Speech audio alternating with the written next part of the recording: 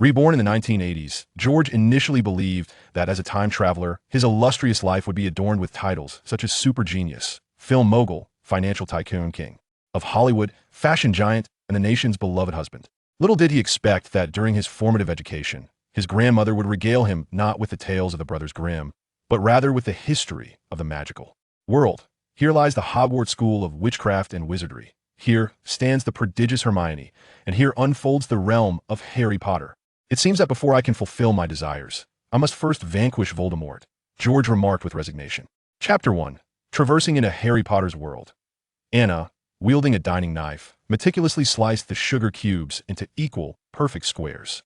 As the sugar dissolved into the milk and coffee, she stirred slowly, murmuring, "Perfect." With the tray in hand, she tiptoed upstairs like a graceful feline, making nary a sound. Gently placing the tray upon the table, she gazed dreamily at George's retreating figure. At last, it is complete. Truly, the most challenging potion to brew the 6-month preparation period could never be shortened. With the completion of the potion, George felt a surge of elation. "My apologies, Sister Anna. I did not notice you," he said, putting away the Felix Felicis and tidying his tools, only then noticing Anna and the now-cold coffee. "Young master, when you become engrossed in your work, you pour your heart and soul into it, which is indeed a quality of a great wizard. However, even a great wizard requires rest and timely nourishment," Anna observed with both pride and concern as she watched George lose himself in the magical world. "Moreover, great wizards must not forget that tomorrow marks the entrance day for Hogwarts. In addition to the books, materials, clothing, and items you have prepared, have you considered anything else you might need to bring?" As a devoted maid, Anna would not overlook such an essential matter. "Indeed, thanks to your reminder, Sister Anna, I almost forgot," George replied. The allure of magic had consumed him. Brewing the Felix Felicis took a full 6 months, and with the school year fast approaching, he could not afford to be distracted. But, thankfully, he had completed it just before the term began. Hearing this, Anna covered her mouth and chuckled softly, her eyes crescent-shaped with delight. "Young master, you truly know how to bring joy to others. However, Hogwarts does not permit the presence of a maid." That George's interjection lightened Anna's mood, alleviating some of the melancholy of impending separation. "Once I arrive at Hogwarts, I kindly ask you to look after my grandmother, ensuring she does not fret too much over the bookstore's business. Earning money is quite effortless for me now." George hastily finished his snacks and added his request. "Understood, but young master, you are only 11. It would be wise to refrain from such mature sentiments." Anna took out a napkin to wipe his mouth, tidied the dining table, and then descended the stairs with the tray. "Remember to rest early tonight, and do not read too late." He was not an ordinary 11-year-old boy in his previous life. George had only just graduated from university and entered the workforce that he found himself amidst the stagnation following China's economic boom, where property prices soared to unattainable heights due to years of rapid growth, while wages remained depressingly low in the wake of recent economic stagnation. Long hours of overtime were commonplace, and living in a large city was a struggle. He had planned to toil hard in his youth, trading his health for money, with the hope of later trading wealth for well-being once the economy improved. Regrettably, George's fate was not particularly kind. As a reclusive individual, his health was precarious. During a week of relentless overtime, he collapsed and lost consciousness, his heart ceasing to beat. The notion of trading youth for finances was cut short by an untimely demise due to overwork, but a sudden journey across dimensions granted him a perspective spanning decades. George believed he should embody the titles of Hollywood's godfather, the Prince of Cinema, the nation's beloved husband, the Titan of fashion, and the capitalist mogul titles. Emblematic of a decaying capitalism, befitting the magnitude of his extraordinary experience. Thus, when George regained the ability to speak and walk, he began to contemplate how he might leverage his foresight, without veering into the realm of the fantastical, to influence his parents and embark on the path to becoming a financial magnate through investment and stock trading. However, when his grandmother initiated his education with bedtime stories that recounted the history of the magical world, George realized that his aspirations of becoming a Hollywood mogul, a cinematic prince, a beloved national figure, a fashion titan, and a capitalist tycoon seemed to have taken a misguided turn. The historical tapestry of this world mirrored that of his original reality, save for the addition of a magical realm reminiscent of Harry Potter. Multinational corporations like Apple, Microsoft, Lenovo, and Haier still thrived, with their leadership intact. Ain't that moment. George's bedroom wall bore a poster of his cherished actress from his previous life, Sophie Marceau. Furthermore, another individual named George Soros mirrored his historical counterpart, famously speculating against the pound. As George delved deeper into the history of this world, he found himself grappling with the uncertainty of whether this was a parallel universe or merely a continuation of his original world. Regardless, George recognized that his plans for ascendance required substantial revision. With the gradual acquisition of knowledge about the magical realm, he became aware of many previously overlooked details. The population of the British magical community was approximately 10,000, a revelation that startled him. The magical population was indeed sparse, far less than he had imagined. Despite having a well-established system, managing a mere 10,000 individuals indicated that any new births within the magical community would struggle to escape its regulation. The inability to evade the oversight of the magical world also signified the looming threat of Voldemort's resurrection. At this juncture, George finally comprehended the magnitude of Voldemort's notorious reputation. While Voldemort had not committed numerous murders, the magical population was so limited that it was akin to the total enrollment of a single school, perhaps even a modest one representing the entirety of the magic-imbued nation of Britain, encompassing all ages and demographics, including those unable to wield magic. At Hogwarts, the annual intake of new students for each house is merely around 10, resulting in a total of approximately 40 newcomers across the 4 houses. The cumulative number of students across 7 grades is less than 500, creating an environment where everyone is acquainted with one another. In such circumstances, every individual fallen into Voldemort's hand is interconnected with others in the magical community. Each life extinguished by Voldemort is that of someone familiar, someone close to the others. Under these conditions, who could possibly remain unperturbed? Chapter 2. Journey to the Magical Academy. Although within the realm of wizards, there exists a hierarchy characterized by notions such as mudblood and pure blood, leading to mutual discrimination. The overall population of the wizarding community is exceedingly sparse. Those who successfully graduate and wield magic secure commendable positions, establishing themselves as the backbone of the magical society, truly the middle class, enjoying a life of comfort. In such a minuscule society of merely 10,000, encountering a terrorist like Voldemort, who aims to unify the magical realm under the mantra, "Those who comply shall prosper, those who oppose shall perish," is indeed a cause for trepidation. It is precisely for this reason that George understands that without formidable power, and until he can extricate himself from Voldemort's looming threat, all other aspirations must be momentarily set aside. Thus, even though he possesses insight into the sweeping trends of the coming decades, today George must diligently study magic and patiently await the acceptance letter from Hogwarts. In his spare moments, he can only indulge in brainstorming simple methods to earn a bit of extra income. Fortunately, while he cannot yet embark on a journey to Hollywood as a child star, cannot amass wealth in America, nor meet the likes of Sophie Marceau or Scarlett Johansson in advance, the pursuit of magical knowledge is undeniably an exhilarating endeavor. As the secrets of magic gradually unfold before George, learning spells transforms from a mere survival tactic to an enchanting exploration of the arcane. This is the allure of magic, rooted in its enigmatic knowledge and the quest to comprehend the rules of an unknown world. In a magical realm where technology lags behind the mundane, wizards maintain an unparalleled sense of superiority and pride when confronted with ordinary folk. Ultimately, muggles, regardless of their wealth or knowledge, remain strikingly vulnerable. Akin to infants in the presence of wizards, utterly defenseless. With a mere gesture or stomp, wizards possess the power to vanquish the world's most formidable fighters, delve into muggles' memories, and manipulate their will. Thus, even though wizards are intrinsically mortal, how could they not feel a profound sense of superiority and harbor disdain for muggles upon wielding such powers? Reflecting on this, George opened a suitcase on his bed and retrieved his wand, a formidable instrument crafted from 12 3/4 inches of dragon heartstring and dragon wood. Its magical potency is unparalleled. Its durability remarkable, capable of casting spells from afar and deflecting blades in close quarters. This wand, a birthday gift he had commissioned for himself when he earned his first substantial sum at the age of 9, cost 20 times that of an ordinary wand, yet required minimal expenditure. With one hand grasping the wand, George used the other to extract a chestnut-colored box from the suitcase, adorned with a lengthy combination lock. After entering the code to unlock it, he discovered a smaller gray box within. Upon uttering the unlocking charm Alohomora, he revealed a velvet-lined interior containing 2 crystal-clear vials filled with amber liquid. He then produced another small vial from his person, carefully placing it alongside the others and admiring the glimmering glass. The prices of goods in the magical world are remarkably fair, yet it is a pity that truly exceptional items remain inaccessible even to those with wealth. With this thought, George gently closed and secured the box, restoring it to its original place. Since the moment he began to earn from the mundane world, the financial burdens of the magical realm ceased to weigh upon George. One market faced a mere 10,000, while the other encompassed the entire globe. Naturally, the speed of profit generation was incomparable. £5 could be exchanged for 1 galleon.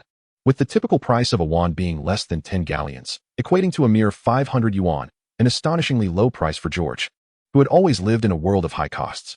Taking advantage of the magical world's lower prices, he found himself benefiting greatly, able to procure only the finest and most expensive items without significant expenditure. Unfortunately, the truly remarkable treasures of this wizarding world were closely guarded, shrouded by numerous edicts from the Ministry of Magic. Even the centuries-old bookstore of George's family yielded few valuable tomes, compelling him to seek knowledge at Hogwarts. With a prolonged yawn, George stared listlessly out the window, reflecting on how he had unwittingly read late into the night, leaving him fatigued. He had initially intended to meet Harry Potter today, but his lack of energy rendered that ambition moot. Children truly were insufferable, he mused. Having spent his days with his grandmother and Anna, where his leisure activities revolved around potion experimentation and magical training, adhering to the habits of adulthood. Today, however, he found himself surrounded by a whole carriage full of children, more than he had encountered in the past 11 years combined. The prospect of spending the next 6 to 7 years in their company dimmed the excitement he had once felt for Hogwarts, prompting him to stifle another yawn at the bleakness of his future. Perhaps he could devise a means to skip a grade. As he contemplated the 2.5 vials of Felix Felicis nestled within his suitcase, an idea sparked in his mind. The affordability of the magical realm, paired with his ability to profit from the financial market, meant he was hardly lacking in funds. Yet, the best treasures often eluded even the wealthiest. Over the years, George had established a solid academic foundation, but his greatest achievement lay in mastering the formula for Felix Felicis. Aside from the fortunate acquisition of a vial, the other 2 vials had taken him an entire year to painstakingly brew. Thankfully, he had discovered the true application of the potion. Otherwise, the 6 months required to brew it for a mere 12 hours of luck, coupled with its resistance, would have rendered it utterly useless. The 2.5 vials of Felix Felicis represented George's most significant trump card and the basis for his aspirations to advance a grade. Wizards tended to have rigid minds, and the effects of Felix Felicis were not as superficial as they appeared. According to potion recipes and descriptions, a single vial could bestow 12 hours of fortune, during which any endeavor would succeed effortlessly, despite the presence of resistance and some side effects. Consequently, its use was explicitly prohibited in competitions such as sports, examinations, or elections. To employ Felix Felicis in competition would be an utter waste. Yet possessing the true methodology of its application left George longing for more, as he would never feel satisfied with the quantity he had. Upon acquiring the formula for the fortunate elixir, George found himself captivated by the descriptions of its effects, struggling to comprehend the logic behind the notion of wishes manifesting into reality. After extensive research and fortuitously obtaining a bottle of the elixir, he embarked on a series of experiments, ultimately unveiling its true application. Chapter 3. The proper use of the fortunate elixir. Most individuals regard the fortunate elixir merely as a potion of luck, providing 12 hours of serendipity with a single sip, seldom contemplating the underlying principles of fortune. The deficiencies in foundational education within the wizarding world have led generations of wizards to overlook this treasure. Otherwise, their futures would undoubtedly be as vast as the stars and the seas. To George, the fortunate elixir held the potential to alter one's destiny. Thus, whether its effects were external or internal, such miraculous results ought not to be restricted to merely generating 12 hours of good fortune. Consequently, upon obtaining the elixir, George eagerly set out to experiment with his hypotheses, discovering outcomes even more astonishing than he had anticipated. Secluding himself in a pitch-black room, he muted his senses, focusing solely on his mind. It was then that the astonishing secret of the fortunate elixir, buried for years, erupted in his consciousness. The elixir amplifies all of a person's senses and organs, propelling them beyond their limits. This very power enables individuals to achieve almost anything unconsciously, particularly in competitive settings. Yet, all power has its limitations. Once one surpasses their limits, they ultimately arrive at a new threshold. The fortunate elixir, after all, is merely an amplifying potion and cannot alter logic or reverse causality. Thus, in the hands of the ordinary, it serves solely as an effective potion of luck, which is not its true purpose. Only when George boldly hypothesized and cautiously verified, employing the method of shutting down his senses, did the elixir's amplifications confine themselves solely to his mind, unleashing its extraordinary efficacy. When the fortunate elixir acts exclusively on the mind, even the smallest dose can elevate one's mental acuity and thought processes beyond their utmost limits. In such a daunting state, learning, contemplating, reasoning, and proving become the simplest of tasks. If previously I was a genius reliant solely on hard work, now I have truly mastered the shortcut to brilliance. As these thoughts ignited a fervor within George, he recalled his earlier attempts to improve the elixir's brewing time. Lacking sufficient knowledge, he had been unable to devise a solution. However, Upon reaching Hogwarts, reducing the brewing time would soon be an inevitable feat consequently. Early graduation became a viable consideration. Fortuitously, George rose, exclaiming, "Allow me to assist you." Without waiting for Harry's consent, he effortlessly lifted Harry's trunk and placed it gently on the luggage rack in their compartment. "Thank you," Harry responded. His cheeks slightly flushed as he gazed at the tall, handsome young man across from him. Not at all, it was but a simple gesture. Observing Harry's slight frame, George felt a twinge of sympathy. "I am Harry Potter. Are you a senior?" Harry inquired. As Harry gazed upon the imposing figure before him, a robust young boy, towering over him by more than a head, he found it hard to believe that this individual was merely 11 years old. "You ought to enhance your nutrition and engage in more exercise," George remarked with a hint of pride, noting Harry's astonished expression. In stark contrast to his previous life, where he barely reached 170 centimeters and succumbed to overwork at a young age, George had resolved to take a different path. He had devoted himself to physical training and proper nutrition from a young age, transforming from a reclusive boy into a well-built youth. At just 11, he stood at an impressive 175 centimeters, his physique marked by well-defined muscles. "This is a nutritious meal I've concocted based on dietary medicine and potionology," George said as he retrieved a white insulated lunchbox from his luggage. "You might want to give it a try. It can help you grow taller and stronger." With George's rapid advancements in potion making and the continuous refinement of his recipes, the nutritious meals had evolved from merely providing sustenance to promoting swift physical development. It was during this past year that George had transitioned from a rapidly growing, strong boy to a tall, imposing figure. Harry understood that potionology was a subject he would study upon entering school, and although he had never heard of dietary medicine, he sensed its rarity and significance. The prospect of a meal that could enhance one's stature and strength stirred something within him. Every once frail child dreams of becoming a robust powerhouse. Could it truly make one stronger? Harry found it hard to believe, feeling the weight of its value. "We are friends now, so there's no need to be formal," George said gently. Observing Harry suppressing tears while engrossed in the lunchbox, George pulled out a book, feigning to flip through its pages, his heart heavy with emotion. After all, he was merely an 11-year-old child, raised under someone else's roof, and it only took a small act of kindness to deeply touch Harry. Besides Harry, Hermione could benefit from a portion as well, George mused. It was common knowledge that in the magical realm, one's magical prowess grew with age and physical maturity. The rapid development encompassed not only height and weight, but also a significant increase in magical capacity. For now, George was reluctant to share this formula with others. After a while, a round-faced, chubby boy knocked on the partition's door and entered, his face stained with tears. "I'm so sorry," he said. "But have you seen my toad?" The little boy burst into tears. "It ran away, and I've lost it again." "You'll find it," Harry reassured him. "I hope so." The boy sniffled. "If you see it, please let me know." He then turned and departed. A toad was hardly a suitable pet for a wizard. One should choose a magical creature befitting their status and capable of providing assistance. George had little affection for toads or mice, and could not help but voice his thoughts. Ravens and black cats ought to be the companions of wizards. At that moment, Harry had finished his meal, shifting back against the couch. Chapter 4. The Genius Scholar Hermione. George chuckled to himself, nearly forgetting that the nutritious meal had been prepared according to his standards. Determined not to disappoint George's goodwill, Harry consumed every last bit, now feeling uncomfortably full, truly a stubborn yet innocent child. George stifled a laugh as he retrieved his wand, casting a spell to restore order to the surroundings. At that moment, a young girl clad in a Hogwarts robe pushed open the partition door and witnessed the scene before her. Behind her stood the small boy who had just lost his toad. This spell, designed for tidying and cleaning, had proven effective in my own practice at home, though I had not mastered it with such ease. My family, entirely unversed in magic, had initially dismissed the acceptance letter as a hoax. Upon realizing its authenticity, I was utterly astonished and filled with joy. I had delved into a wealth of information about the school, and according to what I found, Hogwarts was the most prestigious of magical institutions. I memorized all the textbooks, hoping to catch up with my peers. "My name is Hermione Granger, and it is a pleasure to meet you. By the way, what are your names?" The young girl continued her barrage of questions. "Oh, have you seen Neville's toad?" she added. Observing her rapid-fire inquiries, George felt a twinge of exasperation. He had not realized before that Hermione was quite the chatterbox. "I am George Soros, and this is Harry Potter. We have not seen Neville's toad." "Is that really Harry Potter?" Hermione inquired. "You are quite the celebrity. I have bought several reference books: Modern Magical History, The Rise and Fall of Dark Magic, Significant Magical Events of the 20th Century, all of which mention you." Hearing this, George began to grasp the extent of Hermione's scholarly prowess. Her voracious reading and remarkable memory were indeed formidable. At the age of 11, one is merely entering secondary school.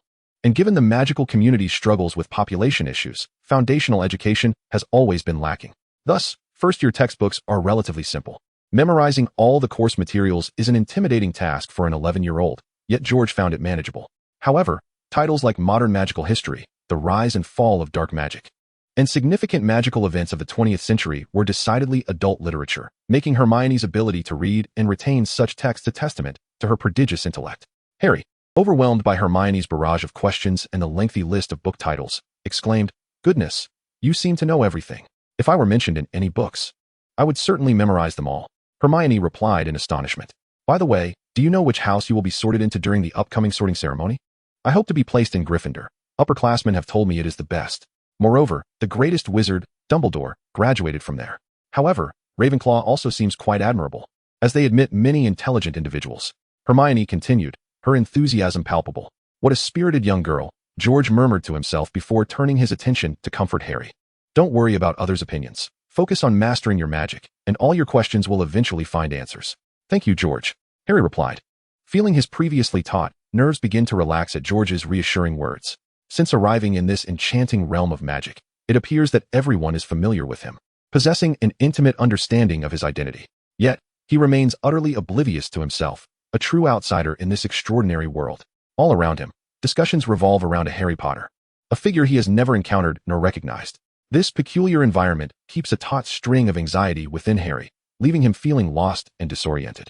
It was only when George spoke that Harry grasped a lifeline, realizing that his sole task was to diligently study magic. Observing the spark in Harry's eyes transform from confusion to resolve, George nodded in quiet approval.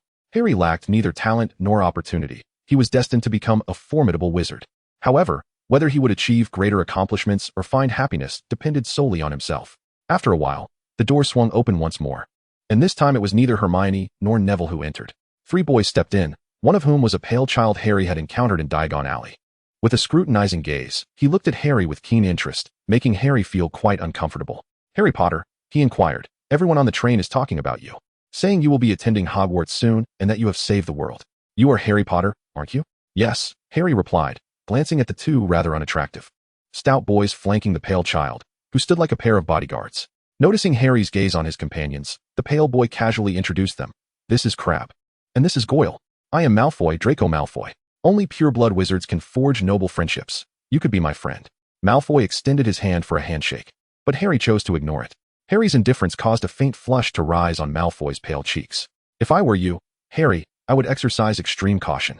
Your situation is not particularly favorable," he said slowly.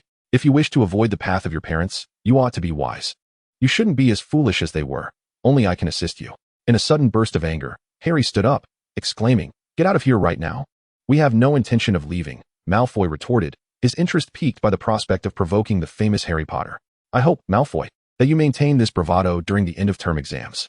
If you fail against Harry then, it would indeed be a disgrace to your pure-blood Malfoy lineage," George interjected, unwilling to witness Malfoy's arrogant display any longer.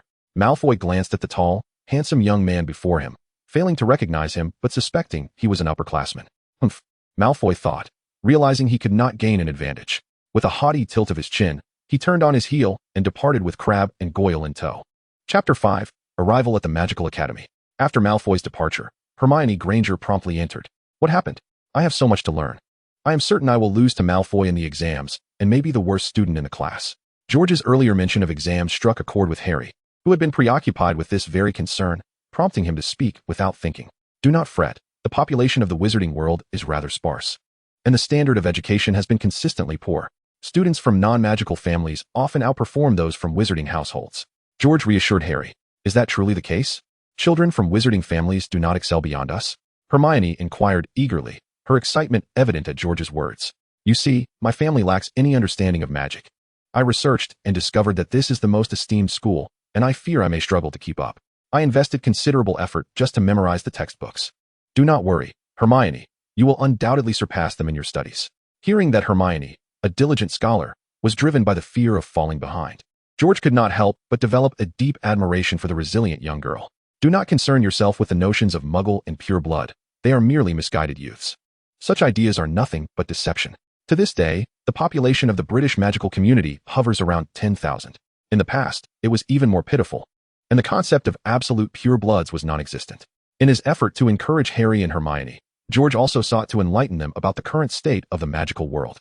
Even non-magical individuals can possess magical abilities, and children born to wizards may be unable to perform magic. Those who champion pureblood ideologies are merely self-deceiving wretches. They often struggle academically and rely on the status of their wizarding parents to gain a false sense of superiority, soothing their fragile egos. Yes, I shall excel in my studies beyond them.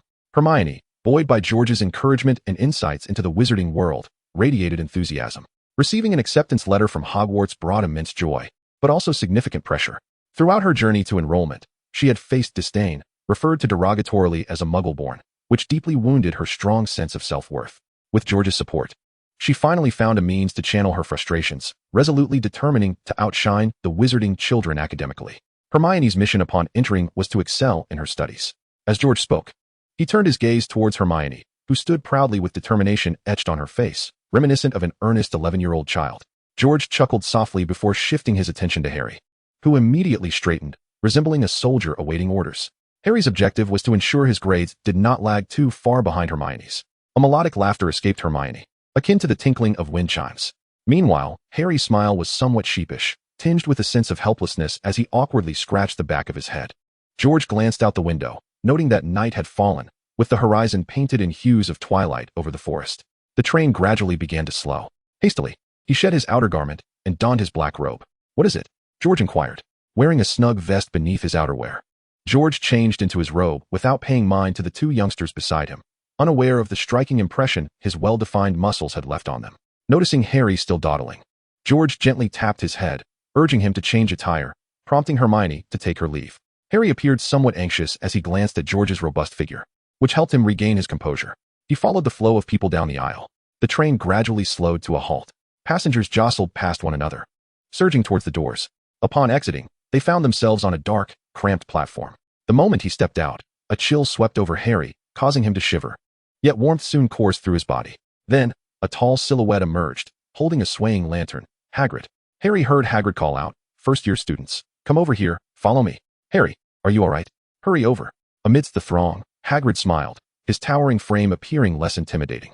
"New students, come along, watch your step, don't fall, and mind your footing. We're leaving this place." Hagrid led the group, stumbling along a steep, narrow path, carefully descending a slope. Dense woods loomed on either side, the oppressive darkness making it hard to breathe. No one spoke. Each person merely quickened their pace in silence. At the path's end, a lake emerged, resembling a dark mirror under the night sky, with a castle perched atop the hill across the water. Its numerous spires reached for the heavens, and the windows glittered in the moonlight. This was the confluence of fate. This was Hogwarts. Observing the crowd captivated by the castle, George couldn't help but feel a surge of emotion. Strength, destiny, the futures of all gathered lay within this ancient fortress. Sunlight filtered through the castle's tall windows, casting intricate patterns along the corridor, leaving imprints on the floor. George, holding a book he had just finished, was on his way to the library when he spotted two familiar figures ahead. "Hey, Harry." "Hi, Ron." George waved his book in greeting to Harry and Ron, who were deep in conversation. During the sorting ceremony, George had already made his intentions clear, resolutely declaring to the Sorting Hat that he would only join Ravenclaw. As a mature individual, he was confident that he could thrive in any house, but considering his long-standing plans, Ravenclaw was the sole option. Chapter 6. The Exemplary Student, Harry. As expected, Harry and Hermione were sorted into Gryffindor, and Harry and Ron remained steadfast friends, as there were only about 10 new students in each house. "Hey, George." Harry and Ron approached, looking dejected. "What's with those long faces? Just come from potions?" George inquired. "Snape must loathe me. I could tell from the feast that he disapproves of me. He looks at me like I'm a monkey wreaking havoc in his study," Harry lamented. George displayed a sympathetic expression. Everyone was aware of Snape's antagonism towards Harry. It seemed that Snape genuinely despised Harry, not merely because of his complex history with Harry's father or his unrequited feelings for Harry's mother, but because of a deeper animosity. It is evident to all that Snape consistently targets Harry, displaying a pronounced bias towards Slytherin. His classes are perpetually uncomfortable, and the loathsome Malfoy is ever present, interjecting with his barbs. Ron shares a mutual disdain for Snape, although his animosity towards Malfoy is even more pronounced, especially as Malfoy incessantly mocks his family. Ron's contempt for Malfoy is no less than Harry's. "Oh, I beg your pardon," George remarked, donning an understanding expression. "You must realize that potions is a compulsory subject, and there will be advanced potions classes in the future." Upon hearing this, both Harry and Ron wore expressions akin to impending doom. Snape, burdened by the weight of responsibility and guilt regarding Harry's parents, would willingly sacrifice his own life for Harry, Yet this does not mitigate his animosity towards him. It is a profoundly convoluted sentiment, embodying both obligation and resentment. It mirrors the complexities often found in parental relationships, where support and protection coexist with coercion and threat. Snape is intensely concerned with Harry's survival, yet he harbors no qualms about belittling and chastising him, ensuring that Harry endures perpetual discomfort. Much like the ever-watchful Dumbledore, their only concern lies in whether Harry can survive and confront Voldemort.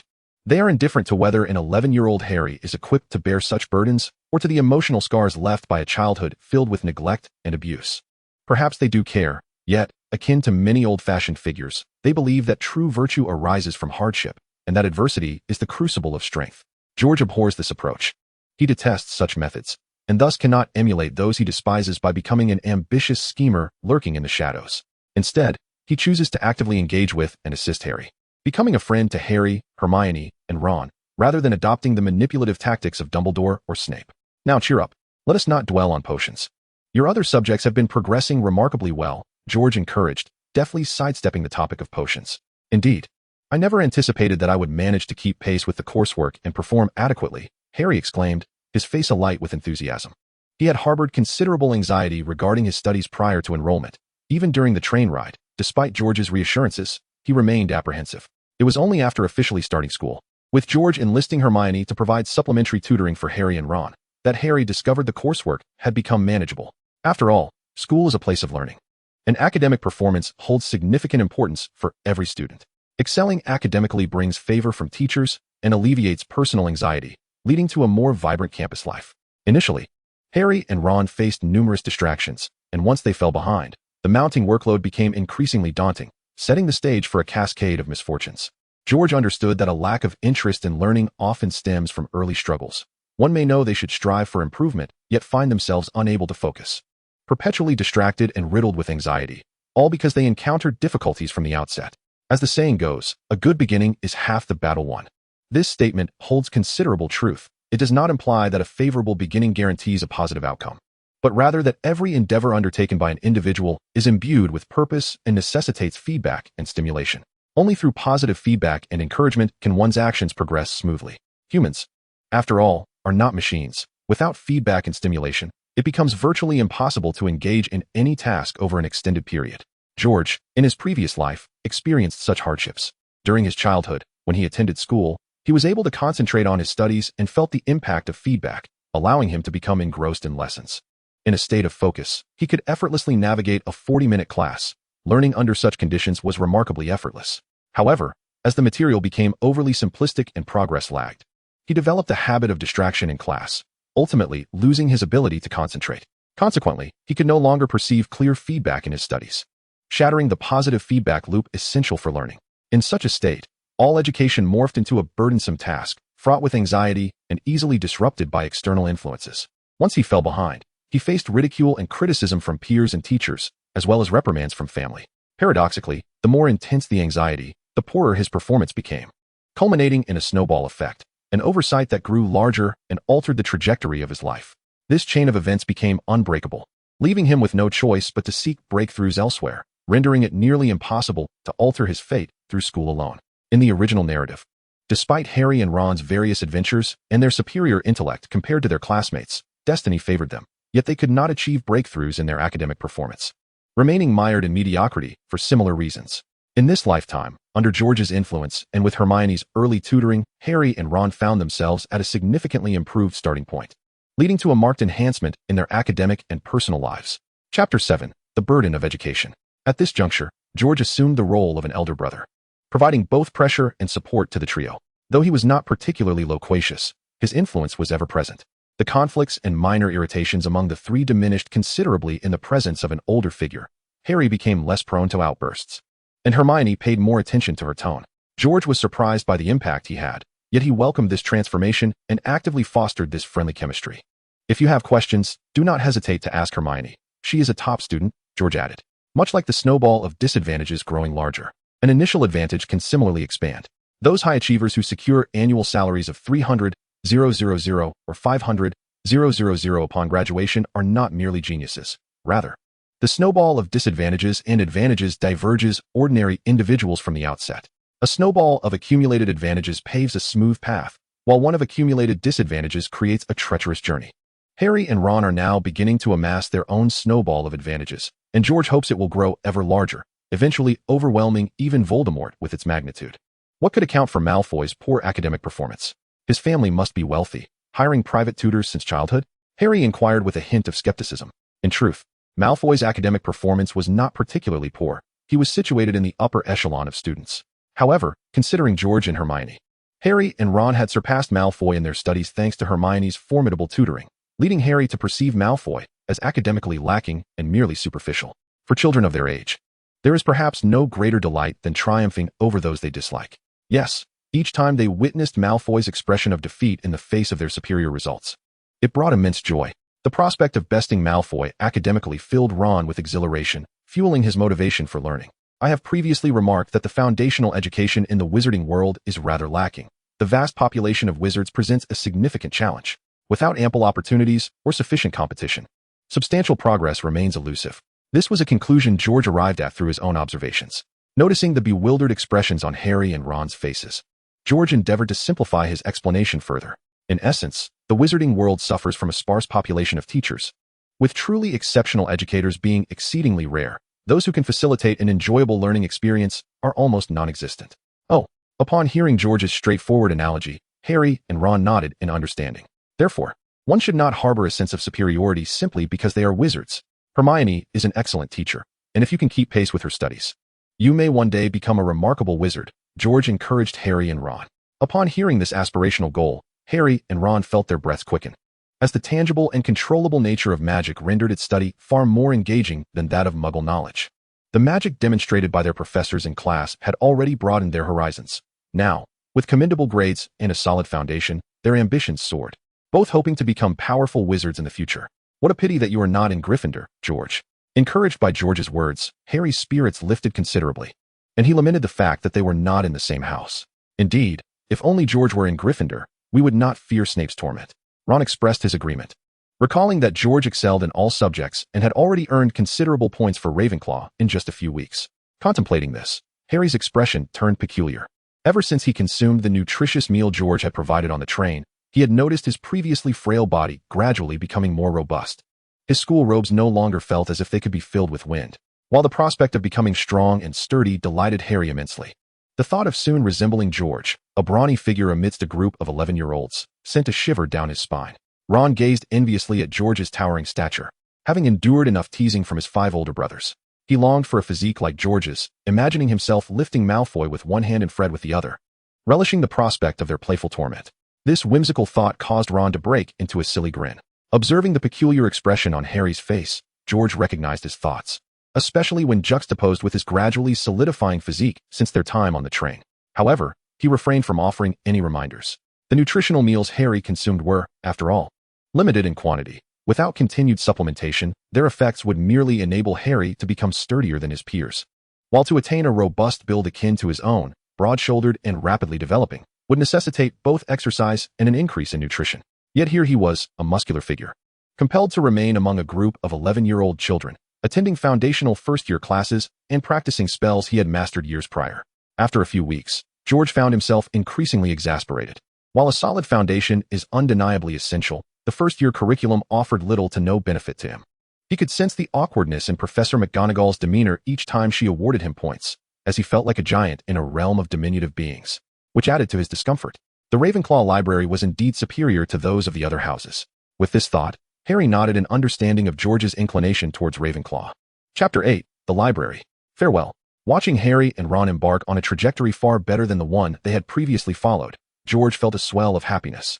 Just as he had envisioned, a small action, executed at the right moment, could unleash tremendous energy, steering circumstances towards a favorable outcome. Bidding farewell to Harry and Ron, George traversed corridor after corridor on his way to the library. Even knowing that Harry was destined for Gryffindor, George had never considered any house beyond Ravenclaw. It is well known that most of the greatest wizards, inventors, and innovators hail from Ravenclaw, whose creations include the renowned Mooncalf mirror and the indispensable magical transportation, Floo powder. In recent years, the magical community had grown somewhat stagnant. The past century's most illustrious wizard, Dumbledore, achieved his greatest feat with the 12 uses of dragon blood. The true application of the Felix Felicis potion, however, could rewrite the entire history of the magical world. His modest research had already yielded such accomplishments, leaving him perplexed by the current lethargy enveloping the magical realm. Nevertheless, George was quick to set aside such thoughts, recognizing that he was not a native. The mind of a time traveler, brimming with ideas and foresight, was indeed beyond the imagination of others, and it would be unreasonable to expect similar standards from them. Acknowledging the unreliability of others and the futility of depending on them, George resolved to devise his own strategies. In this context, while attending Hogwarts was a necessary phase for George, he no longer harbored expectations that learning from these rote instructors would fulfill his aspirations. After all, a Voldemort had cast a shadow of dread over Hogwarts and the entire magical world. As the creator of the nutritional meals and possessor of the Felix Felicis, George could not bear to hide behind an 11-year-old, waiting for Harry to vanquish Voldemort through sheer luck. At this juncture, learning could only be self-driven. The vast repository of knowledge within Hogwarts was his sole hope, and thus, aside from Ravenclaw, there were no other alternatives. Among the treasured relics left by the founders of the Four Houses, only the diadem of Ravenclaw boasts an exceptional level of craftsmanship that purportedly enhances intelligence. The sword of Gryffindor, the locket of Slytherin, and the cup of Hufflepuff have never exhibited any significant capabilities. Regrettably, aside from Gryffindor's sword, the other three artifacts have been transformed into Horcruxes by Voldemort, making prior contact with them rather perilous. While it is understood that these items likely possess unique materials that allow them to be fashioned into Horcruxes, their specific applications remain elusive. However, based on the outcome of Helena's demise, it seems improbable that Ravenclaw's diadem genuinely augments wisdom. It is more plausible that it enhances cognitive processing and fortifies the mind. Nonetheless, even such enhancements pale in comparison to the ambiguous purposes of the other three treasures. As these thoughts occupied his mind, George made his way to the library, where Madame Pants, the librarian, acknowledged him with a nod. Madame Pants was an elderly woman, appearing somewhat malnourished and slender, yet her gaze was sharp and predatory, reminiscent of a hunting vulture. Her demeanor was stern and irritable, particularly when she perceived a lack of respect for her beloved books. She held a profound emotional connection to the tomes, akin to the reverence and faith a devout follower might hold for sacred texts, which fueled her disdain for the casual attitudes of younger students towards literature. Madame Pants was meticulous and exacting in her domain. It was advisable for all to treat each book with the utmost respect and reverence. George hailed from a family of booksellers and had been instilled with an appreciation for the care and preservation of books by his grandmother, cultivating commendable habits. Upon entering the library, his conscientiousness stood in stark contrast to the casualness of others, earning him Madame Pants's favorable regard. At present, George's appearance was notably deceptive. As an 11-year-old, he possessed a robust and handsome physique reminiscent of a figure from ancient Greek sculpture, making him a striking presence among his peers. And he had garnered considerable attention since his enrollment. The attitudes of the older students varied, while the Wizarding World did not idolize muscular physiques. The youth, on the cusp of adolescence, naturally gravitated towards certain aesthetic charms in the opposite sex. George, with his sturdy build and striking features, found himself the object of admiration from many upper-class women.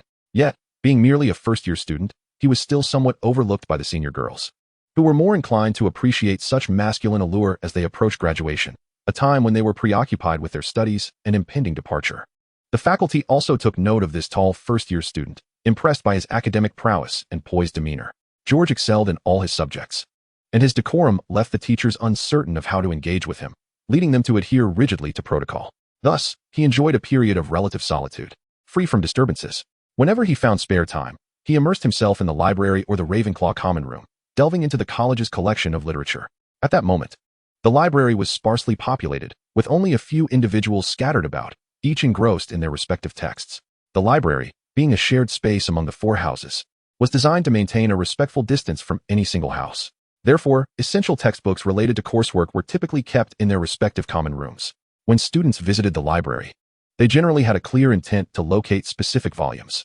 Only students like Hermione and George, with exceptional reading speed and comprehension, prefer to immerse themselves in the library whenever they have a spare moment, enriching their own experiences. George made his way toward the history section, where he found Hermione perched on a chair that appeared slightly too tall for her legs dangling above the ground as she leafed through an ancient, thick tome. Truly, she was an academic prodigy. While Harry and Ron rushed to complete their assignments after class, Hermione still possessed ample energy to delve into extracurricular literature. Observing this scene, George felt a silent admiration. Being an adult who had studied ahead, he found his academic workload akin to a university student tackling elementary school tasks. It was only natural for him to manage his studies with ease. Chapter 9, Competition.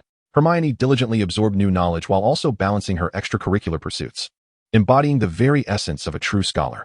Reflecting on this, George felt a tinge of regret. As he deepened his understanding of the history of the magical world, he uncovered numerous issues within it. This led him to express to Harry and Ron that the education system in the magical realm was lacking. Given Hermione's extraordinary talents, had she been in the Muggle world, she might have seamlessly forged a path to becoming a scientist and possibly changing the world. Yet, in the magical community, her potential was ultimately confined to that of a lawyer, a mere representative in a realm of 10,000. While this was indeed commendable, it seemed a lamentable underutilization of Hermione's gifts. Hermione Granger was engrossed in her book when she noticed someone had taken a seat across from her. Instinctively lifting her head, she discovered it was George. Hermione tilted her chin toward him, resembling a little lion, her cheeks puffed out, before returning to her reading. George couldn't help but chuckle at the sight. Who could she be annoyed with? He scribbled a note on a piece of paper and passed it to Hermione. Shouldn't our brilliant young lady have been sorted into Ravenclaw? Did the sorting hat get dizzy from your clever little brain? He handed her another note. At this moment, Hermione's expression flickered. Her gaze became evasive, revealing her discomfort. She fidgeted with the note, leaving crumpled marks on one corner, and after a brief pause, she slowly pinned her response. The sorting hat suggested Ravenclaw, but I chose Gryffindor. After hesitating, Hermione finally handed the note to George. Seeing her embarrassment, reminiscent of a student caught daydreaming in class, George felt reluctant to tease her further. Don't worry, Gryffindor is great. If you were in Ravenclaw, it would be inconvenient for you to tutor Harry and Ron, he reassured her. Upon reading this, Hermione smiled, revealing her pearly whites, then quickly covered her mouth in bashfulness. Not only had she made good friends in Gryffindor, but her relationships with others had also flourished. From a young age, Hermione had exhibited remarkable intelligence, yet she often relied too heavily on her own cleverness. After all, she was still just a child. No matter how brilliant, one could not grasp the nuances of human relationships as an adult would. Hermione strove to achieve top grades, yearning for the approval and affection of her peers. However, those who are excessively diligent and intelligent tend to inadvertently create a comparative atmosphere, which may not be the intention of the astute, yet remains an inevitable outcome. This relentless pursuit of excellence only served to alienate Hermione from her peers. Even at Hogwarts, her diligence and brilliance often stung others, leading them to target her for her efforts, her Muggle heritage, and even her temperament and appearance. This reality was disheartening, yet undeniably true. Fortunately, she found solace in the companionship of her steadfast friends, Harry and Ron. They, too, bore their own flaws and conflicts.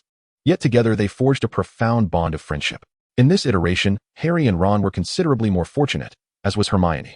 The emergence of George transformed the academic landscape, rendering him the top student in every subject. His remarkable stature naturally set him apart, creating a unique dynamic where his presence united classmates against a common other. Remarkably, George seemed unperturbed, even relishing his isolation from the 11-year-olds. Engaging with children of such tender age posed a substantial challenge for someone with a mature mindset. George observed Hermione's fierce determination with a blend of astonishment and resignation. As an adult, he felt a twinge of embarrassment at the thought of triumphing over a child, even one as prodigious as Hermione. Yet, her tenacity ignited a competitive spirit within him. After years of preparation, George was determined not to be outdone by an 11-year-old. Regardless of her genius, he resolutely refused to allow himself to falter in any subject, for traversing time itself felt like the ultimate advantage. Even the most innate prodigies and scholars were bound to yield to such extraordinary circumstances. In this spirited contest, both individuals found themselves engrossed in their studies. George was enthusiastically perusing an ancient wizard's travelogue.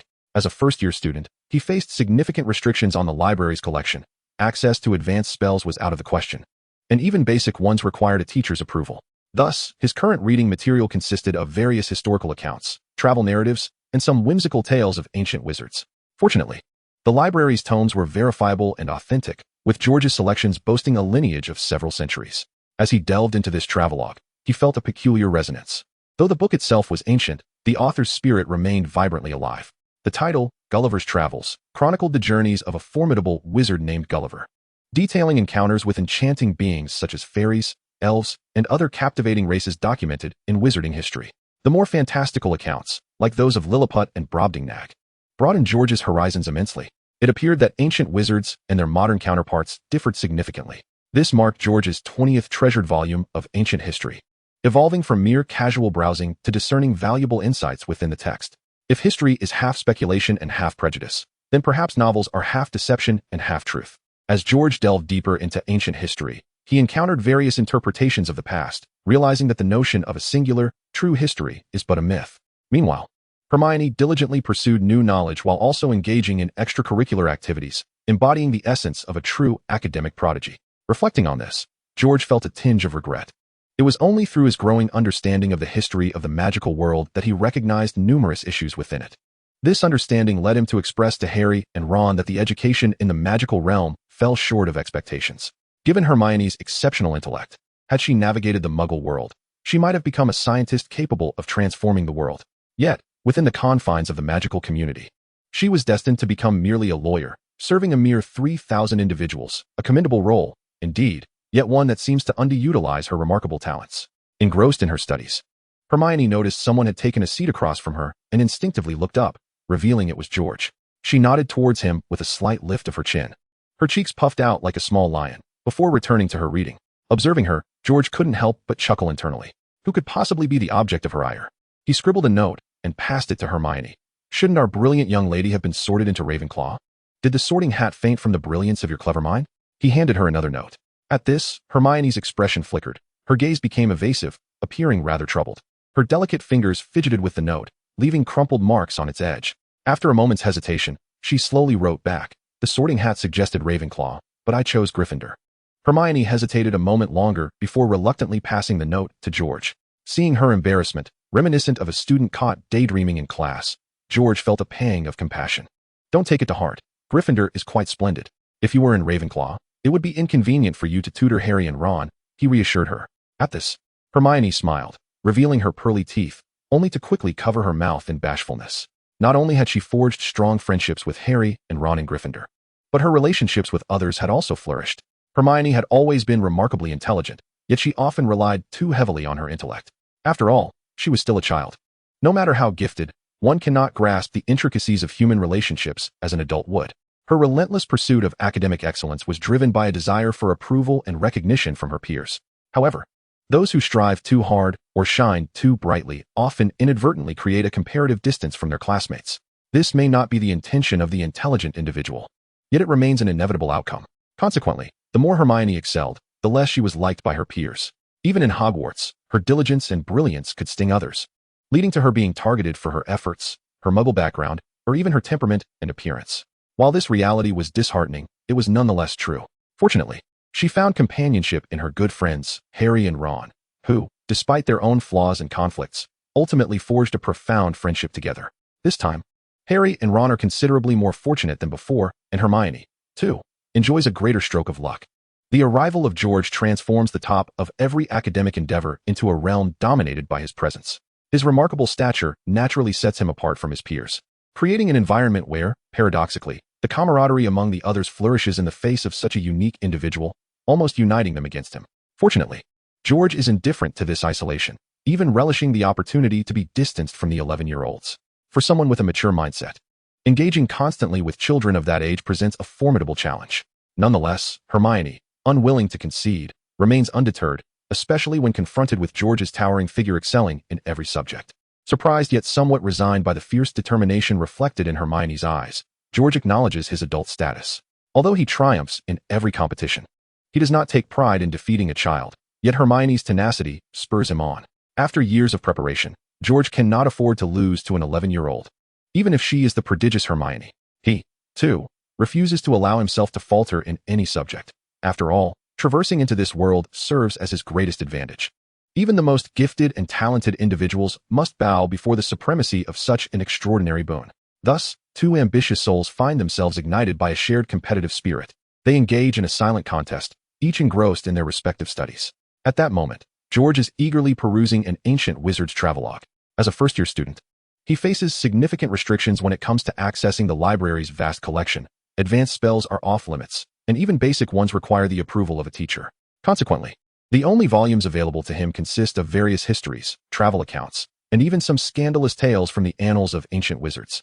Fortunately, the library's books possess a clear provenance, their authenticity unquestionable, and George's selections boast a legitimate history spanning centuries. While reading this travelogue, George experiences an unusual sentiment. Although the book may be old, the author's spirit remains vibrantly youthful.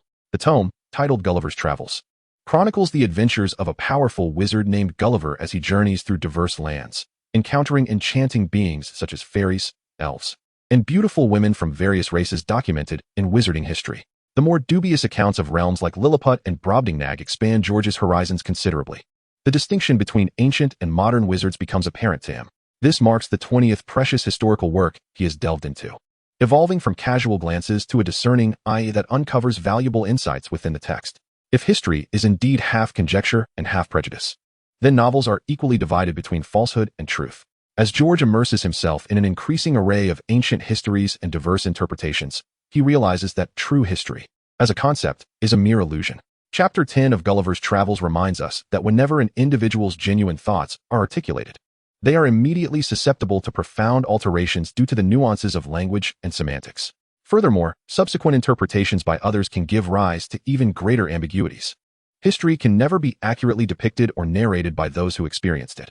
It must be interpreted by others, who weave together conjectures and personal preferences to create a narrative. This reality renders the interpretation of history exceedingly complex and often distorted. Nevertheless, with a sufficient array of samples, one may glean invaluable insights. Significant historical events may be subject to diverse interpretations or may resonate with unequivocal clarity, each representing entirely different significances. An unequivocal historical assertion invariably indicates the presence of a formidable victor who has dominated the narrative of history.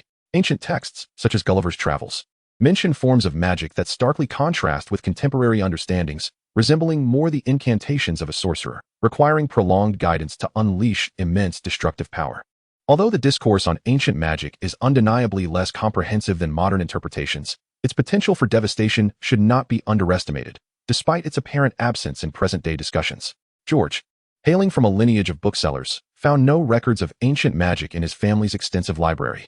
It seems only the likes of the Watts family and some esteemed ancestral lineages possess such knowledge. While the reasons remain elusive, George sensed that numerous secrets lay beneath the surface, leading him to ponder the potential connections between Voldemort and ancient magic. Glancing at Hermione, who was engrossed in the foundational principles of ancient runes, a course George had recommended, he recognized the daunting challenge it posed. The study of ancient runes is notoriously arduous, demanding the memorization of vast and intricate characters alongside their multifaceted interpretations. For George, this represented an immense burden, yet the study of ancient runes is crucial to understanding the fundamental compositions of magic and holds significant developmental potential. These inherently magical scripts transcend the limitations of wands and spells, serving as a focal point for both the proliferation and transformation of magic. Consequently, ancient runes constitute the most challenging aspect of all subjects. After much contemplation, George opted to encourage Hermione in her studies rather than shoulder the burden himself. He shamelessly passed this formidable task on to her, fortunate that Hermione, driven by her ambition to surpass him, found the intricate runes engaging rather than tedious. Though somewhat embarrassed, George acknowledged that ancient runes suited Hermione's remarkable gifts. Her extraordinary memory and comprehension greatly facilitated her studies. George could not imagine himself navigating the complexities of ancient runes with such ease. He believed Hermione's future should not confine her to a role as a mere lawyer. With this realization, his embarrassment dissipated. He wished for Hermione to aspire to more than being a lawyer in a small magical community of 3,000. Such a fate would be disheartening. Having traversed from adulthood into this realm, George found it challenging to embrace many phenomena of the magical world, particularly the overwhelming dominance of Voldemort and the stagnation of magical technology. Wizards, armed with shortcuts and esoteric knowledge, have fallen far behind the advancements of the non-magical world. In light of this, the notion of a wizard pursuing a career as a lawyer or civil servant was one George found difficult to accept. Certainly, lawyers are not without merit. They occupy a high-income, prestigious echelon across various nations. However, it would be far more beneficial if lawyers engaged with the world of ordinary citizens, irrespective of their income or status. It seems rather peculiar for a top scholar, having completed a 7-year magical curriculum, to assume the role of a lawyer within the Ministry of Magic, particularly considering the circumstances of the magical realm, which arguably has little need for legal practitioners. In a world where the likes of Voldemort, who is virtually immune to capture and trial, possesses an array of seemingly cheat-like magical abilities, there exist myriad means to combat crime. The power of magic and technology during trials far surpasses that of any lawyer. Even in my previous life, lawyers were seldom regarded as an essential or benevolent aspect of society. More often, their presence served to prevent the infringement of public rights and to guard against governmental persecution of the populace. In reality, crime relies fundamentally on evidence. In terms of profit and gain, George has ample avenues at his disposal. The pursuit of social justice and the reduction of crime are matters wholly unrelated to the legal profession. Given these circumstances, George finds it unbearable that a genius, particularly one of his close friends, would occupy such a seemingly inconsequential position as a lawyer in the magical world. The decision rests with you, master of magical texts. Hermione Granger. With this thought, George finally finds solace, having quietly resolved Hermione's academic direction. Meanwhile, Hermione Granger is engrossed in the weighty, ancient compendium of magical texts, unaware that her fate has subtly shifted due to her momentary ambition and rivalry. She has distanced herself from a career as a lawyer at the Ministry of Magic, one that is rarely demanding and conveniently close to home, plunging instead into the depths of arcane research, becoming a pivotal force for change in the world. It remains to be seen whether, upon discovering this monumental transformation, she will smile knowingly or chastise George. Today is Thursday, with clear skies and a gentle breeze. During lunchtime in the grand dining hall of Watts, students are seated in various small groups. George, along with Harry, Ron, and Hermione, chat while they eat. Had anyone told me in the past that someone could surpass Dudley in my disdain, I would have been incredulous, yet now, I believe it. Draco Malfoy has, with great distinction, claimed the title of Harry Potter's most detested individual, and Harry's aversion to Malfoy has eclipsed his long-standing loathing for Dudley, which has endured for 11 years. George understands that Harry's sentiments stem from the absence of Dudley in the academy. The most despised adversaries are those who persistently hover before us. Furthermore, at the tender age of 11, to harbor animosity toward Dudley for a full 11 years is no small feat. However, as a friend, it is vital to navigate life as challenges without exposing harsh truths. At this moment, a smile will suffice. Chapter 11. The word spirit, Demacia. During breakfast, Neville received a memory orb sent by his grandmother, and when Malfoy attempted to seize it, I was truly tempted to confront him. Harry glanced at his now robust physique, secretly comparing himself to Malfoy, and confidently remarked, "No individual is more loathsome than Malfoy. He always appears to wreak havoc at the most inconvenient moments." Had Professor McGonagall not intervened swiftly, Harry and I would have surely confronted Malfoy this morning, Ron remarked, waving his fork animatedly, nearly dislodging the pie atop it. He incessantly boasted about the numerous sweets he had received, prompting Hermione to retort fiercely, aware that her parents, both dentists, maintained strict control over her sugar intake. Malfoy's ostentation irked her deeply. The mere thought of Malfoy with a mouth full of decayed teeth, combined with his haughty demeanor, sent shivers down their spines, leading to an eruption of laughter as they collectively denounced their common adversary. However, Harry soon found himself fretting about the impending flying lesson. What misfortune! In addition to potions, now he had to endure flying class alongside Slytherin students. Must I ride a broomstick and humiliate myself before Malfoy? Harry lamented, feeling vexed. His academic prowess already surpassed Malfoy's, and he was determined not to concede defeat in any arena. When Hermione heard Harry mention the flying lesson, her spirits dampened, while she was never daunted by studies. Her confidence waned in the realm of sports. She began softly reciting some flying techniques she had gleaned from a library book titled Quidditch Through the Ages, hoping to avoid embarrassment in the afternoon's class. Ron, hailing from a wizarding family, had only ever used his brother's old broomsticks for play, yet he felt no trepidation about the first-year flying class.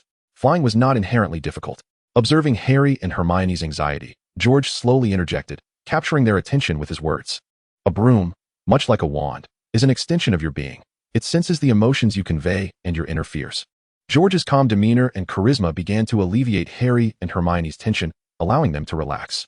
Just like a wand, Hermione thought, her eyes lighting up. Controlling a wand had always been her forte. Let me teach you a spell. It will aid you in managing your broomstick with greater ease. As he spoke, George's expression turned earnest, compelling Harry and Hermione to lean in closer, eager to absorb this incantation. When you find yourself gripped by fear while flying and unable to maintain control, shout it at the top of your lungs. He paused, heightening the suspense, and with his words, Harry and Hermione felt their hearts race, anticipation surging within them. As George pronounced the incantation, he deliberately lowered his voice. Yet as the word resonated, it seemed to explode with immense magical potency, igniting a fervent rush within Harry and Hermione. Their hearts raced fervently, faces flushed with exhilaration, as they momentarily felt an overwhelming surge of power within. After a brief interval, they managed to compose themselves, and George handed them both a glass of juice. Do you understand?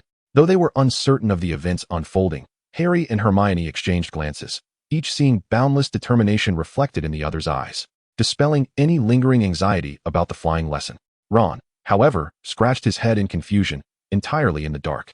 At 3:30 in the afternoon, Harry, Ron, Hermione, and their fellow Gryffindors traversed the corridors and staircases, arriving at a grassy expanse before the entrance, where a gentle breeze caressed the ground, causing the blades of grass to sway lightly. The meadow stretched seamlessly towards the forest. The Slytherin house had already arrived at the venue, with their training brooms lined up in neat rows. Fred had previously lamented to Harry about the poor quality of the school's brooms, some wobbling precariously when they soared too high, while others veered off course incessantly. Yet, contemplating the immense magical potential of the incantation, Harry felt no trepidation. Madam Hooch, the flying instructor, sported a short crop of gray hair and fierce yellow eyes that glinted menacingly. Her gaze could make one feel like a hunted animal. Enough dawdling, she barked, line up beside a broomstick. Harry stood before a dilapidated and tattered broom, its twigs splayed haphazardly. Seeing this, his previously unwavering confidence began to waver. Extend your right hand, place it above the broomstick, and repeat after me. Up, Madam Hooch commanded with authority. Up, the students echoed. Harry's broom immediately responded, leaping into his grasp. Stealing a glance at his companions, he noted that Ron and Hermione had also succeeded effortlessly. Only a handful of others managed to do the same. The brooms beneath the Muggle-born students merely rolled over, while Neville's broom remained utterly unresponsive. A broom, much like a wand, serves merely as an extension of the body. Attuned to one's fears, Harry recalled George's words. Neville's voice trembled. Lacking the genuine intent to command the broom, he could not summon it. Madam Hooch then demonstrated how to mount the broom without slipping off and how to grip it correctly, subsequently correcting each student's grip in turn. Hearing her critique Draco Malfoy for his continual failures brought secret joy to Harry and Hermione, who felt emboldened by the notion of the powerful incantation. Their movements grew increasingly precise, earning them praise from Madam Hooch. However, Neville was exceedingly anxious, fearful of making yet another mistake and remaining grounded. As Madam Hooch counted to 2, he instinctively kicked off the ground, soaring into the air. Chapter 12, The Flying Lesson. With a thud, he crashed heavily to the ground, curling up in a ball. His broom continued to ascend until it vanished into the forbidden forest. I think I broke my wrist. Harry heard Madam Hooch exhale deeply, relieved that Neville was unharmed. Get up, you're safe now. With tear-streaked cheeks, Neville clutched his wrist, limping as Madam Hooch assisted him away. Just as she had moved out of earshot, Malfoy unleashed an obnoxious cackle. That idiot Neville almost got himself killed. He jeered, with his entourage echoing his derision. Silence. How dare you treat your classmates this way? Malfoy's words incensed Parvati Patil. Look, Malfoy dashed forward, seizing a glass ball from the grass. That fool Neville had once again forgotten the items his grandmother entrusted to him. You have gone too far, Malfoy, Harry murmured, suppressing his anger. Malfoy sneered grotesquely. Going to play the Good Samaritan again, Potter? During class, Malfoy had been reprimanded by Madam Hooch for his incorrect handling of the broom, while the wretched Harry and that mudblood Hermione received praise. Malfoy was on the brink of madness, convinced that Harry's gaze was one of provocation, as if he were merely a jester. Earlier that morning, these two imbeciles had fretted over flying lessons, while he had prepared to steal the spotlight and deliver a crushing blow to the bookish Hermione and Harry. Little did he expect to falter in his area of expertise, all due to those wretched, dilapidated school brooms. As soon as Madam Hooch departed, he sought a means to vent his frustration. Hand it over, Harry shouted. But Malfoy would not relent. He summoned a magical broom and soared into the air. He was not boasting. His flying skills were indeed remarkable. Suspended above, Malfoy called down to Harry, "Come up, Potter." Harry summoned his broom. "No." Hermione Granger shouted, "You'll get hurt. Madam Hooch told us not to move." But Harry disregarded her words. Rage had clouded his mind. He mounted the broom and pursued Malfoy, the wind tousling his hair and filling his robes, bringing him a thrill of exhilaration. So effortless, so liberating. The broom felt like an extension of his body, attuned to his emotions. He deftly maneuvered the broom as if it were a part of him, and he could hear the gasps and shouts of others on the ground, along with Ron cheering him on. He turned the broom towards Malfoy, threatening, "Hand over Neville's memory ball, or you'll regret it." "Who do you think you are?"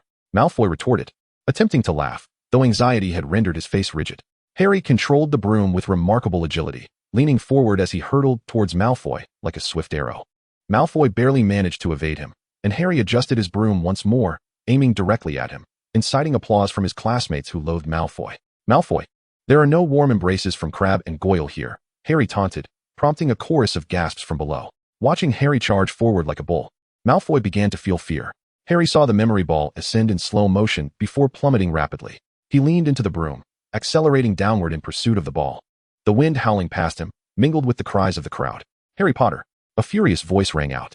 His heart raced, beating faster than during his descent. Professor McGonagall was rushing towards him. In a panic, Harry hurriedly rose from the ground. "How dare you!" Professor McGonagall exclaimed angrily. "Such a thing has never happened before.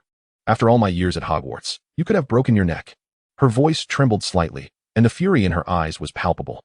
2 students nearly lost their lives during a single lesson, one of whom was none other than the savior, Harry Potter. Professor McGonagall would rather face the Death Eaters than endure such a harrowing experience. From now on, flying lessons will be conducted indoors. The thought of indoor flying lessons made George shake his head in disbelief as he continued to inquire. And then what? It was dinner time, and Harry recounted the events of the flying lesson to George, including how he had been escorted away by Professor McGonagall. Ron and Hermione paused their meal, eager for Harry to share what happened next. I was terrified, fearing I would be expelled. I can still picture Malfoy, Crabbe, and Goyle with their malicious grins, Harry said, pausing as the memory sent shivers down his spine. I was in a daze, following Professor McGonagall around the castle, determined to plead with Dumbledore to allow me to remain at the school, even if it meant being Hagrid's assistant. Oh, it's all right, poor Harry, Hermione reassured him, patting him on the shoulder.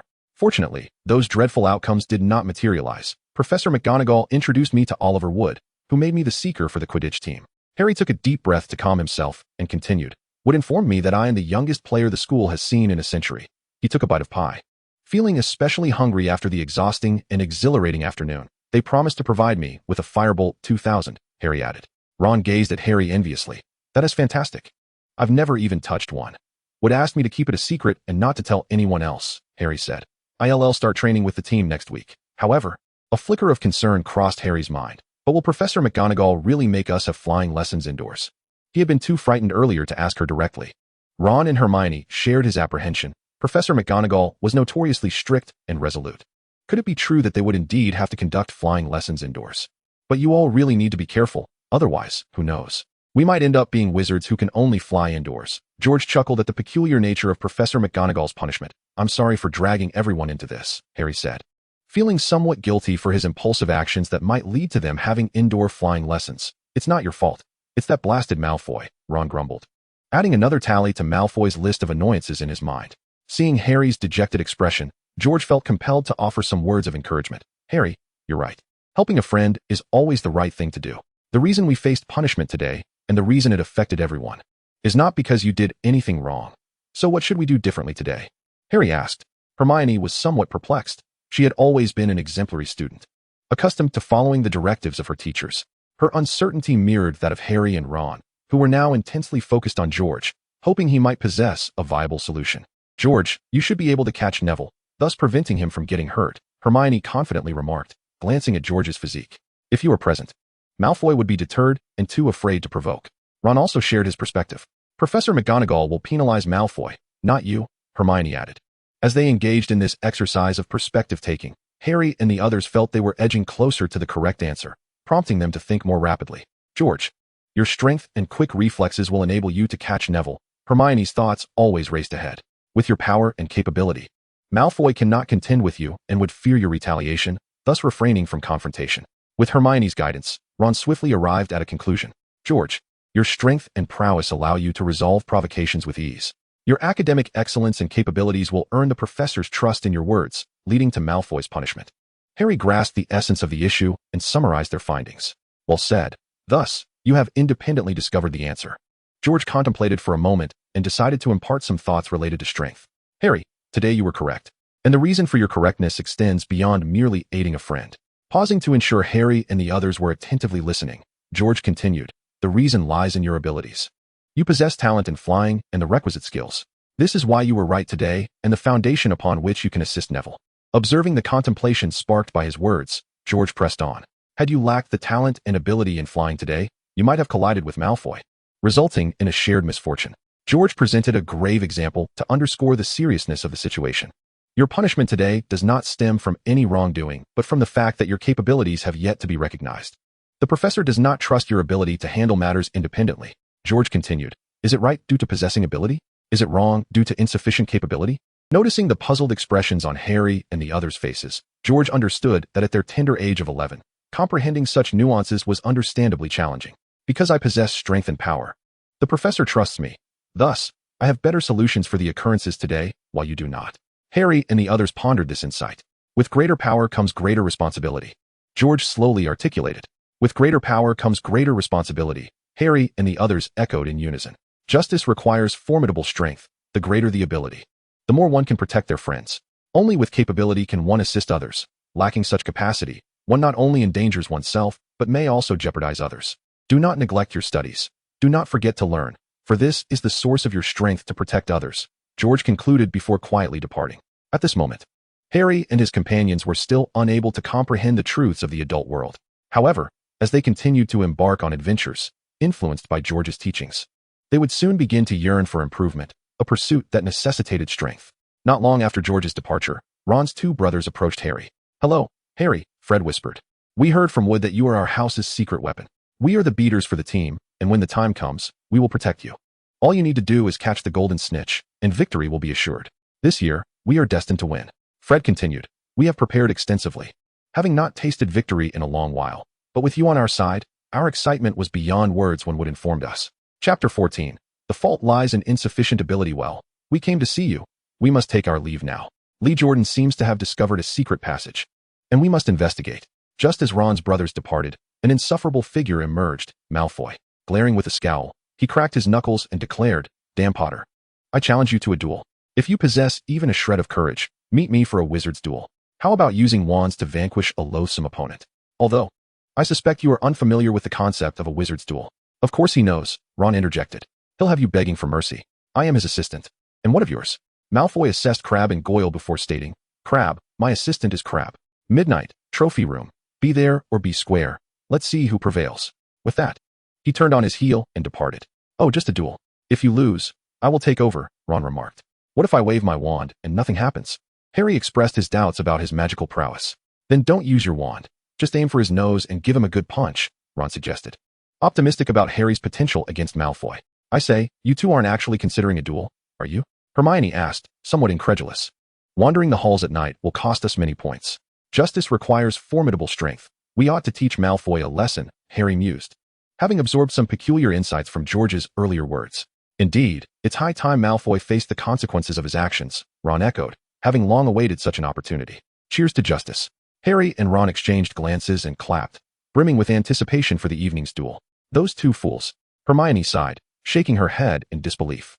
As they entered a grand circular chamber adorned with exquisite, elegant arched windows draped in delicate silk of bronze and blue. The ceiling rose to a dome sprinkled with twinkling stars, casting a luminous glow. The azure carpet beneath their feet mirrored the celestial brilliance, creating an illusion of strolling through the night sky. This was the Ravenclaw common room. Hermione, who had rushed in with great fervor, slowed her pace upon witnessing the enchanting scene. Hermione glanced around the room, observing a few tables and chairs, while the rest of the space was lined with shelves brimming with books, meticulously categorized.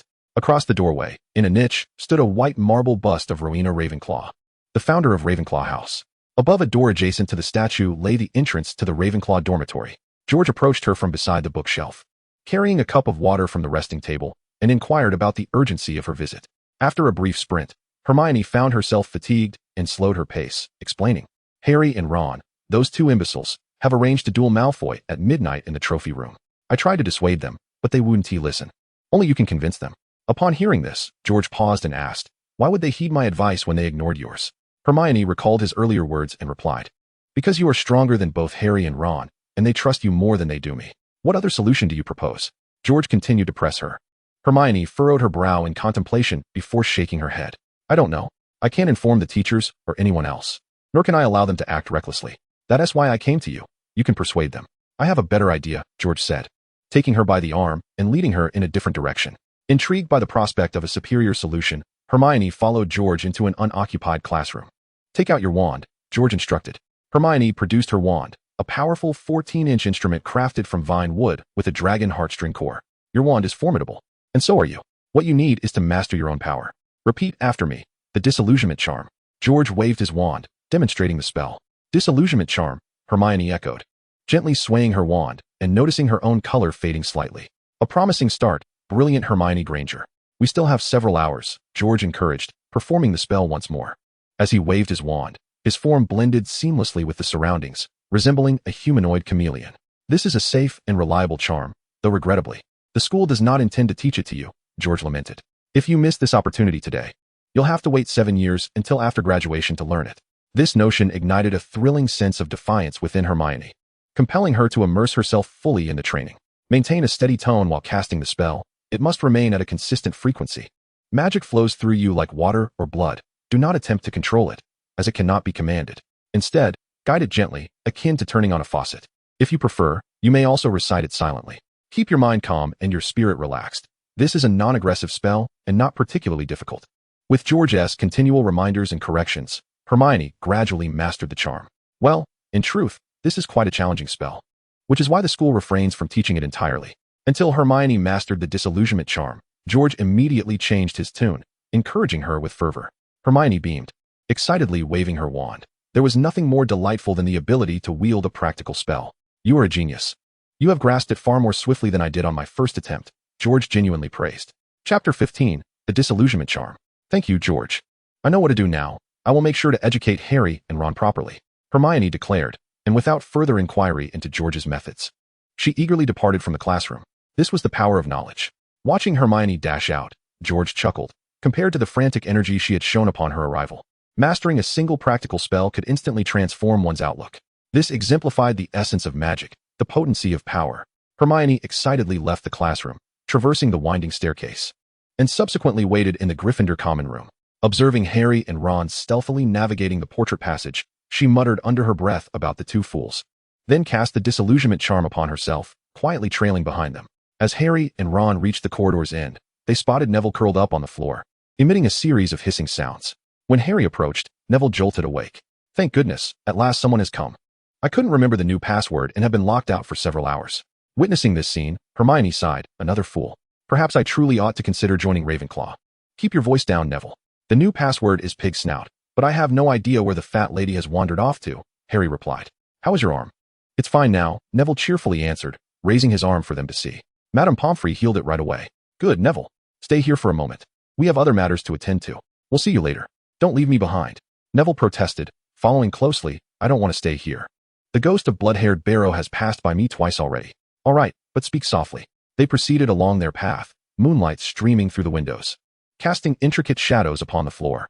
Fortunately, they encountered neither Filch nor Mrs. Norris, ascending the stairs to the third floor, silently making their way to the trophy room. Time passed slowly. Malfoy hasn't shown up.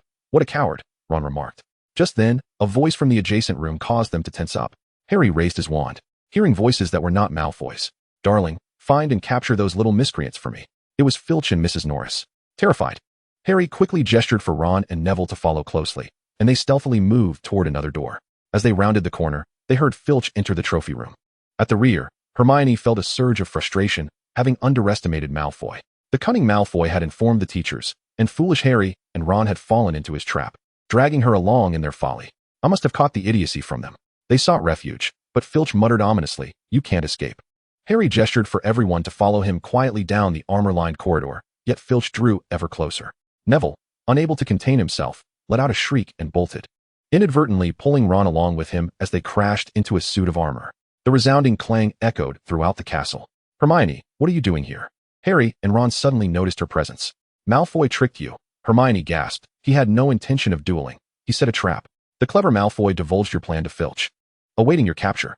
Damn Malfoy, that deceiver, Harry and Ron lamented, realizing they had fallen into Malfoy's snare. We need to leave this place, Harry declared, his anger palpable. Yet the urgency to escape prevailed. As they passed through a door, they collided with something. Peeves, the insufferable poltergeist. Peeves shrieked, wretched students, not sleeping, causing a ruckus in the dead of night. Pleas for mercy fell on deaf ears. Peeves was already aware of everything. Be quiet, Peeves. We'll get expelled if we're caught, Hermione warned. But Peeves reveled in their desperation, enjoying their plight.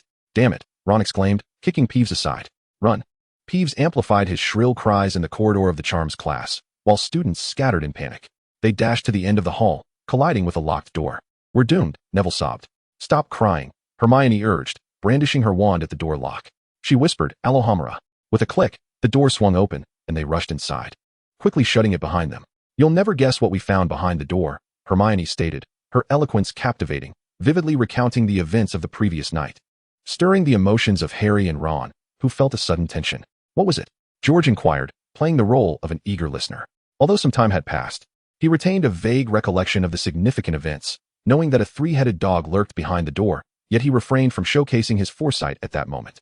It was a colossal beast, a terrifying creature with 3 heads, 6 eyes, each the size of lanterns, gnashing its fangs, its massive form filling the entire room, Hermione recounted, her voice tinged with anxiety as she gestured to illustrate the enormity and dread of the 3-headed dog. Chapter 16, the gift. Indeed, upon encountering that monster, I found myself unafraid even of Filch. Hastily, he twisted the doorknob and rushed outside with the others. Only upon closing the door could he breathe again. Harry, panting heavily, remarked that it was no small feat to maintain composure while unlocking the door. What a grand adventure. A toast to our brave adventurers, George proclaimed, raising his juice in salute. For 11-year-olds, the experiences of the previous night had been quite daunting. Cheers. Upon hearing the praise from his friends, Harry, Ron, and Hermione felt a surge of joy. There was nothing more delightful than sharing one's South experiences with close companions and basking in their admiration. However, I shall not forget Malfoy. His astonishment upon seeing us this morning suggested he had plotted to ensnare us from the very beginning, Harry noted, recalling how Malfoy had broken his promise and secretly informed Filch. Thankfully, we are not easily subdued, Ron declared proudly. Malfoy is no easy opponent either. We were nearly caught yesterday, Hermione said, still troubled by the close call. By the way, Hermione, how did you suddenly appear yesterday? Harry, taken aback by her unexpected arrival, finally seized the opportunity to inquire, with Ron leaning in, equally curious. That is the power of magic, Hermione replied, glancing at George, who seemed unwilling to divulge any details. And she deftly sidestepped the question. Harry and Ron inhaled deeply, astonished to learn it was through a spell. A wave of envy washing over them as they yearned to know more but hesitated to ask. I also noticed that the three-headed dog was standing on a trapdoor. It was evidently guarding something, George said, and since Hermione had chosen not to pursue the topic of the disillusionment charm, she shared her other discoveries from the prior day. Guarding what? Harry inquired, scratching his head, feeling something was on the verge of surfacing in his mind. The presence of such a creature suggests that whatever it guards is either extraordinarily dangerous or immensely valuable, Ron hypothesized. I may know something about that object, Harry said. Connecting the dots, the three-headed dog, Hagrid, Gringotts, and the recent attack on Gringotts. A series of revelations suddenly crystallized in his mind, as he realized he had stumbled upon something profoundly secretive. When Hagrid picked me up, he took me to Gringotts, Harry said, surveying their surroundings. They were seated at a long table near a corner, with their nearest classmates separated by another table, so he lowered his voice. The others, noticing Harry's demeanor, grew tense and leaned in closer, awaiting his continuation. At this juncture, they exchanged knowing glances. But what I truly wish for now is to give Malfoy a proper lesson, Ron declared, showing little concern for what the three-headed dog guarded. He had been intent on teaching Malfoy a lesson alongside Harry, only to fall into Malfoy's trap. The events of yesterday would not be so easily forgotten. Harry also had no intention of letting the matter rest, though he momentarily lacked a strategy. You all must remain vigilant, George said, confident in Harry's ability to outsmart Malfoy. Just then, an owl swooped into the hall, circling before landing in front of them, depositing a long parcel before flapping its wings and taking flight. Let us open it, George suggested. Harry unwrapped the parcel and discovered a slender black box within, inscribed with Ron's name. He promptly handed the box to Ron, who appeared taken aback and uncertain, bewildered as to who would present him with a gift. The box suggested it contained something quite valuable. Ron, this is your gift. Open it and see, Harry said with delight. But no one would give me a gift. Ron replied, flustered, pondering if it was perhaps a mistake. Observing Ron's distressed expression, the others felt a twinge of emotion. It seemed he had never received a gift before. There's no mistake. This is a present from us, they affirmed. You all.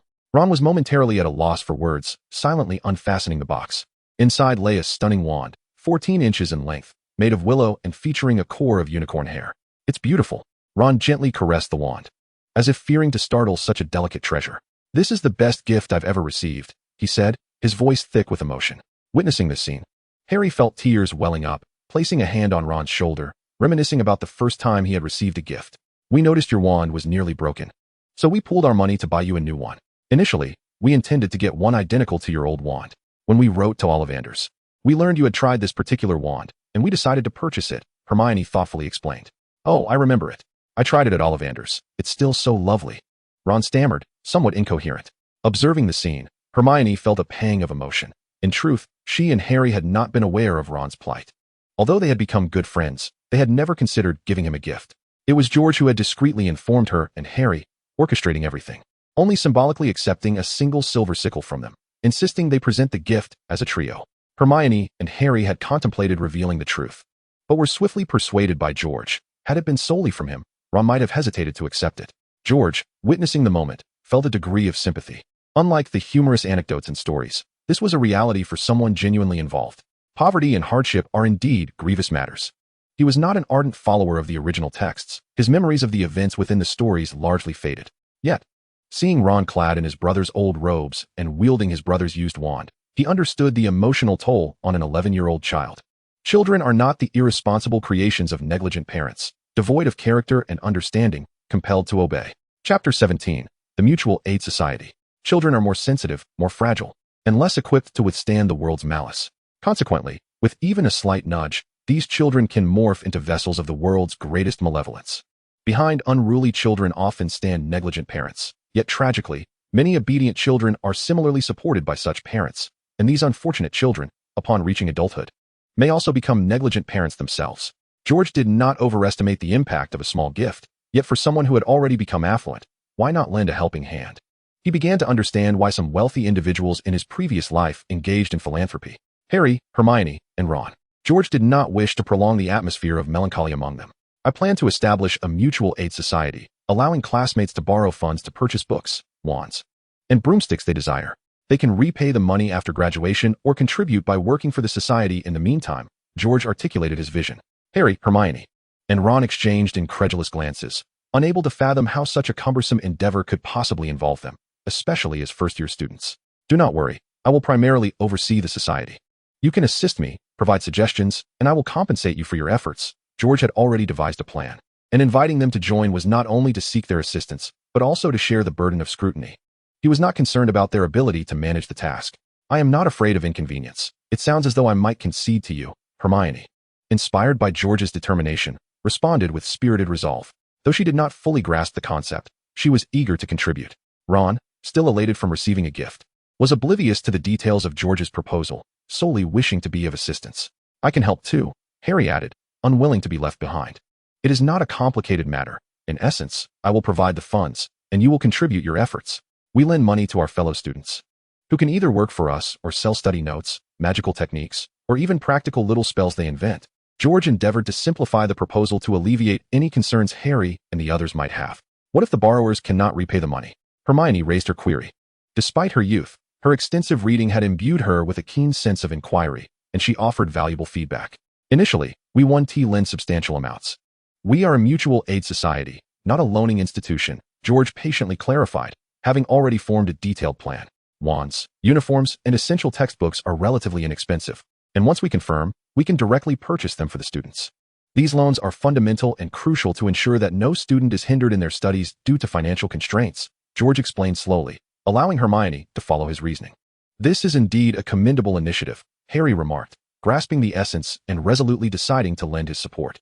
Furthermore, students who excel academically can leverage their study notes, magical techniques, or even practical spells to obtain significant loans from us or sell them, George elaborated, pleased that Hermione and Harry were able to keep pace with his thoughts. If I perform well academically, I could potentially borrow a substantial amount, Hermione mused, intrigued by the prospect of her achievements. Indeed, if your study insights or magical techniques can assist others, or if you possess practical spells, then by all means, George chuckled, continuing, I will be here to support you. Hermione recalled that the disillusionment charm she learned was taught by George, and she resolved to discover more effective spells to repay him later. You cannot escape. You all must assist me, she declared. George did not intend to toil alone. He had already arranged for Harry and others to work for him. As George himself stated, this mutual aid society was not overly complicated. With his substantial wealth, he could initiate operations merely by investing money and rallying a few participants. The outcome was merely a matter of execution. Most endeavors in the world function similarly. With sufficient resources and personnel, one may commence the realization of their ideas.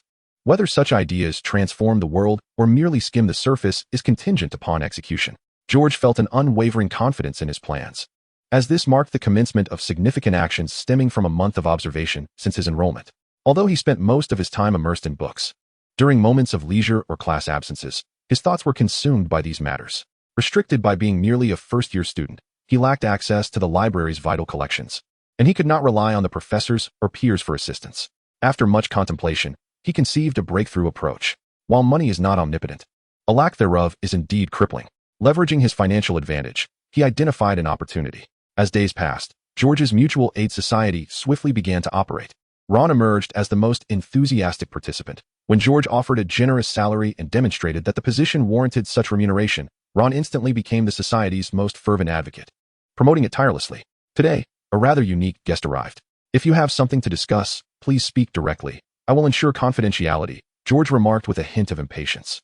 I trust your discretion, Malfoy replied, his face rigid and hesitating. I would like to ascertain how much credit I can obtain. Although George harbored no fondness for Malfoy, he recognized the lucrative potential of a good business deal. Given your status as the heir of the Malfoy family, your credit limit will be significantly higher than that of most others. Malfoy clenched his fists, feeling a mixture of displeasure at George's lack of admiration and pride in the elevated credit associated with Draco's name. And what would that amount be? He inquired. For a first-time transaction, if a promissory note were established, the limit could reach 10,000 galleons.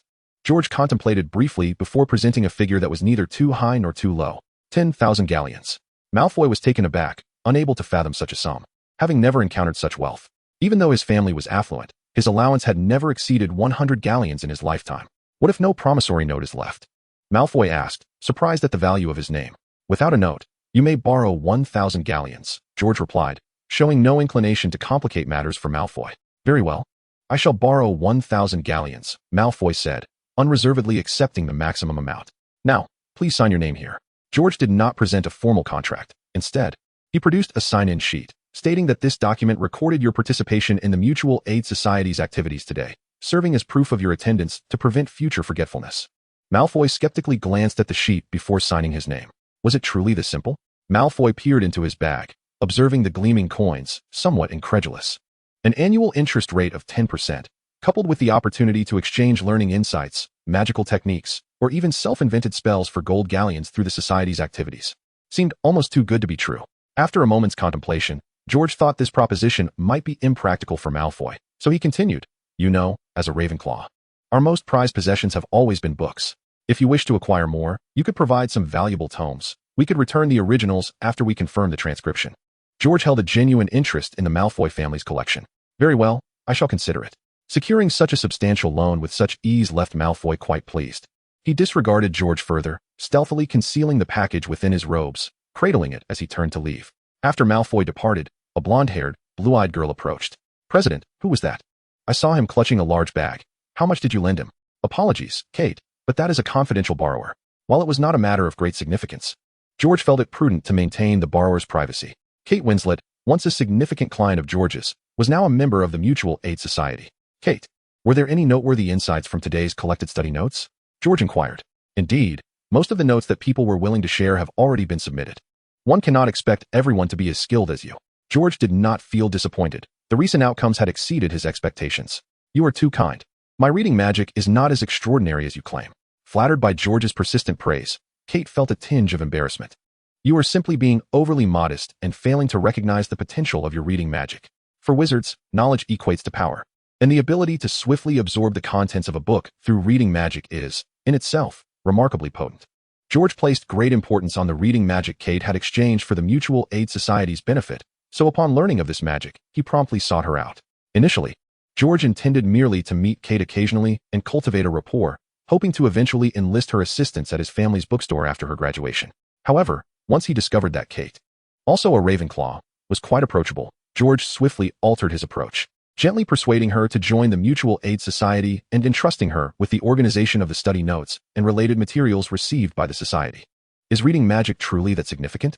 Kate, a quintessential homebody from a Ravenclaw background, surpassed her fellow housemates in her penchant for reading, to the extent that she even devised a specific magic dedicated to the art of reading.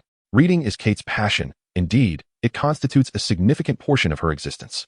However, she perceives no distinction between this affinity for reading and her fondness for Quidditch or travel. She is somewhat taken aback by George's emphasis on the enchantment of reading, especially since this particular magic was devised for the sheer joy of reading and does not apply to the perusal of magical tomes. Although reading magic possesses the issue of susceptibility to distraction and currently cannot be employed for the reading of enchanted books, this state may not be permanent. George holds a remarkably optimistic view of the potential of reading magic. Magic embodies knowledge, yet knowledge transcends mere magic. Even if reading magic ultimately serves only to engage with ordinary texts, its value remains immeasurable. Indeed, knowledge is more than just magic. While Kate harbors little confidence in the continued advancement of reading magic, she wholeheartedly agrees with George's perspective. It is largely due to George's respect for her love of reading that she is willing to step outside her comfort zone to assist this first-year student. The generous remuneration is but a minor factor, as is the scarcity of friends that makes refusal difficult. Additionally, the fact that he does not resemble a typical junior also plays a role. observing Kate once again retreating into her realm of seclusion, drifting away in thought. George cannot help but chuckle to himself, recognizing that he too had once been similarly inclined. The Mutual Assistance Society has undoubtedly struck gold. Had Kate graduated a year later, it would have been a calamity. Although George is confident about the establishment of the society, he is also prepared for a protracted effort, not expecting immediate large-scale rewards. Yet, unexpectedly, despite having only glimpsed a fraction of the magical world's condition, this glimpse has afforded him significant gains. The initial concept for the Mutual Assistance Society stemmed from the desire to find a breakthrough, constrained by the limitations of being a first-year student, making it challenging to access the library's vital collections. The professors in the academy and others were not reliable sources either. After much contemplation, he identified the Mutual Assistance Society as a potential avenue for progress. Additionally, this initiative was motivated by the desire to assist students from underprivileged backgrounds, like Ron. Under this premise, the Society's initial objective was to provide foundational resources such as wands, textbooks, and clothing for students like Ron. Another goal was to acquire notes from upperclassmen, as knowledge within the magical realm is not as readily available as mundane textbooks in the real world. In the magical domain, knowledge can be directly transformed into destructive power. Obtaining advanced spells in advance is arduous, but acquiring study notes from upperclassmen is comparatively feasible. Chapter 19, The Gold Offensive. The professor's regulations can restrict the circulation of textbooks, yet it proves challenging to control the dissemination of personal notes. Therefore, upperclassmen's notes present George with a breakthrough opportunity to transcend his current year. To secure this opportunity, George has made considerable preparations. In addition to excelling academically and garnering a favorable impression among professors, he has obtained certain implicit privileges. In this Mutual Assistance Society, he has also sought to align the interests of other students. The Academy does not wish for students to easily access advanced material. However, this situation largely depends on the individual in question. Just as Harry receives privileges due to his status as the chosen one, George, who evidently surpasses the current curriculum's demands and pace, will also be afforded special treatment. Without undermining the Academy's existing regulations, there is no reason for it to deliberately create difficulties for George. Furthermore, to ensure this balance, George has established the Mutual Aid Society as a positively reinforcing organization for the Academy. It allows students from less affluent backgrounds to obtain interest-free loans, facilitates the exchange of study insights, and provides opportunities for part-time work. With such multifaceted safeguards in place, George is brimming with confidence in the Mutual Aid Society. Reality, however, unfolds even more favorably than George had anticipated. He somewhat underestimated the students' current financial constraints and their desires for consumption. While WUTS does offer scholarships, the institution must ultimately remain profitable.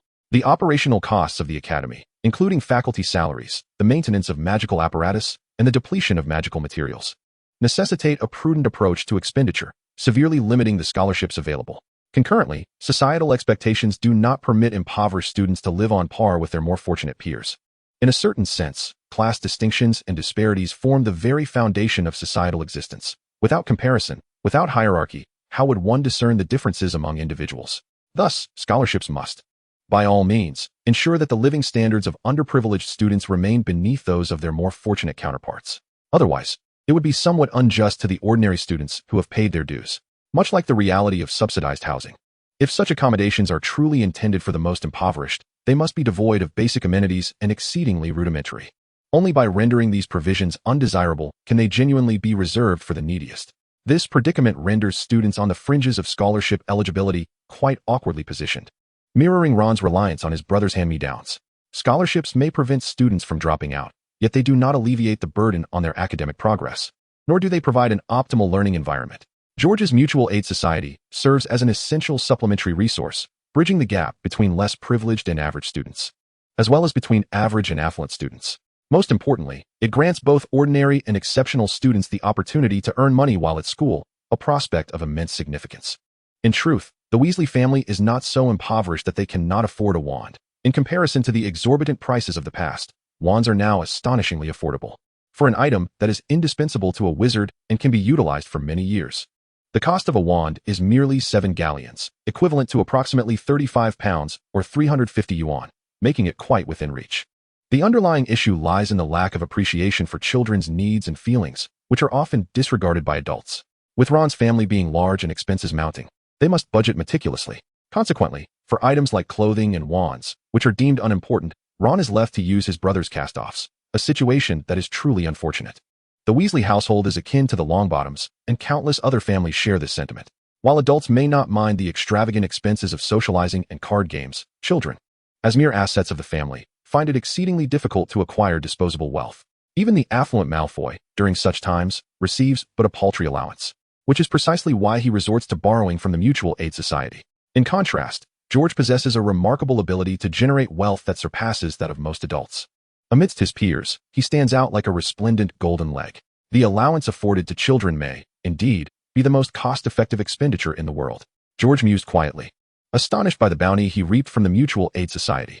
The cost of an adult meal, exchanged for a child's pocket money, could yield a year's worth of joy. He recognized that his greatest advantage at this moment was not his nearly mature physique, his magical prowess that rivaled even that of graduates, nor his exceptional control.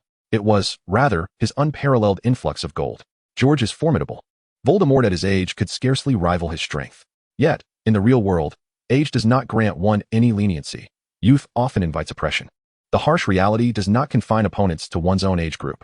The immutable gap of years means that George, despite his prowess, remains merely a student. Even an exemplary student like him pales in comparison to the seasoned professors who have accumulated knowledge over many years. Indeed, in the magical realm, professors are not particularly esteemed figures. Even the illustrious Dumbledore, along with the entirety of Hogwarts, trembles beneath the shadow of the dying Voldemort. What George requires most is time, the essential ingredient for accumulation, and the Mutual Aid Society has provided him with a crucial breakthrough. When George transports the wealth of the adult world into the realm of children, what once felt like a mere bargain in the magical economy now evokes a sense of criminality. One after another, the notes, insights, and magical techniques of exceptional students, even their original spells, flow to George as though freely given, transforming into his own accumulation. This is indeed a masterstroke. The astonishingly low prices in the magical world have left George astounded, but the riches gleaned from the Mutual Aid Society have exceeded his expectations. He has also unearthed an intriguing truth. While Voldemort and Dumbledore may not be swayed by monetary means, there exists a crucial group susceptible to such influence: the students of Hogwarts. Their strained financial circumstances and years of suppressed spending make them particularly vulnerable to manipulation. Perhaps the foundation of Voldemort's resurgence lies within these oppressed students. George appears to have grasped something significant. Chapter 20, Detachment from Air. Countless bats flit about the walls and ceilings, incessantly swirling, while the flames within the pumpkin lanterns flicker. An array of culinary aromas suddenly materializes on the plates. I am not fond of this situation. Might the bats above suddenly relieve themselves? Ron expressed his discontent regarding the circling bats. Although I share your sentiments, you ought not to utter such words. Harry was influenced as well. You are truly a downer. Hermione set down her fork and took a sip of juice. Suddenly, a figure burst into the dining hall. It was Professor Quirrell, his face ashen, who staggered to Professor Dumbledore's side and collapsed onto the table, gasping that a troll was in the dungeon. With those words, he succumbed to unconsciousness. What is a troll? Harry inquired. A foolish, brutishly strong creature, not particularly difficult to deal with, though its name is often employed as an insult, Hermione assessed. Can you believe that Quirrell fainted? Ron marveled incredulously. This is rather unusual. I surmise that if you apply yourselves diligently, you should be able to confront a troll by next year, George suddenly recalled. It seems that merely attending class does not suffice to become a proficient wizard. Observing the panicked and chaotic students in the hall, George reflected that many among them were already capable of vanquishing a troll. Harry and the others nodded in agreement. Dumbledore cast several fireworks with his wand to capture everyone's attention and then calmed the frenzied crowd. Prefects, lead your houses back to the dormitories, he commanded in a somber tone. Percy expertly organized the exodus, instructing, maintain order, follow me, and do not disperse. First years, heed my words. Allow the first years to pass first. How could a troll have entered the castle? Harry queried. Listening to George, the group fell into a thoughtful silence. Has anyone seen Neville? Harry suddenly asked, scanning the room. Is he in that direction? He pointed towards the dungeon. Yes, Ron replied, biting his lip and nodding. I must go save him. Though Neville often found himself in trouble, Harry could always see reflections of his own past experiences in him. What should we do? Hermione looked to George for guidance. Harry and Ron also turned to him, awaiting his decision. A troll is not particularly hard to handle, provided it does not make contact with you. Standing 12 feet tall and weighing a ton. If it touches you, you are doomed, George warned, detailing the troll's terrifying nature. I have to go. Harry remained resolute. Very well, I shall accompany you to find Neville, George decided, as Hermione and Ron followed the throng of students departing. While Hermione and Ron wished to join, fearing they might be of no assistance, they hesitated before ultimately following the others. George led Harry stealthily towards the dungeon, evading the remaining students. Someone's coming, George whispered, pulling Harry behind a stone statue. It was Snape. What is he up to? Harry disliked Snape, just as Snape seemed to have an aversion to him. He was not mingling with the other professors. What secretive endeavor could he be undertaking? Let us not dwell on that. We must find Neville, George urged. As they continued toward the dungeon after Snape had vanished from sight. As they traversed a corridor, a stench reminiscent of dirty socks and foul toilets assailed their senses, prompting Harry to instinctively cover his nose. George grimaced as well. It's the troll. Along with the foul odor came a deep, rumbling growl and the sound of massive feet thudding against the floor. The troll, standing 12 feet tall, bore tough, mud-encrusted skin, indicating formidable defenses and significant resistance to physical harm and impacts. In this scenario, directly casting spells and attacking the giant troll proves to be a formidable challenge. Its legs are stout and flat, bearing immense weight, which grants it a commendable sense of balance. Thus, spells aimed at destabilizing it would likely be ineffective. That colossal club, once it grazes a target, could shatter bones with ease. George, while vigilantly observing the troll's every movement, cautiously relayed his insights to Harry regarding the creature's behavior and the appropriate responses. As Harry listened to George's calm voice, he followed his gaze, scrutinizing the monstrous figure before him, and gradually, the terror began to dissipate. Although our mission was to locate Neville, our sole adversary was the troll. When one possesses the capability to vanquish an enemy, the priority should always be to incapacitate the foe and ensure one's own safety. George continued imparting his wisdom to Harry. The first rule is to prioritize personal safety at all times. He cast the shield charm upon both Harry and himself, advising, do not rely solely on this magical barrier for protection, yet always remember to employ it at the earliest opportunity, regardless of its efficacy. The troll is notably dim-witted, and spells that play with the mind or create confusion can yield effective results. George paused momentarily before adding, but you have yet to learn those. When faced with a lack of superior spells, one must judiciously utilize the spells already acquired. For instance, in this moment, you can employ the spells you have learned. With that, George waved his wand and pronounced, Wingardium Leviosa. At that instant, as the troll advanced, it suddenly lost its balance and fell heavily to the ground. Wingardium Leviosa. He intoned again, causing the club in the troll's grasp to soar into the air, before the troll could struggle to rise. The club turned back and struck the troll's head with a resounding crash. The troll collapsed once more, rendered silent. Utilizing the levitation charm while the troll is in motion can produce unexpectedly effective results. Though the troll possesses formidable vitality, a mere club can only stun it, and most spells will merely inflict minor injuries.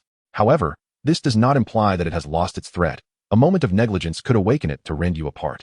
At that juncture, one must ascertain that it is truly incapacitated. As George spoke, he conjured a large bubble of air above the troll's head. Employing the method of extracting air to suffocate the troll requires several minutes, but the advantage lies in the absence of bloodshed. The spells learned at the academy may be few, but they are undeniably practical.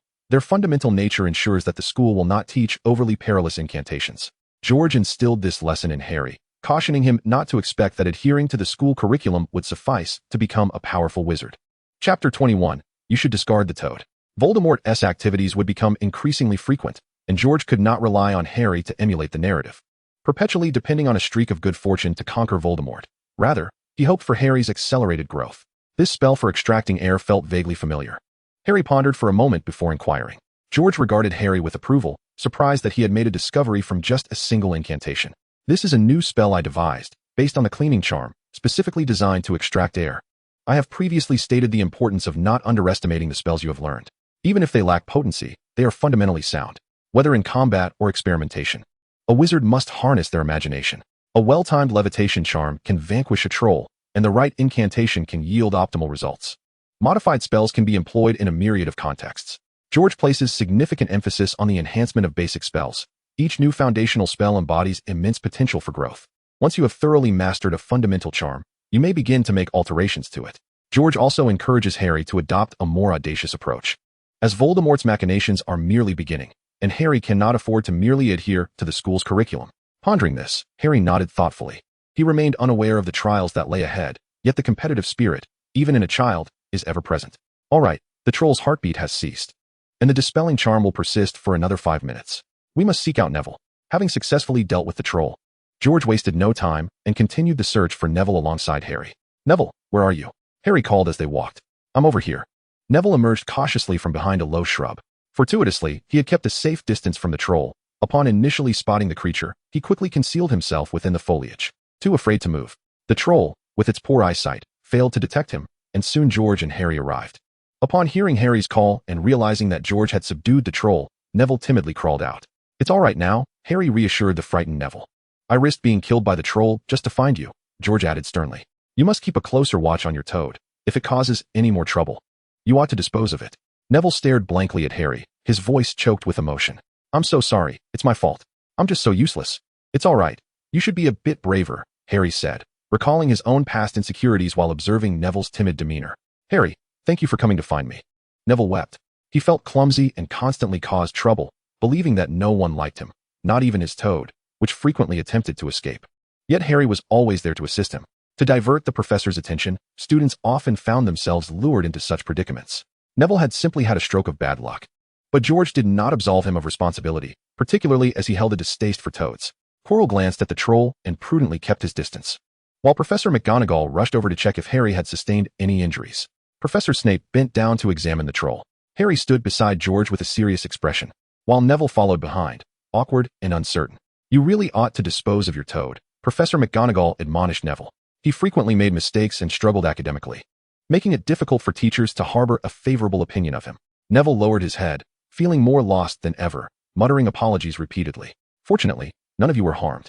The absence of injuries eased Professor McGonagall's demeanor considerably. At least you had the sense to inform a teacher. However, taking independent action is seldom advisable. As first-year students, besting a full-grown troll is no small feat. Thus, George and Harry each earned 20 points for their house. Professor McGonagall pondered for a moment before adding 5 more points for Harry, who had noticed Neville's absence and sought to locate their missing classmate. George was acknowledged for ensuring that Hermione and Ron informed the professors, preventing Harry from acting recklessly, which earned him an additional 10 points. As for Neville, his aimless wandering around the school nearly led to disaster, resulting in a deduction of 10 points. Professor McGonagall glanced at Harry and Neville, refraining from imposing further penalties. Harry felt elated at having contributed 25 points to Gryffindor, only to hear Professor McGonagall deduct 10 points from Neville. This addition and subtraction only widened the gap between their scores and those of Ravenclaw. Without countless bats fluttering above, I feel significantly more at ease, Ron remarked, munching on a pie. I concur. You must understand that bats, like other flying creatures, can indeed make quite the ruckus while soaring through the skies, Hermione responded. Here we go again, Harry sighed, setting down his fork and casting a resigned glance at Ron and Hermione. Humph, while you were off wrestling with a troll. We were left to cower in the dormitory, Hermione said, still perturbed by yesterday's events. Ron nodded in agreement. Consequently, Harry found himself the target of their reproach, accused of abandoning them for his reckless adventure. Chapter 22, The Modification Spell. George and Harry were off on their escapades within the school, while Ron and Hermione remained in the dormitory, consumed by trepidation. Hermione had even unearthed information about trolls from books in the common room. And as she and Ron perused the terrifying illustrations, their fears only intensified. Meanwhile, Harry reveled in his thrilling adventure, having effortlessly vanquished the troll alongside George. Ron and Hermione could not help but feel irked, having thoroughly chastised Harry for his actions the previous day. It is not of great consequence, George remarked, observing the admiration etched on Hermione and Ron's faces. For a prepared wizard, a troll is a relatively feeble adversary. However, the presence of a troll within the school signifies that it is not entirely a safe haven. George continued, in the days to come, I shall commence instructing you in the spells we have learned. With the Mutual Aid Society gaining momentum, George was filled with aspirations for its future progress. Hoping that Harry and his companions would advance their skills at an accelerated pace. I have mastered all the spells we have studied, Hermione declared, eager to learn more formidable incantations. Wingardium Leviosa, she uttered, effortlessly manipulating an empty plate to float about the table. A splendid levitation charm, George praised without reserve, never hesitating to commend when warranted, unlike a certain curmudgeon who might mock.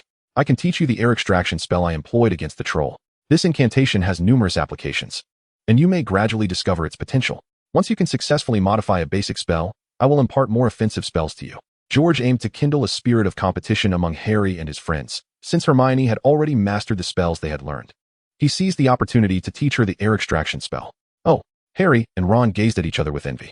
The previous day, while they were together, Harry had relayed to Ron and Hermione the insights George had shared regarding handling trolls.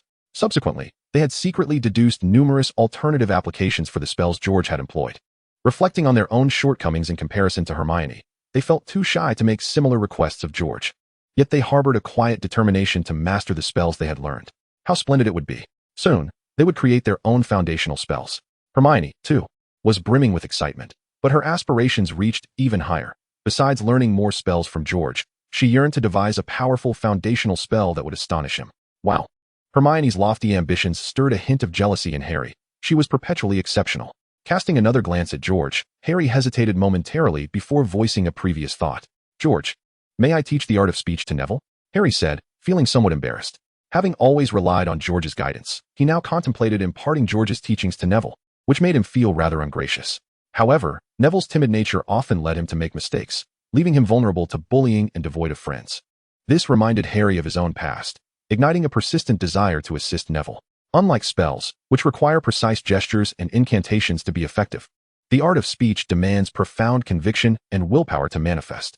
So, does Neville's timidity preclude him from learning the art of speech? Hermione inquired. George paused for a moment before recounting a tale of an illiterate old woman who had devoted 60 years to fervently reciting a spell she had heard. Her incantation had gained a certain essence, such that Eastern mystics could hear her words from miles away. 60 years, Harry and the others exclaimed in astonishment. For them, such a span felt immensely distant. Yet, the Eastern mystics discovered that the old woman, due to her illiteracy, had been reciting the spell incorrectly all along. For an entire 60 years. How could that be? Hermione gasped, covering her mouth in disbelief. It was truly pitiable that she had clung to her mistakes for so long. The Eastern mystics then taught her the correct incantation. What happened next? Hermione asked eagerly. The devout old woman began reciting the correct spell, yet it lost its former spirit. Her words could no longer be heard from afar. Could it be that the erroneous incantation possessed a spirit of its own? Harry pondered, bemused. The art of speech is not a spell. One chooses the art of speech, and it, in turn, chooses the individual. When I teach you the art of speech, it becomes yours, George elaborated, pausing for a moment. Only when you can impart the art of speech to others have you truly grasped its essence. So, I can teach the art of speech to Neville, but he likely won't master it? Harry questioned, a sense of confusion settling in. He felt somewhat dizzy pondering whether Neville could learn the art of speech. Fool, George remarked. Only one who has truly mastered the essence of the art of speech can teach it to others. Neville's inability to comprehend the essence of the spoken magic stems from his lack of mastery over its profound truths. Once he grasps the intricacies of this art, he shall be equipped to teach Neville. Hermione, with her quick intellect, immediately understood this and regarded her peers with an air of pride. Truly, she is a genius. George, somewhat exasperated, pondered for quite some time yet failed to elucidate the concept to Harry. It was remarkable how Hermione could convey it so succinctly. It seemed he had spent too long in the company of children, causing his linguistic skills to regress. The spoken magic, a construct of George's based on historical accounts and conjectures from the annals of wizardry, intertwines belief and magical prowess through language. Even he, however, has not fully secured its mastery. Recognizing Harry's formidable will and faith, he chose to impart this potential to him. While the question of when Neville might summon his own courage remained a mystery George had no intention of exploring. Chapter 23, The Quidditch Match. As November arrived, the air turned frigid, enveloping the nearby mountains in a shroud of mist, draped in a frosty veil of snow. The castle's lake had frozen solid.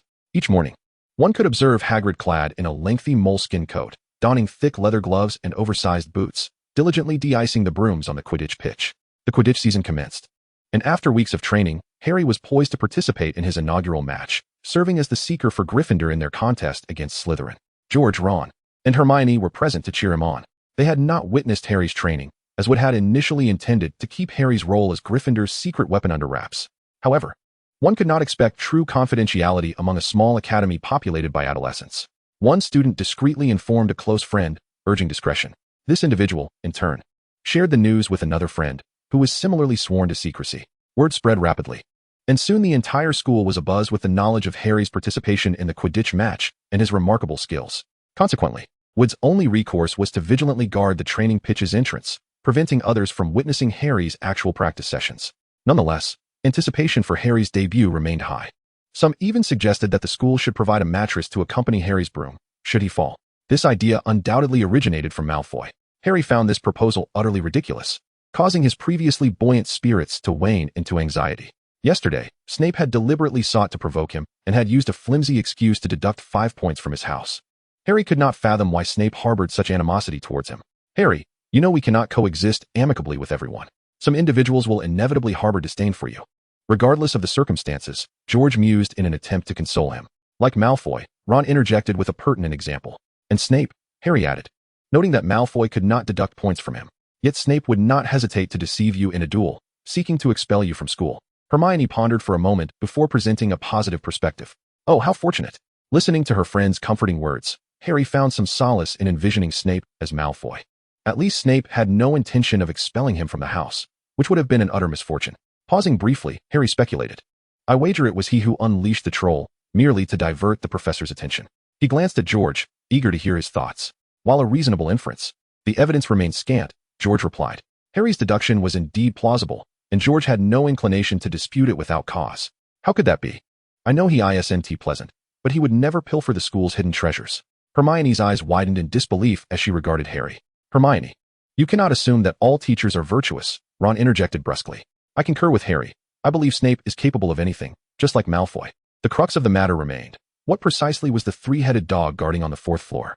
Hermione, while Harry's reasoning is sound, it does not definitively implicate Snape in theft, George added after a brief pause. I echo Ron's sentiment. Not every teacher is a paragon of goodness. Feeling a swell of pride at George's agreement, Ron gestured towards Hermione. However, witnessing the lack of support from her companions incited a flicker of irritation within Hermione, prompting her to fall silent. Harry, would you care for a bite to eat? You have a match to prepare for shortly. Ron observed the atmosphere growing tense and attempted to shift the conversation. I'm not hungry, Harry replied, sensing a wave of unease wash over him. The weight of participating in his inaugural Quidditch match bore heavily upon him. Already on edge, the incident with Snape had further unsettled him. Last night, he had scarcely slept. And now his appetite had vanished. The thought of the impending match rendered him anxious, unable to calm his racing mind. You don't seem quite well.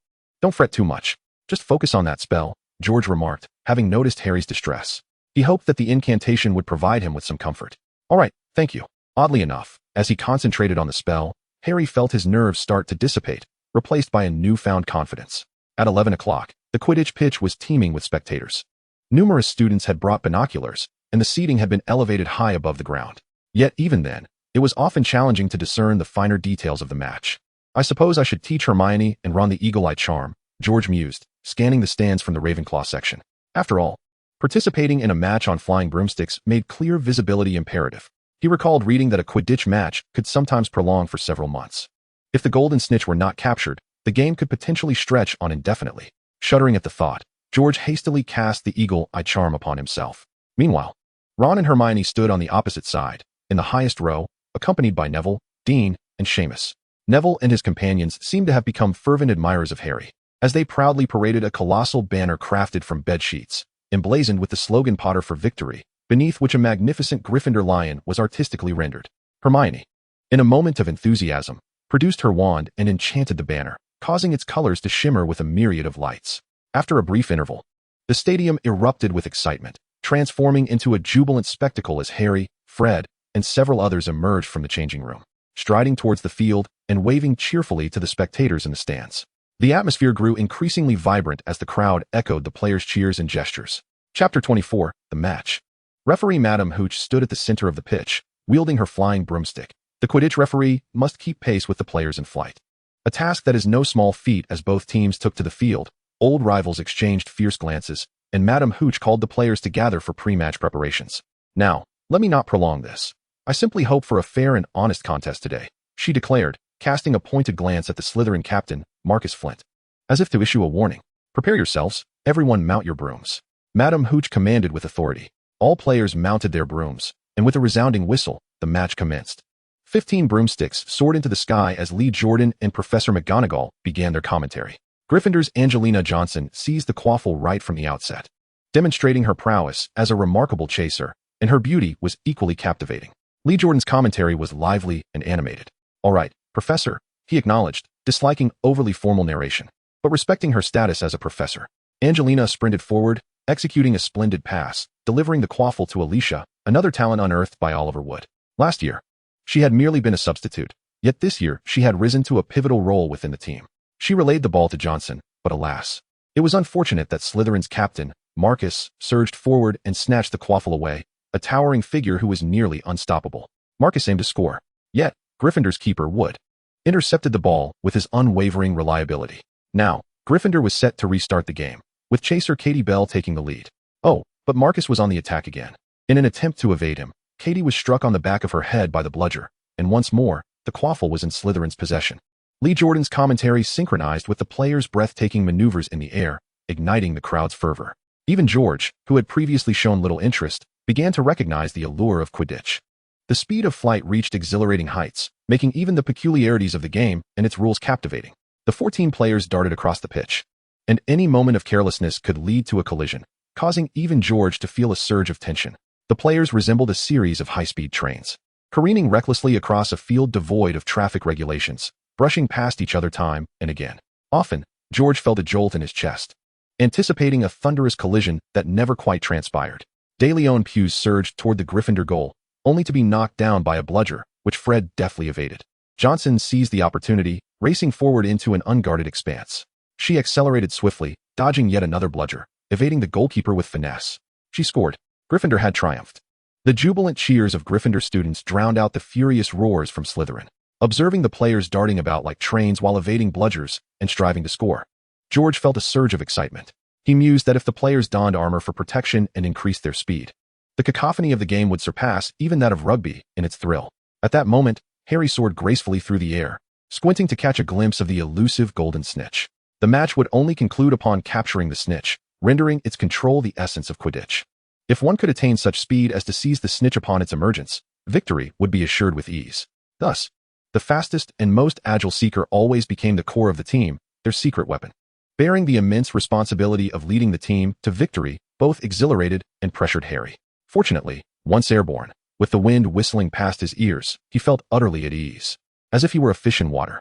With Gryffindor scoring first, Harry's excitement surged. He was determined to locate the golden snitch swiftly, chasing the glimmering light. He realized he had misjudged, narrowly evading a rapidly approaching bludger, all the while searching for the minuscule, almost imperceptible snitch. Suddenly, the golden snitch appeared, zipping past DeLeon Pugh's ear. Harry spotted it, his heart racing as he dove toward the shimmering golden orb. Terrence Higgs, the Slytherin seeker, also caught sight of it, fiercely competing against Harry. The chasers momentarily forgot their roles, suspended in the air, captivated by the duel of the seekers. Once the golden snitch appeared and was captured, the match would instantly conclude. Only in its absence could the focus remain on the chasers.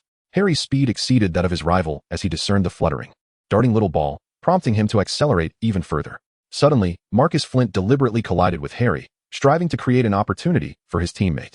This incited the wrath of Gryffindor. As Harry nearly grasped the golden snitch, it was a foul, and the Gryffindors vociferously protested. Madam Hooch reprimanded Flint with ire, granting Gryffindor a free kick as compensation. Alas, amidst the ensuing chaos, the golden snitch vanished from view. In the stands, Dean Thomas shouted fervently, "Send him off, referee, red card." George found the situation somewhat amusing. The rules of Quidditch prohibit players from being sent off, yet the players lacked proper protection and were forbidden from physical contact. The feeble rules lacked fundamental enforcement, allowing teams that violated them to easily gain a substantial advantage. However, due to the small population of the Wizarding World, the stakes involved in Quidditch were minimal, allowing these peculiar and cumbersome rules to persist for the time being. Commentator Lee Jordan was infuriated, denouncing the recent actions as despicable cheating, which incited great displeasure in Professor McGonagall. As Harry continued to narrowly evade a speeding bludger, his broomstick suddenly began to tremble violently. Soon, he was nearly out of control, feeling as though he might plummet to the ground. He gripped the broomstick tightly, his knees clamped firmly against it. Harry had lost control of the broom, which swayed erratically from side to side and bobbed up and down. In Chapter 25, Victory, George immediately noticed Harry's distress. He scanned the area and soon spotted Professor Quirrell casting a dark curse upon Harry's broom. George was too far from Quirrell to intervene, but he observed Snape drawing his wand nearby, assisting Harry in regaining control. He too brandished his wand, aiming to help suppress the malicious spell. Fully focused, he prepared to cast a levitation charm as soon as Harry fell from the broom. His heart sank as he became aware of his own breathing, the flow of his magical energy, and the constraining grip of the curse, igniting within him a fervent desire to break free from all restraints. Demacia! Harry roared, shattering the chains, tearing through the web, and lifting the immense boulder. He dove swiftly toward the ground, and onlookers gasped, covering their mouths as if to suppress nausea. He landed safely, coughing as a golden object fell into his hands, which he clutched tightly. Demacia! Harry shouted, raising his hands high above his head before proclaiming, "I've caught the golden snitch." The match concluded, yet the Slytherin players were still scheming to dispute the outcome. Flint grumbled in frustration, regretting not having knocked Harry off his broom earlier, which would have secured Slytherin's victory. Unfortunately for them, Harry had violated no rules, and Gryffindor won the Quidditch match by a significant margin. Harry appeared somewhat fatigued and opted out of the team's post-match celebrations. The group made their way to Hagrid's hut, where Hagrid brewed a pot of strong tea. "It was Snape," Ron seethed.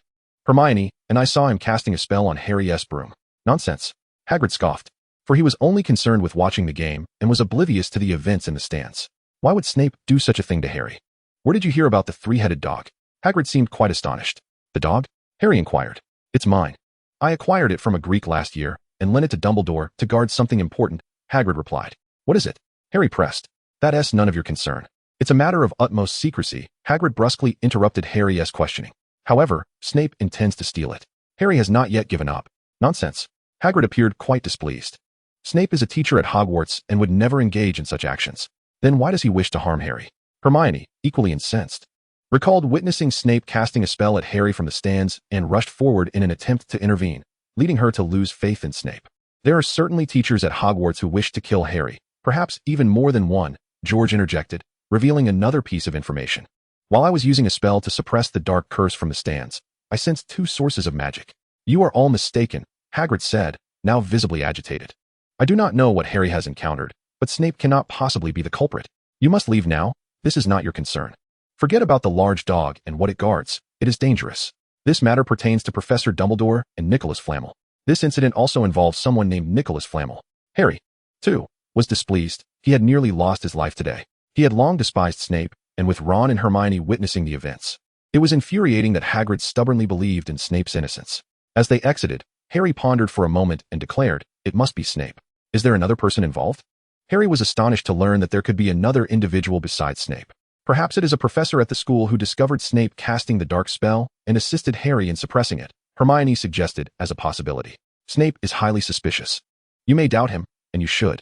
However, one cannot conclude it is solely him while overlooking other dangers, George remarked, indifferent to whether Snape was falsely accused, but cautioning Harry not to neglect others and to remain vigilant against additional risks. The school is not an entirely safe place. You must be more diligent in mastering spells. Today, Harry demonstrated remarkable skill in breaking free from the curse using a verbal spell. George generously praised Harry, impressed by his ability to escape the curse with a shout. The power of the verbal spell seemed to resonate deeply with Harry. One might say he is truly the son of the realm. Faith and will have never been Harry's burdens, and with the verbal spell, his future holds boundless possibilities. During a free moment without classes, George traversed the corridors alone, making his way to the library to commence his daily routine. Along the way, many greeted him and signaled to him. Unlike the initial indifference he faced, the growth of the support group had elevated George's status, making him a legend within the halls of Hogwarts. Unlike the adventure novels common in previous lives, the magical world within this tale is not depicted as an endless wilderness filled with beasts and adventurers.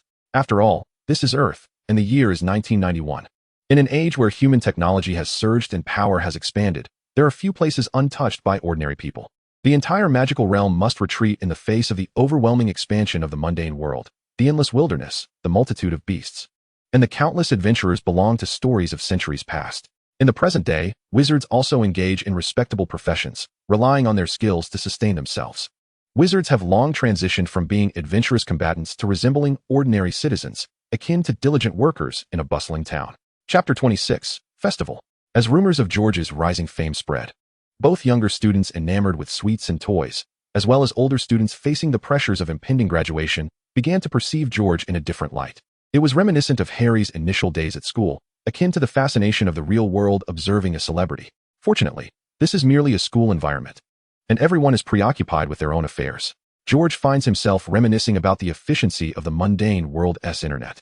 The convenience it offers is incomparable to painstakingly searching through books in the library. Regrettably, what prohibits the use of electronic devices? And there is little hope for luxuries like electric lights or telephones, let alone computers. Recently, Malfoy has garnered significant attention, particularly within Slytherin. This acclaim extends beyond Draco's reputation alone. After acquiring a substantial sum from George, Malfoy has been extravagantly generous, bestowing considerable benefits upon those around him. Even Goyle and Crabbe have recently exhibited a newfound swagger. As George noted early on, a child's pocket money might be the most cost-effective expenditure in the world. A delightful treat or a whimsical gift can swiftly elevate Malfoy's status among the younger Slytherins. Indeed, possessing wealth facilitates endeavors. And a person who is both affluent and willing to spend can effortlessly forge friendships and become the center of admiration. George has even heard rumors that Malfoy is persuading older students to join the Quidditch team, much like Harry. Upon hearing these whispers, George's opinion of Malfoy has somewhat improved. Although Malfoy remains a brash and arrogant child, consistently opposing Harry, without George's support, Malfoy would often find himself in advantageous positions. However, the thought of Malfoy's recent extravagance leaves George anticipating the moment when Malfoy eventually exhausts his funds. The treasures of the Malfoy estate seem to beckon him from afar. After exchanging pleasantries with Madame Pants, the librarian, George quietly entered the library. He did not expect any special favors from Madame Pants. Yet it is said that kindness begets kindness. Maintaining a friendly demeanor and expressing goodwill is always prudent. The crux of the matter lies in his need to remain at Watts for several years, with the library being an essential hub of that experience. Leaving a positive impression on Madame Pants is undoubtedly advantageous, even if it merely ensures he is not unduly troubled. While it may be tempting to adopt a more antagonistic stance towards Malfoy to foster a closer rapport with Harry and Ron, George is reluctant to cultivate enmity merely out of spite. Unless it becomes necessary to eliminate an adversary, he prefers to minimize conflict. If the situation demands, George would not hesitate to remove Lucius or even Malfoy from the equation. Yet, when he was evidently unable to do so, he preferred to diminish an adversary, disregarding Malfoy. Even if it meant creating a rift between himself and Harry and Ron. The library remained sparsely populated. Indeed, not everyone in the magical realm held a fondness for reading. Even George himself yearned more for the endless wilderness depicted in adventure tales, filled with magical beasts and enchanting fairies. However, as a student, the only avenue available to George for acquiring knowledge and power was through books. Particularly, the library's free collection, while perhaps not the most effective or superior method of learning, was sufficiently safe, simple, and economical. After months of immersing himself in the library, his reading speed had accelerated, and with the recent magical reading techniques acquired from Kate, he was swiftly nearing the completion of various historical texts and travelogues. George glanced once more at the restricted section deep within the library. The most valuable part of the entire library, and indeed of all of Watts, and also his aspiration. Yet, the security surrounding the restricted section was exceedingly stringent, with every book warded by spells, rendering them utterly inaccessible without proper authorization. Watts had learned from the lessons of Voldemort, who had risen to power from within the restricted section, leading to even stricter management of that area, leaving no room for exploitation. This thought irked George. Standing before a vast treasure, yet unable to unlock, it was frustrating. He would have to wait until the threat of Voldemort emerged, at which point the restricted section might be overlooked in light of a greater danger. Although somewhat vexed, George devised a plan, swiftly dispelling negative emotions and concentrating on the book in hand. With only a few volumes remaining, he couldn't help but develop a slight obsession to finish them all, lest he miss any crucial information. At this moment, Watts resembled a fortress blanketed in snow, with thick layers of white covering the ground. Chapter 27, Home. Following a heavy snowfall, the lake's surface was adorned with a soft, white quilt, and the frigid weather had affected the mail-delivering owls, prompting Hagrid to create a resting place for them in his small cabin. Two brothers from the Weasley family were facing punishment for enchanting a snowball that chased after Professor Quirrell, striking him on the head. The Great Hall of the Academy was beautifully decorated, with walls draped in colorful ribbons and 12 perfectly straight Christmas trees adorned with shimmering ornaments and twinkling candles. The professors meticulously enchanted the trees with lovely decorations, seemingly indifferent to the fact that students would soon be departing. Today marked the final day at school, and everyone began to engage in early conversations and farewells. I can no longer tolerate Malfoy. Today, I nearly landed a punch on him, Ron fumed, expressing his intense disdain for Malfoy, despite academically surpassing him. Yet, as Malfoy incessantly taunted him and Harry about their families, Ron could only envision his fist making contact with Malfoy's face. I truly detest Malfoy and Snape, Harry remarked, appearing somewhat resigned. You can come to my house for Christmas. Hermione was aware of certain circumstances regarding Harry and intended to invite him to spend Christmas at her home. Thank you, Hermione. But I cannot possibly leave Ron alone, Harry chuckled, declining her generous offer. Ron's parents were traveling to Romania to visit Charlie, leaving the brothers behind at school. Ron, unperturbed by Harry's jest, merely rolled his eyes. Do not fret, the Christmas break will soon pass, and you shall reunite quickly. George expressed his understanding of the sentiments shared between Harry, Hermione, and Ron. I will send you gifts, he added thoughtfully, with the school on holiday. The professors will also be away, and the castle will be less populated. Harry and Ron, do be cautious. If you uncover who Nicholas Flamel is, do remember to write to me, Hermione chimed in. George cast a meaningful glance at Harry and the others. Perhaps I should remind you that this adventure may prove more challenging than you anticipate. Oh, you indeed know of Nicholas Flamel. I suspected as much, considering the multitude of books you have read. But why did you not inform us that day? Hermione exclaimed with delight, immediately pursuing the inquiry. As Hagrid mentioned, Nicholas Flamel is not on your curriculum, George replied, opting to withhold certain details to avoid revealing too much. Thus, we have decided to involve you. Hermione was not inclined to be polite with George. Very well, but for safety's sake, I shall inform you after the holidays, George contemplated, eager to avoid any complications. Oh, no, please tell me in advance. They had perused at least 100 books during their spare time, finding not a trace of Nicholas Flamel. And now his name haunted their dreams. Hermione began to plead. At least provide us with a hint. I recall seeing his name somewhere. Harry had a vague recollection of Nicholas Flamel and felt that a mere clue would suffice to jog his memory. Well then, I suppose I should say, Merry Christmas, Harry remarked, sensing George's reluctance to divulge further information and deciding not to press the matter. All right, Merry Christmas. Hermione, piqued by George's baiting yet receiving no answers, felt a tad disheartened but quickly regained her spirits at the thought of the holidays. Merry Christmas. Following the same route, the train from Watford headed to Platform 9. This time, the train was less crowded due to the fewer students remaining at school, and George and Hermione found a seat near the center. The train departed from Watford laden with anticipation and left, filled with joy. Hermione appeared particularly lively on the train. It was her first time leaving home for boarding school. While everyone was at school, she did not feel out of sorts. However, now that they were departing, the prospect of seeing her parents upon disembarking filled her with excitement, anxiety, and eager anticipation. Shall we sit down and have a snack? George, unsure how to console Hermione, attempted to divert her attention. I can hardly believe how exhilarated I am. Hermione's voice trembled slightly. Human beings often appear remarkably fragile when confronted with the unknown or the unfamiliar. This is, in fact, a source of joy. Observing Hermione's uncontrollable tremors and the rising tide of her emotions as their destination approached, George felt a twinge of envy. Chapter 28, Christmas. As one ages and accrues experiences, it becomes increasingly challenging to feel novelty and be moved emotionally. The phrase "a mountain falls before one without changing countenance" encapsulates a person's composure, yet it also reflects a sense of repression and monotony. There exists but one Mount Tai. If it were to crumble before one's eyes without eliciting any reaction, one must ponder the myriad calamities and tribulations that individual has endured. Such a state of suppression is indeed disheartening and dreary. The journey was uneventful, with no lost toads or pursuing Malfoys. The train arrived at its destination smoothly and steadily. As they neared the station, Hermione incessantly questioned George about her appearance, whether her hair was disheveled, if her attire was suitable, and if she had gained a little weight. Would her parents recognize her, or had they perhaps not come at all? Lost in thought, Hermione momentarily froze, hesitating to retrieve her luggage. You look like a little princess.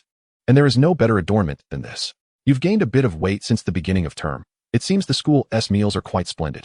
I wager that as soon as you disembark, they will recognize you instantly. Yet, you have blossomed into an even more exquisite version of yourself since the start of the term. They may find themselves pondering, who is this beautiful little princess?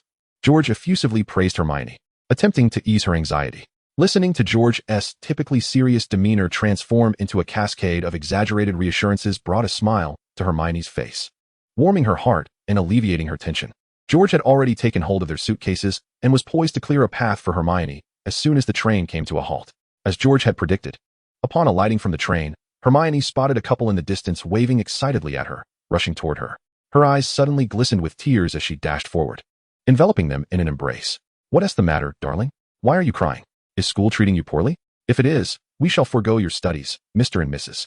Granger exclaimed, a mixture of joy and concern evident in their expressions as they held their daughter tightly, releasing her slightly to examine her closely, only to draw her back in once more. No, school is wonderful. I've missed you both so much, Hermione managed to say through her tears.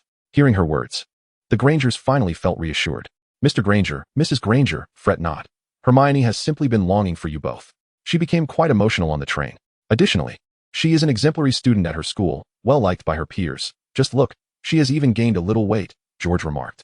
Oh, let me see. My darling does seem to have gained a bit. It appears she has not suffered at school, Mrs. Granger said, affectionately patting and pinching Hermione's cheeks before reaching a conclusion. I shall not intrude upon your family reunion any longer.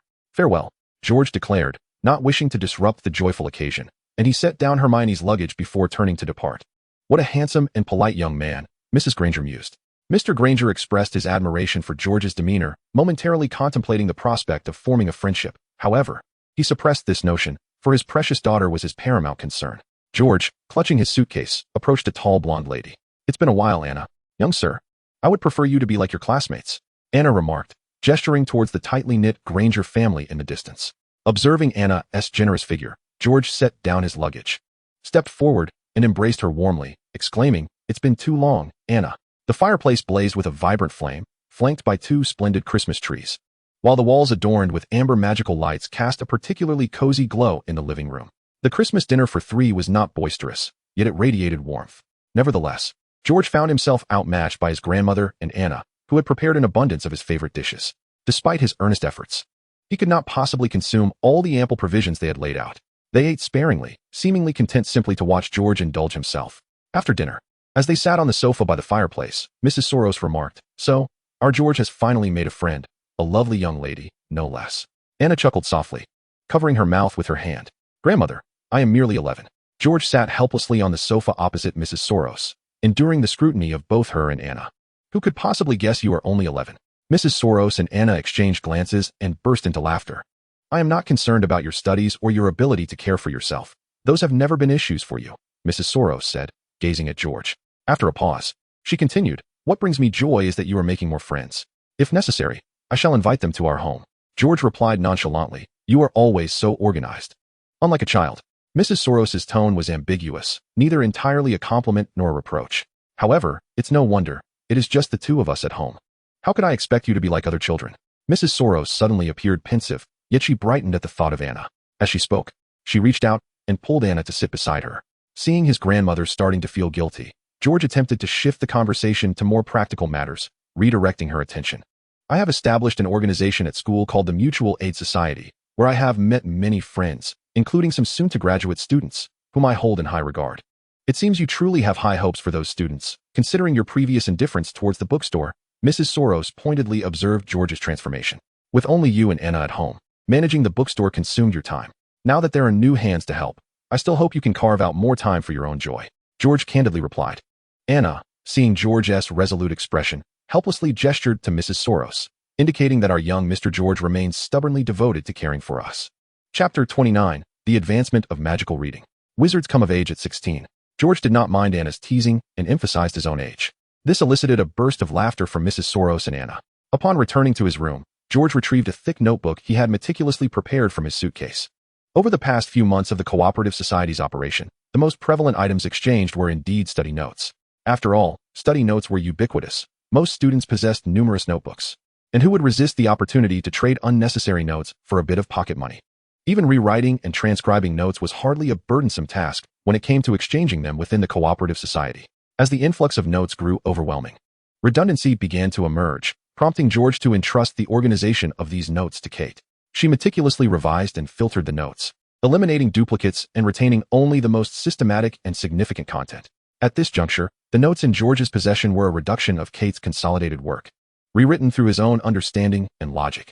This compilation integrated the notes of various others into his own knowledge system, resulting in a notebook distinctly his own. Should this notebook remain at the academy, the future possessor might very well ascend to become a dark wizard. Enriched by the contributions of many exceptional students and supplemented with his own modifications, the contents of the notes left George in a state of astonishment. He had already forewarned Anna that he would be preoccupied with significant matters and must not be disturbed. Subsequently, he cast a silencing charm within the room. Only then did he extract a chestnut-colored small box from his suitcase, input the password to unlock it, revealing yet another gray box inside. "Alohomora," George whispered gently as he retrieved a crystalline vial containing amber liquid from within the box. 2.5 vials of Felix Felicis. This was his trump card, the very essence of his ability to swiftly translate his accumulated knowledge into power. He had brought this reliance with him to school at the beginning of the term, leaving no stone unturned in the face of potential unforeseen circumstances. Fortunately, the academy had proven relatively safe, with no incidents to speak of. After securing the box, George climbed onto his bed and employed a reading charm to swiftly memorize the contents of his notes.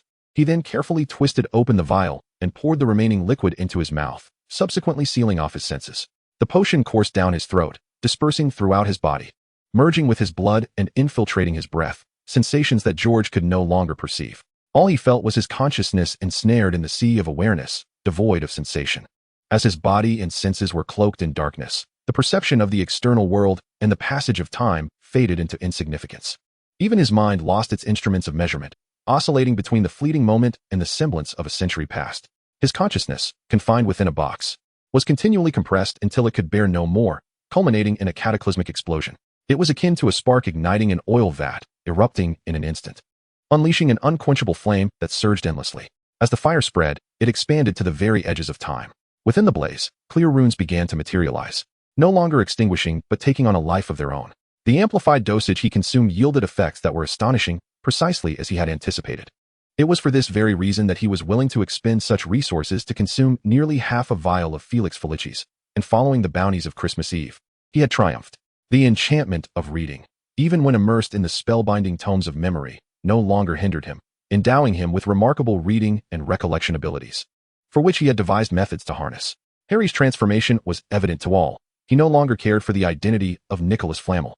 Yet he was frequently awakened from nightmares, often wandering the campus cloaked in invisibility at night. Ron was equally unsettled by Harry's changes. Dumbledore was right. The mirror of Erist could drive Harry to madness. In light of Harry's condition, they felt powerless to assist. He had lost his family at a tender age and was ensnared by the illusions within the mirror. He needed to confront this challenge alone, striving to reconcile reality with fantasy. Their only recourse was to maintain their faith in him, offering cautious encouragement. Fortunately, this phase did not endure for long. As the school year commenced and academic responsibilities mounted, even the provocations from Malfoy and Snape's harsh criticisms compelled Harry to abandon his fantasies. He became engrossed in a whirlwind of activity, burdened not only by his demanding coursework, but also by the onset of Quidditch competitions.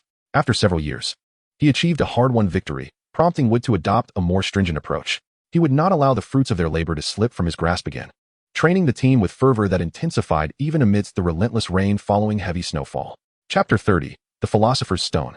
Harry participated in training with the same enthusiasm as Wood, hoping to secure victory in the crucial upcoming match. Following their contest against Hufflepuff, Gryffindor could once again triumph over Slytherin in the House Cup after 7 years. Harry believed they had a significant chance against Hufflepuff until they learned that Snape would serve as the referee. "Don't participate in the match," Hermione urged, growing increasingly anxious for Harry's safety after the previous incident. "Just say you're ill." Ron echoed Hermione's concerns and proposed a solution: pretend to have a broken leg. Hermione sincerely suggested that it was wiser to avoid the match than to risk their lives. "I would rather actually break my leg," Ron added, agreeing that Harry should not compete.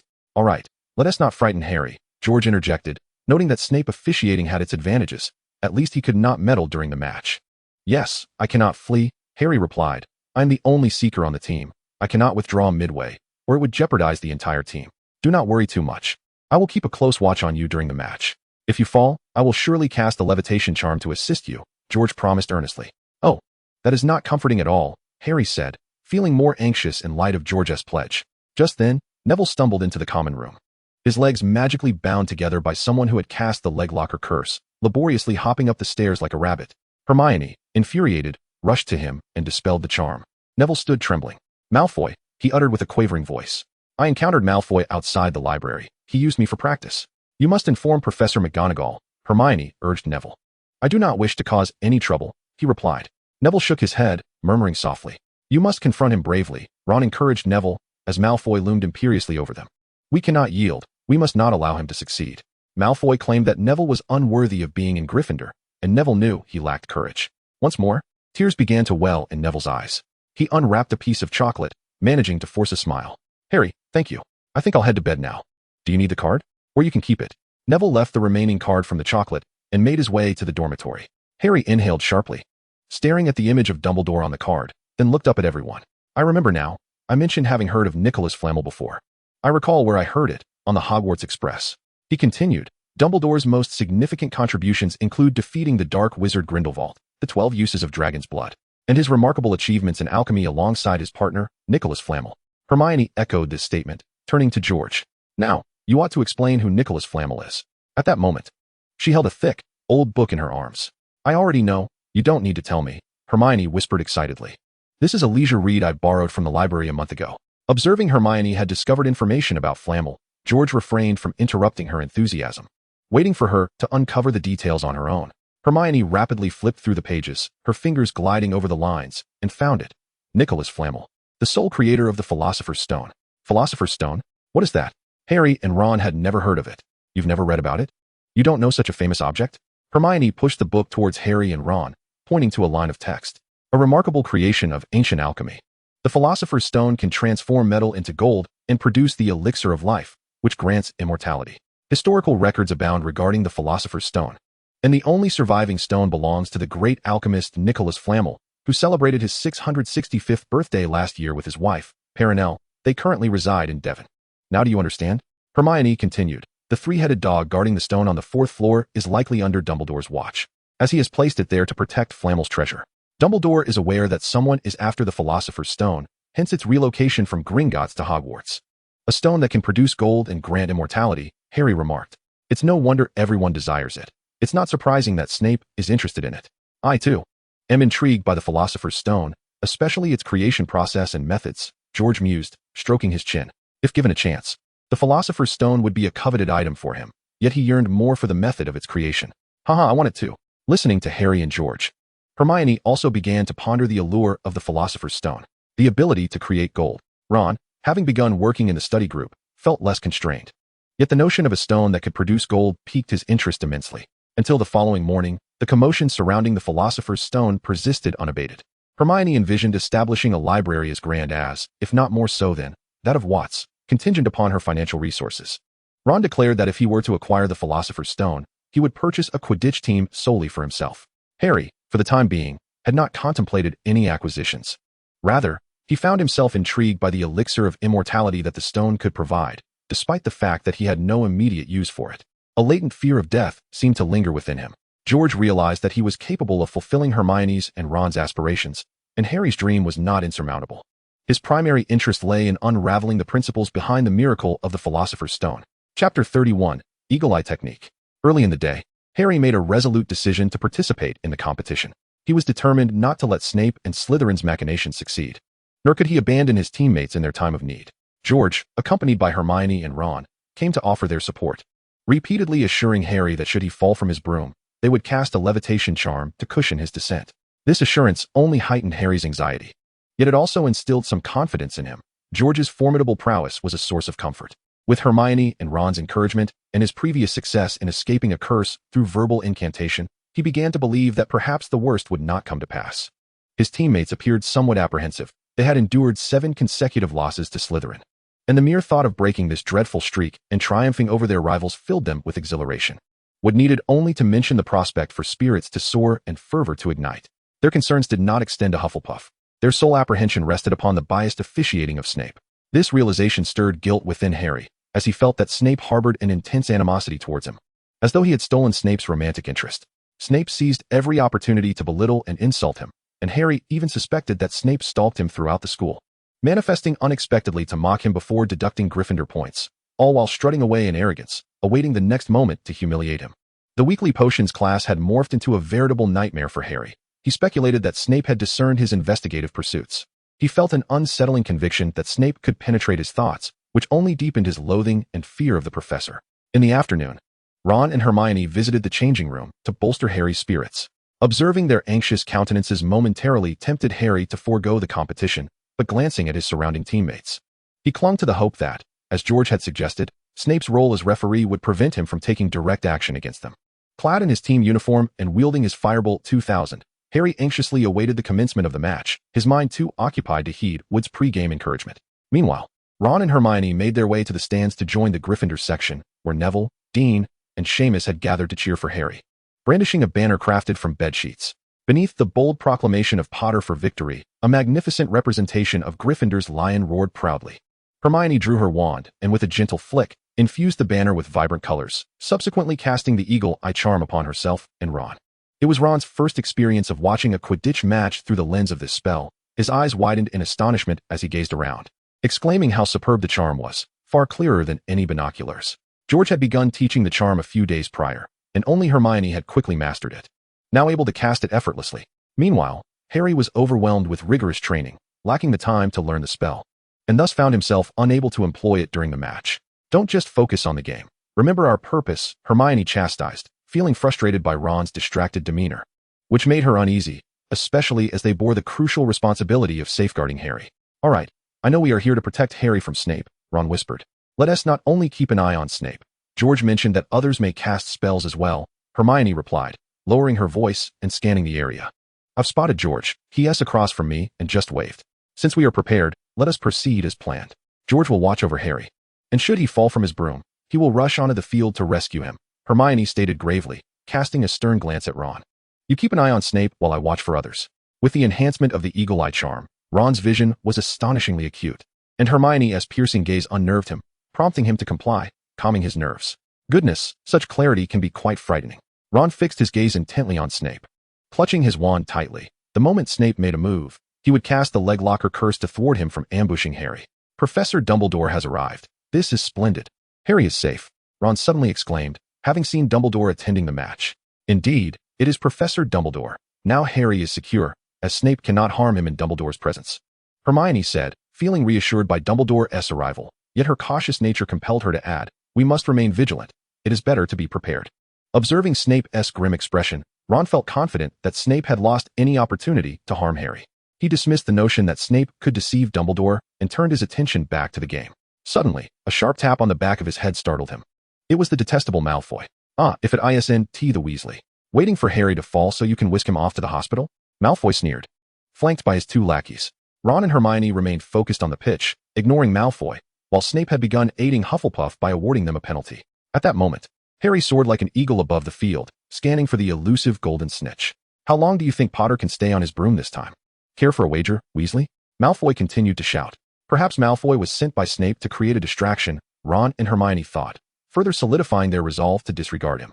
Snape's favoritism was becoming increasingly blatant as he inexplicably awarded a penalty to the Hufflepuff team. Was Gryffindor's selection of players based merely on pity? The orphan Potter, the impoverished Weasley brothers. By that logic, Longbottom should be included as well, given his lack of intellect. Malfoy, noticing Ron and Hermione's silence, turned his scorn towards Neville.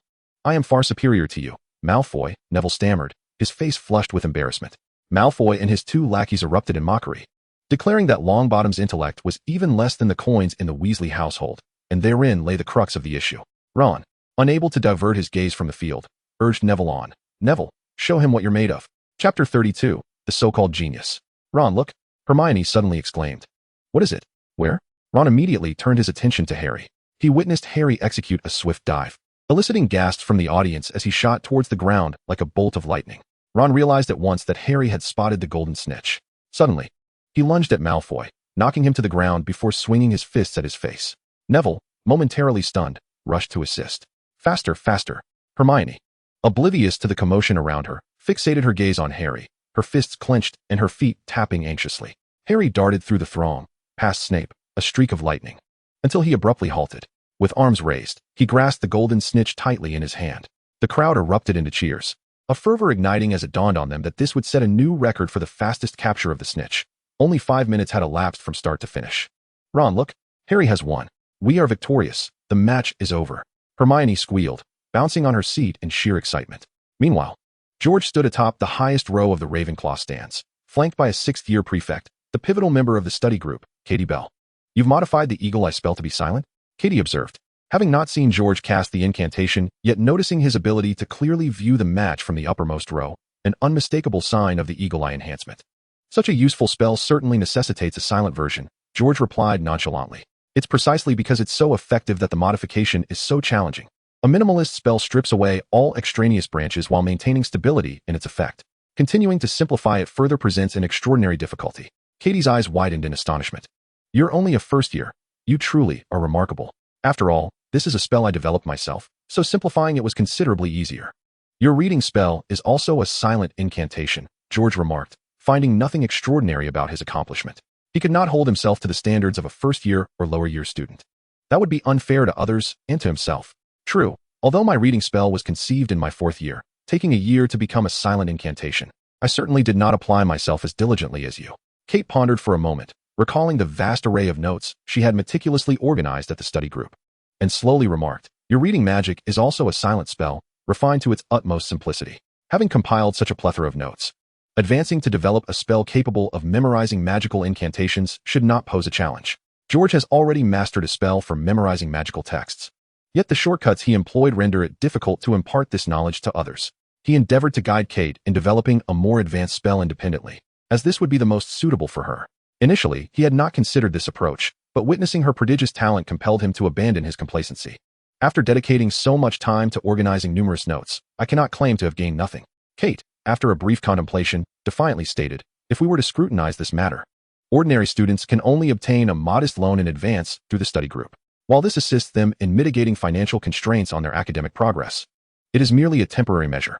Unlike Harry, Hermione, and their peers, who are merely first-year students with a scant grasp of foundational knowledge. Even the notes from upperclassmen serve merely as a dictionary or reference book. In contrast, Kate, as an exemplary 6th-year student, has mastered all her coursework. Her focus is simply influenced by her individual circumstances. This time, Kate invested considerable effort in compiling comprehensive notes from her entire year. The notes from high-achieving students across various subjects, their distinct thought processes, diverse learning perspectives, and even their insights and spellcasting techniques. For Kate, who possesses remarkable reading skills augmented by reading magic, these notes have truly transformed her understanding, allowing her to integrate and synthesize knowledge. Genius? Monster? George dismissed the accolades directed at Kate. If truth be told, he acknowledged that he had not been idle since his birth, yet he would not consider himself a genius. Ultimately, he merely leveraged his advantages from the outset, allowing the momentum of his strengths to accumulate like a snowball. This formidable advantage would continue to expand over time, ultimately creating an insurmountable disparity, a fundamental distinction between the Dark Lord and ordinary wizards. Having lived 2 lives, George had long scoffed at notions of intelligence and genius. The previously established theory of 10,000 hours of practice had already demonstrated that such dedication is sufficient to elevate one to a world-class stature. His own experiences across 2 lifetimes provided a stark contrast, rendering him impervious to the illusions of talent and aptitude. In his past life, he achieved nothing. Yet he would not attribute this to a lack of intelligence or innate ability. If he were to assign blame, it would be for his inability to control himself, to derive satisfaction and joy from learning and hard work. Since childhood, he had developed a tendency towards distraction, and suddenly, learning and effort ceased to yield positive reinforcement while his family perpetually cast a shadow of negativity. He was compelled to restrain himself amidst constant negative emotions. This suppression and exertion drained his entire energy, depleting his vitality for life. Like one possessed by a dementor, merely existing had drained his very essence. How could such a person possibly achieve greatness? The world is inherently unjust. The majority of individuals merely strive to exist, expending their utmost energy. They must deplete their passions to merely become ordinary, rather than plummet to the lowest echelons of society. From the moment of birth, disparities arise, not rooted in innate talent or intelligence, but rather in the environment and circumstances of survival. Upon entering Hogwarts, Harry was a frail little lad. Despite the fact that his parents were not short, after consuming nutritious meals, he rapidly developed into a robust figure, his stature increasing significantly. Much like Harry's height and Draco's derisive taunts about his lack of companionship, none of this was Harry's fault. These elements merely reflect his survival environment and template. He was compelled to reside with his aunt and uncle, enduring hunger and weakness due to his parents' demise. Thus, he became a target for Draco's ridicule, circumstances beyond his control. Yet he bore the brunt of the world's malevolence. Chapter 33, Harry's Revelation. The world never grants fairness. Human growth and innate abilities require experiences and nourishment for cultivation. It was only upon arriving at Hogwarts that Harry was afforded the opportunity to transcend his survival environment and alter his life's template. When he had no choice but to stay with his aunt and uncle, he faced hunger, growing into a frail and diminutive boy. Subject to mockery from peers and girls alike due to his stature, he was perpetually subjected to the hostility of his aunt and uncle, their malice akin to dementors, draining Harry of all positive energy, potentially leading him to a life of mediocrity or, worse, to succumb to the negativity, becoming like his aunt and cousin. Ultimately, only a slim chance remained for him to preserve his kindness and love for life amidst the cracks, yet his heart would forever bear the scars of an unerasable battlefield. George does not believe in genius, nor does he think himself inferior to it. His dual experiences have instilled in him the conviction that everything has its reasons. Even if he cannot comprehend it immediately, or if he knows yet cannot control it, every occurrence has its cause. The tempest of the butterfly effect necessitates the fluttering of a butterfly's wings at the outset, and such a storm will certainly not manifest directly beneath the butterfly. Thus, he believes that advantages can be continuously accumulated, much like a small snowball at the beginning of a long runway, ultimately growing larger as it rolls over all obstacles in its path. However, each phase, the initial snowball, the runway, and the entire process, is indispensable. Should any element of this environment be absent, the final, formidable snowball will not come to fruition. He also understands that he need not become a genius himself, nor does he require Harry, Ron, or Hermione to possess the fated fortune that guarantees victory as depicted in tales. He merely needs to perpetually roll his own snowball of advantages. As long as the process remains uninterrupted, this will eventually culminate in what is deemed destiny. Not only is George accumulating his own snowball of advantages, but he is also assisting Harry, Ron, Hermione, and even Kate in building their own. If possible, he aspires to aid even more individuals in generating their advantageous snowballs. He believed and anticipated that when the new generation of young wizards amassed an enormous advantage, manifesting an unimaginable power, what could a mere Voldemort possibly signify? Today's Quidditch match concluded with astonishing swiftness, as Harry set a record for the fastest capture of the golden snitch. George intended to congratulate Harry, yet it was evident that Harry was surrounded by his teammates. Hoisted onto their shoulders and tossed into the air, George approached Ron and Hermione, fellow Gryffindors and victors of the day. Ron, still bleeding from his nose, was inexplicably elated. He had awaited this moment for far too long. He exclaimed to George, "I gave Malfoy a proper beating. I've been looking for this opportunity for ages." I even blackened his eyes. Ron laughed heartily, recalling how most of their classes with Malfoy were taught by Snape, who displayed blatant favoritism and harbored a deep-seated animosity towards Harry. Often, it was Malfoy who openly provoked and mocked them, leaving them with little chance to retaliate. Today, seizing the opportunity to decisively confront Malfoy brought Ron greater joy than winning the match itself. Neville remained unconscious after bravely confronting Crabbe and Goyle alone, but Madame Pomfrey assured them she could swiftly restore him. Neville's courage today earned him newfound respect. He had charged at Crabbe and Goyle, effectively restraining them and allowing Ron to finally retaliate against Malfoy. It was indeed a day worth celebrating. Harry won the match, Ron triumphed over Malfoy, and Neville impressed everyone. George never hesitated to bestow praise upon his friends in moments of joy. "Yes, we must celebrate this day. Let us head to the common room to prepare. When Harry emerges, we shall commence our festivities." Ron felt that such a splendid occasion deserved commemoration, pondering when he might next have the chance to confront Malfoy again. However, Harry seemed to have been delayed. They waited quite a while in the common room without sight of him. Concerned, Ron and Hermione enlisted George to venture out in search of him. Fortunately, there was no alarming incident, and they soon spotted Harry. "Where have you been, Harry?" Hermione inquired, her tone sharp with displeasure.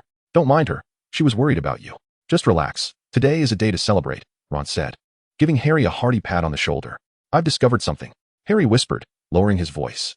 "Let us find a place where I can share what I've found." Intrigued by Harry's air of mystery, they quickly sought an empty room. As Harry cautiously closed the door, George discreetly cast a silencing charm.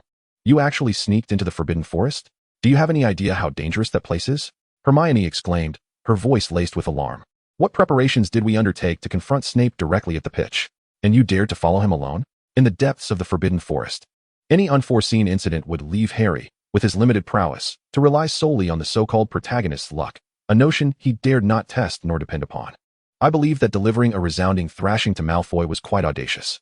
Ron, too, would not support Harry in such matters, and Harry's boldness left him somewhat astonished. Amidst the astonishment and dissent of others, Harry began to comprehend the gravity of his actions. During the competition, he had been quaking in fear. After the contest, he had unwittingly pursued Snape into the Forbidden Forest, and the mere thought of it filled him with trepidation. "I apologize, I nearly lost my senses. Riding on the broom made me feel exceptionally special, and I had grown overly confident." Reflecting on these thoughts, Harry promptly expressed his regrets to everyone. Chapter 34, The Grand Conspiracy. "Very well, I must exercise greater caution in future flights. A broomstick cannot shield one from a skilled wizard." With Harry's apology, George hoped that the group would not dwell on past events. Harry continued to assure them that such a situation would not recur, and only then did Hermione extend her forgiveness. Harry resumed recounting subsequent events. "I followed Snape into the Forbidden Forest, concealing myself within a towering fir tree. Observing Snape's intentions, does this imply that our earlier suspicions were indeed correct? The three-headed dog, Fluffy, guards the Sorcerer's Stone, and Snape seeks to steal it, having coerced Quirrell into aiding him. He aimed to extract from Quirrell the means to thwart Fluffy, referencing Quirrell's little tricks." Hermione meticulously analyzed the unfolding situation. Could it be that there are additional safeguards aside from Fluffy? This makes sense. The protection of the Sorcerer's Stone involves not only Fluffy, but also a myriad of enchantments, including Quirrell's spells, which Snape has manipulated through coercion. Hermione presented a logical deduction. Thus, unless Quirrell can withstand Snape, the Sorcerer's Stone is in peril? Ron appeared somewhat alarmed. "You have overlooked a crucial detail, allegiance. Snape and Quirrell are both fearful of a more formidable individual, serving a mysterious figure." George pointed out the significant information that Harry and the others had missed. The mysterious figure. Upon hearing this term, Ron instantly shrieked. For years, it had become the code name for that individual. As the mention of the mysterious figure echoed, Harry's heart tightened. No one in the room had a closer connection to him than this enigmatic entity. The mysterious figure was dead, or perhaps it was someone entirely different. Hermione, hailing from the mundane world, possessed no inherent fear of the mysterious figure. This person wields considerable power, capable of instilling fear in both Snape and Quirrell. But certainly not Dumbledore, George speculated, attempting to eliminate one possibility. Could it be Lucius? He must have ties to Snape. Ron's eyes lit up as a realization struck him. Lucius was a confidant of the mysterious figure, and after that figure's disappearance, his influence had grown immensely. As Ron's voice dwindled to a whisper, he concluded, "Such reasoning is astute. As Hagrid mentioned, this adventure involves individuals and matters of great peril. Nicholas Flamel is a distinguished alchemist, and his Philosopher's Stone is indeed a treasure of immense value. Such a formidable individual entrusted his precious creation to Albus Dumbledore for safekeeping. Hidden away in Hogwarts. At this point, George cast a sweeping glance over the gathering. The treasure necessitated the vigilant guardianship of a three-headed dog. Alongside a plethora of traps and enchantments devised to thwart a dreadful adversary, Hermione added. Goodness! Ron gasped, gripping Harry's robes tightly, his voice trembling as he spoke. The Philosopher's Stone is capable of producing gold and the elixir of life. Voldemort may not be risking everything for mere gold. Following Voldemort's disappearance, some of his minions remained active, aiding him in the search for the stone that could yield the elixir of life. George, no longer evasive, articulated the final deduction. The minions of Voldemort were attempting to resurrect him through the elixir of life. Clenching his fists, Harry's complexion turned pale as he voiced his conclusion. As they absorbed these chilling revelations, the previously subtle clues coalescing into a harrowing reality left them momentarily speechless. They were but first-year students, suddenly confronted with the most powerful, terrifying, and malevolent enemy in the wizarding world, Voldemort. They were merely tugging at a thread, inadvertently pulling forth a monstrous serpent, leaving Harry, Ron, and Hermione in stunned silence. Now, let us not be frightened. We are merely first-year students, and there are professors at the school. The matters concerning Voldemort will not immediately fall upon our shoulders. From their investigation, they reached a dreadful conclusion, a significant victory, yet George hoped that this realization would not instill fear within them. Indeed, I wager Dumbledore is already aware, which is why he has taken every precaution, not only with the three-headed dog, Fluffy, but also with a multitude of traps and spells. Hermione began to seek optimistic factors. Although Snape is attempting to steal the Philosopher's Stone, Ron muttered quietly. How many times must I say this? You all need to fortify your skills, George reiterated. At this, laughter erupted among them. At least the process of learning spells and mastering new incantations brought them some solace and confidence. Draco Malfoy was infuriated, that wretched Ron. That insufferable Weasley dared to strike him. His own father, Lucius, had never laid a hand on him. Crabbe and Goyle, those imbeciles, did not assist at all. They were ensnared by that worthless Neville. Recalling Ron's punch to his face, he felt a twinge of pain at the corner of his eye. This matter is far from over. I shall ensure that the Weasley scoundrel is expelled from the school, along with Harry Potter. The mere thought of Harry Potter stirred Malfoy's frustration. Heaven help him, he genuinely believed he was Harry's true friend. How could Harry reject him? How dare he? After all, he was the one who had known Harry Potter since childhood. Malfoy seethed. How could the heir of the Malfoy lineage be oblivious to Harry? How could he not regard Harry with the utmost importance? From the earliest moments of his memory, Draco's life had been intertwined with that of Harry Potter, and his father, Lucius, spoke of Harry with an intricate mix of emotions. Chapter 35, The Heart's Whisper of Malfoy. Malfoy harbored exceedingly complex feelings towards Harry. From the moment of Harry's birth, the fates of many, including his father and himself, had been irrevocably altered. As he began to comprehend the world around him, he was incessantly reminded of this name, often compared to Harry. All his endeavors paled in comparison to the singular name of Harry Potter. Yet, Malfoy felt no envy. He had long anticipated meeting the boy who had survived against all odds, believing that they would ultimately become the best of friends. Malfoy envisioned a future in which Harry would join Slytherin alongside him. They would support one another, bound by brotherhood, and together they would dominate the school, crafting legends. How dare Potter treat him with such disdain? He had audaciously rejected Malfoy's friendship, betraying his goodwill and trampling upon the dignity of Draco Malfoy. The relationship between Malfoy and Harry shattered the illusions he had nurtured for years. The fondness he once felt for Harry was now eclipsed by an equal measure of loathing. Recently, Malfoy had been biding his time, waiting for the opportunity to expel Ron from the school, or at the very least, to ensure that Gryffindor's points were severely docked. He had even covertly followed Harry and Ron, a challenging endeavor. Ever since Harry and his friends had befriended George, their strength had surged, leaving Malfoy feeling increasingly outmatched in his rivalry with Harry. He recognized the necessity of assistance. Crabbe and Goyle were too dim-witted, often unworthy of his company. While he despised the Weasley, he begrudgingly acknowledged that he was smarter than Crabbe and Goyle. Though he loathed Muggleborns, he could not deny Hermione's intelligence. He felt disheartened by his solitary struggle, while Harry had the support of Hermione and Ron, whereas he relied solely on the incompetence of Crabbe and Goyle. Today, Malfoy sensed that a long-awaited opportunity had finally arisen. He observed Harry and his companions whispering in the distance, their recent clandestine visits to Hagrid's hut piquing his interest. Despite Harry's group appearing vigilant and speaking in hushed tones, their alertness was precisely what drew Malfoy's suspicion. He would not be easily deceived. As the bell rang, Harry and his friends abandoned their small spade, rushing outside. Malfoy decided to stealthily follow in their wake. Upon witnessing Harry, Ron, and Hermione eagerly ushered into Hagrid's hut, the door closing mysteriously behind them, Malfoy felt his moment had come. He quietly approached the window, cautiously peering inside. To his astonishment, He beheld Harry and the others gathered around a table, where a large, dark egg trembled, fissures appearing as if something were about to burst forth. Moments later, the egg cracked open, revealing a small dragon that scampered out. They had concealed a dragon egg and successfully hatched it. Malfoy's eyes widened in disbelief, astonished by the vibrancy of the little creature as it fluttered about the table. With fiery orange eyes, a prominent nose, and spiny wings adorning a slender, obsidian body. It emanates an aura of ferocity. When it sneezes, embers shoot forth from its nostrils. Indeed, it is a dragon. Malfoy could not help but stand upright, craning his neck to get a clearer view of this diminutive creature. Suddenly, he spotted Hagrid leaping up and rushing towards him. In a moment of panic, he sprang to his feet, disregarding everything else, and dashed back towards the school. Hagrid had hidden a dragon egg in his hut and successfully hatched a dragon. As Malfoy contemplated this astonishing revelation, he began to scheme on how to implicate Harry and his friends in this affair, ideally driving them out of the school. Raising dragons is illegal. A law prohibiting dragon ownership had been enacted as far back as 1709, and the evidence was irrefutable. They would face arrest and expulsion from the academy. With this thought in mind, Malfoy promptly made his way to the headmaster's office, but after taking only a few steps, he hesitated. Dumbledore was Hagrid's protector. Hagrid had been expelled during his schooling, but had remained at the school due to Dumbledore's intervention. Seeking Dumbledore was not an option.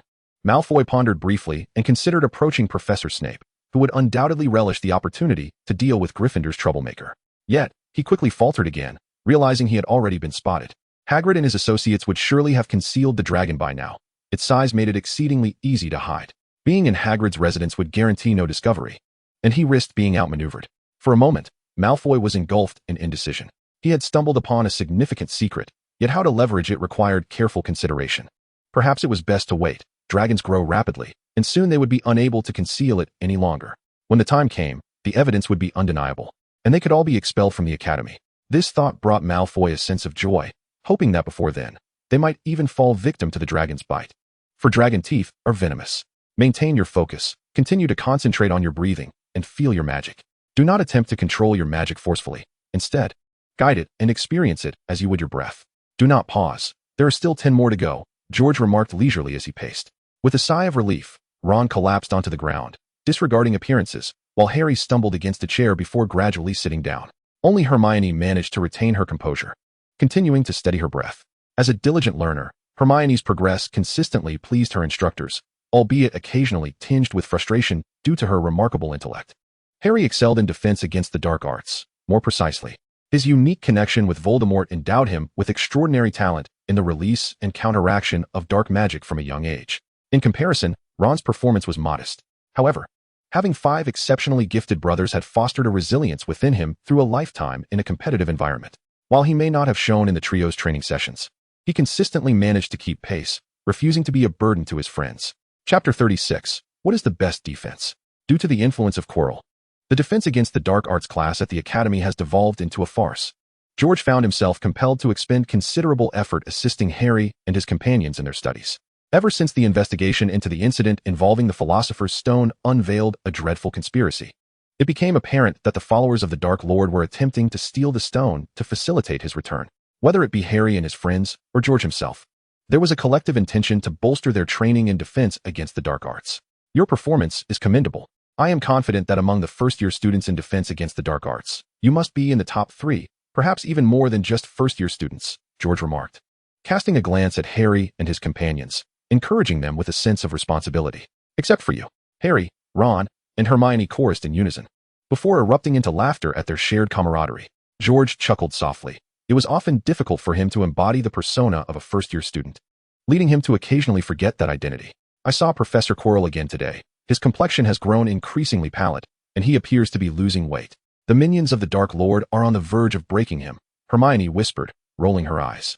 I can hardly restrain myself from approaching him to offer encouragement. Yet I am at a loss for words, she continued. Each time Harry encountered Quirrell recently, he would smile at him, feeling an overwhelming urge to embrace and uplift the beleaguered professor. I advised everyone to refrain from mocking Professor Quirrell, but my words have had little effect, Ron shrugged, his expression one of resignation. Fortunately, Snape remains as irritable as ever. The Philosopher's Stone should be safe for now. Hermione looked to George, hoping he might possess a solution. Is it the shield charm? Harry chimed in, having practiced that spell lately, but he quickly realized that George was inquiring about defense. Awkwardly scratching the back of his head and offering an embarrassed smile. Then why not try launching an attack at me? George suggested. surveying the trio before settling his gaze on Ron. Ron grasped his wand and tentatively cast an attack spell towards George, only to find his legs rendered immobile. As the incantation concluded, George waved his hand, and Ron felt the world spin around him, his body suddenly weightless. With a thud, he landed heavily on the ground, gasping as he involuntarily rolled twice to alleviate the pain. Do you still believe that the best defense is a good offense? George's voice, tinged with amusement, provoked a sense of irritation in Ron. That was quite impressive, but it also hurt, Hermione remarked, watching as George simply waved his wand, causing Ron to soar into the air, eliciting a wave of envy. Soon after, Ron crashed to the ground, his eyelids fluttering in response. Your answer, reminiscent of A Knight's Tale, is absurdly incorrect. I cannot expect you to grasp the right answer now, but I will ensure you remember the consequences of a standard, ludicrously wrong answer.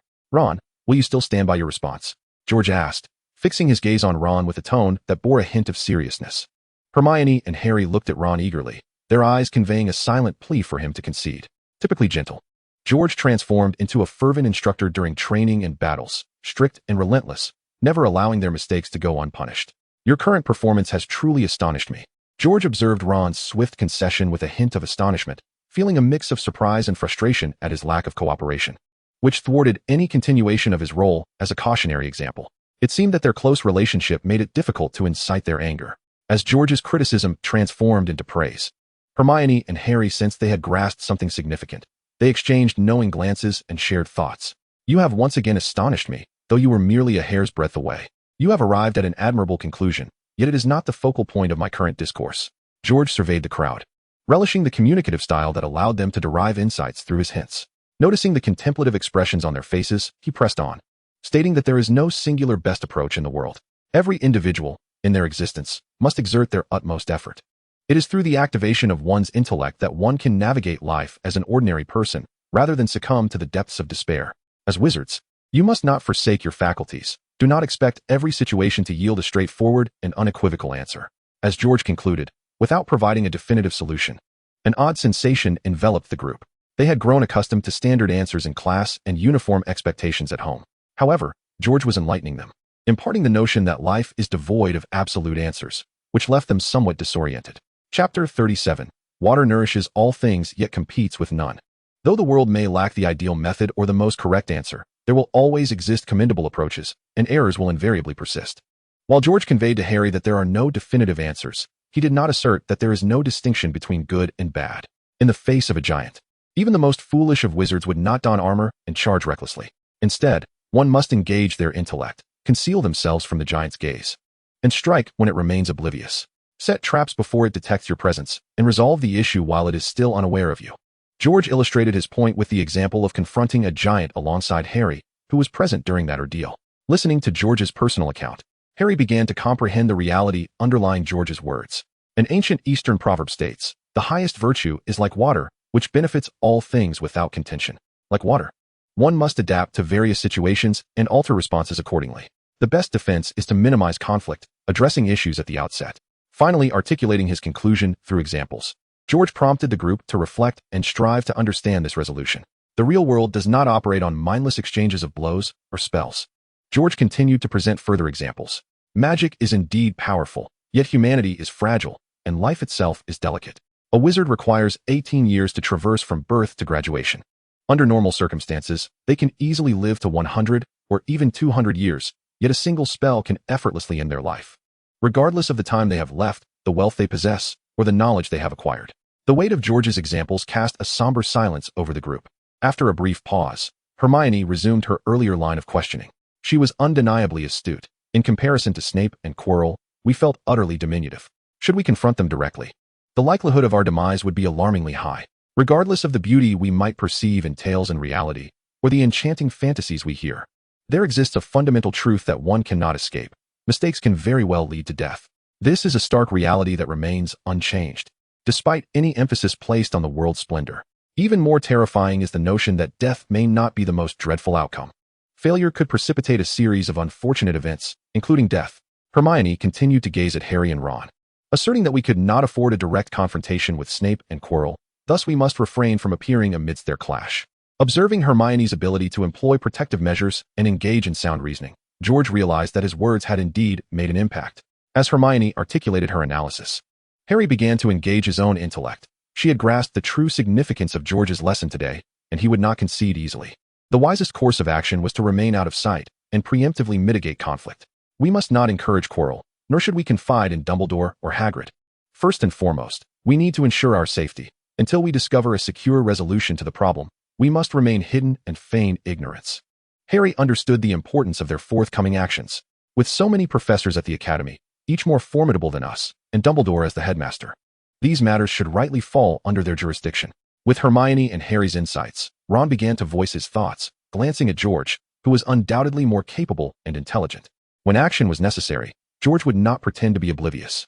Observing Ron's gaze, Hermione and Harry simultaneously acknowledged this truth, feeling a wave of relief wash over them. No wonder George seemed unperturbed. Even Hagrid remained calm. It was we three who had been overly anxious. Hermione twirled lightly, easing her tension. As I mentioned earlier, our current endeavors, learning, training, and strengthening our abilities, do not necessitate hiding or pretending to be unaware. However, we must avoid errant actions born of unwarranted haste. George had consistently guided everyone toward a stable direction. Excessive eagerness or avoidance could yield unfavorable results. Thank you, George. I feel much more at ease, Hermione remarked, stretching languidly. With George's guidance, she realized her worries had been somewhat excessive. Perhaps it was time to scale back on training? We should focus on reviewing our studies in preparation for the exams. Hermione said this as she turned to look at Harry and Ron. Both Ron and Harry wore expressions of anticipation. As first-year students, passing their final exams was crucial for progression to the second year. This was paramount for every student. And despite their commendable grades, they dared not be negligent in the slightest. The teachers shared this sentiment, inundating them with a plethora of review materials and assignments. Similarly, due to their fear of the mysterious figure, they could not afford to neglect their training in spells, with time being wholly consumed. This is unacceptable. The training in spells is of paramount importance, even more so than academic assignments. I hold firm belief that you shall undoubtedly excel in your examinations. George promptly declined. He would certainly not acquiesce, for he deemed that in critical moments, an armor charm and a disillusionment charm are the true safeguards for their safety. Observing the expressions of Harry and the others shift from anticipation to disappointment, George continued to elucidate that the academy is a secure haven. Should you make any discoveries, feel free to inform the professors or even confide in me. However, akin to the last incident with the troll or when Harry foolishly pursued Snape, unforeseen events may arise. In such moments, it is only your wand and the spells you command that can offer protection. At this juncture, George's demeanor turned earnest, for at the very least, they would sustain you until assistance arrives. Listening to George recount his experiences as cautionary tales, Harry felt a twinge of embarrassment, and his resolve to diminish training waned. George clapped his hands and continued, from a positive perspective, regardless of whether it be dueling or studying, you have surpassed Malfoy. He cannot practice the leglocker curse on you, as he did with Neville. The last time, Neville had a fierce altercation with Crabbe and Goyle, which left him unconscious. While Malfoy, lacking his usual entourage, received a sound thrashing from Ron. He has since recovered and gained a modicum of courage. Yet he remains vastly outmatched by Malfoy and is still subject to bullying. Ron nodded in agreement. Now, with Hermione and George as support, he has risen to the top of his studies. Chapter 38. I dislike dragons. In comparison to the potential detriment to their studies, it is far more crucial that he does not fall short of Malfoy in strength. Moreover, he had previously dealt Malfoy a blow. Whether seeking another opportunity to strike or guarding against Malfoy's retaliation, the training in spells must continue unabated. Speaking of Neville, Harry recalled that he had already taught Neville the summoning charm. However, George had also mentioned that one chooses the charm, and the charm chooses the individual. While George was confident he could eventually teach Neville the summoning charm, he harbored his own uncertainties. Hermione, witnessing George effortlessly persuade Harry and Ron, recognized that their hopes of reducing training were now dashed. Fortunately, she has always been an academic prodigy, finding these matters considerably easier to handle than Harry and Ron, and she was not overly perturbed. Nonetheless, upon the mention of Malfoy, another thought crossed her mind. Hagrid's dragon, which Malfoy discovered in the hut. As Hermione observed that their hopes of less training were futile, she brought forth another piece of information regarding Malfoy. Furthermore, George, I am utterly perplexed by your disinterest in Hagrid's dragon. Hermione gazed at George, eager to hear his reasoning, as she was curious about his lack of interest in dragons. I am not merely disinterested in dragons. I find uncontrolled creatures rather unappealing. Facing the curious gazes of those surrounding him, George expressed his exasperation. It must be noted that George has always been a person lacking in security. He has never owned a pet, though he has observed others with theirs. It cannot be said that he harbors a dislike for pets, nor would he hinder others from keeping them. However, if given the choice, he would undoubtedly decline without hesitation. If he must have a pet, It would surely begin with plants, and only in dire circumstances would he consider fish, birds, or other confined creatures. Only after that would he contemplate small pets like cats. And large animals would be entirely out of the question. Even now, upon hearing the astonishing news that Hagrid possesses a renowned magical creature, a dragon, he remains disinterested. This disinterest may stem from his prior knowledge acquired through numerous texts, which reveal the difficulty of taming such beasts, rendering them of little practical use.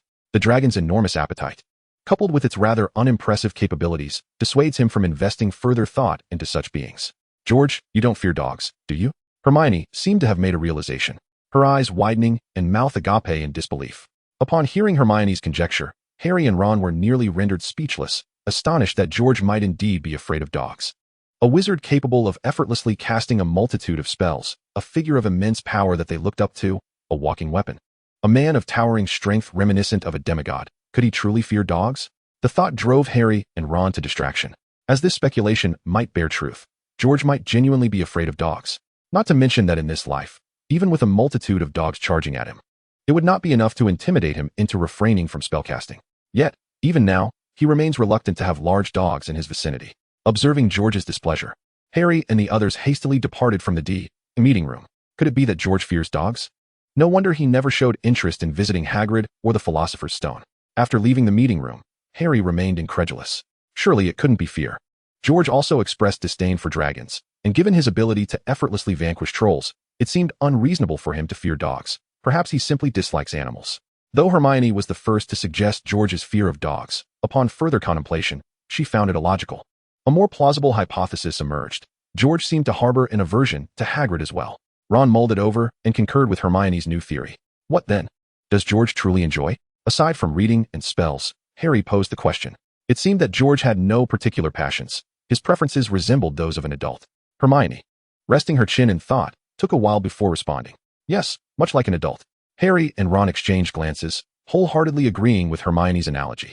However, when it comes to dislikes, he does not resemble an adult at all. With that, the trio erupted into laughter. George's aversion to dragons is understandable. Not to mention the creature's challenging taming. Its vast appetite and lackluster abilities considerably diminish its worth. Soon enough, reality would affirm George's judgment, as Ron was bitten by Norbert, Hagrid's Norwegian Ridgeback. Harry and the others were too intimidated to seek medical assistance or approach Madame Pomfrey. Fortunately, George was capable of addressing such injuries. Nevertheless, Ron ultimately had to visit the hospital for recuperation, though thanks to George's treatment, his wound would no longer be evident. Dragons are far from benign creatures. Subsequently, both Hagrid and his hound Fong suffered bites from the dragon. However, they are certainly more resilient than Ron. Harry and Hermione were eagerly anticipating their escape from the Norwegian Ridgeback named Norbert. Yet, this was not their sole predicament. It appeared that Malfoy had caught wind of their plans, and he would undoubtedly seek to exploit the situation to their detriment. Consequently, Harry and Hermione found themselves compelled to enlist George's assistance. On a moonless and blustery Saturday night, they made their way to Hagrid's humble abode, which he had prepared for their clandestine endeavor.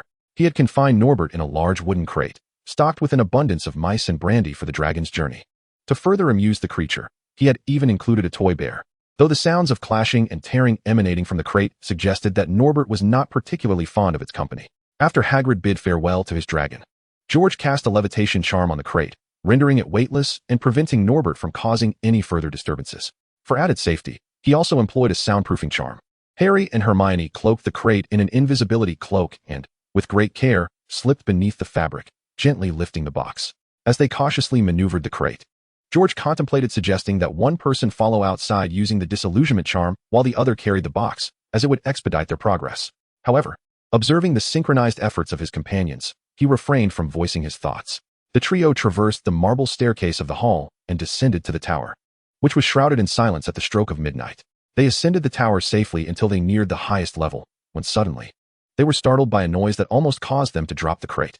Fortunately, George was vigilant and steadied the crate, allowing them to retreat into the shadows.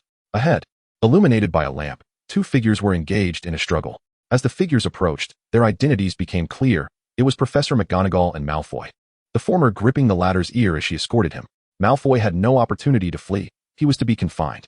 In her typically icy and stern tone, McGonagall reprimanded him for roaming the castle in the dead of night, deducting 20 points from Slytherin and warning him against any future transgressions. Malfoy, his face a mask of disbelief, attempted to justify his actions, claiming, "It's not what it seems, Professor." Harry Potter brought a dragon, and I was here to catch him. Yet, McGonagall would not be swayed by his excuses, retorting, "Do not attempt to deceive me. I shall report you to Professor Snape and let him decide your fate." Ignoring Malfoy's protests, McGonagall continued to lead him away, eliciting a wave of exhilaration from Harry and Hermione. What fortuitous luck that Malfoy was to be confined.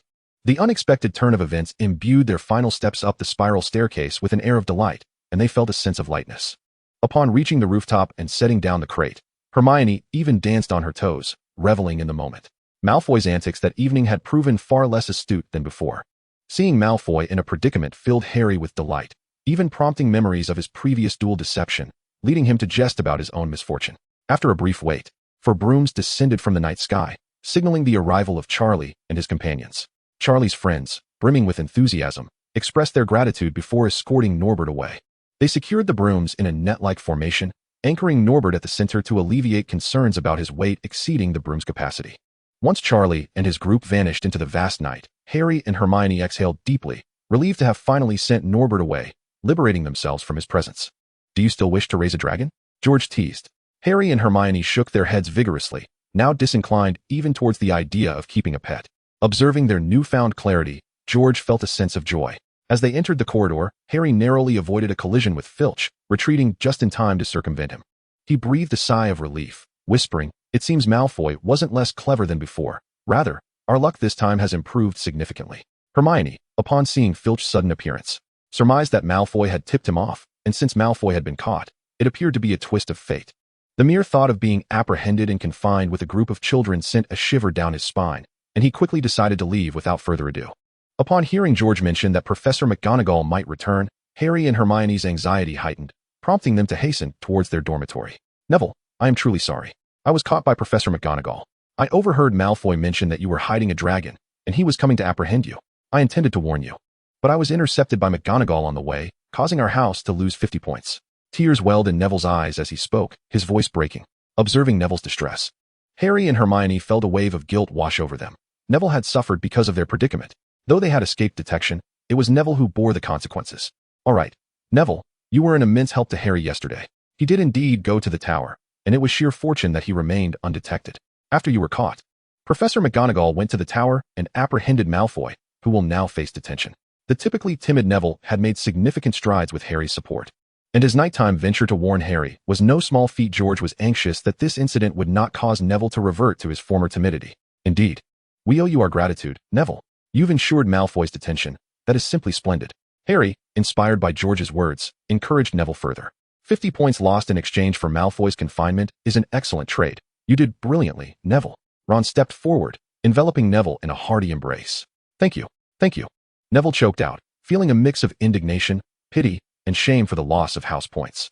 Yet now, hearing Harry's affirmations, he realized that his actions had ultimately resulted in a positive outcome. Harry's encouragement deeply moved him. Reflecting on the fact that Malfoy had also been deducted 20 points and confined, he felt that having lost 50 points was no longer so disheartening. Subsequently, events unfolded rather positively, bolstered by the support of Harry and others, and the news of Malfoy's confinement. Neville's deduction of 50 points seemed less severe. Chapter 40, What Went Awry? Hermione continued to actively contribute to the school's points, while Harry engaged more earnestly in Quidditch practice, and the house points gradually accumulated. With exams approaching, Harry and his companions prepared diligently, ready to showcase their abilities during the tests. However, unexpected occurrences sometimes arose. One afternoon, as Harry exited the library, he heard muffled sobs from a nearby classroom. As he passed, he recognized Professor Quirrell's voice. "Please, I cannot do this," he heard Quirrell plead. Alarmed, Harry realized someone was threatening him and cautiously drew closer. All right, Quirrell's voice trembled in response. Soon after, Harry observed Quirrell hastily exiting the classroom, one hand adjusting his scarf. His pallid complexion and reddened eyes suggested he was on the verge of tears. Harry concealed himself, waiting for Quirrell to distance himself before quietly peering into the classroom. It was empty, save for a door slightly ajar. He felt compelled to follow, but recalled his previous assurances to his friends, recognizing he could not jeopardize their safety alone. Summoning Hermione and Ron, they sought out George and recounted the entire incident. "At least you didn't follow Quirrell and Snape. That's commendable," George remarked, appreciating Harry's prudence. "Snape's about to achieve his goals, and Quirrell has succumbed. Thus, he likely knows how to break the curse," Ron mused, his head bowed in contemplation. "There must be a way to get past Fluffy, perhaps without even consulting Hagrid," Ron suggested, glancing around. I suspect the library's collection holds the key to safely bypassing the three-headed dog. We need to devise a plan. What do you think, Harry? Harry had always harbored a keen interest in Snape's secrets. As the adage goes, one's enemies often know them best. He yearned to uncover Snape's hidden truths, expose his schemes, and thwart his machinations. Before Harry could respond, Hermione interjected, insisting they inform Dumbledore, the headmaster and protector of the school, as such matters should fall within his purview. But we lack evidence, Harry countered, noting Hermione's hesitation. Quirrell would certainly not testify. He is terrified. If Snape simply denies everything, no one will have proof. He is a professor, and we are merely students. Our animosity towards him is well known, making it even less likely anyone would believe us. Dumbledore might even suspect we are lying, and even Filch would yield to Snape's influence. We are too weak and lack evidence. Merely knowing about the Philosopher's Stone and the three-headed dog contravenes school regulations, Harry methodically reasoned, concluding that revealing their knowledge to Dumbledore was unwise. Understanding the validity of Harry's arguments, Hermione turned her gaze towards George, seeking his support in their deliberations. Harry's analysis was indeed correct. We lack the necessary evidence. Moreover, as students, we cannot accuse a professor at this juncture. George tapped his fingers on the table, methodically reasoning that Quirrell is unreliable, Filch is untrustworthy. Snape is even less so, and Dumbledore would not believe us either. You must first understand this. What shall we do then? Hermione listened to George's analysis, feeling increasingly at a loss. Do you truly intend for just the three of you to save the school, and even the Wizarding World? To confront the Dark Lord? George drummed his fingers on the table, posing a question and observing the expressions of those around him. He added, very well, make that four. Therefore, let us focus on our examinations, which are scheduled for next week. Seeing that George was unwilling to support Harry's initiative, Hermione felt a wave of relief wash over her. Shall we then do nothing? Harry, still somewhat discontent, attempted to alter George's perspective. No, patience and waiting are paramount. George rose, looking down at Harry, reminding him, remember, the world does not revolve around you, nor around me. Snape and his cohorts will make mistakes, and Dumbledore will have his responses. We are merely hunters in the shadows. If the need arises, we may wield our weapons. But it is Dumbledore and the Wizarding World who face them directly. Do not shoulder the weight of the entire world upon yourself. Not because it would crush you, but because you would break it. George spoke slowly, affirming his stance. Before attempting to save the world, you should concern yourself with your examination results. While I am not worried you would fail, I certainly do not wish for you to be outperformed by Malfoy. With George's support, Hermione felt a surge of happiness and endeavored to redirect everyone's focus back to the upcoming exams. Malfoy was running desperately, sprinting with all his might, emitting terrifying screams that he could scarcely believe were his own. He had never run so fast. The chill wind of the forbidden forest whipped past his ears, puffing up his coat and filling his robes, making him feel as if he were soaring on a Nimbus 2000. He could not feel his legs, yet they moved with the speed of light, nearly lifting him off the ground. His body felt as though it was floating, and his thoughts were adrift. He almost forgot what he was doing. He was simply running, like the wind. Suddenly, realization struck him. Things were terribly awry. This was not how it should be. He had uncovered Harry and his friend's secret. Hagrid and the trio had raised a dragon, a fearsome and ferocious creature. This was strictly forbidden by the school, a criminal act that would lead to their expulsion. This was the opportunity he had long awaited. He would use it to expel Hagrid, the Weasleys, and Hermione from the school, while Harry, due to his status as the chosen one, would be spared by virtue of his plea. What had gone wrong? Malfoy's thoughts continued to swirl. This was a prime opportunity, albeit slightly challenging to seize, yet the clever Malfoy already had a plan. Hagrid would keep the dragon hidden away, and Dumbledore would shield them, but Malfoy knew how to capture them, how to catch them red-handed. Chapter 41, The Slain Unicorn.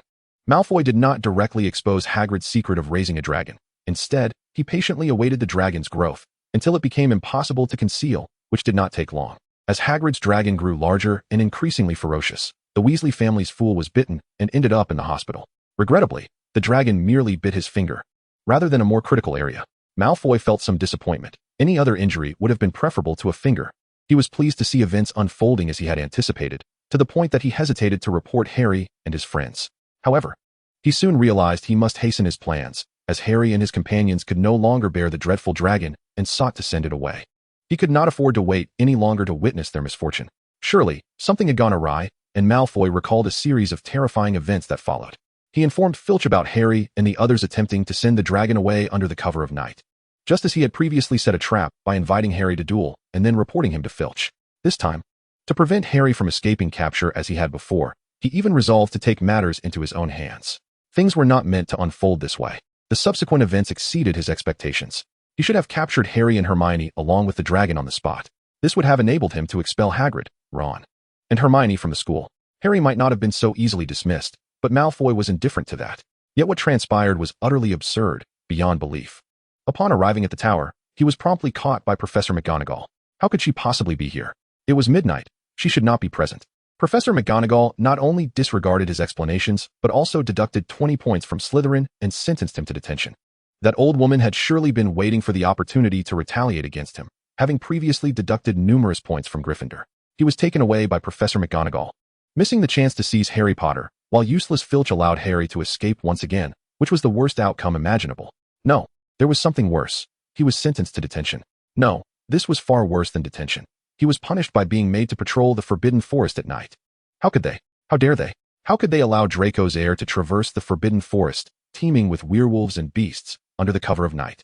Malfoy recalled the events leading up to this moment, cursing Hagrid and McGonagall. They must have known about the dreadful creatures lurking in the Forbidden Forest. The very beasts that had slain several unicorns.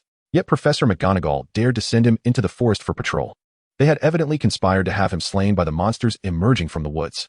They had nearly succeeded. Malfoy finally remembered why he had fled. What he had been evading. The monsters were terrifying. He swore he had never encountered such malevolent, horrific creatures. In the Forbidden Forest, Hagrid, under the pretense of investigating unicorns, distanced himself from Draco, leaving him with a useless hound. Cautiously, he followed the dog, Yaya, who nearly led him to his demise.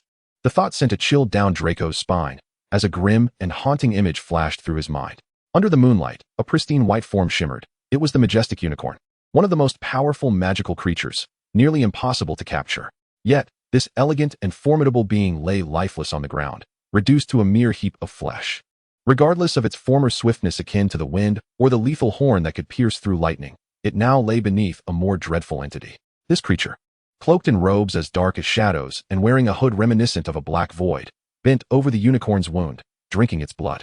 In the recesses of his memory, Draco recalled only the imperative to run faster and farther from that terrifying monster. He would not fulfill his enemy's expectations of quietly succumbing to the creature, nor would he meet his end in the Forbidden Forest without a fight. Draco ran relentlessly, desperately, until the very moment his eyes closed in finality, he was still running. George urged everyone to focus on the exam, patiently waiting for an opportunity when Snape would reveal a flaw, yet the days of waiting proved far more arduous than anticipated. This unfortunate fate befell Draco, but even though Harry and Ron despised him, they could not find joy in his predicament. Days had passed, nearly erasing the memory of Draco's impending detention, but soon they were reminded with clarity. I have discovered that unicorns are extraordinary magical beings, protected by a unique magical force due to their purity and kindness. Hermione, cautiously observing her companions, began to share the knowledge she had gleaned from her research. The blood of a unicorn possesses life-sustaining properties, even for those on the brink of death, imbued with immense magical power. However, no one would dare to use unicorn blood lightly to prolong life. For the act of slaughtering such a pure creature and drinking its blood would curse the perpetrator from that moment forth, transforming them into a wretched being. Hermione furrowed her brow, aware that while information on unicorns was readily available, the identity of that monster remained elusive. Draco had awakened from his hospital slumber, displaying a calm demeanor, devoid of any loud outbursts, which unnerved those around him. He spoke of the monster as a terrifying dark wizard. Ron visited Draco, intending to revel in his misfortune, but the latter's demeanor quelled any sense of glee. A half-dead, cursed existence now roamed the Forbidden Forest, while within the school lay the Philosopher's Stone, capable of reviving the nearly lifeless. Harry's voice turned cold as he felt the familiar sting of his forehead scar. A more dreadful hypothesis took shape in his mind. Voldemort was not merely returning. He had already returned, hiding in the Forbidden Forest, with only Snape standing between him and the theft of the Philosopher's Stone. Harry felt that the scar on his forehead was not only searing his flesh, but also scorching his very soul. His voice was laced with a biting intensity as he struggled to rein in his burgeoning fury. Chapter 42. The Return of Voldemort. Voldemort had manifested. Their actions were imminent, and they could not allow him to obtain the Philosopher's Stone. George wore a grave expression, although Voldemort should not have returned at this time. Who could rely solely on luck? At this juncture, the Philosopher's Stone could facilitate Voldemort's revival in the most optimal manner, and it was imperative to minimize any potential surprises or hazards. Fortunately, the incident involving Malfoy had spread throughout the school, and Dumbledore was surely aware. We could seize the opportunity at a critical moment. Hermione frowned, reluctant to involve herself in the matter, yet circumstances left her no choice. The news of Voldemort's return weighed heavily on everyone's hearts. In comparison to Malfoy or Snape, Voldemort was far more terrifying. At least neither Malfoy nor Snape would burst into a classroom during lessons and obliterate everyone in an explosion. After the gathering, they still had to confront a multitude of pressing issues. Harry, in particular, appeared exceptionally anxious, even somewhat disoriented. The stinging scar and relentless nightmares kept him perpetually on edge. Fearing Voldemort's intrusion into the classroom, grappling with the dread of being shattered into pieces. Everyone tried to reassure Harry, insisting that such a calamity would not transpire. Without a flawless resurrection, Voldemort could not contend with Dumbledore. Even if he were to resurrect perfectly, he would still require a cadre of followers to perpetrate his malevolence. However, the relief following the exams was fleeting, as Harry soon made a significant discovery. Hagrid's dragon egg had been sent by Voldemort's minions. They had extracted from Hagrid the means to safely pass Fluffy, as the three-headed dog would fall asleep upon hearing music. Harry hung his head, disheartened by Hagrid's unreliability. At such a critical moment, Dumbledore was absent, and Professor McGonagall was unwilling to believe them, adding to their frustration. They attempted to monitor Snape's movements, but he was far too vigilant, making it nearly impossible. He even threatened to expel Harry. Professor McGonagall regarded them as the villains, declaring that she would deduct 50 points from each of them upon sight. Ron voiced an even more discouraging thought. The situation was not as dire as it seemed. The known protections surrounding the Philosopher's Stone included Hagrid's dog, Quirrell's curse, and Snape's potion. Yet, as long as Dumbledore was not foolish, he would not rely solely on these measures. I believe there must be other professors in the school possessing formidable skills. George endeavored to comfort everyone, asserting that the reality was not as frightening as they imagined. Hermione's eyes sparkled with newfound understanding. She began to concur with George's recent assertion that the professors at the school did not genuinely believe the Philosopher's Stone could be stolen. Their disbelief in them likely stemmed from a confidence in their sufficient countermeasures. It had to be so. Even Quirrell, that coward, and Hagrid, that big oaf, were involved in the protection of the Philosopher's Stone, leaving no reason to exclude other professors. Ron's eyes lit up with excitement. George's reasoning aligned with logic. In truth, from the very beginning, I held skepticism regarding the efficacy of Hagrid's three-headed dog, Fluffy, and the notion that it could safeguard the Philosopher's Stone. To my mind, the only true protection for the stone lay in Professor Dumbledore's own enchantments and his method of securing it. George gently tapped the table, finally voicing his concealed thoughts. Harry's face was ashen, his eyes alight with fervor. I do not trust them. I will sneak in tonight and retrieve the Philosopher's Stone beforehand. Are you out of your mind? Such a statement could surely lead to expulsion. This is no mere threat, nor is it simply a matter of losing points. Hermione exclaimed, astonished that Harry could entertain such a reckless notion. The Professor's power surpasses ours. The stone will not be stolen without a trace. We can wait for them to confront one another and then intervene. George disapproved of Harry's plan, deeming it too radical and perilous. Voldemort murdered my parents when I was but an infant. Their protection is what allowed me to survive. The searing pain from his forehead scar, the relentless nightmares, and the pressure of Voldemort's return drove Harry to the brink of madness. With Harry having conveyed his intentions, what more could the others say? As friends, they could only offer additional counsel and support, though this was not the most prudent course of action. Having resolved to assist Harry from the outset, and considering him a friend, George could not bear to watch Harry venture into danger alone. That night, George did not wait long before he spotted Harry and his companions hastening towards him. However, they were far from possessing George's formidable abilities. They could not conjure illusions to feign rest nor navigate the school with ease. As Harry and his friends prepared to slip away, Neville was determined to thwart them. It was Hermione who ultimately cast the full bodybind curse on Neville, granting them the opportunity to escape. Along the way, they even encountered the insufferable Peeves, despite their invisibility. They could not evade his keen senses. Fortunately, Harry, quick-witted as ever, mimicked the voice of the Bloody Baron, successfully deceiving Peeves. Seizing the moment, he commanded Peeves not to return that night, which was perhaps the sole cause for their rejoicing. Chapter 43, Entering the Tunnel. This was not a promising omen.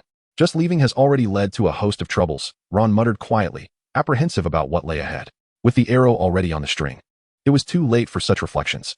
George furrowed his brow, having resolved to act. Now was not the time to succumb to discouragement.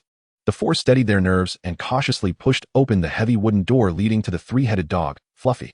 The ancient door creaked ominously, and soon a deep, ferocious growl resonated in their ears. Fluffy was sniffing the air, investigating their presence, with a harp positioned beneath its paws. Hermione felt a surge of anxiety, nervously clutching her clothing and whispering a reminder. Snape has been here. He passed through this way and left the harp. Harry's mind raced, piecing together the implications. Harry, do not delay. Play the flute. I will go down first. George harbored an aversion to dogs, particularly of the larger variety, and he felt a twinge of anxiety, fearing he might inadvertently utter a curse to hasten Harry's actions.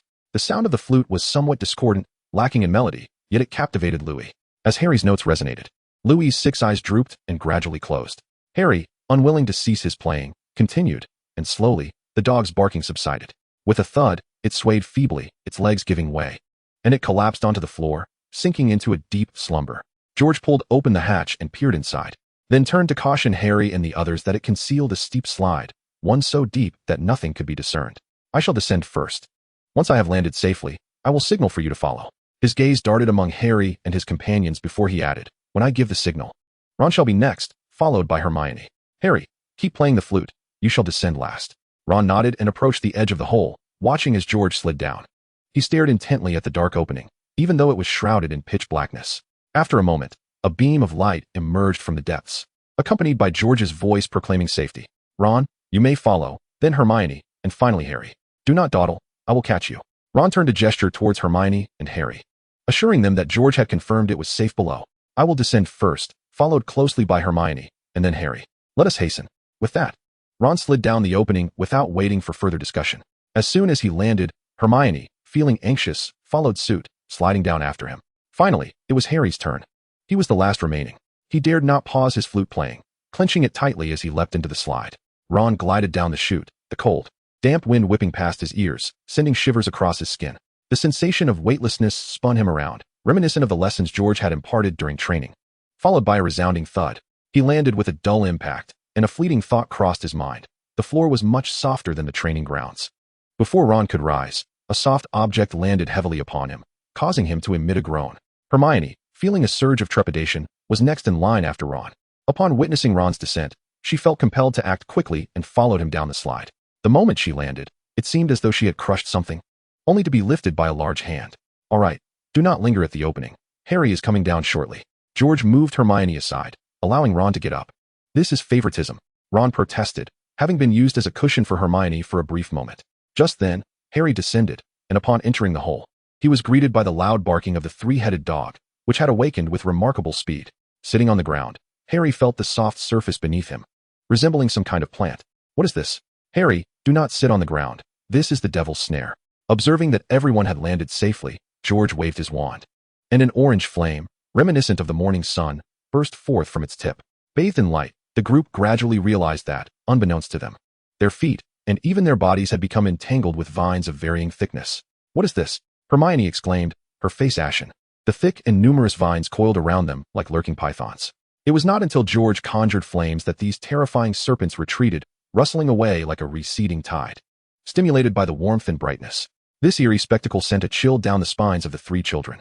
George's words were calm and unperturbed, yet his breath carried a chilling wind, causing their bodies to shudder. In that moment, they truly comprehended the genuine fear and peril that real adventures represented. The orange flames danced cautiously, resembling a miniature sun, illuminating George's composed and resolute visage, chiseled like a statue. The three small figures exchanged glances, recognizing the unspoken understanding and reliable presence within each other, freezing the moment like an ancient painting. We will obtain the Philosopher's Stone and defeat Voldemort. Harry's eyes sparkled with fierce determination, drawing his friends into his resolve. There was no turning back, only victory awaited them. We will save the school and everyone. Ron, too, exhibited a sense of heroism. Let us go. The trio's fervor inspired George, with George leading the way, followed by Harry and Hermione in the center, and Ron bringing up the rear. The four of them proceeded down the solitary stone corridor, connected in purpose. Chapter 44, The Brave Adventure. Water dripped rhythmically down the walls, their footsteps stirring up dust in the corridor as they descended slowly. Listen, it seems there is some commotion ahead, Hermione whispered, slowing her pace. The group followed suit, quieting their steps and straining their ears, discerning a faint rustling sound emanating from ahead. Could it be a ghost? It sounds like something is flapping its wings. I see something moving just up ahead. They traversed the corridor until they reached a brightly lit hall, its ceiling soaring high above them. Countless dazzling birds flitted about like jewels, their wings glimmering in the light, before a stout wooden door that was tightly closed. Will those birds attack us when we cross the hall? Ron surveyed the fluttering creatures with concern. Let us not jump to conclusions. One of us should approach carefully, George suggested, donning his protective armor and cautiously stepping forward, while the birds showed no interest in him. He soon stood before the immovable door, pushing and pulling. Yet it did not budge. A spell to unlock the door with his wand yielded no response. Seeing no immediate danger, Harry and the others followed suit, one by one. What should we do? Ron inquired, twisting the doorknob. These birds might serve a purpose, Hermione observed, regarding the flying creatures above. They aren't merely birds. They are keys. Harry suddenly realized, a revelation illuminating his mind. He scanned the surroundings and spotted several flying broomsticks in a corner. Behold, here lies a flying broomstick. Let us ascend to uncover the key to the exit, which ought to be somewhat distinct from the others. With that, Harry mounted the broom and commenced his search for the key. The multitude of keys here is overwhelming, Ron muttered, yet he grasped a broom and soared into the air, following Harry into the throng of keys. Observing that Harry and Ron had taken to the skies, George chose to remain vigilant on the ground, prepared for any unforeseen events. Harry's flying prowess was indeed remarkable, and he adeptly sought his target. He mused to himself that this task could not be more challenging than capturing a golden snitch. Sure enough, within mere minutes, he spotted it. There, with azure wings, its feathers aligned on one side, as if it had been seized before. Ron, you take the upper position. I shall seize it. Harry signaled for Ron to block it from above while he dove and accelerated, catching up to the key. Before the key could react, it was firmly grasped in his hand. He swiftly descended towards the closed door, the key still struggling in his grasp, which he promptly thrust into the keyhole. With a twist of the key, a click echoed as the lock sprang open. The moment the door swung ajar, the key flew away once more, having been captured twice, rendering it more fragile than before. As the door creaked open, darkness enveloped the interior until someone stepped across the threshold, illuminating the room to reveal a chilling spectacle. They found themselves standing upon a colossal chessboard, facing towering black pieces sculpted from stone, each taller than a man. Opposite them stood a line of white pieces. What now? Harry whispered, unacquainted with the game of chess. We must play a game to reach the other side, Ron observed, surveying the surroundings and articulating his conjecture. How do we play? Hermione, overwhelmed by the grand display, inquired anxiously. Let me take charge of the game, though not particularly skilled. I believe my calculations will surpass those of the professors back at school, George proposed after a moment's thought. Despite his limited experience with chess, he had gleaned enough from reading to possess a fair understanding. Confident that his mathematical acumen would not falter against a wizard with poor logic, George ventured forth, positioning himself in a square of the Black Knight, and to his surprise, the stone figure sprang to life, the knight firmly seated upon its steed, which began to trot slowly. You each find a piece to represent yourselves. Ron shall take the place of another knight, Harry will embody the bishop, and Hermione the castle, George declared after deliberation. As soon as he finished speaking, the two knights, one bishop, and one castle turned away from the chessboard, leaving their vacant squares for the group. During the game, the white pieces moved first. As the four participants took their positions, the white pieces began their deliberate march. George then began to command the black pieces. Responding strategically, though his chess skills were not exceptional, his strong analytical abilities compensated, and the limited intelligence of his opponents worked to his advantage. With careful calculations, piece by piece, they swiftly eliminated a majority of the opposing pieces. Although their side had also sustained losses, George's attentive management ensured that Harry and the others remained unscathed, albeit slightly pale. Are you a bit frightened? After navigating through the chess game, George quietly inquired of everyone, a hint of trepidation in his voice. Although the pieces were made of stone, they were indeed merciless when engaged in combat. Harry's complexion was pale, his knees somewhat weak as he recalled the white pieces toppling one black piece after another, dragging them off the board, leaving him with a lingering sense of dread. He had narrowly escaped such a fate multiple times. I have noticed that the spells arranged by the professors are becoming increasingly peculiar. After enduring one trial after another, George felt an increasingly strange sensation. Were these games designed to protect the Philosopher's Stone, or were they merely a test of bravery? Strangely enough, it did sound plausible when you mentioned it. Hermione was now bouncing about, trying to alleviate the tension. Standing as a piece on the chessboard was indeed a unique experience. As they waited for the opposing pieces to attack, witnessing their comrades being struck down and dragged away, it was hard to deny the anxiety and racing heartbeats they all felt. How had Snape managed to pass through here? There were no damaged pieces in sight. Ron, still shaken, began to ponder how Snape had traversed this place. The thought that Snape was already ahead of them spurred them to move on without delay, passing through a large door and continuing down a corridor. What challenges awaited them next? The chess game had consumed a fair amount of time, and Harry worried that Snape might have already succeeded. Oh, there's still so much left. I hope Snape hasn't already slipped away through another exit, Ron sighed, voicing a rather disheartening possibility. Chapter 45, Discovering Clues. What an excellent idea it would be if Dumbledore could maintain the Philosopher's Stone in its optimal state, thereby thwarting Voldemort's malicious intents for a prolonged period. Hermione immediately concurred with George's perspective. As they conversed while walking, they soon reached the end of the corridor. Facing yet another grand door, George stepped forward and tested the door, which surprisingly opened without incident. As the door swung open, a foul stench reminiscent of sewers and toilets assailed their senses. Fortunately, they had prepared themselves for such an unpleasant surprise, managing to suppress their nausea. Covering their mouths and noses with their garments, they cautiously peered inside to find a massive figure lying motionless on the ground. It was a troll, sporting a large, blood-soaked lump on its head. It was even larger and more ferocious than the troll George and I had encountered previously. Harry scrutinized the troll from head to toe. Perhaps it was an elite among trolls, a mountain troll? Hermione recalled from her readings that the largest and most ferocious of trolls were indeed referred to as mountain trolls. It truly reeks. Avoiding a confrontation with it is a stroke of good fortune, Ron complained, covering his mouth and nose. George first cast a sleeping spell on the troll before urging everyone to quicken their pace and leave the area. They then entered the next door. Now it was Snape's turn. Harry surveyed the empty room before him, which contained only a table adorned with 7 bottles of various shapes. As they all stepped over the threshold, a sudden surge of flames erupted behind them, blocking their exit. This fire was unusual, a deep purple hue, and even from a distance, they could sense the potent magic it contained. At that moment, black flames also flared up at the opposite entrance, leaving them trapped in the center with no way forward or back. Are you suggesting that it was not Snape who sought to steal the Philosopher's Stone, but rather Quirrell? That seems utterly impossible, Ron exclaimed, his face a mask of disbelief. It is still uncertain who truly aims to pilfer the stone.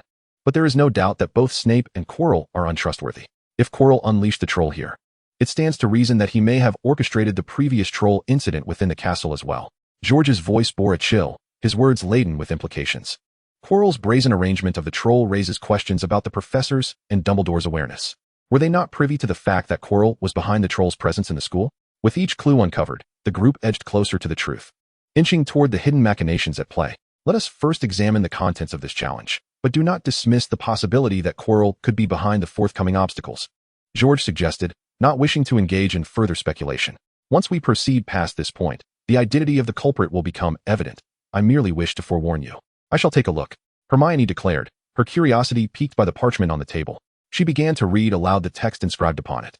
First, regardless of how the poison is concealed, its coordinates lie within the nettle wine. Second, the bottles on either side differ, should you wish to advance. They will not aid you. Third, observe that the sizes of the bottles vary.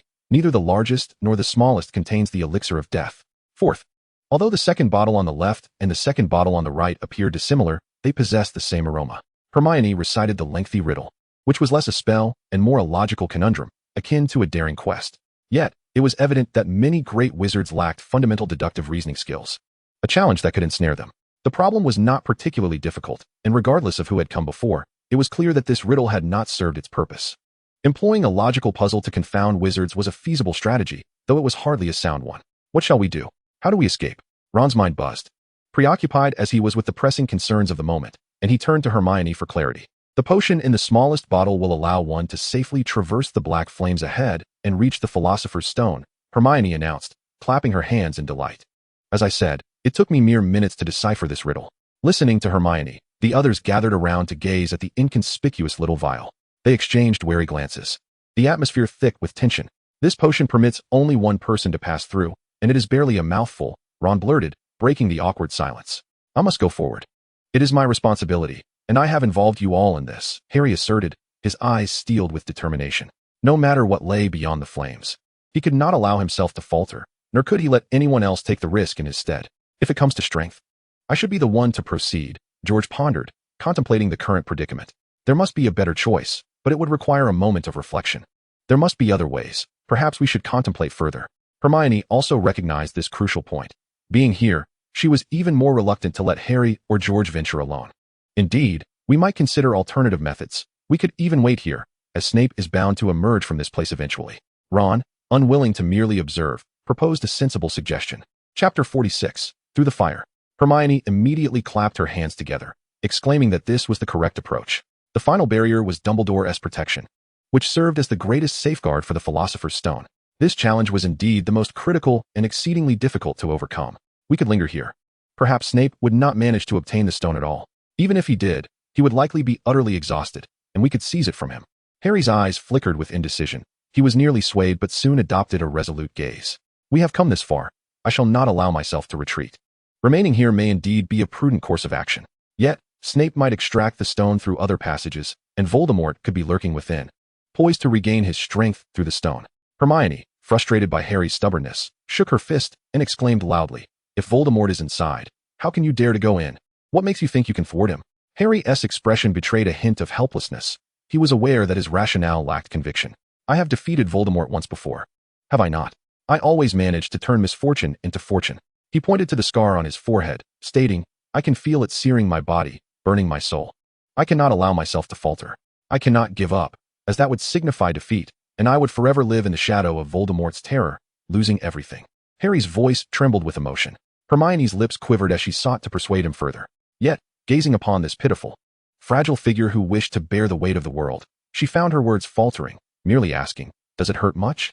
Yes, no, Harry stammered. I can manage. I will not yield, but truth be told, it does hurt quite a bit. Observing Harry's condition, the others fell into a contemplative silence. Harry sought to confront his fears, to conquer his nightmares. In this state, regardless of their reluctance, none could deter him. Just a few more minutes. I am attempting to dispel this flame. While Harry and the others conversed, George had already positioned himself before the flames, intently scrutinizing them, sifting through memories to uncover a method to extinguish the fire. Hermione's eyes sparkled with anticipation as she gazed at Harry, waiting for those crucial moments. All right, but I cannot afford to delay for too long. I can feel the pain from my scar escalating. Harry turned his attention to George, confident in his abilities to ultimately dispel the flames, yet time was no longer on their side. After a brief interval, George began murmuring incantations, waving his wand as the flames before him flickered violently. They surged and waned, elongated and contracted, torn apart, and then rejoined, only to ultimately revert to their original state. Hermione and Ron joined him, brandishing their wands, continuously assaulting the flames ahead. Frustrated and unwilling to depart alone, Hermione immediately inquired, and what about you?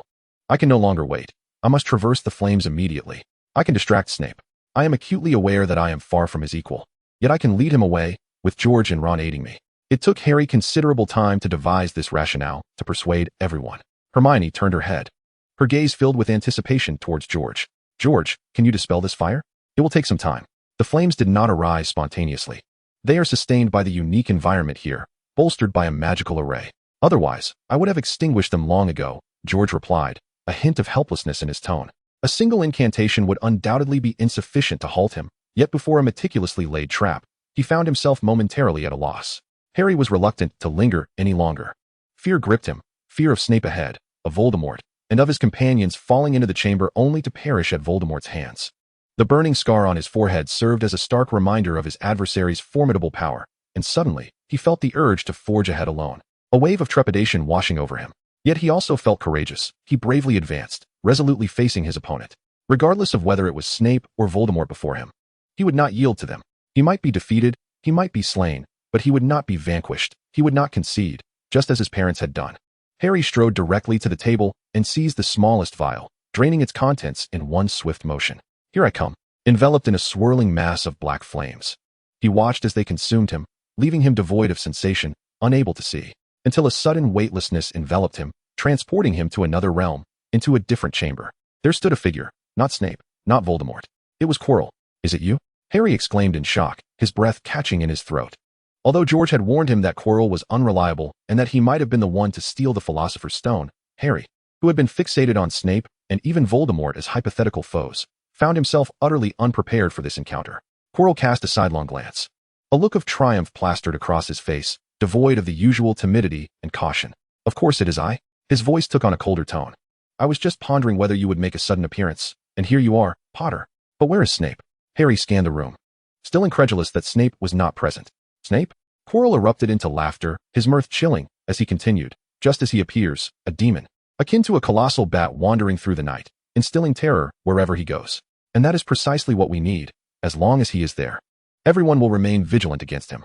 In such circumstances, who would concern themselves with poor, stuttering Professor Quirrell?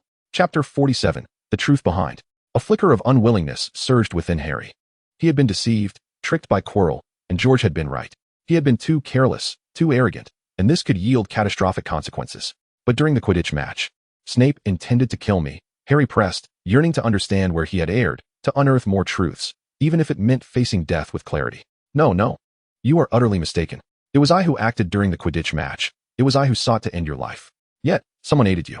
I can sense an unseen force resisting my gaze on you, and it possesses considerable strength. Moreover, Snape has been reciting a counter-curse on your behalf. He does not wish for me to take your life, and you are fortunate indeed. Quirrell's tone was devoid of inflection, seemingly indifferent to his previous failure. How could it be that Snape would desire to save me? Harry's expression was one of disbelief. More astonishing than Snape's involvement was the notion that he wished to protect him. How could that be? It was utterly incredible. Quirrell remarked coldly. What do you think his intentions are, acting as a referee during your second task? He fears my continued aggression towards you. It is truly laughable. With Dumbledore present, I would never act in such circumstances. His efforts are merely superfluous. If I truly intended to strike, his tricks would prove utterly futile. He is akin to a solitary jester, disliked by all, perceived as a hindrance to Gryffindor's triumph. Yet, all these actions are meaningless, a mere waste of time. Tonight is the opportune moment. Your luck has run dry. Quirrell's eyes glinted with scrutiny, recognizing the prime moment to take action. With a snap of his fingers, several ropes materialized from thin air, binding Harry tightly. You are woefully overestimating your capabilities, Potter. You are merely a child intruding upon the realm of adults. Do you believe you can unveil the conspiracies of this world? What is your support? What is your leverage? Merely your little tricks on the field? Quirrell loomed over the fallen Harry, a hint of pity flickering in his eyes. The condescending gaze of Quirrell incited Harry's anger. He yearned to resist. Yet the tightly bound ropes weighed heavily upon his spirit. Unlike his previous adventures, where he had the support of his friends, he now faced a genuine conspiracy alone. Devoid of any means to fight back, he couldn't help but feel a twinge of self-mockery. Was this truly my fate, the awakening I had shared with others? Watch closely, Potter. I need to observe this intriguing reflection. Quirrell turned away, dismissing Harry entirely. It was only then that Harry noticed the object standing behind Quirrell, the mirror of Arist, which he had encountered in the storeroom several times. Unable to devise a means of salvation, he was unwilling to merely wait for Quirrell to locate the Philosopher's Stone and subsequently eliminate him. He attempted to lead Quirrell into further conversation to buy time, at least to prevent him from obtaining the stone. I followed Snape and saw you meeting in the Forbidden Forest, he blurted out. I may have underestimated you, Quirrell replied, his tone unchanged as he turned to peer behind the mirror. I never imagined Snape would be tracked by you. He was curious to ascertain the progress of my plans. He is fixated on me, attempting to intimidate me. How could he possibly frighten me? I have Voldemort as my ally. Harry struggled relentlessly, but his efforts only tightened the ropes further. He sought to prevent Quirrell from uncovering the mirror's secret. But Snape despises me. That is indeed true. He harbors a profound hatred for you. Did you not know that he attended Hogwarts alongside your father? They have always been adversaries, bound by an unyielding enmity. However, he truly harbored no hope of bringing about your demise. Quirrell's voice was laced with indifference, the Philosopher's Stone tantalizingly close, yet its discovery eluded him entirely. A few days prior, I overheard you weeping in a classroom. Was it not Snape who threatened you? Harry gradually pieced together the information. A flicker of fear crossed Quirrell's visage. At times, I find it challenging to fulfill my master's commands. He is such a formidable wizard. Yet my own powers are woefully inadequate. Thus, that day, you were in the classroom with your master? Harry inquired, perplexed by the identity of Quirrell's master. Wherever I go, he accompanies me, Quirrell replied, his voice imbued with an eerie calmness. I encountered him while traversing the globe, back when I was a naive youth, harboring the foolish notions of a young man regarding good and evil. It was my master, Voldemort, who illuminated my errors. He taught me that there is no true dichotomy of right and wrong in this world, only power and the feeble-minded rabble. Thereafter, I pledged my allegiance to him. Though I have disappointed him on several occasions, he has always been harsh with me. Quirrell suddenly trembled, acknowledging that he would not easily overlook my transgressions. My failure to procure the Philosopher's Stone from Gringotts had displeased him greatly. He punished me and kept a vigilant watch over my every move. Quirrell muttered curses beneath his breath, the enigma of the mirror confounding him. He could never decipher the means by which the stone was concealed. Harry felt a surge of exhilaration at Quirrell's despair. It would be most beneficial if Quirrell were to remain forever unable to locate the stone. Although the chances of his survival were slim, thwarting Voldemort was always a favorable outcome. But where, indeed, was the Philosopher's Stone? Must I shatter the mirror? Harry's mind raced, pondering if focusing solely on the stone might reveal its location within the mirror. No, if that were the case, Quirrell would have found it long ago. Perhaps it was more prudent to not think of the stone at all. Quirrell continued to circle the mirror, murmuring incantations. Let that boy come. Let him come. Chapter 48. The Death of Voldemort. Quirrell turned to Harry. Potter, come here. With a clap of his hands, the ropes binding Harry unraveled, allowing him to rise slowly from the ground. Come here. Quirrell gestured. Gaze into the mirror and describe what you see. Harry was compelled to approach. Had he deduced the truth? His mind raced, devising a suitable deception to outwit Quirrell. He could not allow him to discover the stone. Quirrell leaned closer, directing Harry's gaze toward the mirror. Harry caught a whiff of an odd scent emanating from Quirrell's scarf. He disregarded it as he stood before the enchanted mirror, desperately concocting a ruse to deceive Quirrell, uncertain whether he should focus on the stone or avoid thinking of it entirely. Alas, this could backfire. Harry's heart raced with apprehension. How could the stone simply materialize? What did you see within? Quirrell inquired impatiently. Harry hastily fabricated a story. In the reflection of the mirror, he saw himself shaking hands with Dumbledore, victorious in securing the house cup for Gryffindor. Quirrell, filled with rage, shoved Harry aside, demanding he leave. Harry stepped back, acutely aware of the Philosopher's Stone pressed against his pocket, yearning for an opportunity to escape with it. Yet, as he took a few steps, a sharp voice pierced the air, accusing him of deceit. Let me speak to him personally, the menacing voice commanded. But, Master, you have yet to regain your strength. Quirrell's tone turned pitiful. It requires little effort. Harry felt ensnared, as though caught in the clutches of a demonic web, immobilized and struggling to breathe. He stood frozen, witnessing Quirrell unravel the scarf wrapped around his head, revealing a grotesque sight. His head was horrifically small. Then, Quirrell turned his back to Harry. Feeling like prey under the gaze of a monstrous predator, Harry wanted to scream, yet no sound escaped his lips. Quirrell had transformed into a creature. Where his neck should have been, a hollowed cavity emerged, exposing a ghastly visage. Harry swore he had never encountered a countenance so frightfully grotesque, a chalky white face adorned with two glowing, crimson eyes, beneath which lay snake-like nostrils. Harry Potter. The terrifying face whispered softly. Harry's mind went blank. The Philosopher's Stone was gone, the lies dissipated, and he was left devoid of any means of defense. Akin to livestock awaiting slaughter, with only the instinct to flee remaining. Look at what I have become, the horrific visage continued, a mere shadow of terror and vapor. I require the aid of another's body to act. However, as long as I draw breath and harbor a thought, there will be those who open their hearts and minds to me. Realizing this, Harry felt the constraints on him loosen slightly, stumbling backward. Don't be foolish. The face growled menacingly. Surrender, and you may yet preserve your life. Otherwise, you shall share your parents' fate. They begged for mercy, imploring me to spare them. But it was too late. You're lying, Harry shouted as he continued to retreat. What a touching scene, the face mused. I have always admired the courageous, like your parents. I killed your father first. He fought valiantly, refusing to yield, but he was simply too weak. Your mother was special. She need not have died. She sacrificed herself to save you. Now, hand over the Philosopher's Stone, and do not let her sacrifice be in vain. I will never let you succeed, Harry thought resolutely, determined not to yield to Voldemort, nor allow him to obtain the stone. With no escape in sight, he steeled himself and dashed toward the door engulfed in black flames. Seize him, Voldemort shrieked. Amidst his flight, Harry suddenly heard Voldemort's anguished inquiry from behind, followed by a rush of air that knocked him to the ground. He lay flat on the ground, cautiously tilting his head to the side, only to see Quirrell desperately clutching his neck with both hands, yet unable to stem the blood that gushed forth between his fingers. He opened his mouth wide, but could not produce a sound. Suddenly, a blue flame erupted from Quirrell's body, engulfing him entirely. Who could it be? Voldemort let out a pained roar, desperately searching, yet finding nothing. Quirrell, clutching his throat, emitted not a whisper as he slowly collapsed to the ground. Flames of various hues appeared in the air, crimson, orange, golden, deep blue, lavender, and black smoke swirling chaotically, unable to escape, becoming ensnared within a colossal fireball. It was only when the last wisp of black smoke was completely consumed by the fireball that it began to shrink, ultimately vanishing from sight. George, is that you? Harry called out, scanning the air. It seemed he had not delivered the surprise. A tall figure suddenly emerged. It was George Soros, clutching a cloak. At first, I suspected Dumbledore. But when I saw no one, I remembered you had taken my invisibility cloak. Upon realizing it was indeed George, Harry sighed in relief. I didn't expect it to be so effective. I remained nearby, waiting for an opportunity. While you distracted them, I executed an air slice that severed Quirrell's throat. I then summoned flames to incinerate him and Voldemort. Until the very end, they remained oblivious to my presence. George scrutinized the invisibility cloak in his hands, his disbelief evident. It truly lives up to its legendary reputation as a gift from death.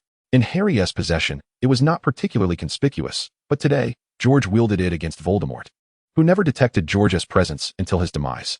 You saved me. If you wish, it is yours, Harry said, feeling remarkably at ease after surviving the perilous encounter. And he decided to gift the cloak to George as a token of gratitude.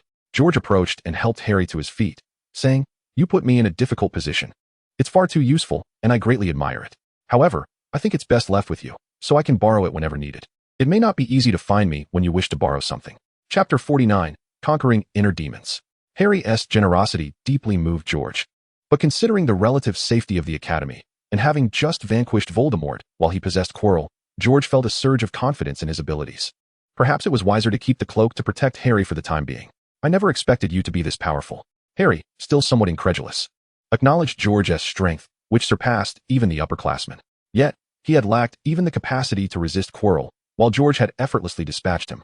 Even with Voldemort's essence entwined within Quirrell, "It's not as formidable as you might think," George replied, his expression calm, though unable to conceal the excitement and joy in his eyes. "The invisibility cloak is incredibly potent. I once told you, when facing a giant, a wizard cannot simply don armor and charge in. When confronting a wizard, one must find the most opportune moment to strike." As George strolled about, he animatedly recounted the events of that moment. "I hid in the shadows, devoid of heartbeat or breath. They had no inkling of my presence. I stood beside them, having devised several strategies in a moment's notice, yet I hesitated to take direct action." George diverted his attention, tapping Harry's shoulder until he captured their focus. "At that instant, I executed the plan, employing an air-cutting technique to sever Quirrell's throat. He could not utter a spell, gasping for breath, rendered as fragile as an ordinary person. No matter how formidable a wizard may be, in such moments, he becomes merely a common man. As for Voldemort, as he himself proclaimed, he was reduced to a mere shadow, a wisp of steam, all of which I incinerated with a single flame." Thus, George extended his hand, proclaiming a harmonious collaboration. "Harry." Still in a daze, Harry instinctively reached out, only to have a strong hand grasp his own, declaring that the credit for vanquishing Voldemort was to be shared equally. Regardless of a wizard's might, when caught off guard, he remains an ordinary individual, Harry murmured, acknowledging the palpable terror Voldemort inspired, a fear that still gripped the entire magical realm. Yet George reassured him that Voldemort met his end through their joint effort. Harry found it hard to believe the extent of his own contribution, shaken by the vulnerability of wizards when unprepared. For George, this day held monumental significance. It was not solely about vanquishing Voldemort and safeguarding the Philosopher's Stone. More crucially, he finally grasped his own circumstances, liberated from the constant anxiety that had plagued him. Voldemort was far weaker than anticipated. This time, it was not just Harry confronting his fears, but George too, having triumphed over years of pressure. Since the inception of his memories, his goal and motivation had been to combat Voldemort, the very Dark Lord who had instilled fear throughout the magical community. In facing him, George did not dare to relent. Over the years, he had grown stronger, far exceeding initial expectations. Yet, the extent of his capabilities remained uncertain in his heart. Before he felt adequately powerful, George had been torn. He neither wished to confront Voldemort head-on, nor could he abandon the task to 11-year-old Harry, Hermione, and Ron. The act of personally extinguishing a fragment of Voldemort's soul finally released a profound sigh of relief, dispelling his greatest inner turmoil. Now, he could secure his future without the dread of sudden Death Eaters, resurrected usurpers, or the return of the Dark Lord.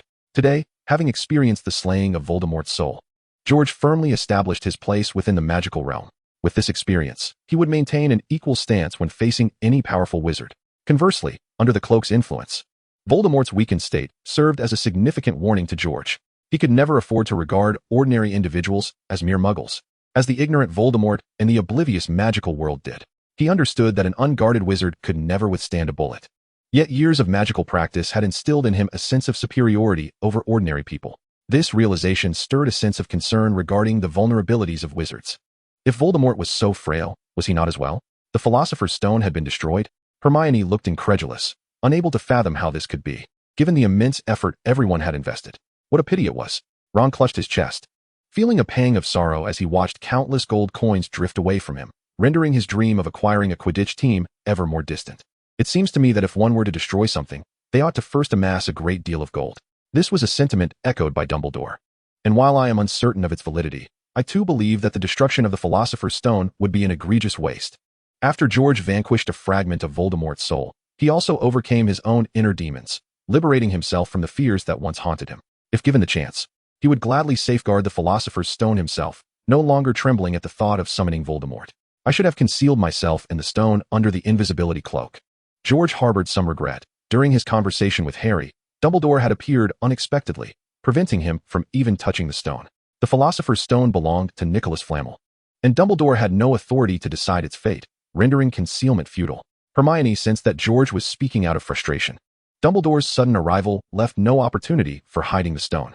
At times, I find myself envying Voldemort, who could acquire whatever he desired, while many things I yearn for are beyond my financial reach. George gritted his teeth. Not possessing the Philosopher's Stone was not his greatest grievance, but the wastefulness of it all vexed him immensely. How the tone of a hero who has triumphed over Voldemort has changed. Unafraid to voice such sentiments lest the Ministry of Magic intervene, Hermione observed a transformation in George. He seemed much more at ease. Harry, do you still fear Voldemort? George inquired with a smile, looking at Harry with an air of nonchalance. Of course not.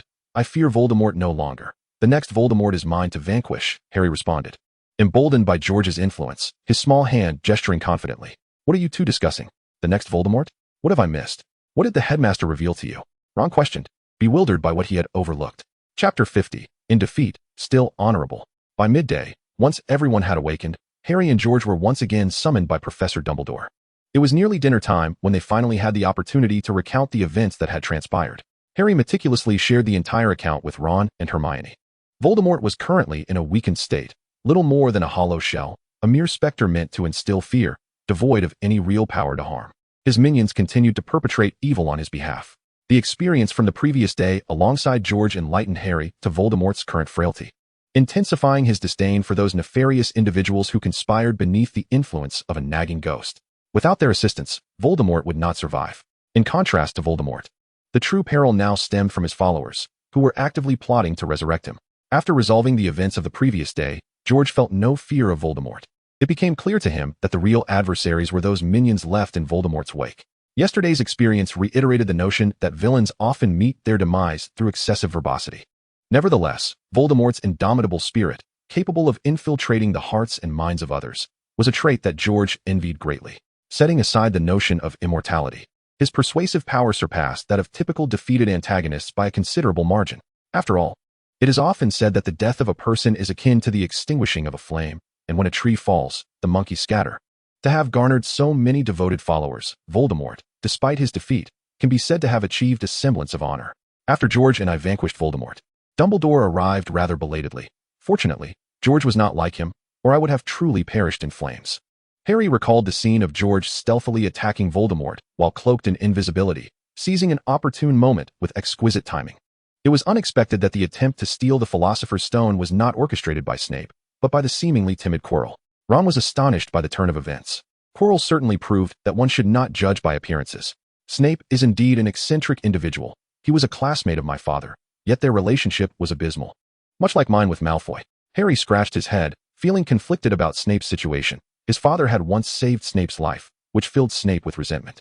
He loathed the fact that he had been rescued by someone he despised, and consequently, he harbored animosity towards me as well. You truly are unfortunate, Hermione remarked. Feeling that Harry was innocent, it was unfair for the peculiar relationship between Snape and Harry's father to cast a shadow over Harry. Let him hate me. I despise him too, and at least I no longer need to worry about him trying to kill me. Harry mused that since he could not find a means to counter Snape, it might be best to simply disregard him. Yet, had it not been for George, I might have inadvertently caused a mishap. As George pointed out, Dumbledore's protection of the Philosopher's Stone was its sole safeguard. He concealed the stone within a magical mirror, accessible only to those who sought it with genuine intent and without the desire to exploit it. Had I not entered, Quirrell would never have discovered the stone. From Harry's perspective, yesterday's adventure was nothing short of perfect. He had learned much that he longed to know. However, the sole source of his discontent was the near blunder he had almost made. This is not your fault, it is Dumbledore's design. He seems to have intentionally guided you through many events, including confronting Voldemort, should he truly have intended to keep the stone hidden. I would wager that neither you nor Voldemort would have any notion of the stone's whereabouts, let alone find it. George was convinced that the preceding heroic escapades and the final concealment of the mirror were all part of Dumbledore's deliberate arrangement to ensure Harry obtained the Philosopher's Stone. Yet, had he not intervened at a critical moment, Harry might have been unable to defeat Voldemort according to the narrative, instead succumbing to the flames due to a butterfly effect. How could that be? Such a scenario is utterly terrifying. I mean, how could Dumbledore allow Harry to face such perils? Without George, he could have been dead. Hermione found this speculation too horrifying. Dumbledore had seemingly plotted against a first-year student. In hindsight, we had uncovered numerous pieces of information early on, and Dumbledore was undoubtedly aware of it all. He knew precisely what we were doing, yet he had no intention of intervening. Perhaps Dumbledore believed I had the right to confront Voldemort. Harry felt a nascent fondness for Dumbledore, attempting to defend him. Quirrell's troll was blatantly obvious. Voldemort had taken possession of him and was wandering about the school. Dumbledore had been acutely aware of everything from the outset. It was as if he were engaged in a thrilling game, the outcome of which hinged on chance. George had gained the confidence to meet Dumbledore's gaze directly, and thus found nothing commendable in Dumbledore's arrangements. Relying solely on Harry might render the game amusing, yet the risks and rewards would forever remain disproportionate. He had resolved not to count Dumbledore among his allies. They were too old, too complacent, too stagnant, viewing all others merely as pawns in their game. Furthermore, Nicolame's choice left him feeling as though his idol had morphed into an utterly incomprehensible madman. A figure so flawless, living a life so perfect, had chosen death merely due to a phantom conjured by Voldemort. This was simply unacceptable. It was astonishing that the greatest alchemist, who had lived for over 6 centuries, was poised to perish. Hermione felt a wave of confusion, no matter how she imagined it. She could not fathom Nicolame's decision to embrace death at such a juncture. The greatest alchemist, the possessor of the Philosopher's Stone, appeared to have been frightened to death by Voldemort. Yet Voldemort was feeble, easily vanquished even by George and Harry. Chapter 51. The Two Seeking Death. Never mind that. Perhaps Nicolae and Dumbledore were simply too aged. They had lived too long, and the joys of life had dwindled, leading them to contemplate death. Although George had lived 2 lives, he was still in his 30s and had yet to experience old age. He still yearned to create films, to venture to Hollywood, and to romance starlets. There remained a multitude of aspirations unfulfilled, and he too could not understand Dumbledore's mindset. It was indeed true. We have not lived for over 6 centuries and cannot comprehend what such an existence entails. Hermione furrowed her brow in agreement with George's sentiments, suddenly grasping a crucial point in the discussion. George, do you think Dumbledore might want to die as well? Harry and Ron leapt to their feet, eyes wide with horror. Hermione, you cannot be serious, Harry stammered, his voice trembling as he gripped the chair. Ron shivered, unable to entertain Hermione's outrageous notion. Keep your voice down. George waved his hand, calming the trio before he earnestly analyzed the situation. Nicolae should not have deliberately chosen this moment for death during Voldemort's reign in the magical world. Neither Dumbledore nor Nicolae faced any tribulations. Now, with Voldemort weakened to the point of being killable, his choice to die could only imply a long-standing desire for death, with the safety of the Philosopher's Stone serving merely as a pretext. Nicolae could not possibly fear Voldemort. He must have long wished for an end. Harry murmured, even I, a first year, do not fear Voldemort, let alone a great wizard who has lived for over 6 centuries. But what does this have to do with Dumbledore? Ron questioned anxiously.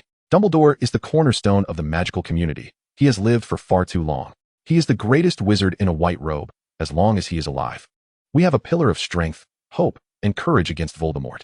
Dumbledore and Nicolae were good friends, bound by years of camaraderie. He actually encouraged Nicholas Flamel to take his own life, which could only imply that he harbored similar thoughts himself. After all, Dumbledore was over 100 years old. Hermione was taken aback by her own sudden notion, yet she could not suppress her urge to analyze this possibility. They were simply too old. This was the consensus reached after much discussion among the group. Do not worry. Dumbledore has not been of much help this time, has he? Harry had already declared that he would be the one to eliminate the next Voldemort. Would you all like to make reservations for that as well? George reassured everyone, stating that as long as Voldemort was not fully resurrected, he posed no significant threat.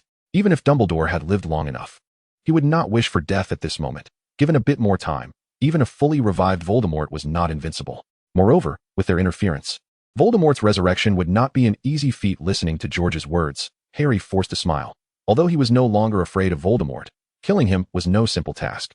Dumbledore was still alive. Discussing his potential death felt exceedingly awkward.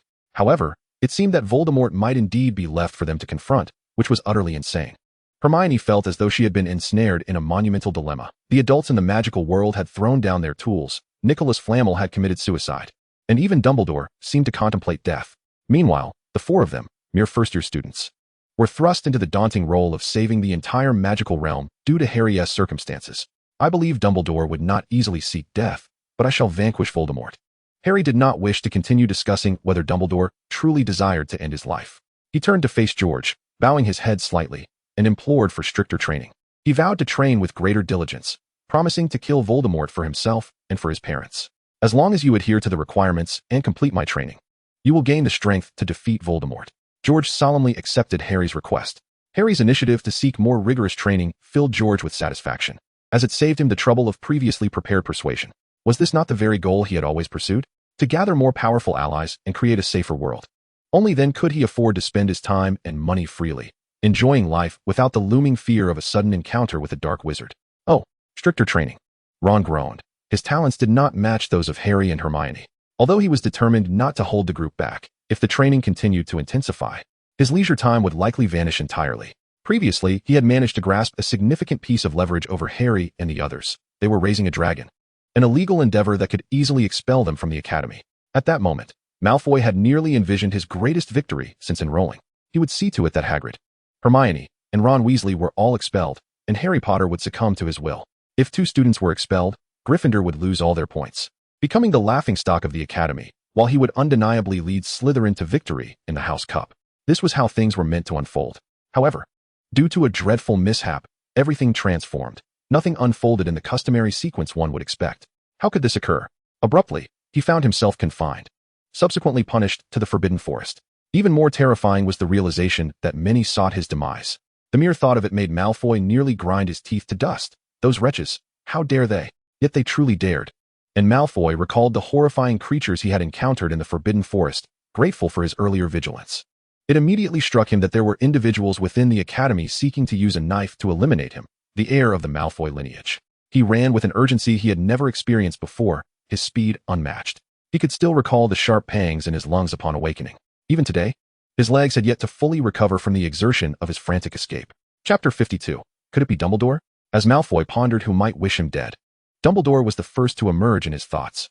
A profound enmity existed between his father, Lucius, and Dumbledore. Following his graduation from Hogwarts, Lucius joined the Death Eaters, ascending to a high rank and becoming a trusted confidant of Voldemort.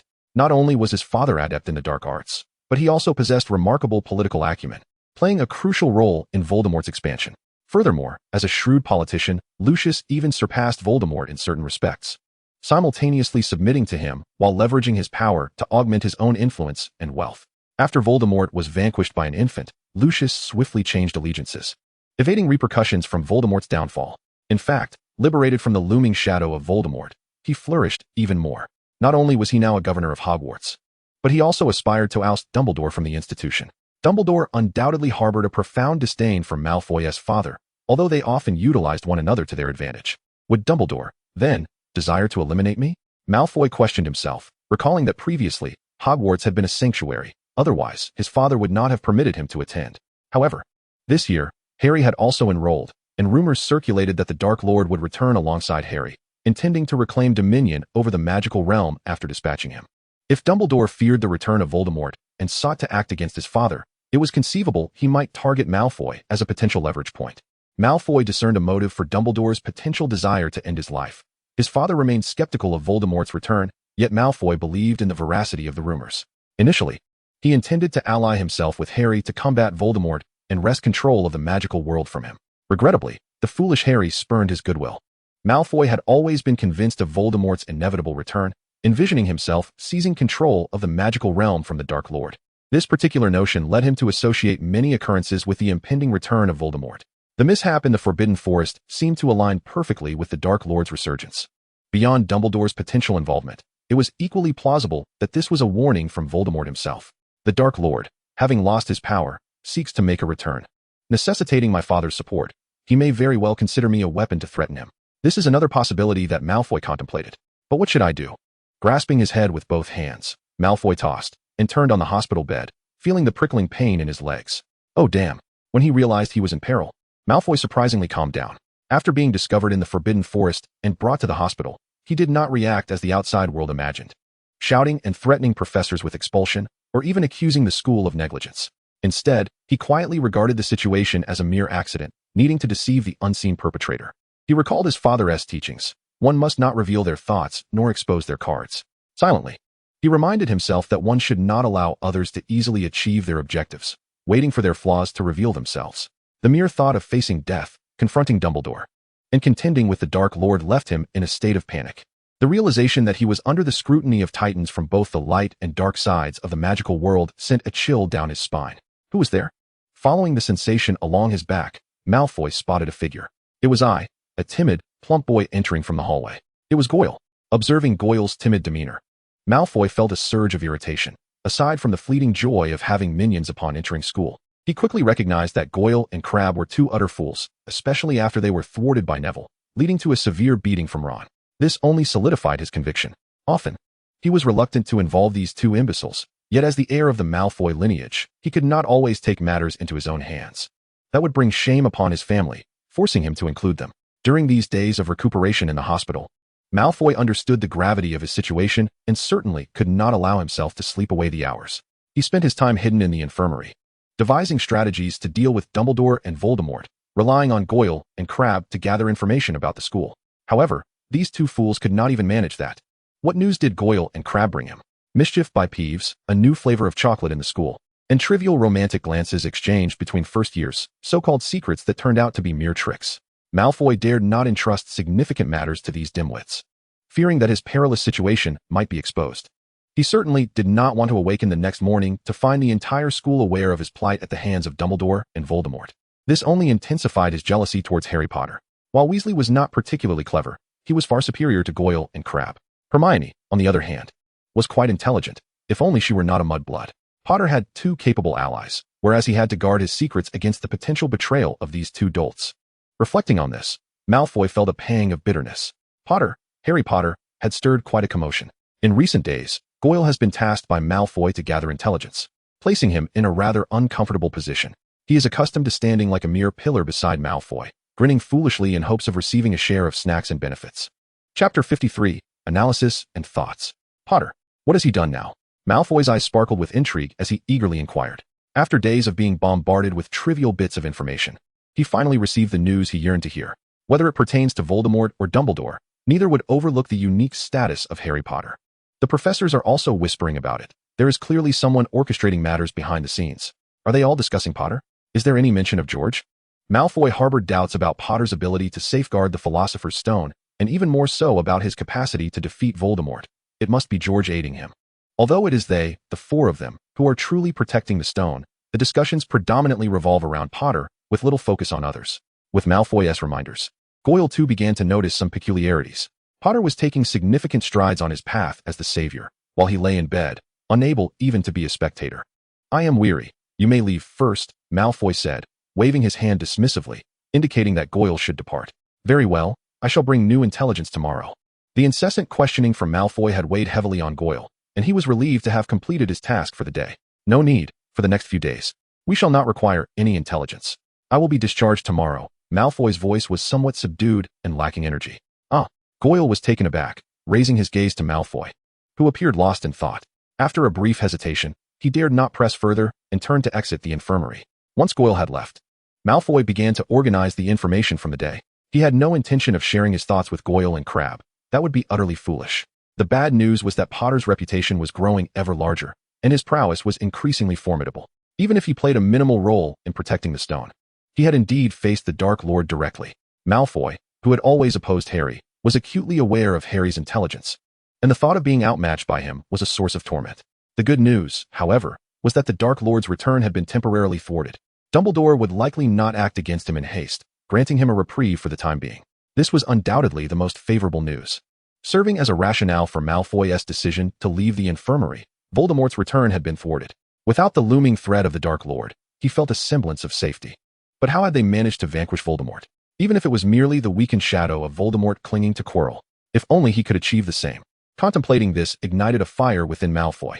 Thus, he sought out Harry at the commencement of the term, for this was the child who had vanquished Voldemort in his infancy.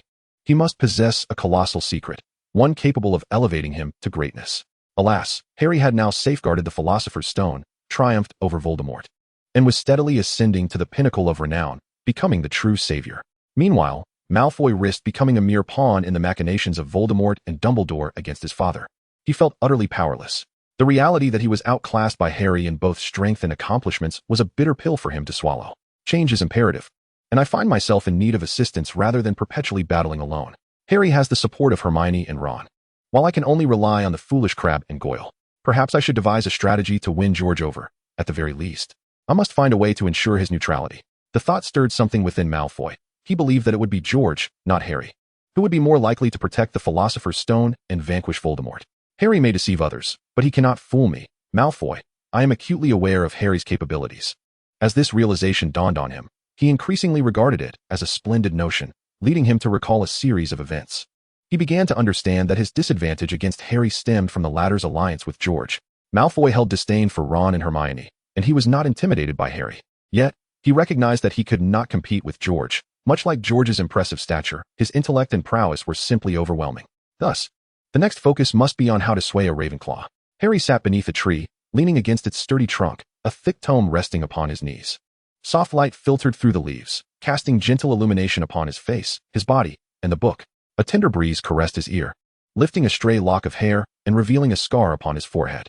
Unlike the fierce winds encountered during flight, this gentle zephyr was refreshing, akin to a comforting embrace. From a distance, Hermione spotted Harry sitting alone and, out of curiosity, made her way to the tree, settling beside him. Harry, what are you looking at? She inquired. Look, this is my mother, She is truly beautiful, Harry replied, turning slightly to present the photograph to Hermione. Leaning in, Hermione followed the direction of Harry's finger, her gaze landing on a stunning woman with deep red hair and green eyes akin to Harry's, waving at her. She is beautiful, Hermione marveled sincerely. She died to save me. Harry's voice faltered momentarily before he continued. Voldemort did not intend to kill her. She sacrificed her life, her death, to cast a unique protective charm over me. Chapter 54, Malfoy's Conspiracy. Harry moved his finger to gently touch the hand of the woman in the photograph, his voice trembling as he spoke. I once believed I was an unwanted child.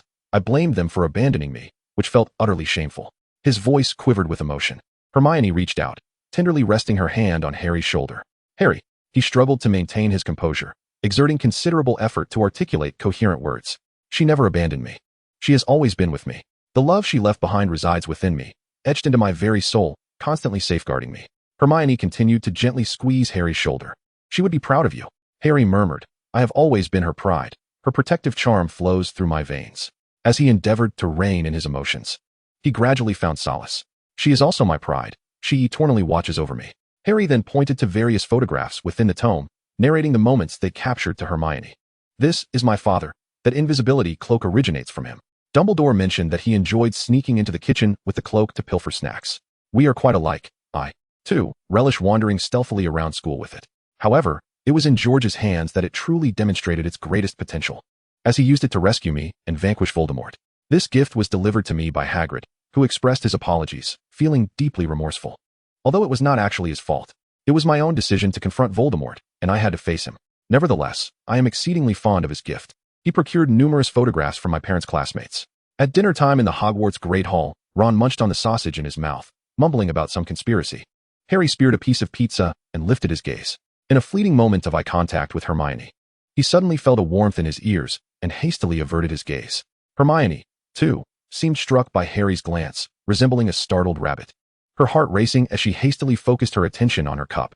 In the afternoon's candid conversation, Harry, as if enchanted, incessantly spoke of himself, from his family to his childhood, from his worries to his embarrassments, from his joys to his misadventures, and from his confusion to his hopes. The afternoon's free-flowing dialogue abruptly ceased, leaving an unusual tension between the two. What conspiracy are you talking about, Ron? Harry inquired, his eyes wandering. Malfoy, he must have some scheme, Ron replied, seemingly venting his frustration onto his food, spearing a piece of pie. It's precisely because I haven't seen Malfoy that I am certain he is up to something. Ron forcefully tore into the bacon on his plate with his knife and fork. However, without Malfoy's antics, life at the school had become considerably more enjoyable. Hermione, cautiously avoiding eye contact with Harry, picked up on Ron's remarks. But I fear that if Malfoy's plot succeeds, our lives will become quite challenging. Ron, visibly agitated, clattered his cutlery against his plate. Stop being cryptic and just tell us what's going on, Harry urged, sensing that Ron had something on his mind but was hesitant to speak. Ron set down his cutlery, opening his mouth to speak but hesitating, unsure if it was appropriate. After a moment of contemplation, he finally said, I heard that Malfoy has been inquiring about George's preferences. He has gathered quite a collection of unique books from Slytherin to give to George. What does Malfoy intend to do? Is he trying to drive a wedge between us? Hermione, accustomed to Malfoy's taunting demeanor, found this sudden shift in his behavior quite unsettling. Has Malfoy ceased being a nuisance and turned into a schemer? Harry was uncertain how to assess Ron's revelation. While a nuisance could dampen one's spirits, a schemer was far more troublesome. George enjoys reading. If someone offers him books, it would be difficult for him to refuse. Hermione, a fellow book lover, empathized with George's predicament, though this situation felt rather peculiar to her. George would never be swayed by Malfoy, Harry asserted with unwavering confidence. I am aware that George will not be swayed by Malfoy, and even Malfoy himself recognizes this truth. Nevertheless, Malfoy persists in mending his relationship with George. Ron, with a look of exasperation, remarked that upon hearing about Malfoy's recent endeavors, he was initially skeptical, followed by a growing sense of confusion. Ultimately, as he began to comprehend Malfoy's ulterior motives, his concern deepened. With 5 brothers, Ron understood the complexities of interpersonal dynamics, particularly those laced with cunning and intrigue. If Malfoy is aware that George cannot be won over, what, then, compels him to pursue George's friendship? Hermione found herself perplexed by her own question, somewhat muddled by Ron's insights. Ron, grasping Hermione's inquiry, realized it was precisely the information he wished to convey to her and Harry. Taking a sip of soup to steady his thoughts, he continued, I know George will not align himself with Malfoy, nor will he side with him. However, if Malfoy successfully cultivates a rapport with George, there exists a possibility that George may remain neutral. Horrid Malfoy, Hermione exclaimed, struggling to fathom how Malfoy could ever be on amicable terms with George. Upon reflection, she noted that George had minimal interaction with Malfoy, being a Ravenclaw who spent most of his time ensconced in the library. Harry pondered for a moment before slowly articulating. Moreover, when Malfoy is in George's presence, he is unlikely to adopt his usual haughty demeanor. Ron added, in such a scenario, George's perception of Malfoy may differ from ours. Hermione, possessing keen intellect, quickly grasped the implications. In Chapter 55, A Qualified Ravenclaw, Ron expressed his frustration, wishing Malfoy were more detestable rather than cunning enough to employ divisive tactics. Yet, Hermione opened her mouth to voice a thought, but ultimately refrained. Harry interjected to echo Hermione's sentiments. George is our friend. He has aided us greatly. We cannot expect him to share our animosity towards our foes, like Snape or Malfoy. Indeed, Malfoy had devised a rather astute strategy. Leaning back in his chair and gazing at the ceiling, Ron lamented that since learning this news, he had racked his brain for a suitable response, feeling disheartened at the prospect of sharing this with Harry and Hermione, doubting they could formulate a solution. Perhaps we should ask George? Hermione suggested, unwilling to see the loathsome Malfoy become George's companion. That would be inappropriate.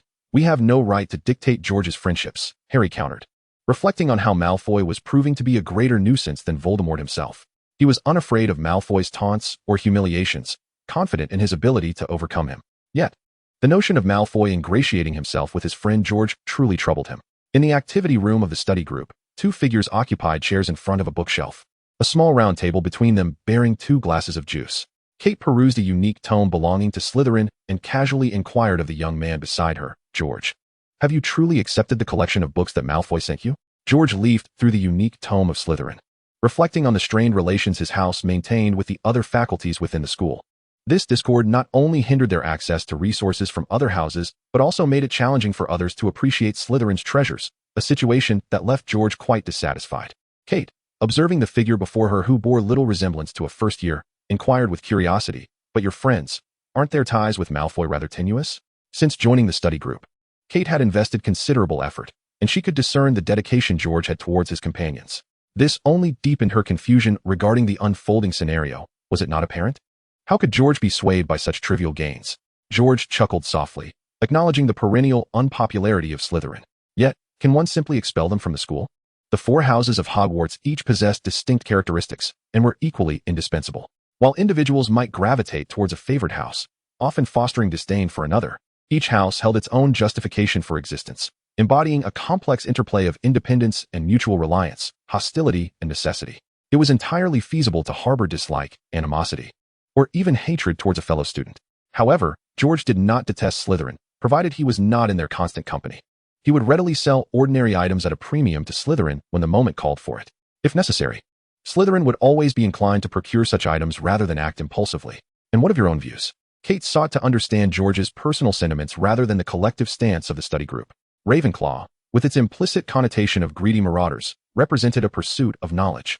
A covetous collection, soaring through the vastest skies like eagles. George tilted his head, his voice drifting. At last, Kate turned to meet his gaze. Even if it meant confronting an uncomfortable truth, you truly embody the essence of a Ravenclaw.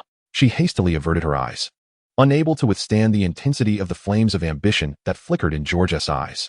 The motto of Ravenclaw, superior intellect is humanity's greatest treasure, reminds us that impulsiveness should never precede reason in our lexicon, George murmured, as if elucidating for Kate, while simultaneously convincing himself.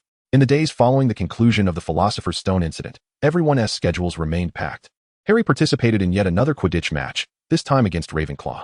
Often dismissed as mere bookworms, those who underestimated Ravenclaw would soon find themselves the true fools. Harry discovered that Ravenclaw proved no less formidable than Slytherin, perhaps even more so. Their team was characterized by intricate formations and strict adherence to rules. While Ravenclaw might not boast the finest flyers, they undoubtedly constituted the best team among the 4 houses. Under Ravenclaw's collaborative strategy, Gryffindor's teamwork appeared utterly inadequate. Before long, Gryffindor was left reeling, the score widening dramatically. Once Harry spotted the golden snitch, Ravenclaw immediately dispatched their players to intercept him, causing great distress for Gryffindor throughout the match. Fortunately, Harry proved to be an exceptional seeker, seizing the opportunity to capture the elusive snitch, leading his team to victory. This brought immense joy to Wood, as they had finally reclaimed the Quidditch championship after a 7-year hiatus. Wood even proclaimed a slogan for their title defense, though no one took it seriously. Ron, seizing the moment, relished his final stretch of leisure, beginning to anticipate more rigorous training. During the incident with the Philosopher's Stone, he had not reached the ultimate confrontation with Voldemort, leaving him with a sense of regret. Chapter 56. Good News and Bad News. Hermione was diligently utilizing the school's library and faculty to establish a meticulously structured study schedule, detailing her daily and hourly academic pursuits. With summer break approaching, she was not inclined to indulge in a mere vacation. As she put it, if merely extending study hours could vanquish Voldemort, wouldn't a 10-year curriculum at Hogwarts yield a plethora of Merlins? With George's words in mind, he assured everyone that their training would not be a matter of prolonging hours or overexerting themselves, but rather employing more scientific methods for effective practice, which filled Harry and the others with anticipation. The prospect of enhancing training efficiency without extending hours was indeed splendid news for them. However, they soon received rather disheartening news. After a routine meeting of the Dumbledore's army, George retained Harry, Ron, and Hermione, and they eagerly awaited some promising announcement. Beginning next semester, you will train alongside Malfoy, George bluntly revealed without any preamble. What? Train with Malfoy? Ron's eyes widened, his mouth agape as if it had been caught by an egg, unable to close. Oh heavens! This is utterly insane. Hermione recollected her urge to retaliate against Malfoy during class with her wand. The thought of training together, sharing meals, and living quarters was utterly unbearable. But Malfoy is our enemy. Harry realized he could not demand George to sever ties with Malfoy, yet the notion of training side by side with him was intolerable. Indeed, we have a multitude of grievances with Malfoy, Ron chimed in, attempting to sway George's decision. Since Malfoy is your enemy, have you resolved to kill him? George inquired nonchalantly, his expression unchanged. The suggestion of killing Malfoy, so casually uttered by George, loomed over Harry and Ron like a weighty mountain, rendering them speechless. Their words caught in their throats, mouths agape, yet unable to articulate a sound. Their disdain for Malfoy is utterly genuine. It extends to every aspect of him, his hairstyle, his stature, and his appearance, not to mention his haughty demeanor, which incessantly buzzes in one's ear like a tiresome fly. Malfoy's words are equally loathsome. Whenever he finds the opportunity to speak, he launches attacks on Harry, deriding him as friendless, mocking Ron for his poverty, and belittling Hermione as a mudblood. It's incomprehensible how anyone could fail to harbor animosity towards such a detestable individual. Even within Slytherin, he is hardly a figure of popularity. However, the thought of killing Malfoy has never crossed Harry and Ron's minds, while they constantly fantasize about giving Malfoy a good thrashing. The notion of taking the life of a fellow student, even one as despised as Malfoy, remains unfathomable to them. They are not yet psychologically prepared for such an extreme. Yet, this does not diminish Malfoy's obnoxiousness. Hermione weakly defends her stance, admitting she, too, has never contemplated killing Malfoy, regardless of her intense dislike for him. If one does not wish to end his life, one cannot prevent him from existing. George recognizes Malfoy's unpopularity. Had anyone treated him as Malfoy treats Harry, he would undoubtedly seek retribution. However, Harry and his friends, in their innocent naivety, lacked George's cynical adult perspective. In this state, how could they possibly convince George or demonstrate their own awareness? Malfoy is a student at the academy. He is entitled to pursue knowledge, and I shall not deny him that right, George stated with feigned sincerity. Oh, no, I do not wish to endure training alongside Malfoy. Realizing that George's decision was immutable, Harry and his friends felt as though every class had been replaced by Snape's potions lesson, leaving their future shrouded in darkness. I regret to inform you of this unfortunate news, but this decision is absolutely final. Of course, there is some good news as compensation, George continued nonchalantly. What good news? Hermione's voice was weary, yet her gaze sharpened with curiosity. Having just received a significant blow, the prospect of good news rekindled a flicker of hope in Harry and his friends, even as their expressions remained lifeless. The good news is that you will finally have ample opportunities to thrash Malfoy, George declared. Next semester's training will involve plenty of practical exercises, and I will not afford him any special treatment. He paced as he articulated his decision. This was indeed good news. After the weight of a tremendous disappointment, the sudden revelation of such unexpected good tidings left Harry and his friends momentarily incredulous, taking a while to process the information. Yet, it was, unmistakably, the same message. Hermione, having briefly reveled in the joy, quickly sensed the underlying irony. Very well, I shall not give Malfoy any special privileges. I have complete faith that your year-long advantage will ensure you do not fall short against him. Or do any of you lack such confidence? George inquired with a peculiar smile. Of course not. I shall teach Malfoy a lesson in humility, Ron declared, cracking his knuckles in anticipation. I could never lose to Malfoy. His grades couldn't even match my shadow. Hermione raised her chin, a testament to her scholarly pride. How could one possibly be vanquished by Malfoy? Harry reflected on his encounters with Voldemort and concluded that defeat by Malfoy was utterly inconceivable. Chapter 57. The Secrets of Meditation. Thus, It was joyfully decided that during the summer holidays, I would assign you all some coursework, including Malfoy. Should you fail to complete it, I shall impose no penalties. Those who squander their summer shall simply await a thorough thrashing from their opponents upon the commencement of training. George gently clapped his hands, unilaterally making this determination for the four of them. With a flick of his sleeve, he executed his scheme and stealthily slipped away. It seemed we had been outwitted by George. He delivered us unwelcome tidings before transforming them into something palatable. In the end, he prepared a mountain of assignments for us, and we expressed our loyalty with cheerful faces. Indeed, training with Malfoy was hardly a delightful prospect, although the prospect of besting him was certainly appealing. Harry scratched his head, exuding a sense of resignation. The clever George had managed to turn a misfortune into a fortunate circumstance, as he suggested, by merely shifting one's perspective. Hermione began to grasp George's intentions. It was undeniable that George harbored no fondness for Malfoy. The current Malfoy epitomized the quintessential troublesome youth of their age. While he may not be utterly reprehensible, it certainly wouldn't be a loss if someone like him were to vanish. However, on the other hand, George, being a Ravenclaw, had limited interactions with Malfoy. His imposing stature served as a constant reminder, granting him a natural immunity to the antics of troublesome youths. Regardless of how bothersome or loathsome one might be, they seldom seek their own demise without cause. If Harry and Ron possessed the ability to confront Malfoy at every opportunity, even a rascally child like Malfoy would steer clear of them. Every surviving troublemaker, thriving and flourishing, possesses an innate talent for recognizing danger. They invariably target the weaker individuals to bully. Those who revel in violence do not genuinely cherish brutality. Rather, they relish the act of subjugating the vulnerable. When faced with a stronger adversary, they instantly become the most vociferous opponents of violence, emphasizing their own frailty. The discord between Harry, Ron, and Malfoy had yet to escalate to the point of mutual annihilation. In such circumstances, their conflict could serve as a weapon for George to manipulate both parties. After careful consideration, George resolved to make Malfoy the catalyst that would spur Harry and his friends toward accelerated growth. A piece of bad news ultimately transformed into good tidings, simultaneously igniting a fervent desire for power within Harry and his companions, thus proving to be a lucrative endeavor. More importantly, George had compelling reasons to assist Malfoy.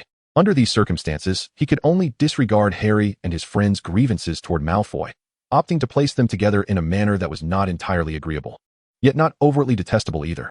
As Ron had previously discerned, Malfoy had invested considerable effort in uncovering George's interests, attempting to cultivate a closer relationship with him. Draco Malfoy sought to cultivate a rapport with George, investing considerable effort into this endeavor. Initially, he engaged in subtle gestures of goodwill, presenting unique collections of Slytherin literature. As George accepted these offerings and even expressed gratitude for Malfoy's kindness, the latter escalated his approach by gifting him a tome titled The Secrets of Meditation. Malfoy had resolved to ensure that George remained neutral in the conflict between himself and Harry. He aspired to gain advantages from George, yet he lacked the audacity to present him with his clandestine collection of dark magic texts. The notion of carelessly deceiving George was far from the intellect of Malfoy. He would not recklessly alienate George further. The gifts he offered needed to strike a balance, neither too powerful nor overly obscure, yet not too trivial or commonplace. After considerable contemplation, Malfoy eventually unearthed a gift from his family's treasured collection that he believed would satisfy George. Over time, the significance and utility of meditation had gradually faded from history. In modern times, there was an attempt by a wizard to restore this practice, yet his years of toil revealed that the magical community had lost this ancient heritage. No one understood the efficacy of meditation, nor did they know how to engage in such practices. The sole remnant of that wizard's arduous journey was this very volume. The Secrets of Meditation. Malfoy was aware of George's voracious appetite for reading. He spent countless hours immersed in the Hogwarts library, reportedly having perused the majority of its historical tomes. Although Malfoy harbored doubts about George genuinely completing the myriad of monotonous travelogues and tedious histories, he recognized George's profound interest in ancient knowledge and skills. After careful deliberation, he wisely chose to present this book, once of great importance in antiquity, yet now somewhat of a novelty, to George. He did not expect George to forsake Harry in favor of friendship with him, but he was determined to leave a favorable impression. This would facilitate future interactions. With sufficient investment, even maintaining George's neutrality seemed plausible. In the Ravenclaw common room, George gently caressed the thick tome, The Secrets of Meditation. The leather cover exuded an aura of antiquity, while the pages were adorned with illustrations of stars and magical sigils, showcasing the weight of history. The annotations, inscribed in various magical scripts, secretly chronicled the author's obsession and fervor for ancient wizards. The wizard who endeavored to revive the art of meditation indeed invested great effort. The book not only gathered various ancient practices of meditation still extant today, but also included insightful commentaries. Regrettably, it lacked the crucial details regarding how to achieve the training and the effects thereof, information that represented the essence of any spell. Ultimately, he failed to resurrect the art of meditation, unable to replicate the formidable powers of ancient wizards. Chapter 58, The Banquet. In the end, the wizard, burdened by profound regret and a fierce sense of longing, left all his emotions and hopes within the pages of this tome. Yet for George, that was more than sufficient. Although Malfoy harbored ulterior motives at the outset, fortune favored him, or rather, my fortune proved fortuitous. George softly closed the book, releasing a quiet sigh. George vividly recalled the incredulity he felt upon acquiring this book. In front of Malfoy, he was unable to conceal his delight, overflowing with excitement. It was as if he was unwilling to suppress his emotions and joy during such a moment of elation. Life's triumphs ought to be celebrated in full measure. He even contemplated shouting joyously, singing aloud, or perhaps indulging in a toast to commemorate the occasion. However, years of composure had taught him that even in the absence of emotional restraint, such exuberance and impulse would naturally temper within the realm of his spontaneous reason. He remained joyously elated, yet devoid of hysteria. George had welcomed Malfoy into his training squad, all thanks to this tome, The Secrets of Meditation. Unlike other wizards who neglected and grew unfamiliar with the art of meditation, it had always been an integral part of George's power repertoire. As he emerged from a world inundated with knowledge and information, meditation had accompanied George since his early childhood, even though he initially gleaned little from it. Nevertheless, dedicating several minutes each day to this practice for revitalization was never a waste of time. A small, well-cultivated habit could herald significant transformation at a pivotal moment. As George repeatedly ignited his mental ocean with Felix Felicis, the secrets of the mind and the utility of meditation gradually unveiled themselves before him. What began merely as a brief respite blossomed into something robust, thriving under ample nourishment and care. This book, The Secrets of Meditation, almost instantaneously bridged his gaps, revealing a newfound avenue for rapid accumulation of strength, which was crucial for wizards in a realm where power growth was often sluggish. In moments of slow advancement, every additional skill or technique could accrue immense advantages, akin to the benefits derived from George's robust physique and boundless energy. The mastery of mental fortitude through meditation could once again provide George with a crucial cornerstone on his path as a wizard. The world was changing, and George perceived the storm stirred by his butterfly's wings, escalating in distant realms and gradually encroaching upon the present. This was the last significant event before the summer break, the Academy's year-end banquet. Harry and his friends arrived at the hall, which was adorned with an array of green and silver ribbons and silks. A colossal banner depicting the serpent of Slytherin hung prominently on the central wall. These were Slytherin's colors. If only they had just a little more time, they could have triumphed over Slytherin, Ron lamented as he walked forward. Who could disagree? This year, the points among the houses were exceptionally tight. Slytherin, they, and Ravenclaw were all separated by mere points. Had Ravenclaw emerged victorious in the last Quidditch match, they would have bested Slytherin and claimed the House Cup. Hermione, incensed by the narrow defeat, was resolute in her belief that, given a bit more time, she could devise a way to surpass Slytherin in points. No wonder the Ravenclaw bookworms were so frenzied on the field last time, nearly overwhelming us with their prowess. Ron has only just begun to comprehend the depths of Ravenclaw's fervor for Quidditch, a revelation that had previously eluded him. Harry, feeling somewhat embarrassed, murmured that had he known it would be this way, he would have preferred to concede the Quidditch match to Ravenclaw, thus preventing the House Cup from falling into Slytherin's grasp. Ironically, George has been unusually subdued lately, devoid of any action, which allowed Slytherin to overtake Ravenclaw in a dramatic finish. Let us not speak ill of George. He has been preoccupied with preparations for our summer training, which has delayed our efforts, Harry said apologetically, aware of George's recent busyness. Although he had led Gryffindor to victory in the Quidditch match, the loss of the House Cup to Slytherin weighed heavily on his conscience, leaving him guilt-ridden over the defeat of both houses. As they conversed, they arrived at the Gryffindor table. Harry glanced towards Ravenclaw's table, noticing George engaged in conversation with Kate, oblivious to their entrance. He then cast his gaze towards Slytherin, where he spotted Malfoy, still exuding his characteristic arrogance. Slytherin was all too aware of their triumph in the House Cup, their entire house basking in an air of superiority. The sounds emanating from their table, including laughter and clinking glasses, were distinctly louder than those of other houses, a truly irksome display. As the victors of the House Cup, Slytherin students reveled unabashedly, celebrating with raucous cheers and whispered toasts. They had claimed victory for 7 consecutive years, but this year had been particularly thrilling, as they triumphed over Ravenclaw in the final moments. The raucous celebration of Slytherin began to encroach upon the atmosphere of the other houses. Kate, somewhat displeased, inquired why George had vanished at such a critical juncture, allowing Slytherin to reclaim the lead. George, holding a goblet aloft, gently swirled the juice within, a gesture that, while not enhancing the drink, certainly appeared stylish, as evidenced by the glances from the upperclassmen around him. Sipping his juice leisurely, he remarked, "I had thought Ravenclaw was indifferent to the House Cup. How else could Slytherin have reigned for 7 years?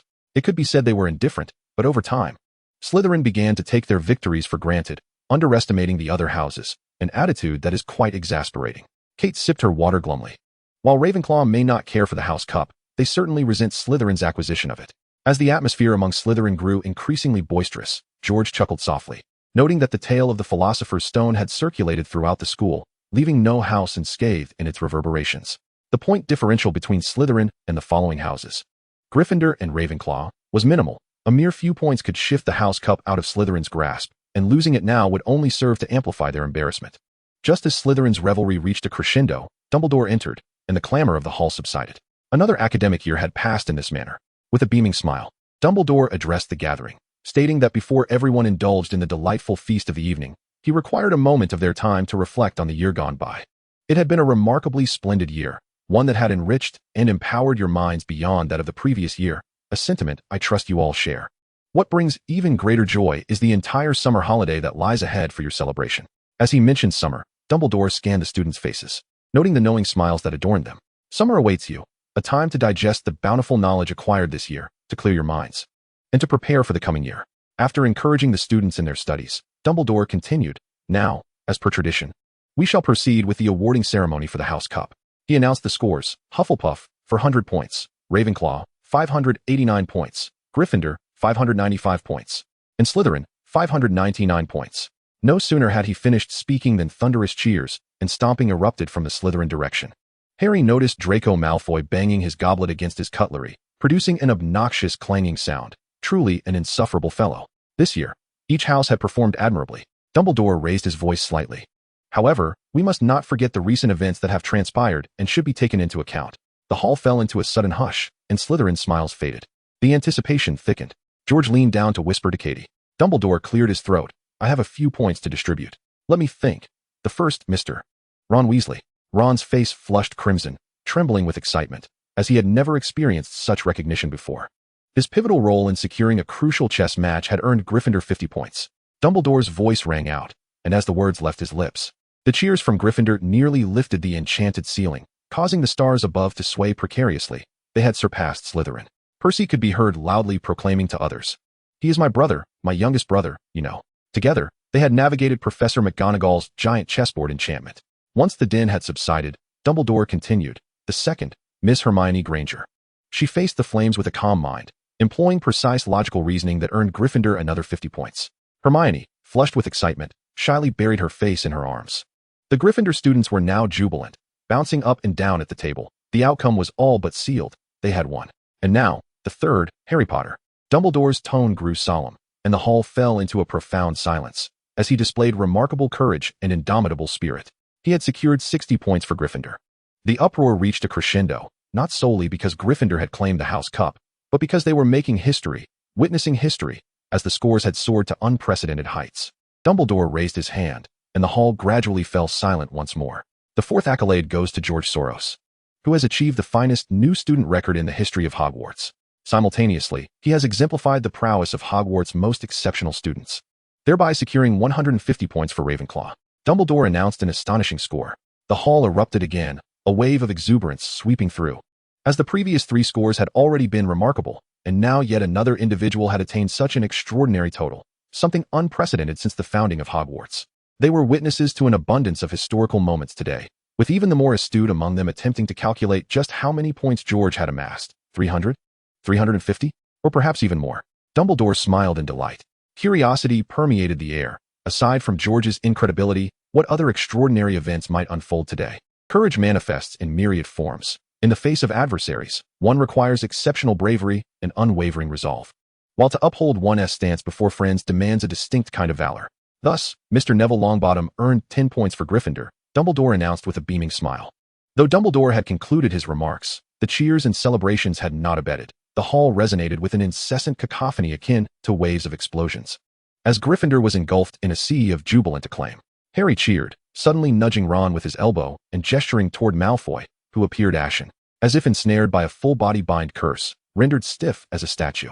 At that moment, the green silks of the hall transformed into vibrant shades of red and gold. The formidable serpent of Slytherin vanished, replaced by a majestic Gryffindor lion. Snape awkwardly shook hands with Professor McGonagall, and Harry caught sight of him. From his gaze, Harry discerned that their animosity would persist, yet he no longer felt fear. George continued to sip his juice gracefully, remarking softly to Kate, "What a splendid evening, is it not?" As the banquet concluded, time flew swiftly, and soon it was time to announce the examination results. Harry and Ron excelled in their exams, which came as no surprise, while Hermione maintained her usual high standards, falling just short of George's performance. Even Neville performed commendably, particularly in herbology. Conversely, his potion skills were somewhat lacking, perhaps due to Professor Snape's teaching methods. Thus began Chapter 60, Summer Arrangements. However, not all was delightful. Although Malfoy's grades were mediocre, they nonetheless placed him in the upper middle tier. Astonishingly, that dimwit Goyle managed to pass as well, suggesting the standards of the academy were not particularly stringent. Yet, this was of little concern, for life seldom unfolds as one might wish. With summer upon them, their wardrobes lay bare, clothes packed neatly into suitcases, ready to depart. Before parting ways, Harry and his friends exchanged their summer plans. George approached me with an expression of indifference and said, "Harry, you are destined to vanquish the next Voldemort. One cannot anticipate a leisurely ride on a flying broomstick to engage in a valiant Quidditch match against Voldemort." Harry's imitation of George evoked peals of laughter from Hermione and Ron. When Voldemort draws near, one experiences an unbearable throbbing in the forehead. Yet meditation can assist in resisting his dark power. Harry waved his hand, recounting the circumstances of that moment. George had set him an arduous task for the summer, an introduction to meditation, though it remained uncertain how much time it would demand. Ron remarked, glancing at Harry and Hermione, who refrained from indulging in schadenfreude. "Fortunately, you do not possess Harry's propensity for anger, nor Hermione's arrogance. You always maintain an air of composure, albeit your mental agility may fall short at times. See, all these traits can transform into virtues when the situation calls for it, even if mental quickness is not your forte. The meditation technique I have devised for you is tailored specifically to your needs. It is designed to help you remain calm at all times and facilitate swifter cognitive responses." Upon finishing his statement, Ron rolled his eyes at the two before him. It was evident to him that Hermione could no longer contain her laughter, despite her chin resting on her hand and her teeth clenched. Her quaking shoulders and twinkling eyes betrayed her amusement. Harry lifted his head, softly whistling. He did not laugh, yet what was the reason for your trembling hands? His expression was not as fearsome as you all described. He remarked to me, "Hermione, as an academic achiever, you must not allow yourself to descend to the levels of Harry and Ron." Hermione, having cast a discreet glance at Harry and Ron, continued only when she sensed they bore no ill will. "Your intellect is remarkable, and your memory is unparalleled. These are your strengths, and you must learn to wield them effectively. An extraordinary memory and a nimble mind can yield formidable computational prowess. This unique meditation technique will enable you to harness your brain's full potential, transforming it into direct power. I look forward to seeing you master some simple wandless spells at home. It is important to remember that the use of magic is prohibited for minors when alone, but most magical families possess ways to circumvent this restriction. If you wish to avoid disadvantage in the coming months, you must dedicate yourself to meditation." George had never divulged such matters to me. Harry felt a twinge of frustration at George's evident preferential treatment towards Hermione, keeping him in the dark regarding these significant issues. Perhaps George feared you would get into trouble, or perhaps he knew we would confer together, hence making separate arrangements for us. Hermione, feeling she had received special treatment, refrained from displaying it openly and sought to provide an excuse for George. "Perhaps, Malfoy, you are indeed clever, yet you have consistently lacked opportunity and strength. Now that they possess both, will you seize this chance? Next semester, you must confront Harry face to face, should your skills not sufficiently advance over the summer. Prepare to find yourself trampled underfoot by him."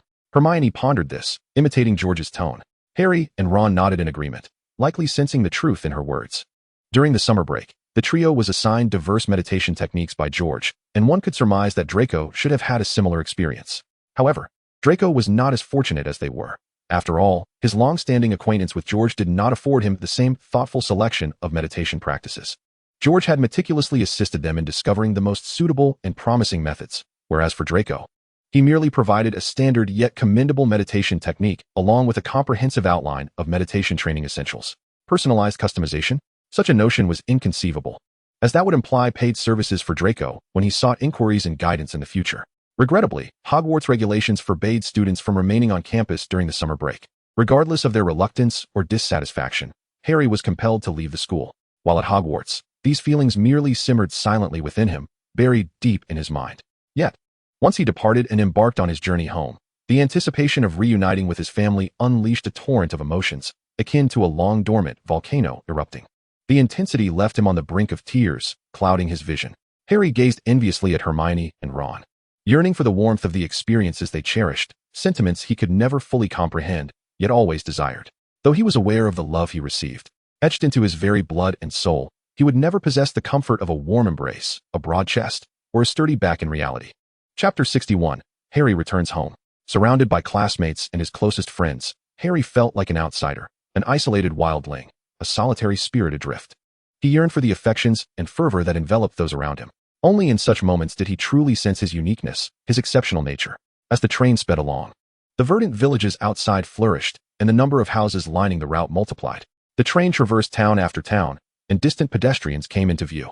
While the other passengers grew increasingly animated and joyful, Harry's heart felt ever colder. Upon arrival, the train halted at Platform 9 of King's Cross Station. Passengers surged forth like a tidal wave, forming an elongated queue as they exited the train, ensuring a discreet departure to prevent muggles from discovering the station's secrets. The Granger couple embraced Hermione tightly, their emotions overflowing. Ron's mother arrived with an entire brood, and one little girl spotted Ron and exclaimed, "Mom, there he is. Ron is over there. And look, it's Harry Potter." It was Ron's sister, Ginny. A tall, sophisticated blonde beauty awaited George, who, upon seeing her, abandoned all else and departed without a word. Harry greeted Ron and Hermione's families, but did not linger for further pleasantries. Instead, he hefted his heavy suitcase and exited the train station. Once outside, he hailed a taxi. "Number 4, Privet Drive, please." "Thank you. Are you alone?" The driver, a tall and slender man with a scruffy beard, assisted Harry in placing his luggage into the trunk, expressing disbelief at the situation. After what felt like a Herculean effort to stow the bags, Harry yearned for the ease and comfort that accompanied wielding his wand. He dusted off his clothing and slid into the taxi. "Hey there, young lad. How could your family permit you to travel alone by train? That's a form of child neglect. They ought to be prosecuted." The bearded driver exclaimed with indignation as he glanced into the rearview mirror. Harry felt no concern that his uncle and aunt had not come to greet him. In fact, he would prefer never to see them again if given the choice. He much preferred the confines of the school. Such careless parents. "I have a daughter about your age. Each time I see her, my heart melts. Before she steps out, I must confirm countless details. Is there a teacher accompanying her? Is the destination safe? Does she have enough food and drink? When can I pick her up?" As the driver smoothly navigated towards Privet Drive, he regaled Harry with tales of his daughter. Gazing out at the familiar yet unfamiliar landscape of Privet Drive, Harry felt a profound sense of disconnection. The driver's exuberance was overwhelming. He continually praised Harry for his bravery in traveling alone and condemned Harry's irresponsible family. Eventually, the driver inquired about Harry's school, hoping to introduce his daughter to him. Harry found himself flustered, unable to divulge that he was enrolled at Hogwarts, a prestigious school of magic. However, the driver's chatter lightened Harry's mood as they neared their destination. Summer would soon be over, and he could focus on perfecting his meditation techniques, eagerly anticipating reuniting with friends at the start of the term. He wished time would hasten. Dragging his heavy suitcase, Harry trudged toward the house that felt both familiar and foreign. He longed for the castle of his school, the secret passages, and the ghosts and ghouls. He missed his classes, his training, and most importantly, his friends, Hermione, Ron, George, Neville, every single one of them. As thoughts of George crossed his mind, Harry opened a drawer and retrieved the letter George had sent him. The letter was succinct, reflecting George's character. He inquired about Harry's progress in meditation and urged him to devote more effort to it during the summer. Enclosed was a check for £5,000, ensuring that finances would not hinder Harry's training. George always considered everything. Harry perused the letter multiple times, murmuring to himself. Later, he lay on his bed, holding the letter above his head, letting the light filter through as he inspected it. This was the only correspondence he had received during the summer. Life at his aunt and uncle's felt interminable, although it was certainly an improvement from the years when he would be confined to a cupboard. He had learned magic, and his cousin Dudley no longer dared to bully him. Now, the most malevolent actions from his aunt and uncle consisted of raising their voices, their bluster masking a hollow threat towards Harry. They tremble in fear at his mere mention of magic, whenever Harry brings it up. The Dursleys scurry about as if their backs were ablaze.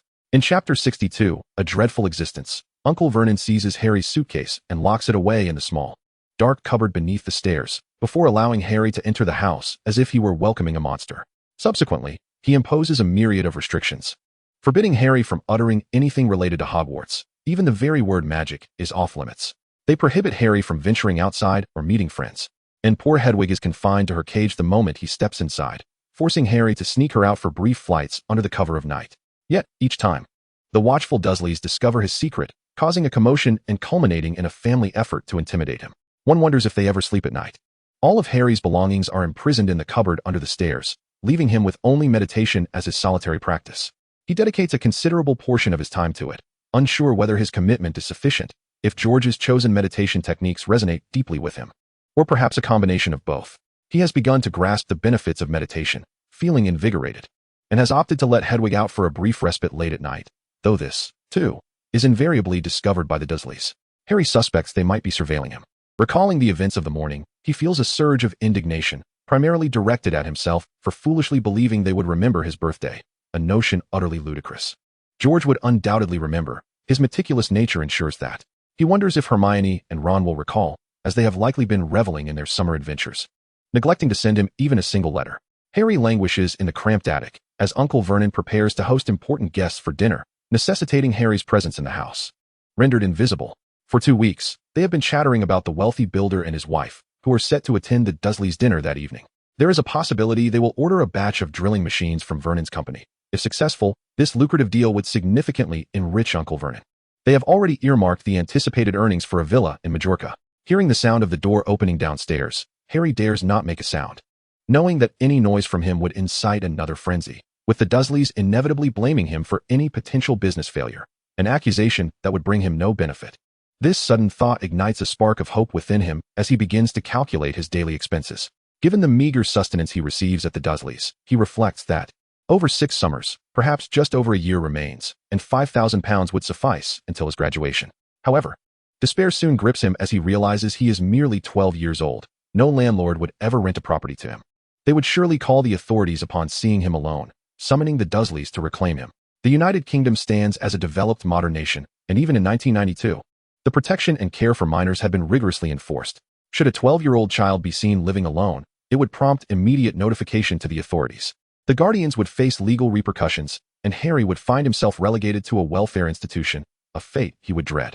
Although such an institution could hardly be worse than life with the Dursleys. It is precisely for this reason that the Dursleys forbade Harry from associating with others from a young age. They harbored a deep-seated hatred for him, yet, as his lawful guardians, they lacked the courage to send him away to a welfare home. Thus, they were compelled to feign care for him. If they aspired to be considered good citizens and decent people, they had to pretend to possess noble qualities, masquerading as compassionate guardians of a deceased relative's child. This was a duty that a gentleman, a respectable family, and one striving for upward mobility must uphold. They loathed Harry while simultaneously being obligated to look after him, terrified that such duplicity would be uncovered, fearful that others would perceive their lack of decency. The awareness of their malicious hearts devoid of any noble traits only intensified their animosity towards Harry. As Harry listlessly listened to the sounds emanating from downstairs, he found himself daydreaming about what Hermione and Ron might be doing. He missed them dearly, despite their failure to write to him or remember his birthday. He longed to immediately release Hedwig from her cage, allowing her to convey his heartfelt sentiments to Ron and Hermione, expressing how profoundly he missed them. Several weeks had passed since the summer holidays began, and with no word from Ron and Hermione, Harry felt as though he had lost all connection to the wizarding world. Even teasing Dudley no longer brought him joy. If not for a letter from George that he still possessed, he might have begun to believe that his experiences at Hogwarts were merely a figment of his imagination. All his belongings, his wand, broom, and spell books, along with any ties to the magical realm, were locked away in the cupboard under the stairs. This disconnection left him feeling disoriented and distressed, more than ever. He yearned for the warmth of friendship. While his current circumstances were far from the nightmare of the past 11 years, he had tasted the sweetness of companionship and joy. He could no longer endure life as he once did, accepting all the horrors that came his way. He had discovered vitality and a sense of purpose. He craved a normal existence, one filled with happiness. Suddenly, Harry nearly cried out as a creature emerged from beneath his bed. It was a repulsive, fearsome little monster, adorned with large bat-like ears and a pair of protruding green eyes that dominated its face. It was truly hideous. In an instant, Harry recalled those very eyes that had spied on him from the garden that morning. "What do you want?" he demanded. The training he had received kicked in, prompting him to react swiftly. He quickly retreated into a defensive stance. Noticing the creature made no aggressive move, he seized a nearby chair. The creature cautiously leapt from the bed, bowing humbly, its elongated nose nearly touching the carpet. Harry observed that it was clad in a tattered pillowcase, which bore several ragged holes. Chapter 63, The House Elf Dobby. State your purpose. Harry did not lower his chair. despite the fact that the creature before him seemed disinclined to attack. Should he dare to relax his guard and set down his seat, he would undoubtedly be punished by George, forced to run 10 laps around the campus. Even more dreadful was the thought that Malfoy would surely be trailing behind him, mocking him all the while. "Harry Potter!" the creature shrieked, its voice echoing down the stairs. "Dobby has been waiting to see you, sir. It is an immense honor." "Do not digress. State your purpose," Harry replied, his tone frigid. Were he addressing an ordinary individual, he would not have been so rude. Yet, in the presence of a suddenly materializing magical being with unclear intentions, he felt compelled to protect himself, especially given his resolve to confront Voldemort. Harry remained vigilant, watching the house elf named Dobby, who remained silent. His training instructed him that silence would compel the other party to divulge further information. House elves are slaves to their masters, serving a wizarding family for eternity, and they can never contravene their master's commands, the little creature explained. "Who is your master?" Harry seized upon this critical revelation, pressing for answers. The creature trembled slightly. "Oh, Dobby cannot reveal his master's name. They do not know Dobby has come here. Dobby must impose a severe punishment upon himself for disobeying his master's orders. Dobby must put his head in the fireplace." Dobby's self-punishment filled Harry with revulsion. "You dare not speak your master's name. You certainly do not hail from my friends' homes. Hermione's parents are muggles. Ron has shared their entire family background with me, and I know their pet rat. George would never have a servant like you." Harry recalled the last time George's raven delivered a message to him. George's pet was imbued with his distinctive flair, opting for a raven instead of the typical owl. The raven's lively gaze suggested it had been touched by magic. Harry could easily discern the raven's strong resemblance to George's unique style, his personal signature, though he still preferred Hedwig. He had to admit that George's raven was indeed striking. Holding the chair aloft, Harry cautiously edged toward the door, remaining ever vigilant. For the creature before him was not affiliated with any of his familiar acquaintances. House elves were bound to their masters, never defying their commands. "Since you do not come from my friends' homes, you must hail from that of my enemies. Is it Voldemort whose name you fear to utter?" As he spoke, he drew nearer to the door. Should the creature make any sudden moves, he would dash downstairs and retrieve his wand, disregarding all prohibitions in that moment. "Ah, sir, do not say that name. Do not say that name," the creature cried, covering its ears. With a sudden burst, Harry flung open the door and slammed it shut, then raced down the stairs in a frenzy, colliding with Uncle Vernon on the way down. Vernon, furious, had been engrossed in a riveting tale, reaching its climax, only to be interrupted by Harry. He realized he must warn this oblivious boy of the peril he faced. "You presume to consume what belongs to whom, you wretched, unwanted creature." Vernon lowered his voice as he approached Harry, who was too preoccupied to care about the intentions of this corpulent man. A house elf from Voldemort's abode had come to hunt him down. He needed to procure his wand and prepare for an escape. With a forceful shove, he pushed past Vernon. Thanks to George's nourishing concoctions and the wholesome meals at Hogwarts, Harry had grown into a young man.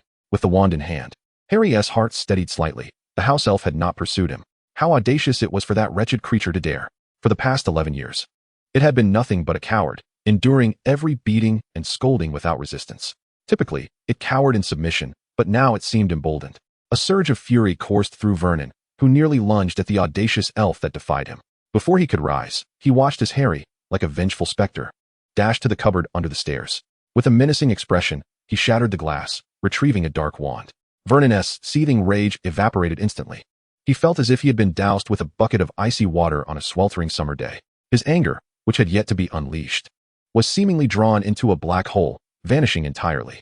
A chilling wave washed over him, leaving him not only cold but stinging all over.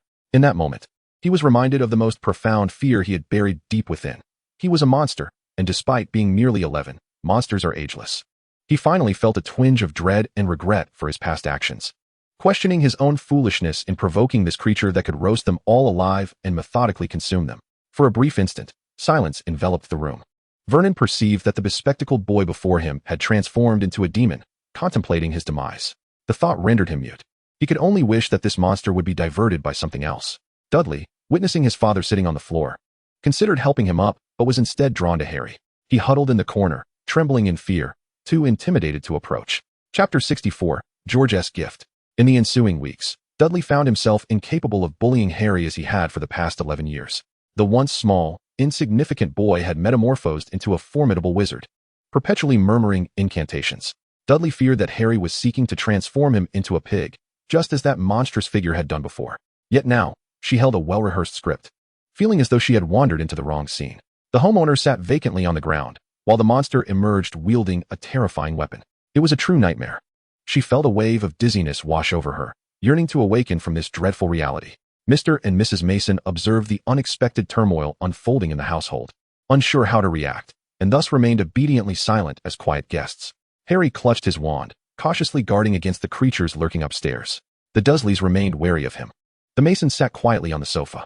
He crouched on the floor, using both hands and feet to retreat, seemingly frightened by the person outside. As the figure entered, the Masons glanced over, only to find that the newcomer was not a menacing individual, but rather a kindly-looking man with an amiable demeanor. The only striking contrast lay in his refined face, paired with a robust physique. The man strode confidently into the room, surveying his surroundings, and exclaimed, "Harry, your relatives are truly welcoming." At that moment, Harry was intently focused on the upstairs threat when an astonishingly familiar voice broke through from behind. It was George. In disbelief, Harry turned to see a handsome, strong-shouldered man. "I initially intended to deliver a gift, but my grandmother insisted I come in person upon hearing it was my friend's birthday," George said with a shrug, revealing his grandmother's and Anna's persistent belief that he would struggle to make friends. He had merely planned to prepare a gift in advance, yet was compelled to bring it himself. "Your visit is the greatest gift of all," Harry replied. His voice slightly choked as he wiped his eyes with his sleeve and approached slowly. "Perfect timing, as all your things are here. Let me show you the gift I prepared." Noticing the varied expressions of those around him, George began to suspect something was amiss as he stepped forward to assist Harry with the box. "Wait, I also need my headwig," Harry said, heading upstairs, but hesitated midway, uncertain if the upstairs creature had escaped. Observing Harry's sudden halt, George effortlessly carried the box and followed him, suggesting, "If there's anything else you need, let us take it all. I've arranged for a new house for you." "A house?" Harry responded incredulously, questioning the clarity of his hearing. "Considering you are now 12, on the verge of adulthood, you should have a place of your own to host friends," George explained as he ascended to the loft. "And given that you will likely spend much of your time at school, your new residence will be at 18 Privet Drive." 18 Privet Drive? Harry followed George into his bedroom, relieved to find the creature had vanished. He recalled that 18 Privet Drive was the finest house on the street, situated near a bustling avenue, a newly built cottage. "Is there anything else to prepare?" George surveyed the loft, a dark, cramped space where he could easily reach the ceiling. "Nothing more, just bring my headwig," Harry said, reaching for the cage holding his owl. George approached and opened the window, taking the cage from Harry without any fuss. The cage swung open, and Hedwig spread her wings, soaring out through the window, eager to escape her confinement. "All right, let us go. Take one last look here. You won't be returning." George, with an air of nonchalance, descended the stairs, clutching a suitcase. Uncle Vernon had already regained his footing, standing alongside Dudley and Aunt Petunia like prisoners awaiting interrogation, their spirits dejected as they lingered by the door, anticipating Harry's verdict. "Harry, would you like to say something?" George inquired, intending to relinquish the decision to Harry. "No, let us go," Harry replied, devoid of sentiment, eager to depart as swiftly as possible. Yet, there were still procedures to observe. George produced a document from his person and tucked it into Vernon's suit, a legal notification regarding the change of guardianship for Harry Potter, encompassing the maintenance fees accrued over Harry's 11 years, culminating in a report detailing the prolonged abuse Harry suffered during his time in foster care. "I have retained the services of a lawyer, Jones Douglas. As for whether to pursue litigation, that decision lies with Harry," George stated as he led Harry outside, adding, "In the future, Harry will reside at 18 Privet Drive. I will carefully consider whether you may appear within 5 kilometers of his sight." As George and Harry ventured into the night, Uncle Vernon's family finally collapsed onto the ground, relief washing over them that the young wizard's companion had not brandished a wand. However, Vernon's joy was short-lived. Mr. Mason had risen, albeit still grappling with the day's bewildering events.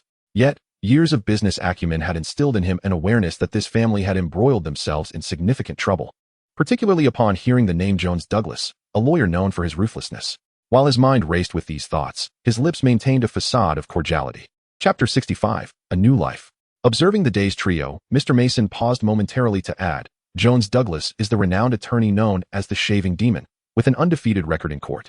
Under his representation, defendants opposing him have invariably faced the harshest sentences."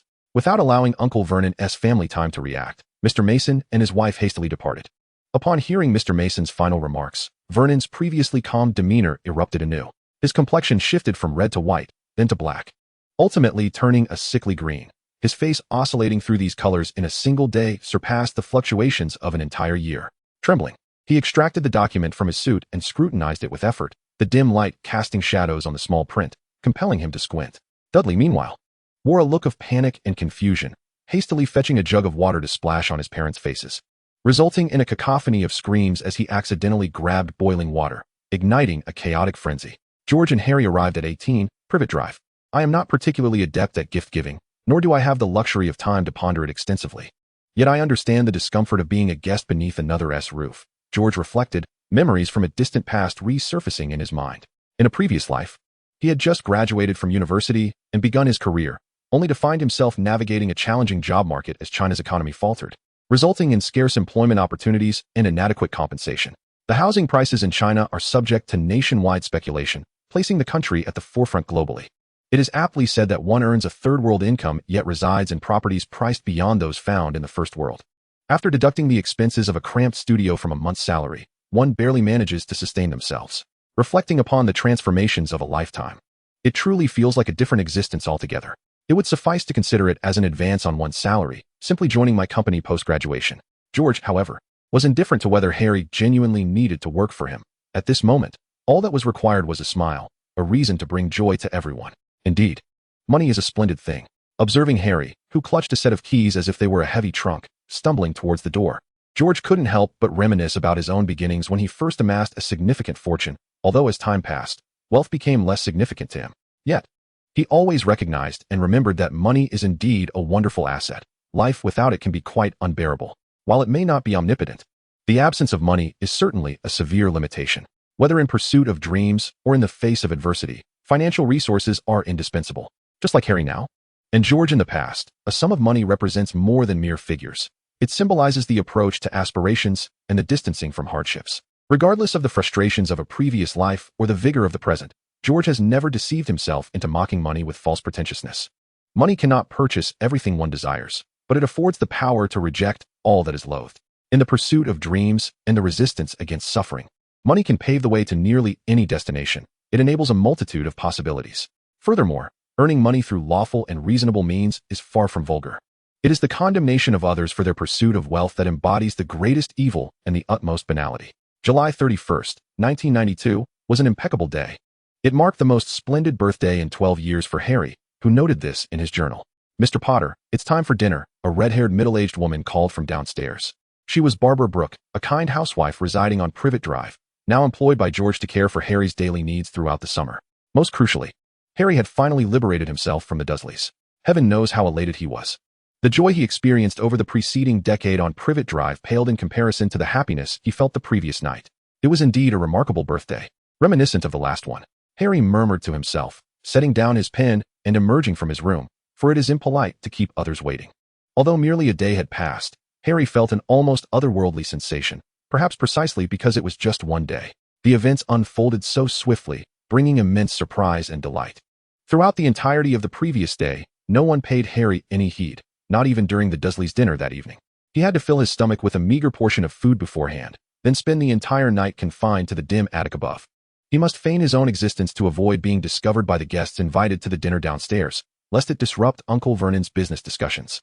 Perhaps he would find himself cleaning up the remnants of the meal after the guests departed. In truth, this day marked his birthday, and he would spend his 12th birthday in such a manner. This may not seem like a dreadful occurrence. After all, for many individuals, birthdays are hardly significant, let alone joyous. For over a decade, Harry himself had perceived birthdays as anything but celebratory. However, last year's birthday heralded a transformation. It was on that day he encountered Hagrid and received his acceptance letter to Hogwarts. He discovered the truth of his lineage and embarked on a new chapter of his life. Chapter 66, Precautions. He nearly succumbed to madness, and the only solace he found was in relentless practice of meditation, for it was through this that he could reclaim a semblance of control. All his connections to the magical realm, his spellbooks, wand, and broom, were confined within a cupboard at the bottom of the stairs. He had become entirely estranged from the world of magic, unable even to receive letters from Hermione and Ron. The thought of their letters filled him with guilt. He chastised himself for doubting Ron and Hermione, his dearest friends, along with George. He had learned from George that Ron and Hermione had sent him numerous letters, particularly Ron, who had extended multiple invitations for Harry to spend the summer at his home. Alas, Harry had not received a single one. Do not let me lay eyes on that little monster again. I shall flay it alive. A chilling thought flickered in Harry's mind. No, he chided himself. Such horrific thoughts were unwarranted. A swift end would suffice. Shaking his head, he felt uneasy about his desire to torment his enemies. As he dined, he pondered the homework that awaited him and George's concerns. George had informed Harry about the house elf from the Riddle House on Privet Drive, which intercepted Hermione and Ron's letters and even attempted to assault Harry on his birthday. To be safe, George had instructed his raven to patrol the nearby streets in search of the elusive creature, preparing traps to capture or eliminate it. House elves were formidable adversaries in ancient times. They had once resisted wizards before ultimately being subjugated and enslaved. The ancient magic wielded immense destructive power, and any species capable of standing against wizards was not to be underestimated. Being chosen by ancient wizards to serve as a family's slave indicated the house elf possessed extraordinary abilities. As a naturally magical being, they inherently exhibited a terrifying affinity for magic, surpassing that of wizards. They could even perform apparition in places like Hogwarts, where powerful magical restrictions were in place. This enables them to manifest almost anywhere, becoming the finest assassins and the most skilled thieves. This dreadful capability has led them to slay numerous distinguished wizards in their confrontations with sorcerers. However, their innate magical powers have also muddled their minds, resulting in house elves possessing remarkably low intelligence. Even when treated as slaves, their primary tasks involve cleaning and cooking. The more challenging tasks they undertake are limited to thievery and murder. Any matters requiring intellect should undoubtedly not be entrusted to them, as they would inevitably wreak havoc. George has always dreaded the thought of encountering a house elf within his abode. It would be utterly disastrous. He had his raven meticulously scout around Privet Drive, yet yielded no results. Much like Harry, spotting a house elf outside the house invariably foretells misfortune, he muttered. That night, the house elf from Voldemort's household did not appear. But a flying turquoise car soon entered George's line of sight. Hey George! Ron and Fred soared towards him, the vehicle cautiously coming to a halt before him. Ron was profoundly worried about Harry's sudden silence, particularly since yesterday had been Harry's birthday. The absence of any news from Harry left Ron feeling quite uneasy. Unable to contain himself any longer, he and his brother Fred had stolen the family car to rush over. Before even catching sight of Harry, Ron spotted George loitering nearby, his heart tightening as he hurried over to inquire if Harry had encountered any mishaps. Although Harry had faced some unexpected incidents recently, nothing serious had transpired. His letter had been intercepted by a house elf. For specifics, it would be best to ask Harry himself. George first reassured Ron before asking, "Are you here to fetch Harry for the summer at your home? By the way, since you're here, you must come to my house as well. My mom has long wished to invite you. She is quite curious about you, the one who set the academic record at Hogwarts." Ron felt that training in meditation techniques had indeed been beneficial. After a moment's contemplation, George, noticing Ron's eager expression, conceded, "Very well, let us go summon Harry." Although George had not initially intended to visit Ron's home, it would be impolite to decline now that the opportunity had presented itself. To be honest, he harbored a profound curiosity about the circumstances of the Weasley family. The Weasley household is remarkably unique within the entire magical community. To be more precise, their mother stands out significantly. Even more specifically, Mrs. Weasley has an overwhelming number of children. Ron has 5 brothers and 1 sister. George pondered whether, if the Weasley family's financial situation were slightly more favorable, Ron might have even more siblings. In George's view, this was highly plausible, and he would be more than willing to facilitate such a possibility. Chapter 67. Gender Equality in the Magical Realm. Conversely, not only does the Weasley family have a multitude of children, but each one excels academically. What may seem trivial to others is, in George's discerning eyes that encompass the entire magical realm and even the world, quite extraordinary. Just how remarkable is this distinctiveness? If George were to choose a person to serve as the headmaster of Hogwarts, he would scarcely give Dumbledore a glance. Instead, he would cast all the manipulative votes in favor of Mrs. Weasley. George found it perplexing how the magical community could overlook the Weasley family, given their conspicuous differences. In reality, the entire population of the British magical world amounts to merely around 3,000 individuals, which starkly contrasts with the Muggle world and seems profoundly illogical. Firstly, the magical realm has not experienced significant warfare. In fact, even during the dark reign of Voldemort over a decade ago, the actual number of fatalities was minimal. Given the small population of the magical community, if Voldemort had dared to disrupt the peace as Muggle tyrants do, he could have annihilated the entire magical populace within a few weeks or even days. No ambitious ruler desires to reign over mere cats and dogs. Secondly, wizards enjoy long lifespans. A healthy wizard can effortlessly live to over a century or even 2. They possess numerous means to extend their lives if they so wish. Furthermore, infant mortality in the wizarding world is remarkably low. Unlike muggles who are often ensnared in the chaos of daily life, wizards benefit from the convenience of magic, rendering even the most ordinary wizarding households remarkably efficient and automated. This abundance of time allows wizarding families to care for their children, while the declining birth rate ensures that they place immense value on their offspring. Hogwarts welcomes all 11-year-old wizards to attend school, and once they grasp some basic spells, the likelihood of infant mortality diminishes significantly. With no large-scale wars or deaths, a long average lifespan, low mortality rates, and no instances of infanticide or gender bias, one must ponder how the Wizarding World maintains such a low population density.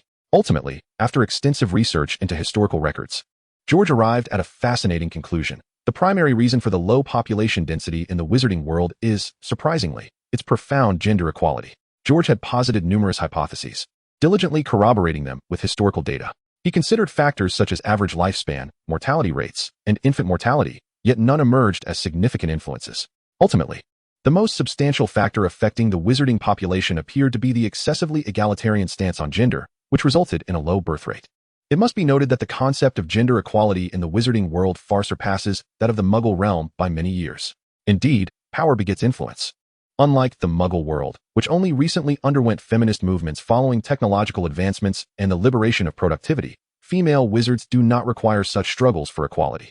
They inherently wield magical prowess, rivaling any male counterpart, and possess innate strength.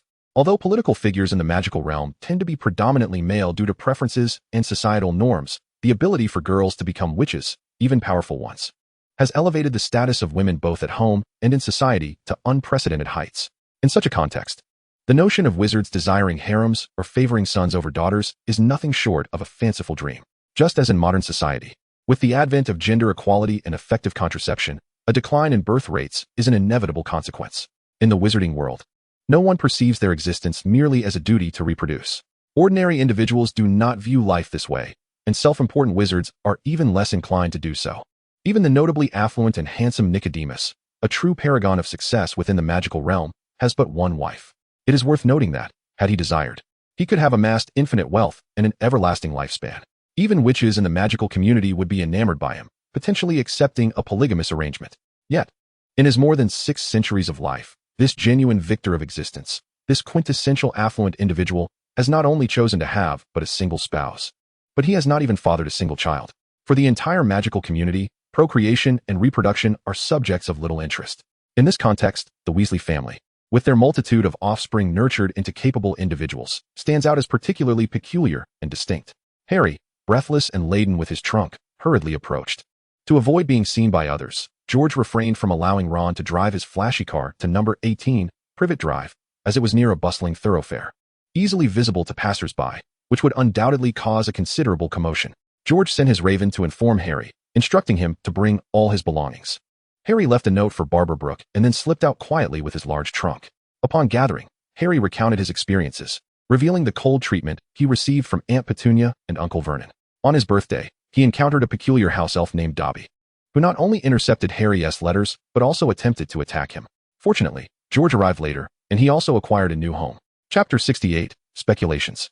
After graduation, he owe me 10 years of labor, George remarked with a light-hearted tone, prompting a chorus of laughter. That little creature, Dobby, is truly a house elf of the Malfoy family? Fred inquired, his gaze fixed on Harry, raising a pertinent question. Indeed, Harry and Ron replied in unison. Draco Malfoy, Harry elucidated, is my classmate, and he harbors a deep animosity towards me. Draco Malfoy, his father is Lucius Malfoy, isn't he? Fred turned to George. Yes, they are father and son, George affirmed, turning his attention back to Harry.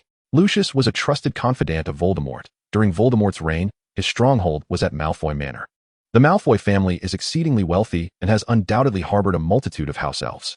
These elves followed Voldemort's commands while he was in power, and now they obey Lucius. Harry had uncovered the link between his two adversaries. It is also possible that Lucius is currently in league with Voldemort, conspiring together, Ron eagerly interjected. All right, let us set aside Lucius, Voldemort, and their house elves for now and discuss other matters. George was the first to break the silence. These matters cannot be resolved immediately, and for now, we must remain vigilant. So much has transpired, and though I could not offer assistance, I am delighted that we have come to fetch you today. Ron clapped Harry on the shoulder, reflecting on the difficult holiday Harry had endured. He felt a swell of pride in his decision to seek out Harry today. Who? Fred inquired, referring to the new owl their parents had acquired for Percy after he was appointed head boy. Ron turned his envious gaze toward George, who was in the passenger seat. That raven truly captivated him, far surpassing Percy's Hermes in cleverness and prowess, and far better than his own Errol. Honestly, I would prefer to use a telephone. Messengers are far too easily intercepted. That's why I trained a raven, though I still cannot guarantee it will evade all interception. George shrugged. Ravens are significantly more formidable than owls, Yet unless I can teach the raven sufficient magic, these messengers will never compare to a phone call or a text message. What is a phone? Fred and Ron asked, their faces reflecting curiosity. This marvel known as a telephone was, astonishingly, a messenger superior to George S. Raven. It's not a magical creature. It's a communication tool from the Muggle world. They are incredibly convenient, able to convey sound as if conversing face to face, Harry explained, gesturing animatedly. Despite Harry's enthusiastic attempts to elucidate, Ron and Fred remained perplexed by the concept of a mobile phone, leaving George with an odd sensation. I'll bring over a few mobile phones in a couple of days. As long as we're not in a special environment like school, we can use them for everyday communication. Owls are simply too cumbersome, George said with a mischievous smile. Contemplating the prank of introducing telephones into Ron's household, thus allowing Ron to chat endlessly with Harry. That sounds splendid. We can communicate via telephone. Alleviating the worry of intercepted owl messages, Harry exclaimed, excitement lighting up his face. He had no desire to endure the disconnection from the magical world that he had felt in recent weeks. Listening to Harry extol the convenience and advantages of telephones, Ron and Fred were eager to experience this technology, eagerly anticipating the arrival of the mobile phones George spoke of. Have you taken the car out? Does your father know? Harry posed a crucial question. Oh, he doesn't know. He has to work late tonight. We hope to sneak the car into the garage without my mother noticing. Ron replied nonchalantly, as though such covert operations were a regular occurrence for him. What does your father do at the ministry? Harry asked, a hint of curiosity in his voice. Do wizards really have to work late? Does that affect their efficiency? He works in a rather dull department. Ron's tone was somewhat peculiar, as if he held a disdain for his work at the department for the regulation and control of magical creatures. What? Harry heard a long string of words, entirely unfamiliar when strung together. It was indeed a daunting task. Listening made Harry's head spin as well. Naturally, a man had been admitted to the hospital, shouting at the doctors and nurses about teapots spouting water and pliers that would bite. His father was exceedingly busy, and crucially, there were only him and another old wizard, Perkins, in the department. He couldn't possibly keep burdening the elderly wizard with overtime. Ron recounted the incident with a sense of resignation. Chapter 69, The Weasley Family's Dilapidated Abode. What about that car? Harry glanced out the window, observing that the flying vehicle was clearly a product of magic.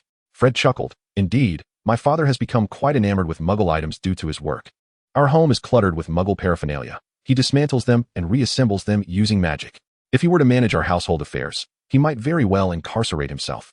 My mother is nearly driven to madness by it. Upon hearing this, George couldn't help but burst into laughter. Mr. Weasley was indeed a paragon of loving one's profession. We're nearing the main road, Fred remarked, gazing out at the familiar scenery. We shall arrive shortly, and dawn is approaching. A faint blush of red appeared on the eastern horizon. The car gradually descended under Fred's control, revealing a landscape of lush green fields and rows of trees. Our home is on the outskirts of the village, Fred stated. This place is called Ottery St. Catchpole. The car continued to lower, the sun cautiously climbing above the treetops. Oh, we've arrived, Fred exclaimed excitedly. They now found themselves beside a dilapidated garage, encircled by a small yard. Indeed, the Weasley family's financial situation was not prosperous. The yard bore a worn and rugged appearance. It appeared to have once been a stone-built pigsty, which had later been expanded with additional rooms. The rooms, though several in number, were crooked, as if magically adhered together, lending a slightly eerie vibe. The red roof boasted 4 chimneys, and a crooked sign hung in front, declaring it a dilapidated abode, a name that was all too fitting. A pile of worn boots lay discarded beside the front door, along with a rusty cauldron, while several plump brown chickens scurried about the yard. Not exactly impressive, Ron admitted, feeling somewhat embarrassed. He adored his home and cherished his family, but hosting friends brought him a measure of discomfort. This place is wonderful. Harry appeared remarkably relaxed and cheerful, appreciating the atmosphere that exuded a sense of home. A quaint charm reminiscent of an old rural village. The design may be a tad avant-garde, yet it is undeniably cozy, George opined, believing that with a few alterations, it could evoke the feel of a hidden paradise. All right, let us sneak upstairs without being discovered. Fred had a plan. When Mum calls us for breakfast, Ron, you shall bounce down the stairs and exclaim, Mum, look who has arrived. At that moment, Harry and George will emerge. He reasoned that she would be so delighted that she wouldn't notice their arrival in the car. That settles it then. Ron sprang into action, intending to lead Harry and George upstairs. Come along, follow me. As soon as Ron turned his gaze, his face turned a ghastly shade of green. Fixated on the direction of the house, Mrs. Weasley hurried over from across the way, causing the plump hen to scatter in fright. Typically a woman of gentle demeanor, she now resembled a tiger baring its claws, her eyes strikingly fearsome. Oh, Fred exclaimed, we've been caught red-handed. Ron lowered his head. Mrs. Weasley halted before the two of them, one hand on her hip and the other pointing at them, scrutinizing them one by one. She was clad in an apron, with her wand tucked into her pocket. as if she had just dashed out of the kitchen. "You certainly have some nerve," she said, suppressing her anger. "We?" Fred muttered, raising his head slightly in protest. "Do you have any idea how worried I was?" Mrs. Weasley's deep voice sent shivers down the spines of Harry and George, who stood by. "I'm sorry, Mum," Ron mumbled. The bed was empty, and there were no notes to be found. "The people are gone, the car is missing, and I'm nearly frantic. What if there was an accident? Have you considered that? I've never encountered such worry with Charlie, Bill, or Percy. They never make me feel this way." "Model student Percy," Fred murmured under his breath. "You should take a leaf out of his book. Don't make people worry, Mrs. Weasley shouted, prodding Fred in the chest. "You could easily meet with an accident, or be seen, and then it would implicate your father." After a lengthy pause, Mrs. Weasley only turned away once her voice had grown hoarse from shouting. George immediately stepped forward. "Hello, Mrs. Weasley. Ron and Fred were remiss in leaving you a note. It was exceedingly reckless of them. They should have communicated with you beforehand to prevent your distress and to gain your assistance." Listening to George's reasoning, Mrs. Weasley's expression softened considerably. "Indeed, I am not angry about their outing, but rather about their failure to inform me. It caused me great concern. They should learn from this experience and handle things better next time. Harry and I also wish to express our gratitude to you and Ron, Fred. They were quite reckless, but they also aided Harry. It is a pleasure to see you here." George pulled Harry over, and together they bowed in gratitude to Mrs. Weasley. "You are too kind." "I am delighted to see you, dear George, dear Harry," Mrs. Weasley replied warmly. "Come inside and have some breakfast." She turned and called out to Ron and Fred. "Take a page from George's book. Can't you allow me a moment's peace?" George patted Fred on the shoulder, raising an eyebrow. "If you intend to avoid further scolding, this is how we all navigated through it." The modest kitchen was rather small, appearing somewhat cramped, with a wooden table at its center surrounded by a few chairs, all polished to a shine. A clock hung on the opposite wall, devoid of numbers, featuring only a single hand.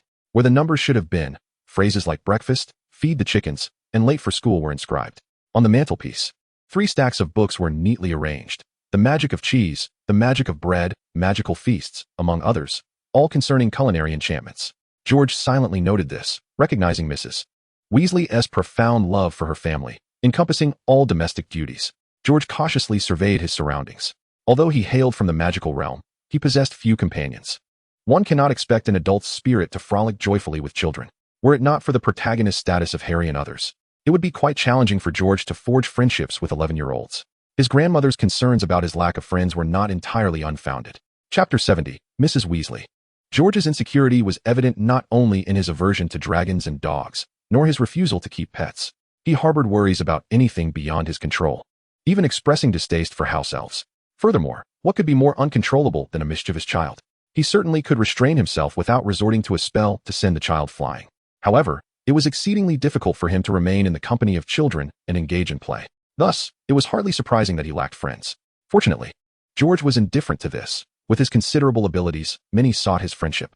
Mrs. Weasley busily prepared breakfast, carelessly tossing chopped sausages into the frying pan, occasionally casting a fierce glare at Ron and Fred, muttering about their writing endeavors, which was simply unbelievable. George silently added in his mind that Mrs. Weasley deeply cherished her family, including their amusing quirks. With a gentle flick of her wand towards the sink, the pots and pans began to wash themselves, clattering melodiously. This spectacle caught George's attention. He noted how effortlessly she wielded a silent spell amidst household chores, demonstrating both proficiency in domestic tasks and remarkable magical control. "This is not good, Mom," Ron grumbled. "Do not chatter at the table," Mrs. Weasley admonished sternly. "They're not feeding Harry," Fred chimed in. "Be quiet," Mrs. Weasley retorted, her gaze softening as she looked at Harry. She was strict, but not harsh, embodying the essence of a parent. Observing this scene, George mused that her children did not fear her and felt comfortable sharing their thoughts, fostering a warm family atmosphere. At that moment, a child clad in an oversized nightgown dashed into the kitchen, shrieking before promptly retreating. The family's financial struggles were evident. The daughter's nightgown was ill-fitting. George reflected silently, resolved to bring along more clothing when he gifted her a mobile phone. "That's Ginny," Ron whispered to Harry. "My sister.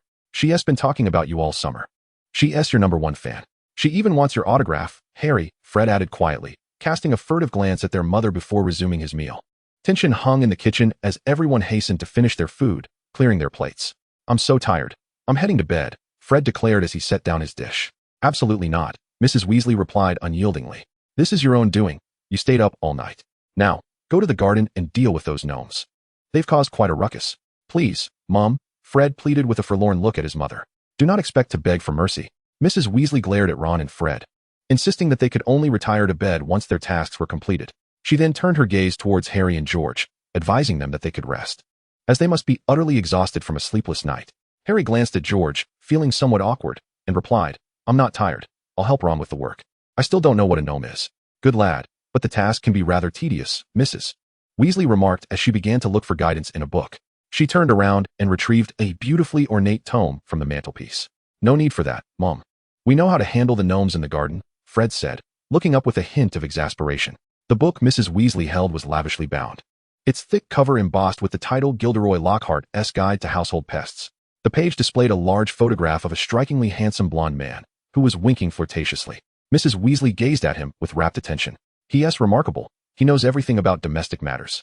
"This is an excellent book," she said, smiling foolishly. "Mum really admires him." Fred muttered under his breath, his ears turning slightly red, betraying his embarrassment. "Stop it, Fred," Mrs. Weasley said, her face flushing as she waved her hand dismissively, urging them to get on with their tasks.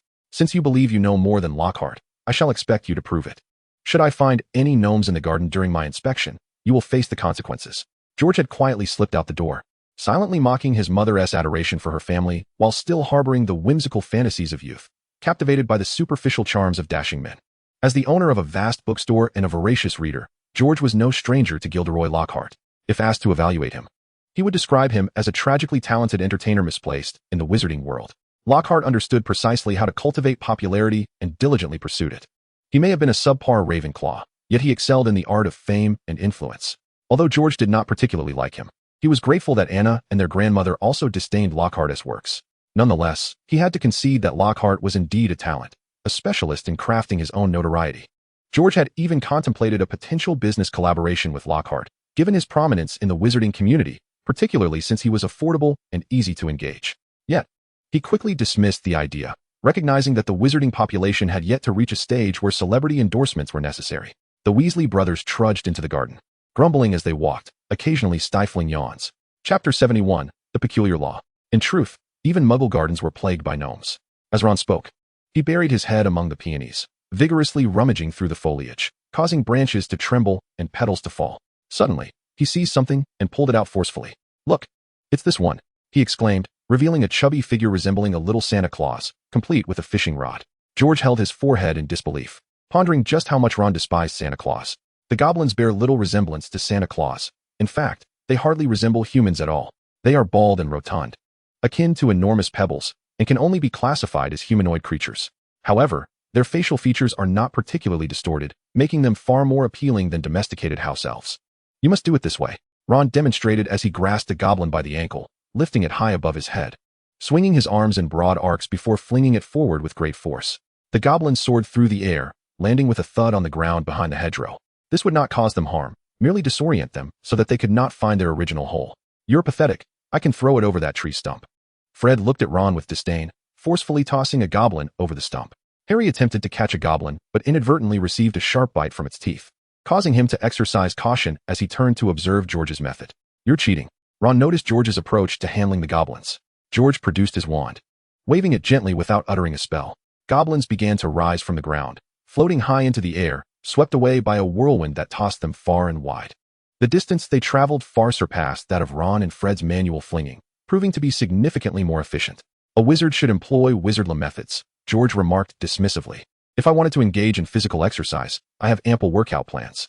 I would increase my gravity for comprehensive training. Such mundane household tasks are best suited for honing magical control. Otherwise, a wizard in peacetime hardly has the luxury to train for combat."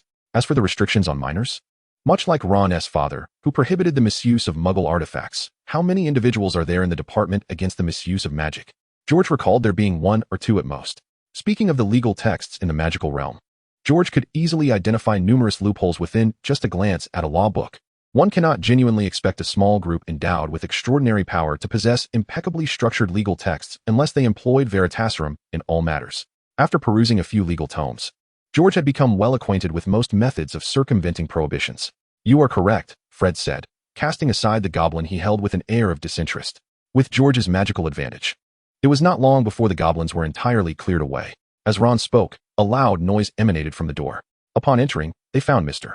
Weasley slumped in a chair in the kitchen, a pair of spectacles resting on the table before him. His eyes were shut tight. He was tall and thin, with a receding hairline, and his sparse hair matched that of his children, a vibrant red.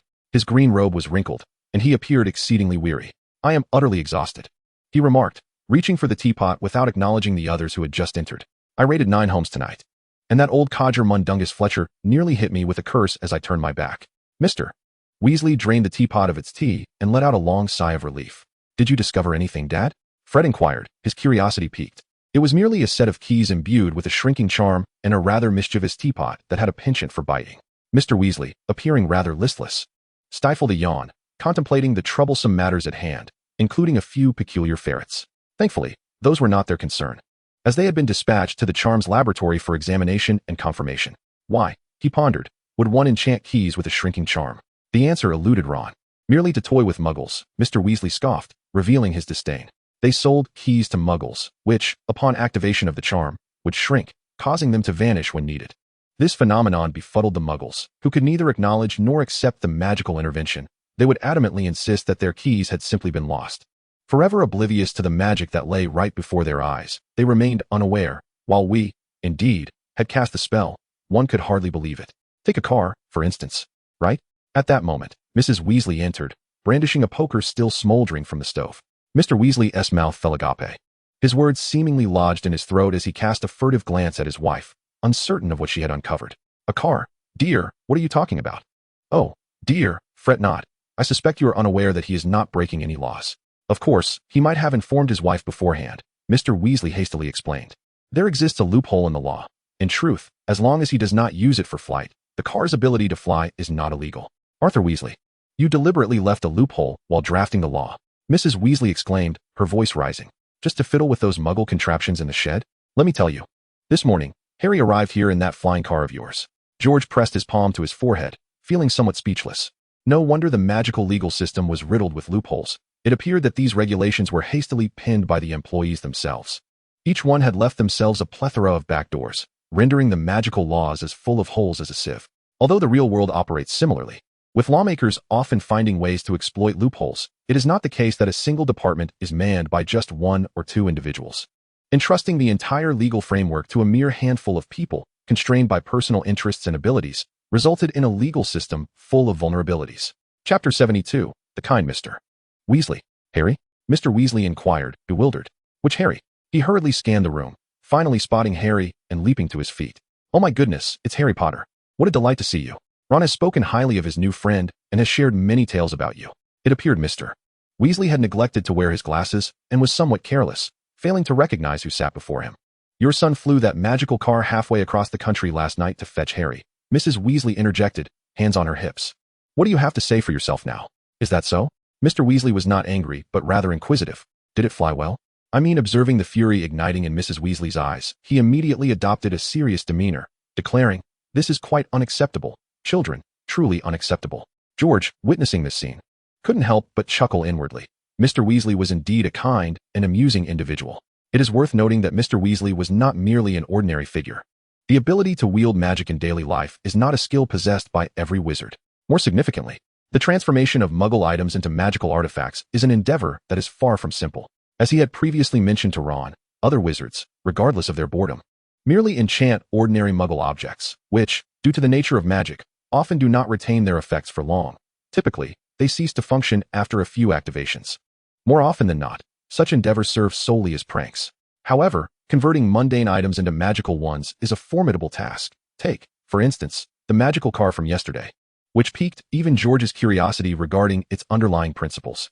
While George may not possess the prowess of seasoned wizards, his inquisitiveness is fueled by the knowledge explosion of the digital age, making the things that intrigue him quite remarkable. Transforming a car into a magical vehicle entails numerous complex principles. It certainly cannot be achieved by merely adding a few spells. It is noteworthy that they flew over half the country in that magical car yesterday. This vehicle is controllable and boasts a commendable speed. In comparison to the specialized materials used to create flying broomsticks, the technological sophistication of a magical car is significantly greater. Moreover, George had never envisioned a life confined to this magical world of fewer than 3,000 inhabitants. His aspirations extend to the entire world, and once he attains sufficient power, these magical items accessible to ordinary people will hold immense significance for him. With this thought in mind, his plans to assist and align with the Weasley family became more pressing and indispensable. Harry has been experiencing immense joy in recent days. Life at the Burrow is a stark contrast to his previous existence with the Dursleys, who were characterized by their rigid adherence to rules, especially concerning Harry. In contrast, the Weasley household is perpetually filled with novelty and surprises. On the first day, he was startled by the mirror by the fireplace in the kitchen. As he intended to check his reflection, suddenly, the mirror exclaimed that his shirt must be tucked into his trousers to maintain a neat appearance. The ghoul in the attic ensured that tranquility was never a commodity in the home. It abhorred silence, and upon the absence of noise, it would scream and clatter about. Fred's bedroom often echoed with explosions, yet astonishingly, everyone had grown accustomed to such occurrences, perceiving nothing amiss. However, what Harry cherished most was the affection he received from everyone here. It was an experience he had never known before. Even in the beloved halls of Hogwarts, he was constantly reminded of his unpopularity by the likes of Malfoy and Snape, who harbored animosity towards him. Only here, at the Burrow, among the Weasley family, did he discover that everyone held him in high regard. Mrs. Weasley would insist on ensuring he was well fed at every meal, often adding more to his plate after he had eaten. This situation posed a challenge even for his already robust physique, compelling him to increase his daily physical activities. A few days prior, George had arranged for the delivery of mobile phones, ensuring each person received one, and they exchanged contact numbers. Harry gazed at the sleek, black hard shell in his hand, the streamlined design, and the digital time display, feeling a newfound sense of security. He no longer had to worry about his messages being intercepted. The mobile phone also astonished Mr. Weasley, who marveled at its incredible nature, exclaiming that it was a brilliant invention, enabling communication far more effortlessly than magic could achieve. In addition to the phones, a large assortment of clothing had been sent, including items for Harry. They had arrived from number 12, Grimmauld Place in quite a rush during the summer holidays. The Dursleys were certainly not inclined to purchase new clothes for Harry. At the Burrow, Harry often found himself clad in his school robes until George provided everyone with a plethora of new garments. This act elevated George to a prominent figure within the Weasley family. Though he spoke little and maintained a serious demeanor, everyone held him in high regard. He discreetly confided in Harry that this was his secret to being a popular introvert. He did not elaborate on what being an introvert entailed, leaving Harry to ponder if it might be a clandestine branch of wizardry or a mysterious legacy. Reflecting on George, Harry felt a tinge of regret that George could not stay at the Burrow for a few more days. However, George had an abundance of responsibilities. Besides the bookstore business of the Soros family that Harry was aware of, he had recently considered collaborating with Mr. Weasley on the creation of magical items. George consistently inspired Harry with his ingenuity and left him in awe, often requiring Harry to look up to him. It was difficult to perceive him merely as a peer. George preferred not to be regarded as an 11-year-old. With his stature and demeanor, he resembled an exceptional adult in almost every respect. George expressed his intention to apply Muggle technology to the production of magical items, seeking Mr. Weasley's insights on modifications, for which he paid a considerable patent fee. He promised that once the magical items were successfully produced, he would continue to compensate Mr. Weasley based on the value of these items. This was no trivial sum, particularly given the Weasley family's financial constraints.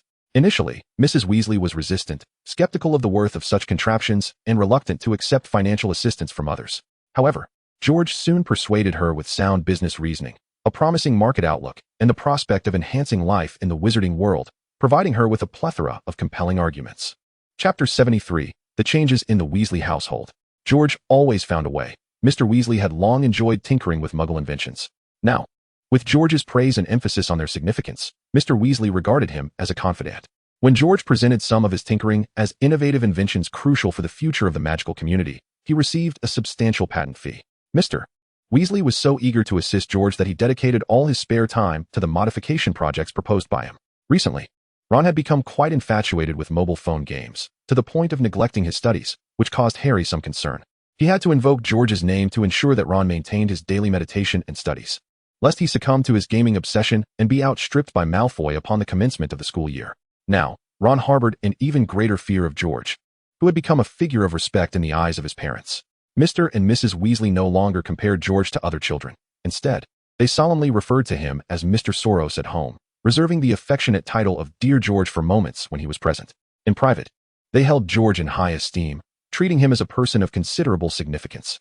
The family's newfound financial comfort ushered in more laughter and joy within their household. Ron understood that causing his parents distress had little consequence now, as their spirits were notably high. However, if George were to be displeased, Ron would find himself in dire straits. Even Ginny might refuse to speak to him, and the prospect of having his phone confiscated loomed ominously. Should anyone suggest that George might surpass Dumbledore, Ginny would accept it as a matter of course, for George had achieved the finest new student record at Hogwarts.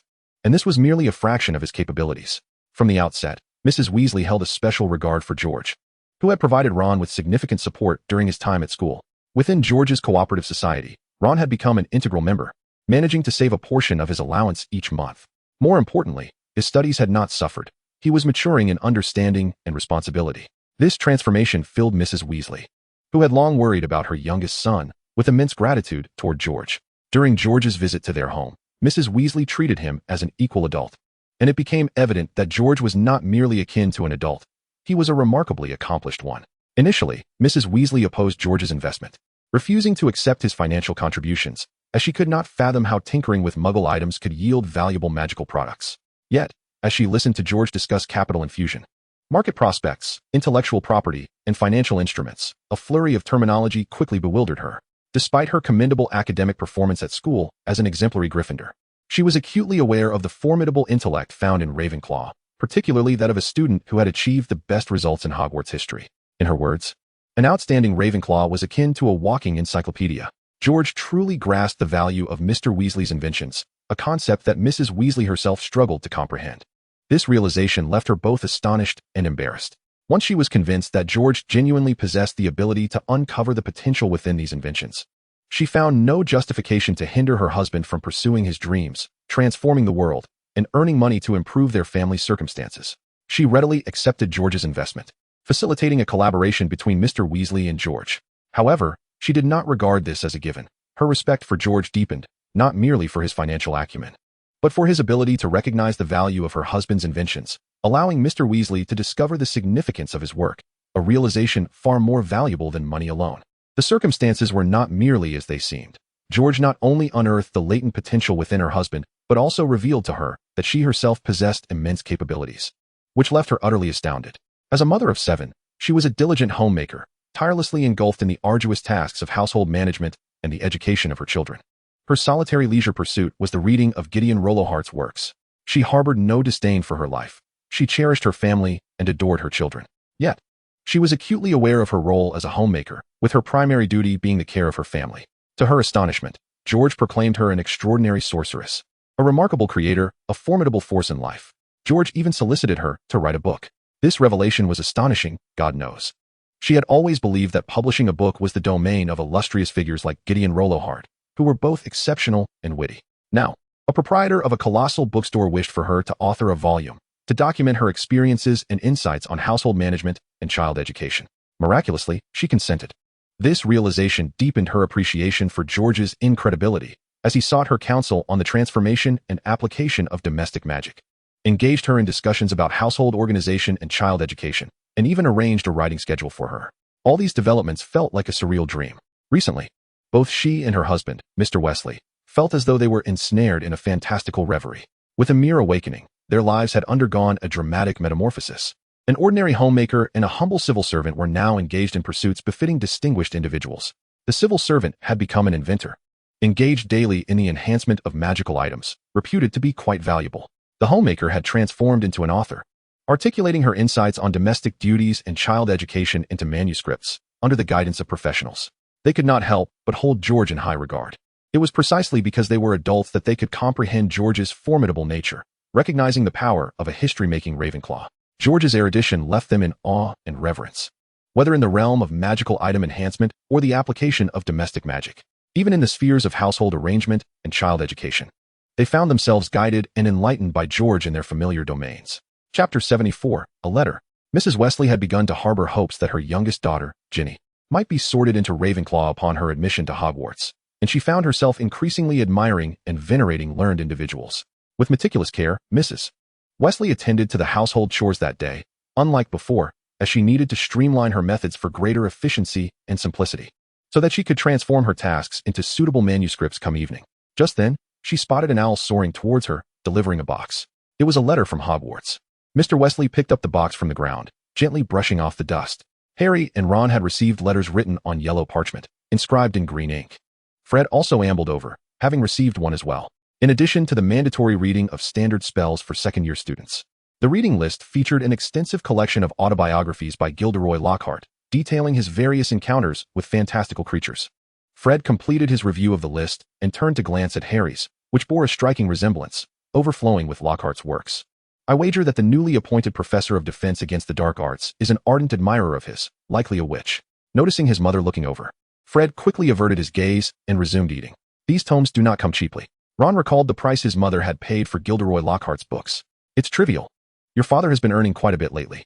Mr. Soros mentioned that my book would surely become a bestseller upon publication.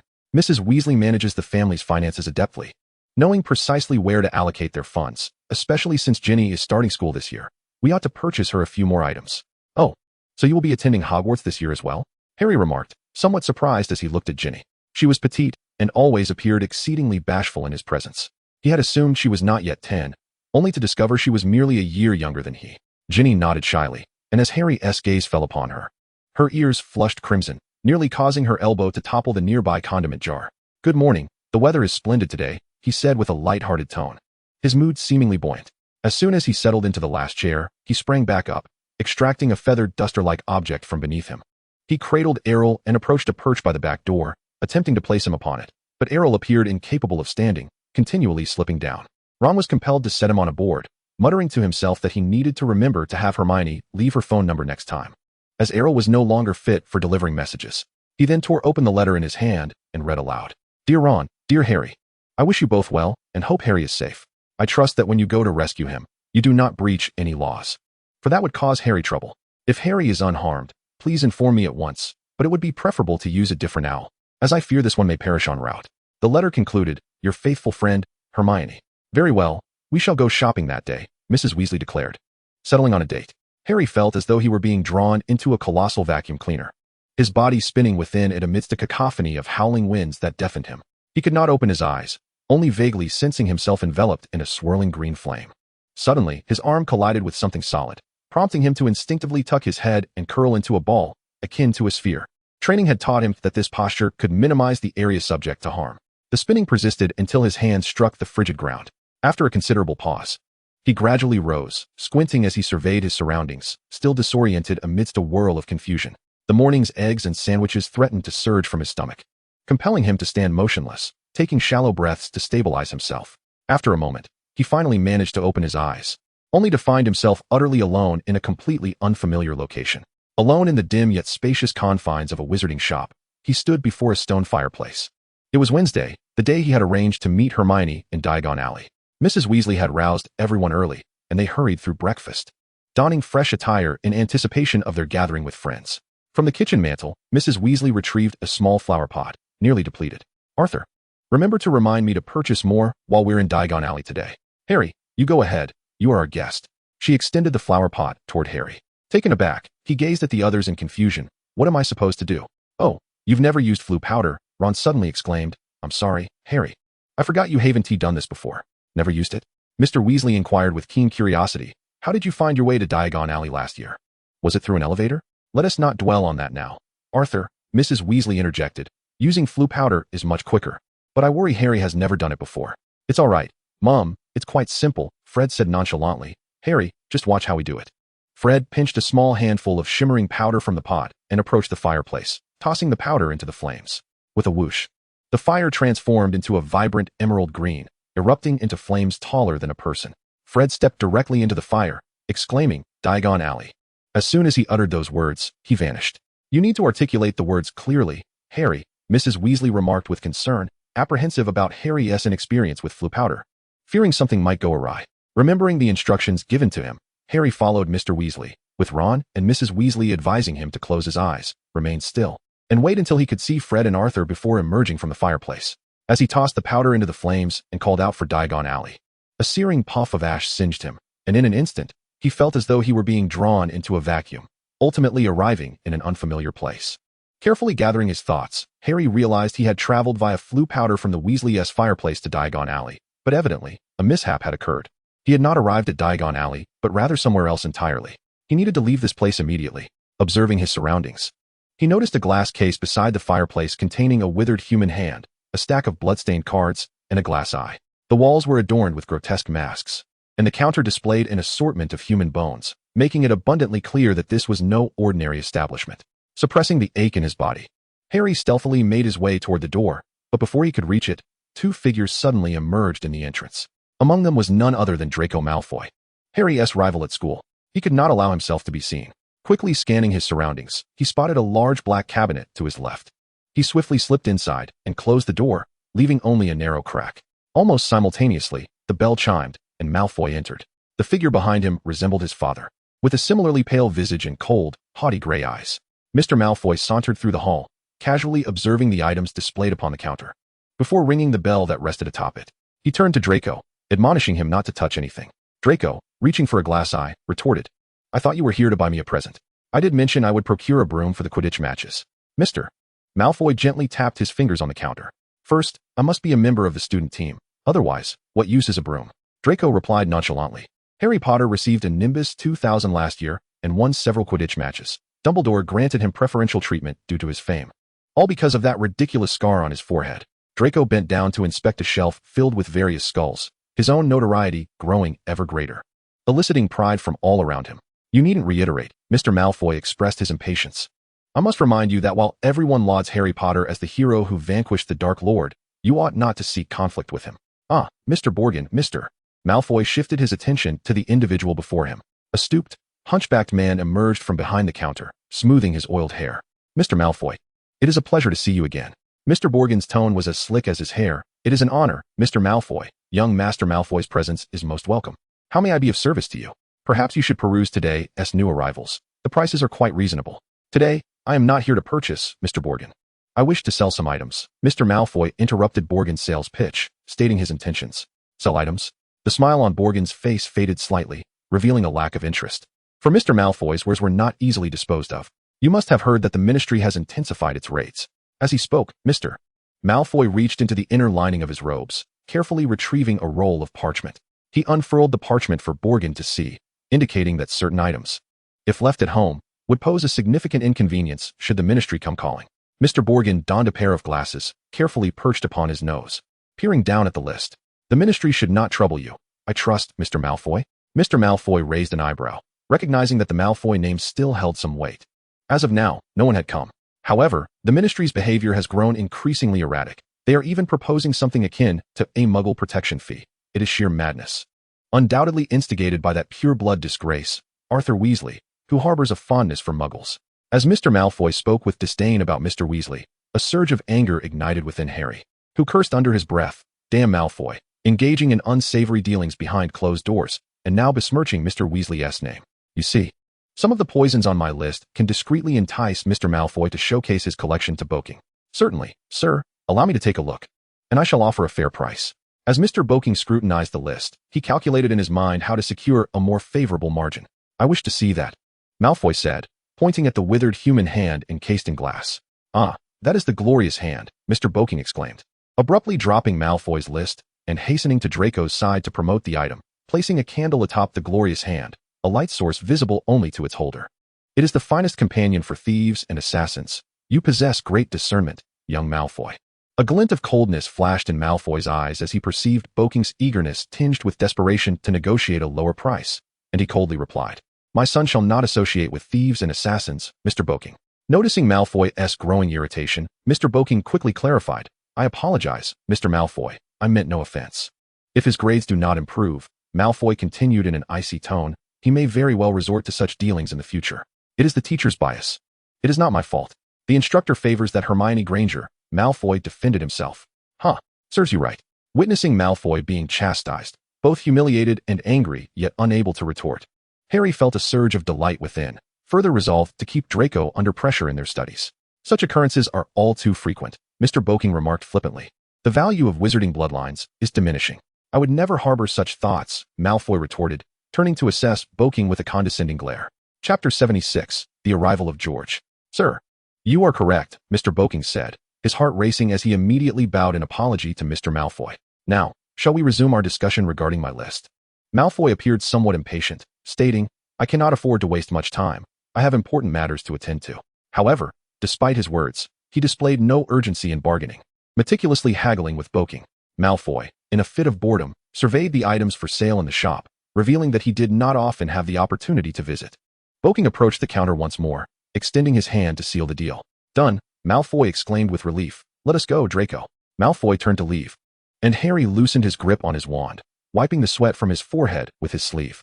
So it is settled, Mr. Boking. I shall await your arrival at my residence tomorrow to collect the goods. With matters concluded, Mr. Malfoy appeared somewhat at ease. With a loud bang, the door closed. And Boking immediately shed his obsequious demeanor. The old fox, he muttered in discontent. According to rumors, these items constitute less than half of what he hoards at home, yielding scant profit. He sulked as he retreated to the back room. Harry stepped outside, surveying his surroundings, standing in a filthy alleyway. The street was lined with shops related to dark magic, and the establishment he had just exited was Borgin and Burke's, the largest shop on the thoroughfare. Across the way, another sizable store revealed through its glass window a chilling display of withered and shriveled human heads. Further down, a large cage at the entrance contained a mass of enormous dark spiders. Beside the cage, two emaciated wizards whispered conspiratorially while casting furtive glances in his direction. Harry felt a shiver run down his spine. As though he were a lamb wandering into a den of wolves, he clutched his wand tightly and cautiously proceeded down the alley. What was Harry doing here? Just as he moved away, a shadowy figure clad in a long black robe and hood materialized at the entrance of Borgin and Burke's. Beneath the fitted robe, muscular form could be discerned, emanating an overwhelming sense of intimidation. The depths of the hood concealed a face shrouded in darkness, rendering it impossible to discern any features. The two wizards who had been whispering and staring at Harry suddenly paled in fear, averting their gazes as they retreated into the doorway. With a sharp click, a small door barred the entrance. George watched Harry's retreating figure, hesitating for a moment before deciding against following him. This place was not particularly dangerous. He could handle it himself. More pressing matters occupied his thoughts. Resolving this, George dismissed any curiosity regarding Harry's presence here and gently pushed open the door to Borgin and Burke's, stepping inside. A bell tinkled as George rang the counter's bell. Surveying the shop's DCOR while waiting, he scoffed, dismissing the contents as mere useless trash. Mr. George, you cannot be serious. Nothing is truly without value. Even trash can serve a purpose when placed in the right context. How can you deem it useless? Mr. Borgin, noticing the figure at the counter, hurried towards him, effortlessly picking up the thread of George's comment. George remained silent, placing his hand lightly on the counter before withdrawing it, leaving a small pile of gleaming gold coins behind. Oh, what a splendid luster. These are the finest treasures in the world. The enchanting shine, the elegant contours, and the delightful chime when they collide. Gold coins embody the most potent magic in existence. Upon sighting the coins on the counter, Mr. Borgin lunged forward like a ravenous dog spotting its meal, nearly losing his composure in his eagerness. As he caressed the coins, he exclaimed, Mr. George, you are absolutely right. The items displayed outside are nothing but useless rubbish. Genuine treasures should never be left on display for the impoverished to gawk at. The more they see, the less valuable the treasures become.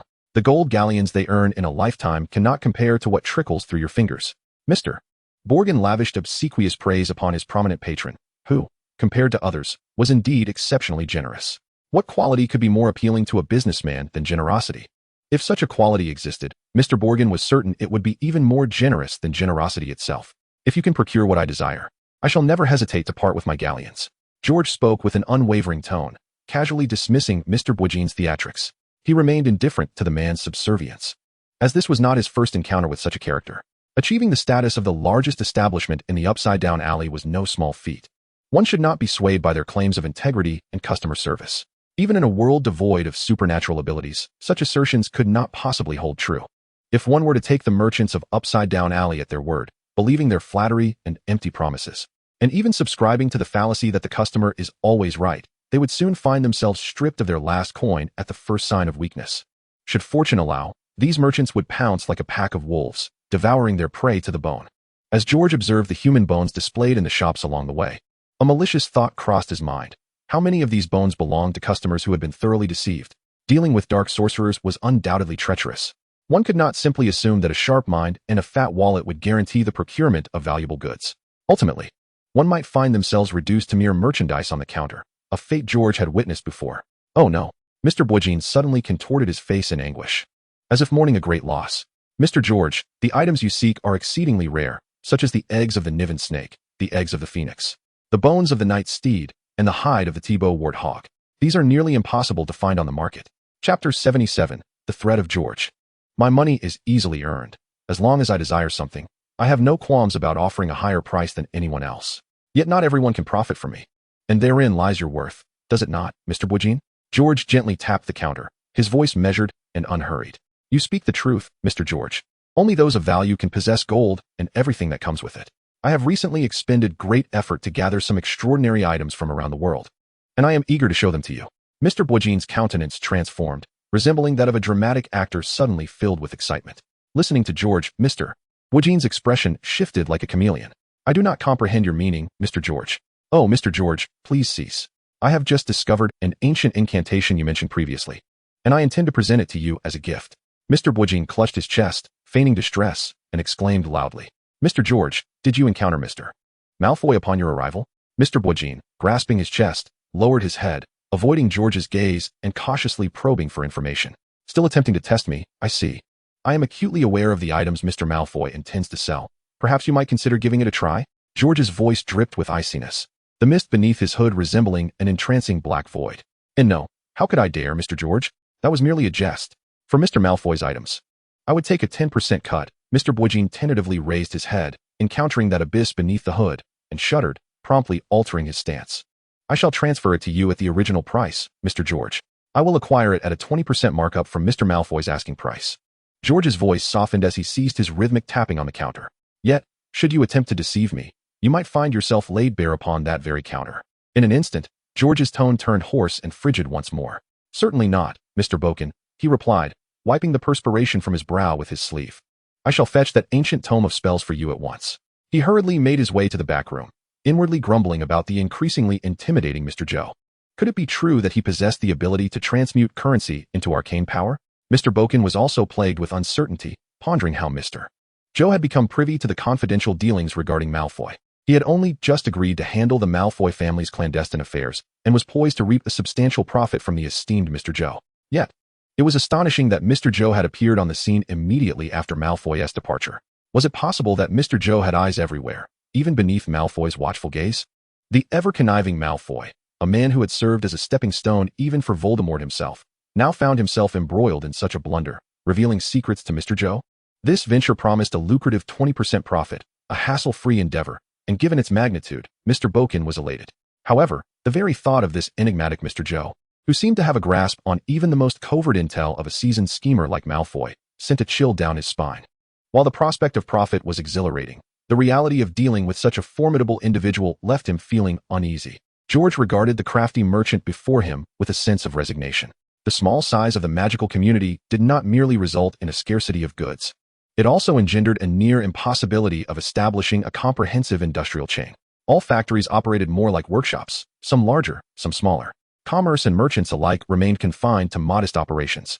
Last year, George had offered a handsome reward for news of a phoenix, yet an entire year had passed with no sightings. Not even other rare items had materialized. The magical realm was simply too insular. Often, having wealth was not enough to spend it. While George was not short of money, leveraging it for rapid enhancement of his power proved to be an arduous task. His visit this time was a result of previous strategical gains, and he had not anticipated Draco Malfoy would provide such a delightful surprise so swiftly. George reflected on the myriad surprises Malfoy had afforded him. Although George harbored a disdain for Malfoy, who was nothing more than an insufferably arrogant brat, he recognized that no rational individual would be fond of such a troublemaker, save for his family. However, as the saying goes, out of sight, out of mind. They were not in the same house, had little contact, and Malfoy would not foolishly provoke an adversary he could not hope to best. Thus, their relationship, while not amicable, had not deteriorated either, laying the groundwork for future collaboration. Since George had no intention of letting emotions dictate his actions or treating Malfoy as an enemy, Malfoy, in turn, understood not to provoke him. When George's Mutual Assistance Society commenced its operations, Malfoy had seized the opportunity to brazenly borrow 1,000 galleons from the society. For students, this is no trifling sum, even if the Malfoy family ranks among the wealthiest in the wizarding world. However, a student is unlikely to possess such an abundance of pocket money. Malfoy borrowed a substantial amount from the Mutual Aid Society, and George suddenly realized this could be a means to exert influence over Malfoy. Following the incident in the Forbidden Forest, Malfoy faced a near-death experience, which significantly matured his mindset. His audacity diminished, and he became less arrogant, adopting a more calculated approach. Under these circumstances, Malfoy began to court George's favor, intent on forging a closer relationship, to which George readily acquiesced. He had long harbored an interest in the Malfoy family's hidden treasures, especially upon discovering that Malfoy Manor had once been a residence of Voldemort. Things unfolded even more smoothly than he had anticipated. In an effort to strengthen their bond, Malfoy gifted George a copy of the Meditation Mastery, a tome of immense significance in his eyes. This relic, long forgotten in the Malfoy family, regained its luster in George's possession. He had adopted the meditation technique as a cornerstone of his power, and even Harry and his friends benefited from it. By presenting the meditation mastery, Malfoy also reaped rewards. George selected a particularly commendable meditation technique for him, accompanied by a standard guide. Chapter 78, The Malfoy Family's Treasures. This standard guide is far from ordinary. It must be noted that the author of the meditation mastery spent a lifetime striving to restore the essence of meditation. Ultimately, due to his ignorance of training methods and the effects post-training, he pursued the power of meditation throughout his life, without success. The incident in the Forbidden Forest imparted to Malfoy a profound understanding of the significance of strength, further ignited by George's revelation that practical training with Harry and others would commence upon returning to school, which awakened his competitive spirit. Throughout the summer, he spared no effort, dedicating his time to rigorous training. His commendable efforts led his father, Lucius, to bring him to Knockturn Alley, not only to reprimand him, but also to prepare some gifts as rewards. This time, he was aware that Lucius intended to handle his private collection in Knockturn Alley, which was indeed the greatest benefit he obtained from Malfoy. Mr. Boking emerged from the back room, clutching a hefty tome, panting as he exclaimed, "Mr. George, it is this one, The Secrets of Ancient Charms, which records some foundational restoration of ancient spells, is an unparalleled and exceedingly precious artifact." Boking, with a triumphant expression, handed the book to George with both hands. "Have you tried it?" George inquired, flipping through the pages of The Secrets of Ancient Charms. Boking's expression shifted again, and after a moment, he forced a smile. "I lack the extraordinary prowess of Mr. George. This ancient charm has gathered dust in my hands. So it is useless then," George remarked dismissively, casting a sidelong glance at Boking. "This old fox has a knack for inflating the worth of mundane items into rare treasures, deceiving those who lack discernment. However, to mislead an exceptional Ravenclaw is a far cry from sufficient. The book is genuine, though ineffective. I shall accept it." George casually flipped through the pages before carefully closing the book and remarked, "Tomorrow, you shall visit Malfoy Manor to peruse his collection. Endeavor to persuade him to part with a few more items. The prices can be elevated by 20% following your initial offer today, and I shall similarly augment my purchasing price by another 20%. Mr. Borgin, observing the enigmatic patron before him, felt a pang of apprehension and cautiously inquired, "Mr. George, if you are interested in Malfoy's private collection, why not approach him directly?" Borgin sought to gauge the extent of Mr. George's influence over the Malfoy estate. "Enough, Mr. Borgin. I understand," he said, as Borgin's heart raced in tandem with the rhythmic pounding of his anxiety. Faced with George's propensity for abrupt action, he immediately began to plead for mercy. It was evident that George wished to avoid arousing Malfoy's suspicion, thus inflating the value of those items. "Earn your money honestly. Do not indulge in your petty schemes, for there shall be no second chances." George's voice turned frigid, imbued with a chilling undertone that sent shivers down Borgin's spine. "Besides the Malfoy family, I shall also keep a keen eye on other items circulating in Knockturn Alley. Should anything arise that you desire, I will certainly set it aside for you." Borgin hurriedly bowed in apology, regretting his earlier attempts to test the waters. Knowing full well the formidable nature of this individual, he wondered why he had dared to challenge him. It seemed that with the expansion of his business, both his wit and courage had become muddled. "Very well. I shall return in 3 days." George ignored Borgin's further protests and strode out decisively. Why not approach Lucius directly instead of starting from Knockturn Alley? As Borgin had pointed out, there existed a significant difference between soliciting a purchase and relinquishing an item. When handling matters personally, there was neither competition nor demand. One merely sought to resolve the inconvenience. Many valuable items could easily be discarded as refuse. If George were to personally pursue acquisitions, it was apparent that even if he offered double the price, it would only serve to raise suspicions among others, prompting them to inflate the prices further, or perhaps even to believe he harbored some secret, leading them to withhold their wares. The recent raids by the Ministry of Magic had not solely impacted the Malfoy family. Indeed, even the formidable Malfoys had begun to liquidate their private collections, and others were following suit. At this time, George certainly wished to avoid attracting the attention of others. As a significant market for contraband, Knockturn Alley was the only place capable of absorbing a substantial portion of the Wizarding World's hidden treasures without drawing notice. As for the fact that these items were illicit, steeped in dark magic, and explicitly prohibited by the Ministry's laws, George remained unconcerned. The Wizarding World had enjoyed an era of prolonged peace and stability, and now, confronted by Voldemort's dark resurgence, many extraordinary occurrences were being accepted as normal. Illicit goods? When had wizards ever regarded such a notion? Or rather, when had a wizard's possessions ever been deemed secure? Power was power, whether it manifested as poison, curses, hexes, or dark magic. It had always been a matter of raw strength. Power neither upholds evil nor aids the virtuous. Only power can contend with power. The Ministry of Magic was indeed lost in folly, attempting to maintain harmony through the suppression of dark arts and the eradication of contraband. What would they do once Voldemort fully returned? However, George would not alert the Ministry of Magic, as they were neither dependable nor competent, and their minds were rigid. Most importantly, he was benefiting from such actions. This opportunity was unique, only conceivable in the current extraordinary circumstances. It was unimaginable outside the context of the entire magical world trembling in fear of Voldemort. It was essential to starve the timid and overindulge the bold. After this turmoil, if George handled matters astutely, he would become the foremost figure in the magical realm, with all its treasures and accumulations, save for Hogwarts. This would include the precious tomes and artifacts that circulated as a result of the Ministry's raids. Moreover, his current identity served as a form of concealment. Although his appearance had not changed, no one had seen his visage beneath the hood. Should any complications arise, he could simply feign ignorance. With his capabilities, exploiting the loopholes in magical law was exceedingly effortless, and maintaining a mysterious identity greatly facilitated his endeavors. Chapter 79, The Intriguing Mr. Weasley. Ultimately, this was also to obscure Draco as a source of information. Remaining in the shadows afforded him more opportunities to access the Malfoy family's hidden treasures. As the Malfoys began to seek power and increasingly relied on George, their family would gradually reveal their secrets to him.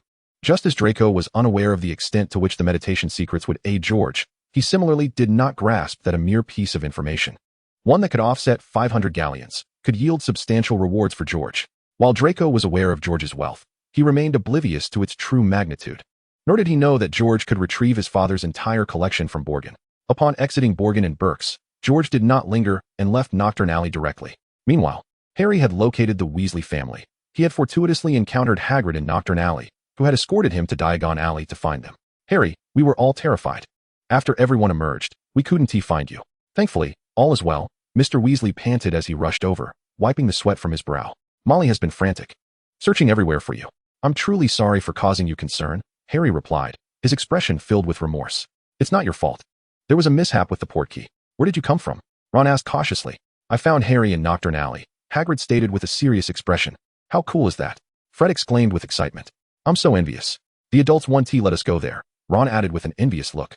You're not yet of age to visit, Hagrid replied gruffly. Mrs. Weasley hurried over, pulling Ginny along, both breathless. Thank goodness, Harry. I was terrified. Thinking of all the places you could have gone, she exclaimed, pulling out a coat brush from her bag to clean the dust from Harry's clothes. Mrs. Weasley grasped Hagrid's hand tightly. Thank you for finding Harry in Knockturn Alley. I'm so relieved he is safe. I have matters to attend to. I must take my leave now. Hagrid recalled that he needed to purchase some insecticide to combat the pests ravaging the cabbages. Farewell, Hogwarts. He appeared somewhat embarrassed. What had Lucius Malfoy gone to buy? Mr. Weasley, who was trailing behind them, had overheard. He must be frightened. The Ministry was cracking down on contraband, and his home was likely hoarding a plethora of forbidden items. Mr. Weasley remarked with satisfaction, I would truly relish catching Lucius Malfoy in the act of his crimes. Be cautious, Arthur, Mrs. Weasley cautioned, not wishing to invite trouble. The Malfoy family was not to be trifled with. Best to avoid entanglements. As she spoke, a small goblin ushered them into the bank. Do you think I cannot hold my own against them? Mr. Weasley exclaimed indignantly, yet he swiftly redirected his attention elsewhere. He noticed Hermione's parents standing nervously at the counter in the marble hall, clearly anxious amidst the unfamiliarity of the magical world. Oh, they are muggles, Mr. Weasley said with exaggerated surprise. Although he frequently encountered muggles, it was usually to employ a memory charm. Seeing muggle parents of fellow students piqued his curiosity. We must definitely grab a drink later to get better acquainted. By the way, what is that in your hand? Oh, that is for currency exchange. Molly, look. His face lit up with excitement as he pointed at the banknote in Mr. Granger's hand. Do not shout or make a scene. Maintain your composure, Mrs. Weasley chided, covering her forehead in exasperation at her husband's lack of decorum in front of the other parents. We will meet back here shortly, Ron whispered to Hermione. And then they all followed a goblin toward the underground vaults. The goblin maneuvered the cart like an acrobat, weaving along the tracks and through long subterranean tunnels until they finally reached the vault. Upon opening the Weasley vault, the family was taken aback. Mr. and Mrs. Weasley both crowded around the safe, exploring every nook and cranny, while Ron stood nearby, grinning foolishly, for he had never seen such wealth. After a moment of hesitation, Mrs. Weasley seized a hefty handful of galleons and stuffed them into her bag. After a brief contemplation, she took a smaller handful and placed it into Mr. Weasley's pocket before reluctantly closing the vault door. Thanks to George, we now have a considerable sum saved, but we mustn't squander it. Henceforth, we must open the vault only when both Arthur and I are present, she said, her cheeks flushed with excitement and breathless with anticipation. We'll convene at Flourish and Blots in an hour. You may enjoy yourselves here for a while. I must first go purchase robes and a wand for Ginny. Considering the various tasks at hand and the time constraints, Mrs. Weasley decided to split up, departing with a firm reminder not to venture into Knockturn Alley. Percy had also received a galleon. He planned to acquire a quill, and with the remaining funds, he could purchase several books he had long desired, such as The Rites of Prefects. Fred encountered his Hogwarts classmate, Lee Jordan, and they resolved to explore Diagon Alley together. Mr. Weasley found himself in possession of an unexpected fortune, prompting him to invite the Granger couple for a drink at the Leaky Cauldron. Accompanied by Ron and Hermione, he purchased 3 enormous ice creams. As they indulged in their treats, they meandered through the alley, peering through the glass display windows at the myriad of enticing wares. Chapter 80, Gilderoy Lockhart. Ron, feeling the weight of a gold galleon in his pocket, reluctantly passed by the Quidditch shop, captivated by the dazzling Chudley Cannons team robes on display. He secretly calculated his savings, including earnings from the cooperative, realizing he could afford the entire set of his beloved Team S attire. However, he soon abandoned the thought. The tangible comfort and security of the galleon in his pocket outweighed the allure of the splendid robes. Afterward, Hermione led them to a nearby stationery shop, where she purchased ink and parchment, embodying the diligent scholar she was, even in her shopping preferences. In a light-hearted mood, an hour swiftly passed, and they arrived at Flourish and Blots. Along the way, they noticed a throng of people also heading to the bookstore. Upon their arrival, they were astonished to find the entrance teeming with a large crowd. A colossal banner hanging above revealed that the illustrious Gilderoy Lockhart was there for a book signing. "Oh, we might actually meet him," Hermione exclaimed with palpable excitement, exclaiming that nearly every book on their reading list was authored by him. The attendees at the signing appeared to be primarily contemporaries of Mrs. Weasley, all buzzing with enthusiasm at the prospect of encountering their idol, the handsome wizard they admired. The bookstore had to dispatch a wizard to manage the crowd, insisting, "Ladies, please do not push. Take care with the books." Utilizing their size to their advantage, Harry and his companions navigated through the throng and squeezed into the bookstore. The turnout was impressive, with the line extending from the entrance to the rear of the store. There, a golden-haired gentleman was signing books, none other than Gilderoy Lockhart himself. Each of the trio nonchalantly grabbed a book by Lockhart and discreetly positioned themselves in line with the Grangers and the Weasleys. "Oh, you finally made it. We're about to reach the front," Mrs. Weasley remarked, her nerves palpable, her breath quickening as she attempted to tidy her hair. Anticipating the moment she would meet Gilderoy Lockhart and shake his hand. As this thought crossed her mind, she placed a hand on her chest, feeling her heart race. Gradually, it became their turn. Lockhart sat behind a table adorned with his photographs. In the images, he appeared in various garbs, resembling a band of identical twins, all winking and showcasing their dazzling white smiles. The real Gilderoy Lockhart, clad in a blue robe that complemented his blue eyes, wore a tilted pointed wizard hat atop his curly locks. A short man wielding a large black camera circled him, capturing the moment as flashes erupted, accompanied by bursts of purple smoke. "Step back," a short man shouted furiously, appearing exceedingly irritable as he scurried about in search of the perfect angle for a photograph. "It seems I owe you an apology." Ron rubbed his instep, which had been trodden upon by the man, exhibiting a sense of indignation. Gilderoy Lockhart lifted his head. He was an exceptional performer, adept at seizing opportunities and transforming any unexpected event into a splendid publicity moment. With just a slight display, the newspapers would soon feature headlines about Gilderoy Lockhart, the affable and approachable celebrity. He glanced at Ron and then fixed his gaze upon the boy beside him, whose forehead bore a scar. His eyes lingered for a moment before shimmering with excitement, and he exclaimed, "Isn't this our Harry Potter?" The crowd, filled with exhilaration and curiosity, craned their necks towards Harry, whose embarrassment was palpable under their scrutinizing gazes. At that moment, Lockhart surged forward, parting the throng before him, and approached Harry, seizing his arm and leading him to the front of the table. The audience erupted into thunderous applause upon the sight of the legendary savior, the boy who vanquished the Dark Lord. Harry felt his face flush with warmth. He yearned to escape the spotlight, yet Lockhart clung to his hand, urging the photographer to capture every moment. The short man furiously clicked the shutter, darting about and nearly trampling others, eliciting gasps from the crowd. "Keep smiling, Harry." Lockhart beamed his signature grin, revealing a set of dazzling white teeth. "We shall grace the front page." He waved his hands to quiet the crowd, declaring, "Ladies and gentlemen, this is an extraordinary moment. In this splendid setting, I wish to announce a small tidbit I have kept under wraps." As Lockhart's voice resonated, the audience hushed, eagerly awaiting his revelation. "Today, our Harry Potter graces the Leaky Cauldron, merely seeking an autograph of my autobiography. And now, I am delighted to present this book as a gift, free of charge." The applause erupted once more, thunderous and fervent. Yet, unbeknownst to him, Lockhart's tone would soon shift, and he would soon receive a far more precious gift than my autobiography. Indeed, he and his friends would encounter the true essence of me, a wizard of magic. A wave of gasps and applause rippled through the crowd. Lockhart raised his voice. Indeed, ladies and gentlemen, I am thrilled and immensely proud to announce that this coming September, I shall assume the role of Professor of Defense Against the Dark Arts at Hogwarts School of Witchcraft and Wizardry. With that, Lockhart flashed another charming smile, revealing his gleaming white teeth. The crowd's cheers and applause intensified. Even those merely drawn in by curiosity were astonished by the news. The position of Defense Against the Dark Arts professor had been cursed by the Dark Lord, yet Gilderoy Lockhart boldly challenged the perilous role. Dazed and overwhelmed, Harry extricated himself from the throng, only to discover that he was encumbered by an entire collection of Gilderoy Lockhart's works, accounting for his unsteady gait. He pressed against the wall and saw Ginny there as well. Beside her lay a newly purchased cauldron. "These are for you," Harry said as he emptied the books he was holding into the cauldron. "I'll buy them again." He held a rather unfavorable impression of Lockhart and had no intention of keeping those books for himself. "Feeling rather proud of yourself, Potter?" A voice he was both intimately familiar with and deeply loathed emerged, causing Harry to stand tall and meet Malfoy's gaze, which bore that infuriating false smile. Chapter 81, Hermione's Realization. The renowned Harry Potter. Malfoy deliberately elongated his tone, dripping with sarcasm. Walking into a bookstore will be front-page news. Malfoy had also come to purchase books. He was already aware that Gilderoy Lockhart would be the new Defense Against the Dark Arts professor for the upcoming academic year. He even recognized Lockhart as a pompous fool, yet he possessed immense fame, much like Harry Potter himself. The thought of Potter and Lockhart making headlines filled him with both envy and jealousy, prompting him to mock Harry. "Stop babbling," Harry retorted, wishing for none of it. Ginny glared at Malfoy, fully aware of Harry's gentleness and kindness.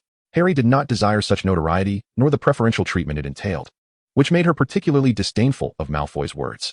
"Potter, you found yourself a protective girlfriend," Malfoy remarked mockingly, causing Ginny to blush fiercely. Lowering her gaze and unable to look at Harry, "Stop talking nonsense, unless you wish to receive a beating before school starts." Harry was unfazed by Malfoy's taunts. He had grown accustomed to this persistent annoyance, yet he could not abide Malfoy harming his friends. No one noticed that as Harry spoke. The spark in Ginny's eyes dimmed considerably. Ron and Hermione, clutching a stack of books, squeezed through the crowd. "You again," Ron said, looking at Malfoy with disdain. "Your eyes would match better in shades of blue and purple." Malfoy's face instantly flushed red, recalling the last time he was pummeled by Ron, his head feeling heavier. "Weasley actually entered a shop and purchased something. I suppose with these purchases, your parents will go hungry for an entire month." Ron's face turned crimson, resembling an angry rooster as he tossed the books to the ground and lunged at Malfoy. Hermione attempted to intervene, but Harry stepped forward, positioning himself in front of her, eager to confront Malfoy as well. "Oh, it's Arthur Weasley." Lucius appeared behind Malfoy, a hand resting on his shoulder, wearing an identical false smile. "Truly a pair of hypocritical father and son. It seems you've struck it rich lately, no longer relying on second-hand goods. Even the scum of the wizarding world has found a good master." Lucius's expression shifted between dark and light, inwardly cursing the ministry for forcing him to deal with his private stash, resulting in significant losses, while Arthur Weasley seemingly enjoyed a prosperous life. "I certainly know what scum looks like, Malfoy." Mr. Weasley's face reddened, as he was not a man of eloquence. Lucius's gaze turned to the frightened Granger couple standing nearby. "Look at the company you keep. Wesley, I had thought your family could not possibly descend any further." The Grangers found themselves in the presence of this ominous stranger, feeling an overwhelming sense of discomfort. While the magical realm is undeniably intriguing, it also poses significant dangers for them. Unlike wizards, they cannot effortlessly cast protective spells. Each time they accompanied their daughter through the wizarding world, they had to tread carefully, concealing their anxieties from her. They recognized the offensive remarks being directed at them, yet felt utterly powerless in that moment. Mr. Granger cast a furtive glance at Hermione, his heart heavy with sorrow, silently lamenting, "Father is inadequate. I cannot shield you." As if sensing his distress, Hermione turned to her parents, her eyes glistening with tears as she read the anguish in her father's gaze. Though young, Hermione was not oblivious. A book lover possesses a tender heart, intertwined with a complex inner world filled with imagination. She felt a profound guilt for her previous obliviousness to her parents' plight. They cared for her deeply and had concealed their struggles too well. She had assumed her parents shared her enchantment with the peculiarities of the magical world, lost in its vibrant wonders, forgetting that they were adults with established lives and thoughts. In their everyday lives, they were respected dentists, stable in their careers and content in their existence. Yet here, they were labeled as muggles, treated as fools, all while forced to maintain smiles to avoid detection. As these thoughts swirled within her, Hermione's tears threatened to spill. She tilted her head upward, striving to suppress her emotions, gripping her wand tightly within her sleeve as she positioned herself protectively in front of her parents. Mr. Granger observed the myriad of emotions crossing his daughter's face: surprise, astonishment, regret, and guilt, before instinctively shielding them with his small frame, like a lion protecting its cub. Initially taken aback, he felt remorse for transferring his negative feelings to Hermione, something he had desperately sought to avoid. He reached out, intending to draw her back and fulfill his paternal duty of protection. However, his hand halted midair, ultimately resting gently upon Hermione's head, caressing her lovingly. She was his pride and joy, his most treasured possession, and he felt the love radiating from her desire to protect him. Feeling the warmth of her father's hand, Hermione was overwhelmed by the support emanating from him, and her tears became increasingly difficult to contain. Mrs. Granger witnessed this tender moment, remaining silent as she moved closer, leaning against her husband, placing a gentle hand on Hermione's shoulder. At that instant, the hearts of the three of them seemed to meld into one. That wretched Lucius. Mr. Weasley seethed with fury. He could tolerate mockery aimed at himself, but he could not abide the ridicule of his friends. How wonderful the Grangers truly were. The couple's amiable demeanor while drinking, their tender affection for their daughter, and the pride that illuminated their faces upon mentioning Hermione left an indelible impression on him. Witnessing Mr.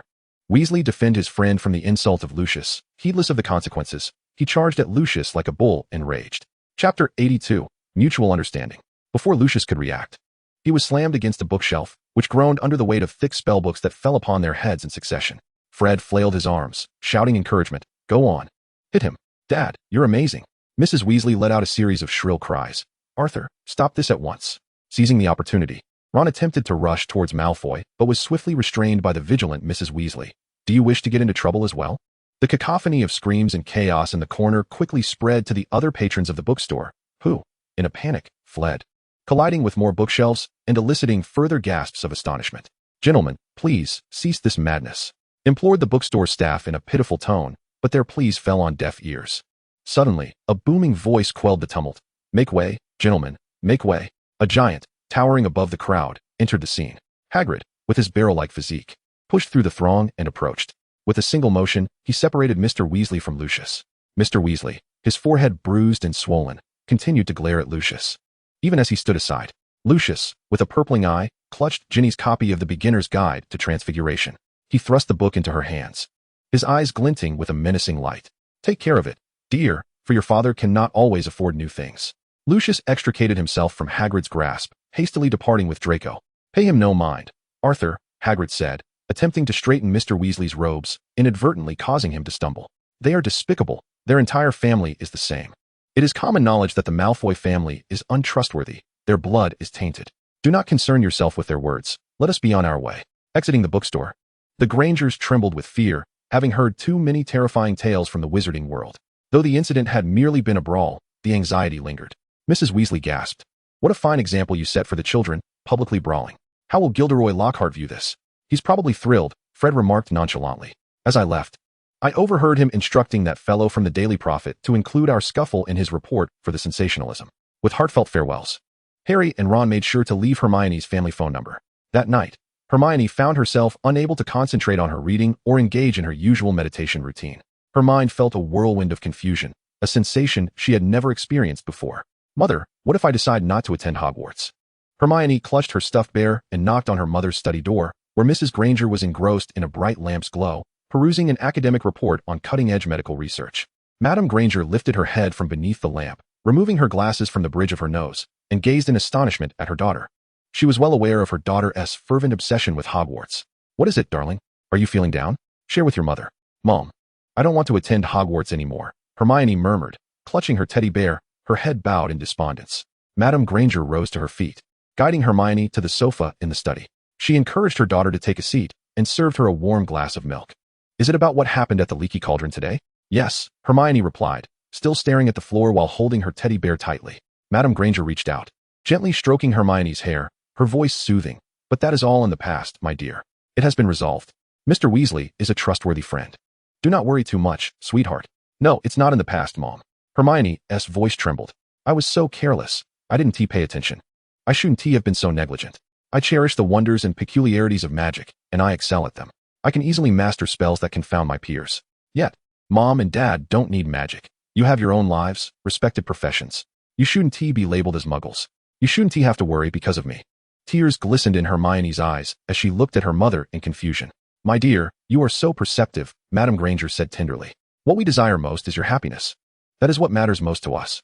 She sat beside Hermione, wrapping her arm around her shoulders. When we first received the acceptance letter from Hogwarts, I was incredulous. Once teachers confirmed it, we were still quite anxious. Your father and I are dentists. It is a commendable and stable profession. Our lives may not be particularly vibrant, but we cherish the tranquility we currently enjoy. Yes, Hermione responded softly. She loved her family and appreciated the serene life at home, even while yearning for the magical adventures awaiting her at Hogwarts. Hearing this, Hermione couldn't help but chuckle softly. I also have to worry about how you will navigate romance.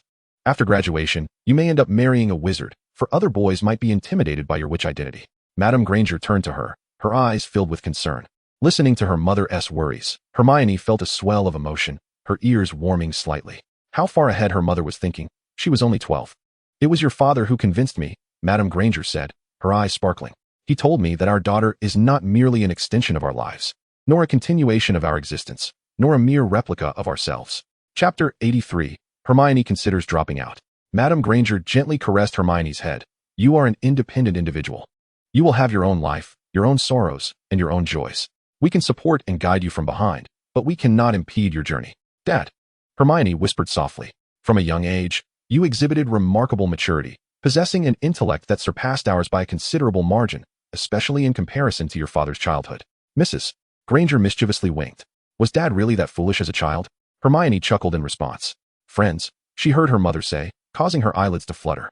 What Hermione cherished most, what she found hardest to part with, was not the magic itself or the wondrous, fantastical realm of sorcery, but her dear friends, Harry, Ron, George, Neville, and Luna. Though Hermione had always been exceptionally intelligent, even the brightest of children remained just that, children. Their behaviors are often difficult to conceal, making their affections and aversions starkly evident. Those who lagged behind faced disdain and animosity, while those who excelled were similarly met with hostility. Hermione's primary school years were far from joyful. She had yet to learn the art of masking her true thoughts and desires. The Grangers had no intention of teaching her the use of such deceptive facades prematurely. During her year at Hogwarts, she forged friendships unlike any she had experienced before, true friends. Together, they learned, encouraged, trained, and fought side by side. They safeguarded the Philosopher's Stone and ultimately vanquished the dark wizard of the magical realm. Your father and I will always support and protect you. After graduating from Hogwarts, should you wish to continue your studies, we can pursue further education at Cambridge, Yale, or Harvard, schools you are more than capable of attending, Mrs. Granger confidently assured her daughter. Yes, I can get in, Hermione affirmed, aware of the challenges these institutions posed, yet convinced of her abilities. Even if time was scarce and her studies had fallen behind, she believed magic would aid her in gaining admission. If you wish to become a witch after graduation, your father and I will support you. You will undoubtedly become an extraordinary witch, or at the very least, a joyful one, Mrs. Granger asserted with unwavering certainty. Mom. Hermione's eyes sparkled with admiration as she gazed at Mrs. Granger. Yes, give me a kiss, sweetheart. Now, off to bed. I shall read a bit more before I sleep, Mrs. Granger said, pulling her daughter close and planting a firm kiss on her forehead. Good night, Mom, Hermione replied shyly, clutching her teddy bear as she hurried out, bidding good night at the door before gently closing it behind her. Once outside, Hermione's expression transformed into one of resolute determination. Seated in a CAF corner, Hermione gazed through the transparent floor-to-ceiling windows at the bustling pedestrians outside. The people on the street intertwined, each pursuing their own lives, each portraying their own dilemmas. The door swung open, and a dapper, robust gentleman entered, exuding vitality. His broad chest and shoulders made his suit resemble armor, and combined with his handsome features, he bore an uncanny resemblance to a movie star. The CAF patrons couldn't help but steal glances, speculating about the identity of the newcomer. The man approached Hermione directly, unfastened the bottom button of his suit jacket, and took a seat. What a pleasant surprise to be invited for coffee, he remarked. Could you please bring a pot of coffee, with extra sugar and milk? Thank you, he quietly requested of the waiter. With a chuckle, Hermione remarked on George's formal attire, initially believing that a coffee outing would be conducted with utmost seriousness. Today, George appeared remarkably different. Forsaking his robes for a tailored suit, he resembled a movie star, finding the suit far more befitting than a wizard's cloak. You suggested I visit the gym, and I could still recognize most of the equipment. As for coffee, I know it can boost metabolism, and that adding sugar and milk mitigates its bitterness, making it quite palatable for frequent consumption. George accepted a cup of coffee from the waiter, appreciating the simplicity and swift service it offered. In a moment of gravity, Hermione disclosed her decision to withdraw from school, a revelation as shocking as if Dumbledore himself had called to announce Voldemort's complete resurrection. Whether Dumbledore would utilize a telephone remains a mystery to George. Yet Hermione's choice to leave school left him profoundly astonished. She candidly recounted the events in Diagon Alley and her thoughts surrounding them. Her voice trembled slightly. Despite the warm weather, she cradled the steaming coffee, perhaps using the steam to mask her red-rimmed eyes. George remained silent for an extended period, recognizing that Hermione's situation was more complicated than he had anticipated. Other issues would be easily resolvable. In modern society, the majority of challenges stem from financial concerns.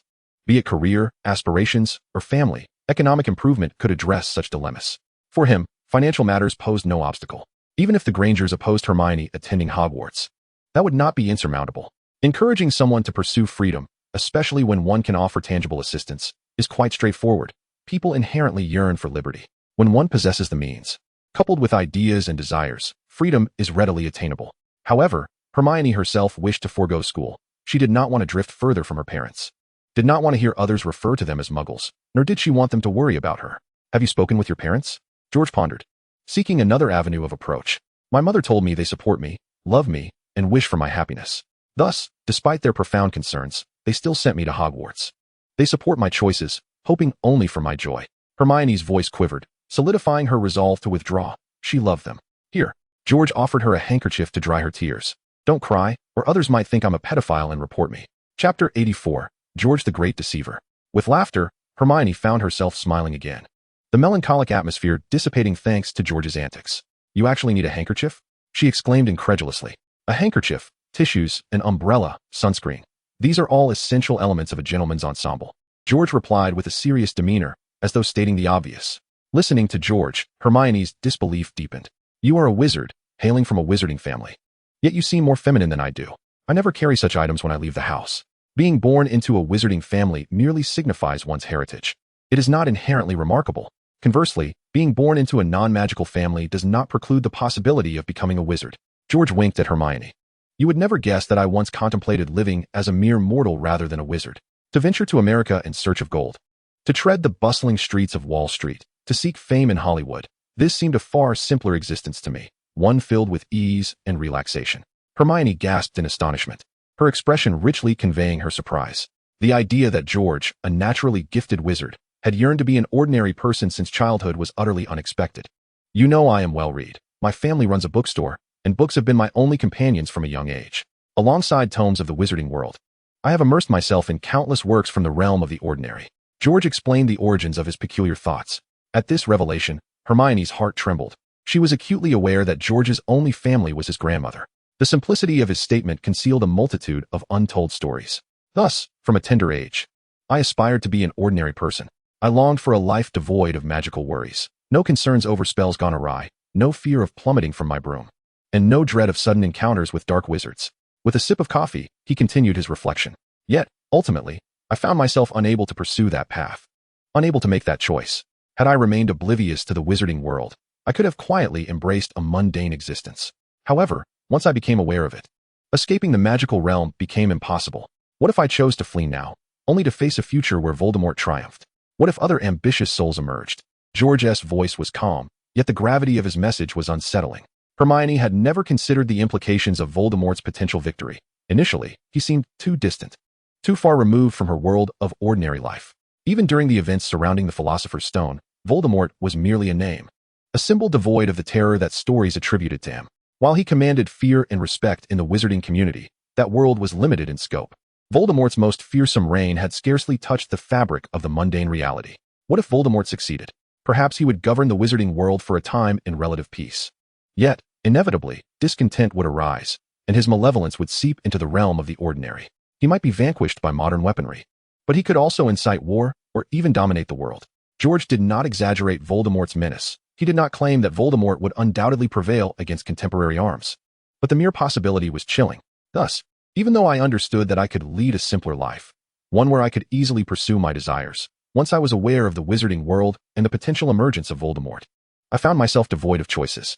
The resolute light in George's eyes shone with determination as he spoke emphatically. Hermione was taken aback by George's contemplations. She had only ever known him as an exceptionally gifted student, one who never faltered in his studies. She, too, aspired to match his prowess and surpass him in achievement. She was only aware that George spent all his time immersed in the library. She, too, cherished the written word. relishing the pursuit of knowledge and the discovery of uncharted realms. She recognized that George seized every opportunity to enhance his abilities, and she, in turn, possessed a remarkable aptitude for learning, mastering spells that confounded others with apparent ease. However, the motivations driving her endeavors were starkly different from those of George. He seemed to be fleeing from a ferocious beast, while her pursuits stemmed purely from a passion for learning. This enthusiasm rendered her studies lighthearted and joyful, allowing her to engage with knowledge effortlessly. Yet, she would not succumb to madness or an unhealthy obsession, nor sacrifice other significant aspects of her life for it. In contrast, George appeared to be relentlessly pursued by a ravenous predator. His running, his studying, and his training were imbued with fear and pressure, fueling his determination to run swiftly, yet also shrouding him in oppression. In truth, the situation was not as dire as it seemed. After all, Dumbledore was still around, as were the professors and even the Ministry of Magic. Hermione had momentarily forgotten her intention to drop out, seeking George's counsel instead. Upon uncovering the immense secret that lay buried within George and the tremendous weight he bore, Hermione felt profound sympathy, her thoughts solely focused on comforting him. During the incident with the Philosopher's Stone, they had discovered that Dumbledore harbored thoughts of despair. He was aging, weary, and contemplating retirement, something they had collectively realized. George calmly recounted their speculations from that time. Yes, Dumbledore had grown somewhat old, yet there were still professors. Hermione's voice dwindled, conveying her own disbelief as she spoke. They were indeed unreliable, and they would not believe them. Hermione felt a wave of frustration wash over her as she recalled the scene. Regardless of how they had warned the professors, they were merely regarded as children, although they were indeed still young. The Ministry of Magic had never effectively thwarted Voldemort. George held little regard for the Ministry, dismissing their loyalty and courage to confront Voldemort. Their rigid structure and lackluster strength rendered them ineffectual. What shall we do? Hermione was now unnerved by George's foreboding thoughts, contemplating the possibility of Voldemort's return. Dumbledore had grown old and was contemplating surrender. The professors were unreliable, and the Ministry was even less dependable. The thought of Voldemort potentially triumphing and invading the real world sent a shiver through her. What would happen to them? And how would they treat the muggles they so often spoke of? Hermione felt a surge of fear. Previously, the pressures and terrors posed by Lucius seemed trivial in comparison, as they all trembled before Voldemort and his followers. Chapter 85, A New Beginning. Dumbledore was weary. He no longer wished to continue. Yet, the magical world must endure, requiring a new successor to ensure the continuation of peace. Both the magical realm and the real world needed to maintain their way of life. George spoke the truth. These were his genuine thoughts and desires, and he was striving toward that very end. Do you intend to become Dumbledore's successor? Hermione, with a peculiar expression, inquired, as she had not anticipated George's intentions to aspire as a new successor in the battle against evil. No, one must not rely on a single individual to combat malevolence. The safety of the magical realm cannot rest upon one person's shoulders. Otherwise, that individual may end up like Dumbledore, who, during Voldemort's reign, could only manage to hold the fort with great difficulty and, after Voldemort's downfall, was left so weary that he longed for death. Leaning forward, George lowered his voice. He held little reverence for Dumbledore, for the era he inhabited was no longer illuminated by Dumbledore's light. The great wizard had retreated into the shadows, no longer capable of imparting strength and confidence to the youth. Thus, the candidates you envision are Harry, Ron, and even Hermione, who hesitated but eventually voiced her inclusion, and myself. Besides you all, there is everyone else. At this juncture, George's tone was notably relaxed. Since they were nurturing the strength of the righteous, an abundance of such power was never unwelcome. So, Miss Granger, are you prepared to confront evil and uphold world peace? When darkness descends, will you be ready to save the world? George elevated his voice, adopting a melodious and theatrical tone that echoed throughout the CAF. Hermione felt her face flush with embarrassment. She dared not glance around, yet she sensed the surrounding gazes, filled with friendly smiles, fixed upon her. Yet, George's encouragement ignited her enthusiasm. When darkness arrives, I shall dispel it. When light fades, I shall usher in brightness. Wherever my gaze falls, there shall be no regrets in life or death, Hermione proclaimed, her voice ringing clear and melodious under George's prompting. The CAF erupted into a fervent applause, accompanied by shouts of approval. Hermione felt her ears and cheeks burn. She grasped George's hand and fled the CAF, faint echoes of exclamations like "What a performance!" and "Youth is wonderful!" trailing behind them. Beneath the night sky, the moon cast a beguiling glow, adorned with a myriad of twinkling stars that surrounded the luminous orb. The cool moonlight poured down like a delicate veil of silver, cascading over the high slopes and climbing up the majestic castle. Towering spires reached toward the heavens, and open windows revealed a radiant glow, resonating with lively chatter. Inside the castle, a jubilant atmosphere thrived. while the lofty ceiling appeared almost translucent, allowing the stars and moonlight to filter through, creating a serene ambience. Descending slightly, countless candles floated in midair, breaking the chill of the night sky and igniting warmth within the grand hall. The orange candlelight illuminated the magnificent dining hall of Hogwarts, where students and faculty gathered in joyous camaraderie. There remained the same old, patched sorting hat. Hermione gazed at the cautiously awaiting first years beneath the hat, reflecting on her own experience from the previous year, when she too had anxiously awaited the sorting hat's verdict. Yet this year, she was now a second-year student, having traversed an entire academic year at Hogwarts and blossomed into a remarkable witch. Moreover, as George had said, life is fraught with moments of dissatisfaction and adversity. If one were to evade this time, how would they face the next? The shadow of Voldemort still looms over the wizarding world. Should his sinister plot succeed, and he gain dominion over the magical realm, it is unlikely that he would remain ever compliant. The safety of the real world cannot solely rely on the guardianship of others. The weighty responsibility of safeguarding one's family cannot be entrusted merely to the hope of escaping the magical domain. She harbored faith that George would ultimately prevail in thwarting Voldemort, yet she yearned to be an active participant, to contribute her strength. Though she refrained from disclosing her intentions to her parents, she had resolved to protect them, to safeguard the school, and to cherish everything she held dear. Why must they leave the sorting hat in such a tattered state? Can it be mended? Hermione lamented softly as she observed yet another first-year student, adorned with lovely golden locks, donning the frayed hat. Indeed, even if it cannot be repaired, at the very least, it ought to be cleaned, chimed in Parvati Patil, Hermione's roommate, a beautiful Indian girl with whom she shared a good rapport. As Hermione witnessed the new students being sorted into various houses, eliciting waves of applause, she felt a surge of joy. It was delightful that no one had withdrawn. This life was truly wonderful. As the sorting ceremony neared its conclusion, Hermione could no longer contain her curiosity and began to scan the room. Where had Harry and Ron disappeared to? She realized that she had not seen them on the train, having been engaged in conversation with George at the time. She had assumed she would encounter them upon arriving at school. However, with the feast about to commence, their absence was quite surprising. Her gaze shifted toward George, who was conversing with Kate in the Ravenclaw section. He likely remained unaware of their whereabouts. Hermione mused that since George had been with her on the train, he too must not have encountered Harry and Ron. Does anyone know where Harry and Ron might be? The feast is about to begin, she inquired, turning to others around her. Did any of you see them on the train? I certainly did not. I haven't seen Harry either, but at this point, they ought to make an appearance, Neville responded, somewhat taken aback. Hermione's bond with Harry and Ron was the strongest. If she were unaware of their situation, who could possibly know? Others echoed her sentiments, admitting they too had not seen Harry and Ron. I'll ask Fred and the others, Neville said, sensing Hermione's growing anxiety as he made his way toward Fred. Chapter 86, Trouble Afoot. Still, they had not appeared, and no one had seen Harry and Ron. Hermione's worry intensified, and she recalled her own fleeting thoughts of withdrawing.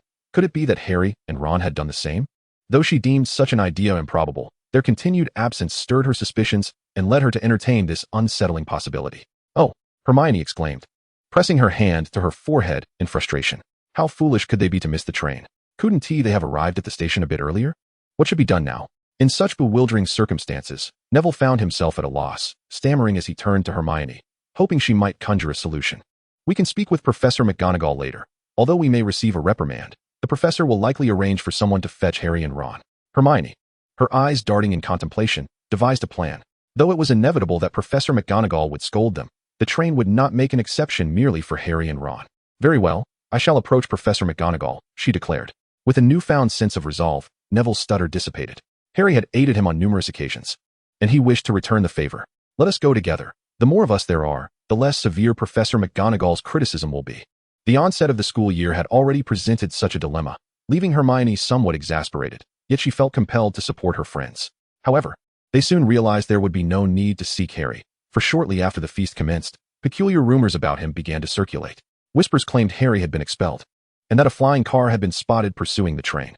They alleged that Harry had missed the train and was now in that very car. With trepidation, Neville expressed his worries for Harry and, even before the feast concluded, began searching frantically for Professor McGonagall. Yet, instead of finding her, he encountered a barrage of alarming tales. Who is spreading such nonsense? A flying car? That is utterly ludicrous. Wizards do not drive cars. Hermione scoffed, knowing well that wizards did not possess automobiles, nor did they rely on electric lights or refrigerators.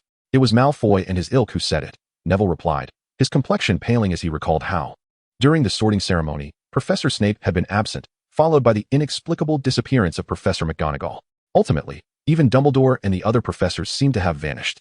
Harry and his friends had landed themselves in grave trouble. Neville's face turned ashen, and he began to stutter once more.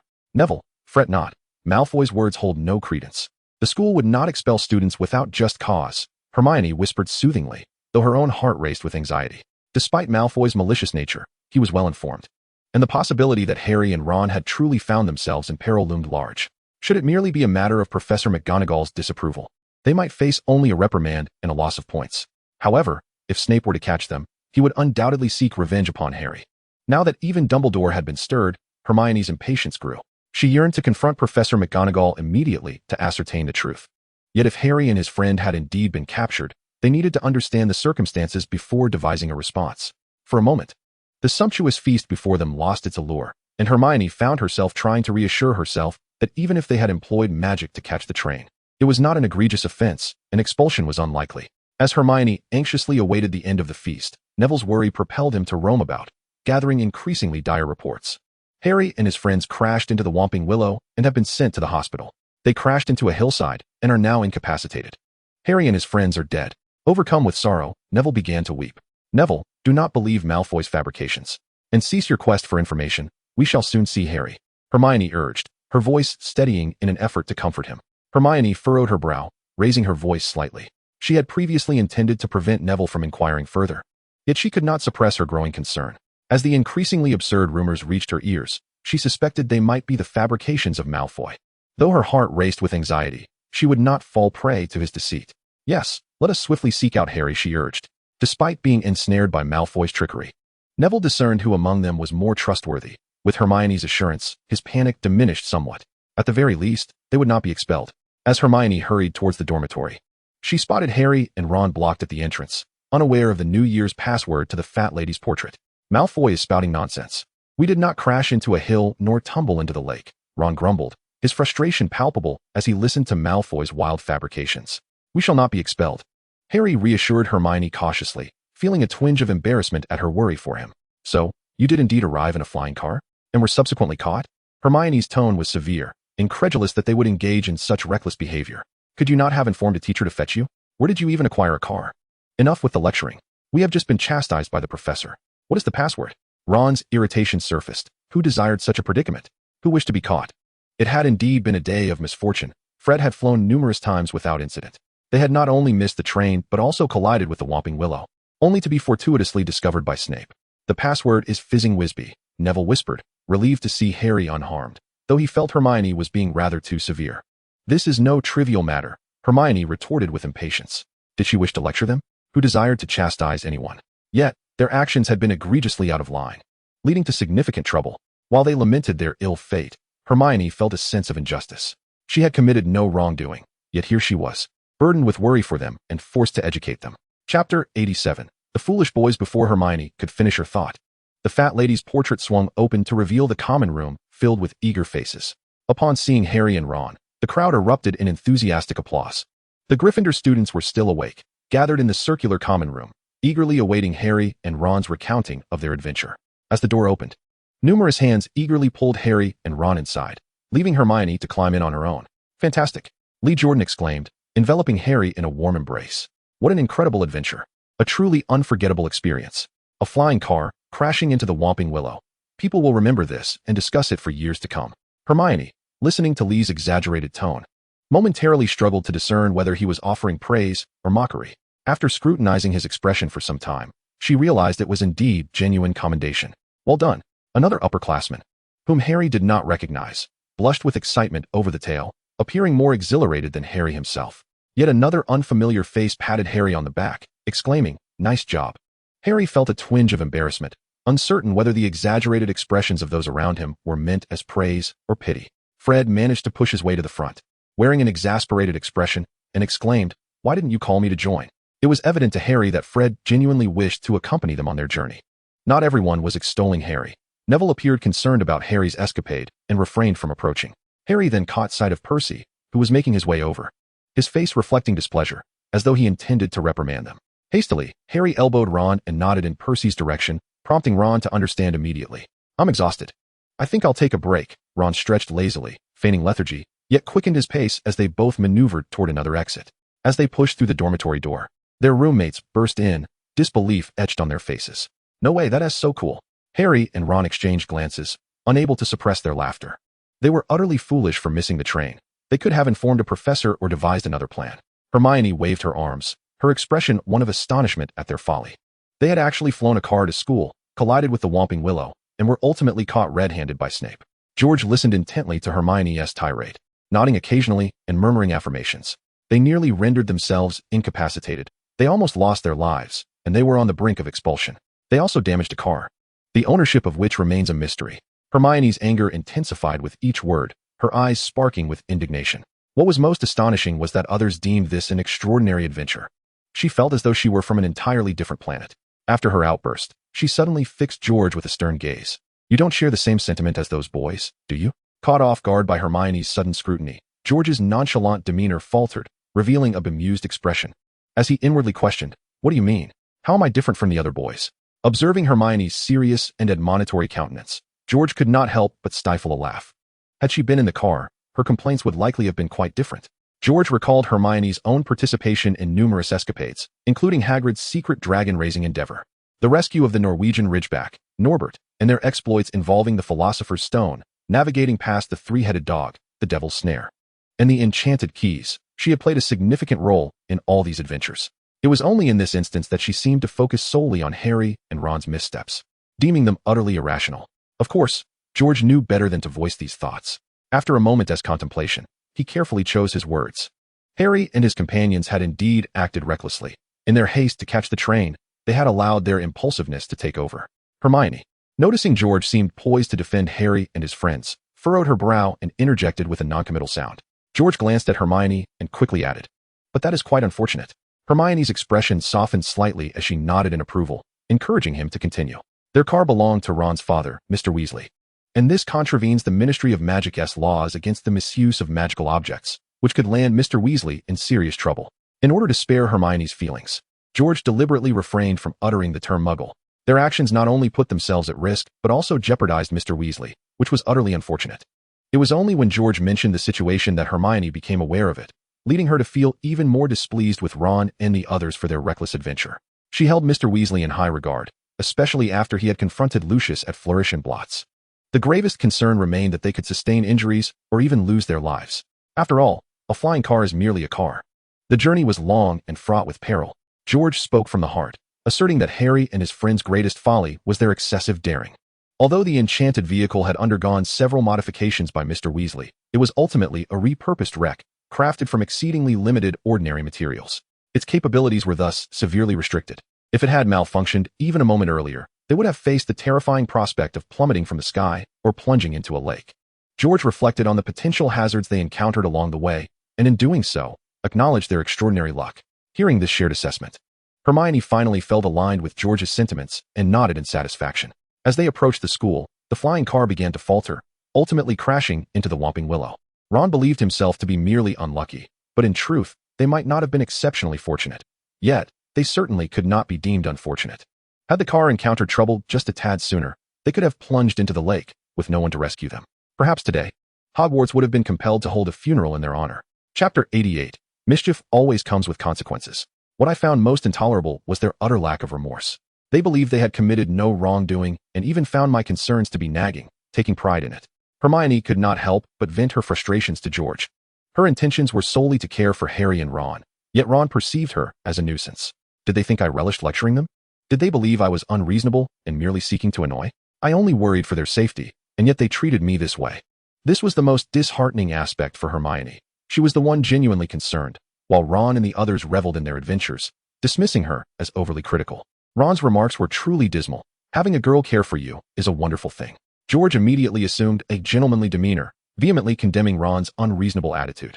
He extolled the virtues of being cared for by a girl, emphasizing the collective indignation towards Ron's behavior. Hermione felt a slight flush of embarrassment at the praise. Oh, it's not that I'm so wonderful. I should also empathize with them. After all, they didn't intend for things to unfold this way.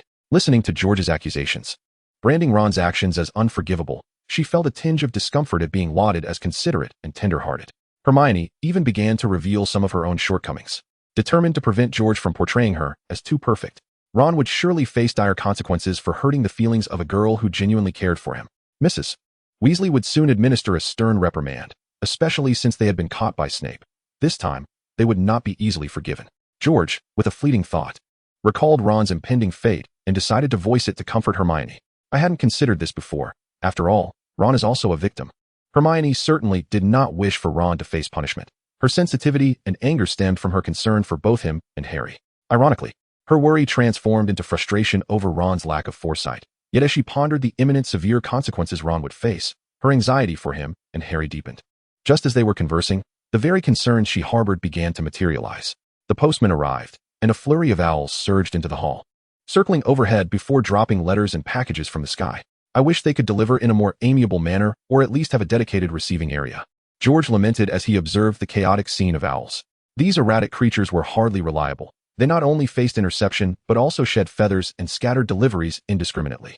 Each time they entered, George braced himself, hoping to avoid becoming the unfortunate recipient of their chaos.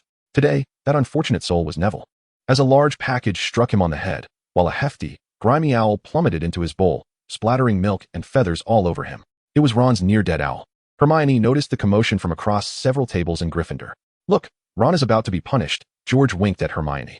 She managed to smile, but soon felt a wave of concern wash over her. I hope nothing serious happens to him, she nervously inquired of George. He will certainly be scolded, but fortunately, the school has no intentions of expelling him, nor will Mrs. Weasley cast him out, George replied in a light-hearted tone. One must face the consequences of their misdeeds. Mistakes invariably lead to trouble. Hermione and George observed Ron's predicament with a sense of detached amusement. However, Ron felt no such lightness. The pride he had felt the previous day evaporated upon seeing his owl. He received a howler, and he could already envision the fury of his mother. Oh dear, this is truly dreadful. He longed to find a crevice to hide in, wishing to escape the incessant nagging and reprimands, yearning for the entire ordeal to be a mere figment of his imagination. Yet, reality is often stark and unforgiving. Trembling hands cautiously reached for the howler. As he began to tear it open, a deafening roar erupted, sending him sprawling, the letter bursting apart in the process. Ron found himself crouched beneath the table, entirely hidden from view. Last night, at midnight, he had received a letter from Dumbledore, and they felt utterly mortified. We devoted ourselves to raising you, never anticipating you would engage in such reckless behavior, endangering both yourself and Harry.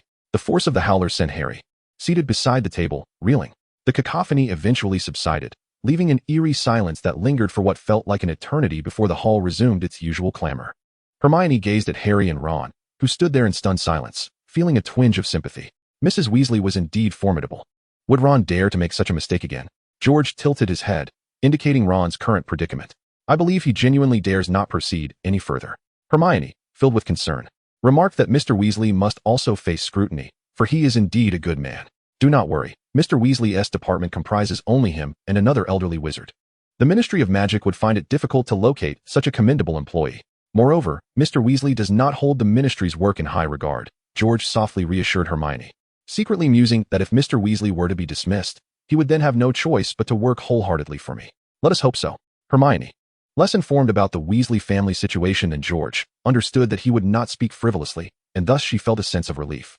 After pondering for a moment, Hermione realized she was no longer angry. He would not dare act so recklessly again. Indeed, that is the case. George regarded Hermione with admiration, surprised by her understanding nature.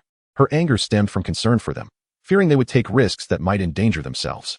Now that they had been punished and dared not act foolishly again, reminding them would only evoke their resentment toward their punishment. Chapter 89, Enlightening Hermione. Ah, how complex. Hermione listened to George's words, finding them quite reasonable.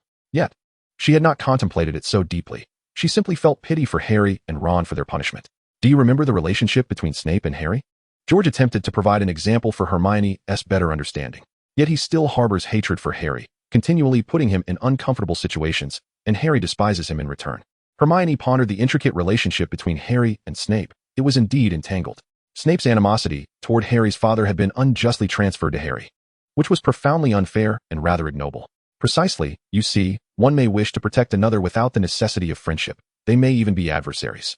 George spread his hands, acknowledging the convoluted nature of Harry and Snape's relationship, which no one could untangle. Conversely, one individual's concern and assistance toward another does not guarantee goodwill or acceptance.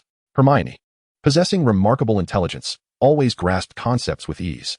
You are ever so astute. Just as you were yesterday with your concern, you need only to reveal a hint of it, and they will understand. However, If you continuously remind them, they may perceive it as mockery. George consoled Hermione, observing that a clever and gentle soul is often the most susceptible to hurt, as they overthink and bear the most pain. Ah, how complex. Hermione shook her head, feeling somewhat discontented. Must there not be more sincerity and less manipulation? Have you ever considered reducing your reading, minimizing your exercises, and studying less, yet still achieving the top score? George remarked dismissively, offering a relatable example to Hermione. That is not the same. Hermione felt that books were not so convoluted. Is it truly different? Achieving good grades through reading requires time, energy, and practice. Why then do you believe friendships can be effortlessly obtained? George replied with a serious counter, expressing his strong disagreement with those who take friendship and affection for granted in reality. What love entails is accepting my every flaw. What friendship demands is unconditional trust. Is this an act of kidnapping or a fire of destruction? Emotions have never been unidirectional, nor should they be boundlessly reckless. Relationships require mutual cooperation. Unilateral proclamations of goodwill are merely condescending reproaches. Only suggestions that offer tangible solutions can be deemed genuine advice. Had Hermione been able to propose a way for Ron to evade his mother's wrath yesterday, Ron would certainly not have perceived her as nagging. However, when Hermione could only repetitively remind them of their mistakes, her concern devolved into mere criticism, which Ron and Harry found unpalatable, as would most others. Perhaps only George might appreciate it. Malfoy initially sought friendship with Harry. George leaned in, lowering his voice to avoid detection by others. Hermione's eyes widened in disbelief as she gasped. The animosity between Malfoy and Harry was no less than that with Snape, perhaps even more. Yet, Malfoy had originally intended to befriend Harry? How could that be? Yet, such was the truth. George shrugged dismissively, illustrating how an insufferable person invariably ruins everything. Malfoy's loathsome nature remained unchanged, and his approach to friendship was anything but conventional. In this context, Hermione pursed her lips, recalling individuals who, regardless of their intentions, always managed to be despised, much like Snape, who, despite his desire to protect Harry, was perceived as a potential murderer. Indeed, George found this example fitting, noting that Snape epitomized the essence of being detestable. When Malfoy sought Harry in the carriage, he had even spied on him in Diagon Alley. Yet, when he approached Harry with the desire for friendship, his tone and demeanor incited an impulse to deliver a punch to his face. It is easy to imagine. Hermione stifled a laugh, covering her mouth. This insufferable Malfoy, even if he uttered something pleasant, contaminated it with his presence, possessing an alarming capacity for pollution. Good intentions alone are insufficient. George articulated the crux of the matter. Even when Malfoy sought friendship, he remained utterly detestable. He had grown accustomed to being a troublemaker, and every aspect of his behavior, tone, and gestures attested to this fact, rendering his true intentions and inner thoughts insignificant. Oh, what a dreadful reality. Though Hermione often spoke of complexity and trouble, she firmly etched George's words into her mind, resolutely refusing to become a loathsome individual like Malfoy. At that moment, Professor McGonagall approached, handing Hermione a timetable.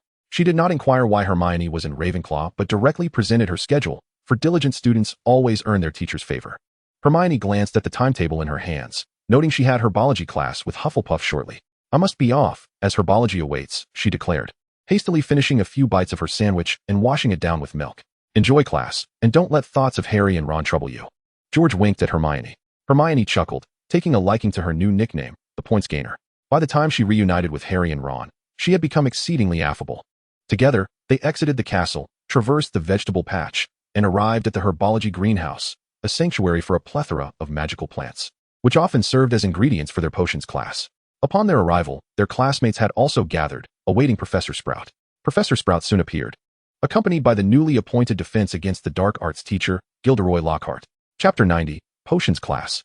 Professor Sprout was of diminutive stature, adorned with a patched hat atop her long hair, embodying a rustic simplicity. Her attire was speckled with soil. Even the crevices of her nails bore traces of earth. In contrast to the wizards, she resembled a farmer, her vocation being an intimate communion with plants. Gilderoy Lockhart, on the other hand, was immaculate, clad in a pristine, flowing green robe, his lustrous golden hair topped with a green hat embellished with gold trim. Hello, everyone. Lockhart greeted the students with fervor, revealing a dazzling smile. I just demonstrated to Professor Sprout how to tend to a whomping willow, but I hope you don't think I possess greater knowledge of herbology than she does. I've merely encountered some peculiar plants during my travels. He winked mischievously. We will be holding class in the third greenhouse today, Professor Sprout announced in a gruff tone. Her expression clouded, devoid of her usual lightheartedness. The students whispered in eager anticipation. It was their first venture into the third greenhouse, having previously only explored the first. Due to the rarity and peril of the plants within the third greenhouse, They had not had the opportunity to attend class there before.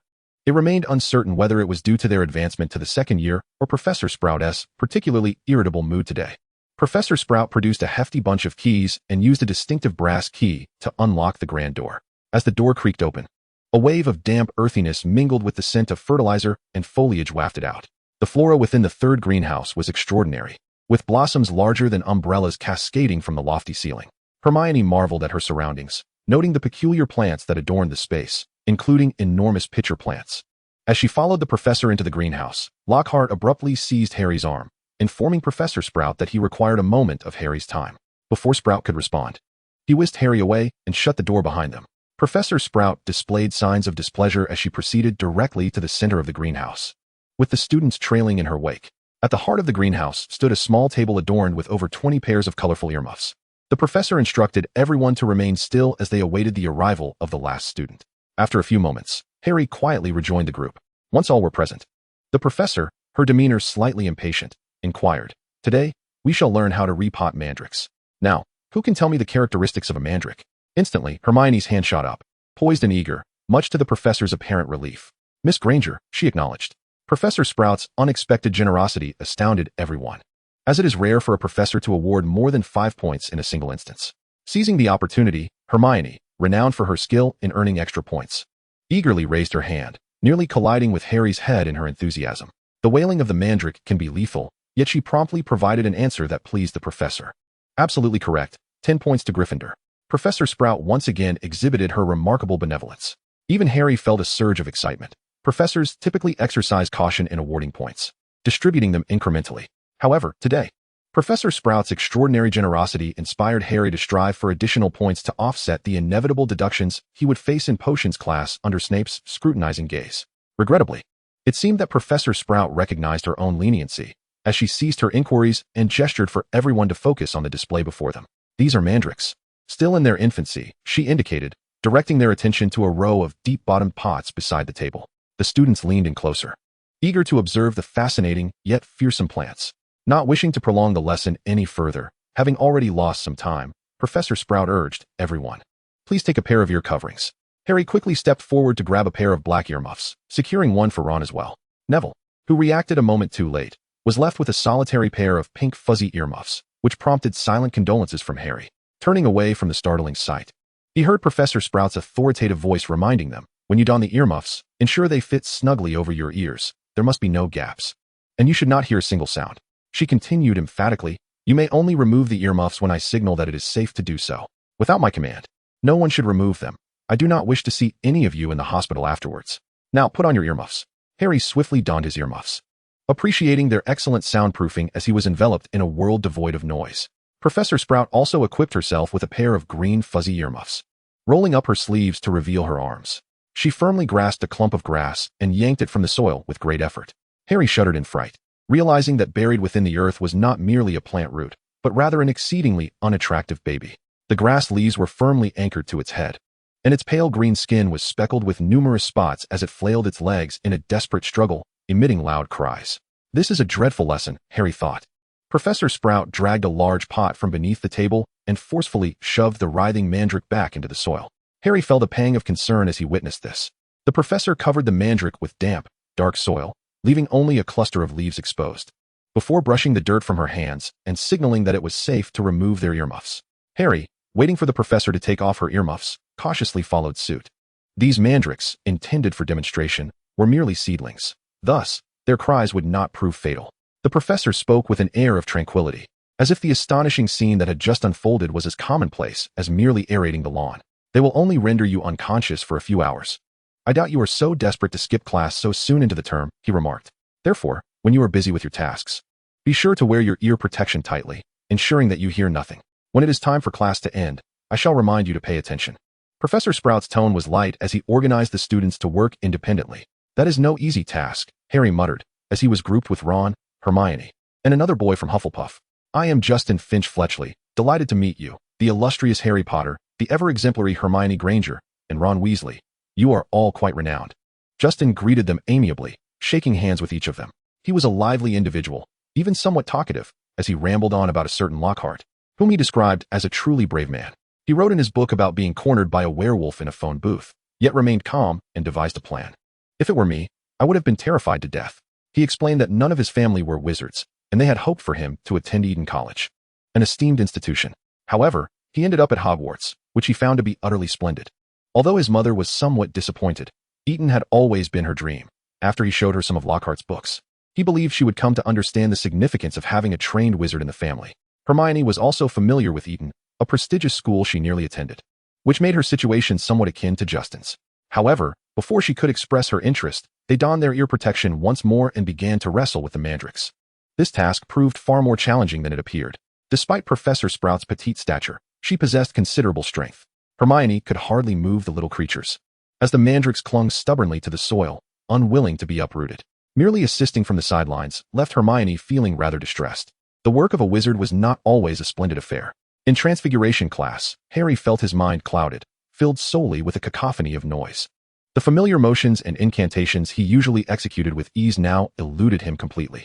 The professor instructed the class to transform beetles into buttons. Yet no matter how he waved his wand, the beetles darted about chaotically, ungoverned. Ron fared little better, seemingly still reeling from the aftermath of the howler. Often lost in thought during class. Before long, the bell rang to signal the end of the lesson. Only Hermione managed to maintain her usual high standards.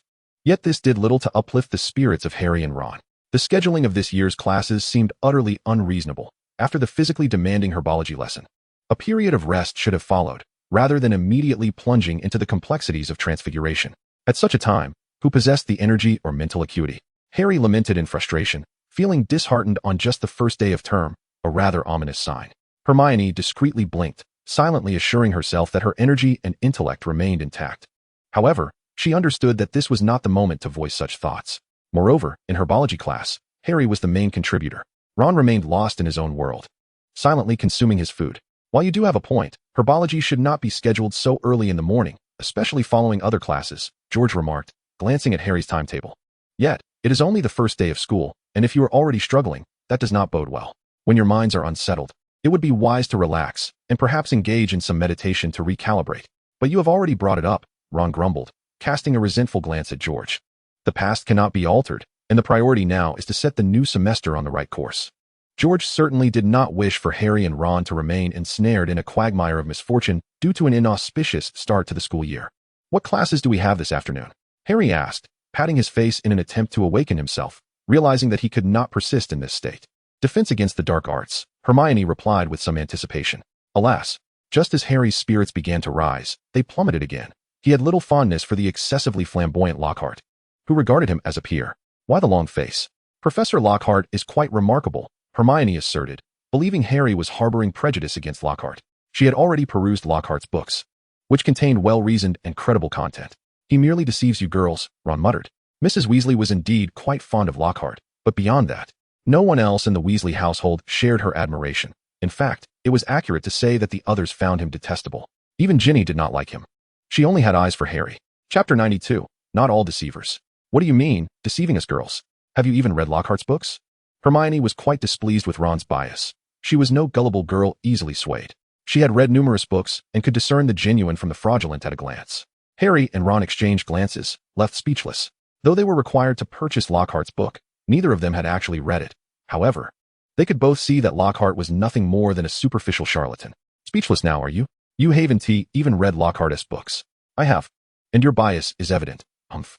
Hermione trusted her judgment, believing that Harry and Ron's prejudice stemmed from jealousy of Lockhart, who indeed garnered much admiration from the girls, consequently inciting disdain from many boys. George, you must also think Lockhart is a fraud, right? Harry looked at George with a pitiful expression, filled with hope, for he had interacted with Lockhart on several occasions and was certain of his superficiality. Yes, George, do share your thoughts. You have undoubtedly read Lockhart's books and are not prone to the jealousy that afflicts Harry and Ron. Hermione eagerly encouraged George to weigh in, confident in his judgment. She believed George would not envy Lockhart, as he had achieved the highest accolades in Hogwarts history and would undoubtedly become the greatest wizard in the annals of the school. We are not jealous at all. Ron cautiously awaited George's judgment. Although Ron had always harbored a deep disdain for Lockhart, he found himself unable to pinpoint any flaws in the man's faade. He hoped to uncover some incriminating evidence through George. Lockhart was not merely a charlatan. He was a masterful deceiver who could not fool Hermione, nor could he mislead Mrs. Weasley. given that George's family operated a well-known bookstore. It was inconceivable that they were unaware of Lockhart's true nature. "I am not so easily deceived, nor is Mrs. Weasley," George remarked. Hermione, having perused Lockhart's works, held a belief in his prowess. She was no naive girl swayed by hearsay. She was the astute Hermione Granger. George asserted that Lockhart was not entirely a fraud. Harry, quick to grasp the underlying implication, responded, "Yes, if he is not entirely a fraud, then he is still a fraud." Ron, still disheartened by the notion of Lockhart's innocence, instantly grasped Harry's point. "Hermione has read many more books than you both, and her judgments should logically be more trustworthy," George stated delicately, aiming to avoid directly undermining Hermione. However, Harry eagerly interjected, but this only solidified Harry's belief that George was indeed on his side, and he had no qualms about acknowledging Hermione's superior reading habits. Now, he felt equipped to persuade his mother into believing Lockhart was a con man. Currently, Mrs. Weasley held George in high esteem and would trust his judgment. Indeed, if you were to comprehend the true characteristics of the plants and creatures he encountered in his writings, you would recognize that while some of his methods are valid, many others, if executed as described, would have led to his demise on numerous occasions. George had found Lockhart's books intriguing, with portions resembling genuine experiences. Mistakes in judgment are not your fault. Much knowledge is absent from textbooks, or else Mrs. Weasley would not have fallen for the same ruse. Purely fictitious accounts cannot deceive, yet half-truths are challenging to discern without adequate experience. Harry and the others guessed correctly, merely due to their disdain for Lockhart. George consoled Hermione, assuring her that any misjudgment was not her failing. "I indeed have a simple aversion to Lockhart," Harry confessed. Following George's assertion of Lockhart's deceit, Harry felt a newfound sense of solidarity, akin to that of an ally, and he did not hesitate to express his disdain. "So do I," Ron chimed in, mirroring Harry's expression of camaraderie. However, Hermione appeared flustered, grappling with the realization that a professor she had admired and trusted could possibly be a fraud. This was a difficult pill for her to swallow. Yet, she also placed her trust in George, believing there must be substantial reasoning behind his claims. Still, she found it challenging to accept the possibility that her judgment had faltered. A swift transition of belief was not feasible. "Do not rush to overturn your conclusions. This afternoon, you will attend his class, where you can observe him closely. While the information in books may be difficult to discern, real-world interactions often reveal much that is concealed." Sensing Hermione's turmoil, George refrained from further persuasion, allowing her the space to form her own judgment. "Very well, I shall pay close attention during class," Hermione resolved. Hermione deemed this a commendable approach. She placed her trust in George and her own judgment, yet her faith in her own eyes surpassed all. I had previously encountered him in private, a flamboyant egotist. Harry had crossed paths with Lockhart on several occasions, and it was precisely these interactions that fostered his disdain for the man. Chapter 93, Approaching the Truth. "Does this mean our defense against the dark arts class is doomed again this year?" Ron expressed his exasperation, recalling how Professor Quirrell's teaching had been nothing short of a farce. Ultimately, he was revealed as a servant of Voldemort, even being possessed by him. This year, the new defense against the dark arts professor was yet another fraud, making the prospect of genuinely learning in this subject rather elusive. The position had become so perilous that it fell to Lockhart, as no one else dared to accept the role under Voldemort's watchful eye. George was well aware of the circumstances and the predicament faced by the school. "I shall continue to assist you with your studies, as I mentioned last year. You will soon train alongside Malfoy. Given the professor's fear of Voldemort, it would be better to appoint you, George, as the defense against the dark arts instructor," he mused. Harry thought of Lockhart, preferring to confront Quirrell. At least Quirrell did not fixate on him. It would be rather ostentatious for a second-year student to serve as the defense against the dark arts professor. Such a display holds no merit. George had contemplated privately tutoring more students in the subject, yet he was currently in an exhilarating phase of personal growth and felt it unwise to divide his focus. This was hardly the time for overt displays, especially not when directly confronting Voldemort. "Is George really going to have Malfoy train with us?" Ron pondered, feeling a twinge of unease at the thought of training alongside Malfoy.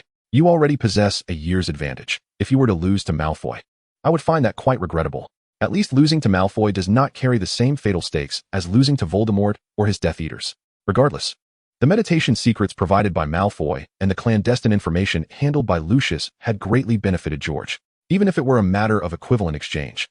George felt obligated to fulfill his promise to assist Malfoy in enhancing his strength. In the afternoon's defense against the dark arts class with Lockhart, Harry, Ron, and Hermione felt a wave of anxiety. Harry was particularly on edge, sensing that Lockhart regarded him as a kindred spirit, despite his unwillingness to embrace such a notion.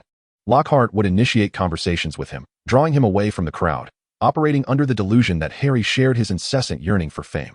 He even regaled Harry with tales of his past, Yet Harry knew he was nothing like Lockhart. Ron's nerves intensified as he spotted Malfoy again, who refrained from directly antagonizing him, but carried a palpable air of hostility and provocation. With an imminent confrontation approaching, Ron was acutely aware of his inferior skills compared to Harry and Hermione, which filled him with apprehension. He certainly did not wish to be bested by Malfoy. He was unafraid of pain or the possibility of enduring a few spells. Yet the mere thought of Malfoy's contemptible visage and the humiliation that would follow a defeat was unbearable. Hermione, too, felt a knot of tension in her stomach. She resolved to keep a close watch on Lockhart during class, determined to discern whether he truly was a charlatan. As Hermione observed Lockhart entering the classroom, she beckoned her classmates to settle down. He picked up Gaddying with Ghouls from Neville Longbottom and brandished it before the class, showcasing the cover adorned with his winking photograph. Had Hermione retained her initial belief in Lockhart's prowess as an esteemed professor, she might have commended his sense of humor.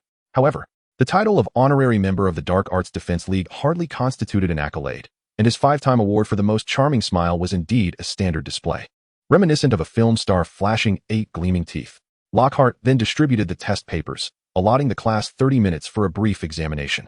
Hermione accepted her paper and lowered her gaze to scrutinize the questions. 1. What is Gilderoy Lockhart's proudest achievement? 2. What is Gilderoy Lockhart's favorite food? 3.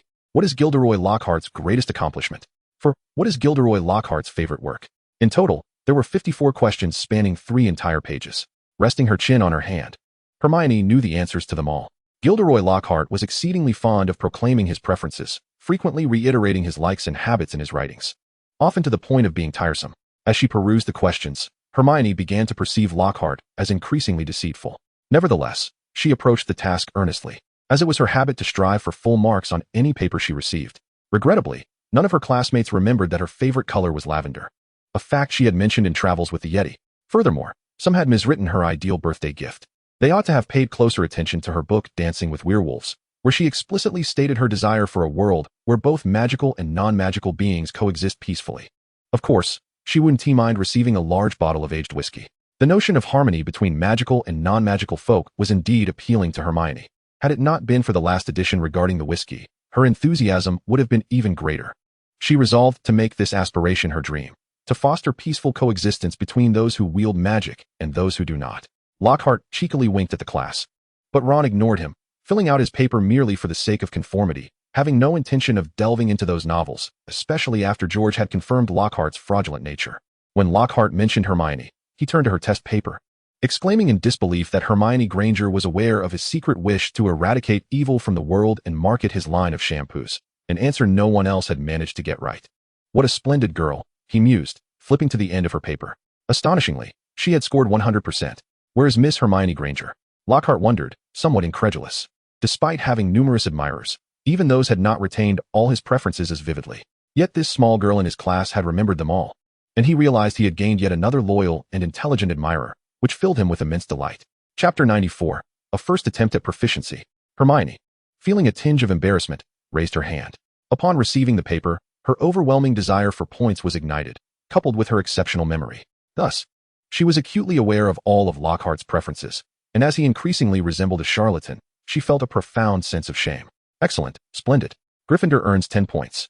Lockhart beamed, revealing his pearly whites.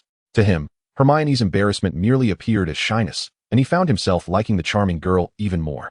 Hearing the announcement of additional points, Hermione's eyes sparkled. The points she had accrued in a single day equaled what she usually obtained in a week. Her spirits lifted. For regardless of whether Lockhart was indeed a fraud, the points were undeniably real. Lockhart bent down to retrieve a large cage draped with a cloth from behind his desk and placed it upon the table. Now, you must be cautious, for I shall teach you to defend yourselves against the most wicked and terrifying creatures known to the wizarding world. You will encounter the most dreadful and horrifying things here. However, rest assured, as long as I am present, I will protect you from harm. All you need to do is remain calm. His somber tone heightened the tension in the room, prompting everyone to tiptoe and lean in closer to glimpse the cage. Hermione held her breath, speculating on the contents within. I hope you do not scream, Lockhart said, leaning beside the cage, his voice heavy with gravity, for such outbursts will provoke them. Every student held their breath, eyes fixated as Lockhart lifted the cloth. Marvelous, he exclaimed dramatically. Behold, the Cornish pixies I just captured. Seamus Finnegan let out a snicker, and while others were tempted to laugh, only he failed to suppress it. In truth, Hermione's gaze towards Lockhart had begun to resemble that of someone regarding a fraud. What is it? Lockhart inquired, smiling at Seamus. In fact, "They are not dangerous," Seamus said, unable to contain his mirth. "Do not underestimate them," Lockhart warned, shaking his finger in mild annoyance. "They are mischievous little devils, as cunning as can be." The pixies, with their slate-blue skin and approximately 8 inches in height, possessed snake-like, elongated faces and emitted a high-pitched, piercing screech, akin to a flock of budgerigars in a frenzy. As soon as the cloth was lifted, they chattered excitedly, darting about, desperately shaking the bars of their cage in an attempt to escape. "Now," Lockhart bellowed, "you must learn to deal with them." He unlocked the cage, unleashing chaos within the classroom.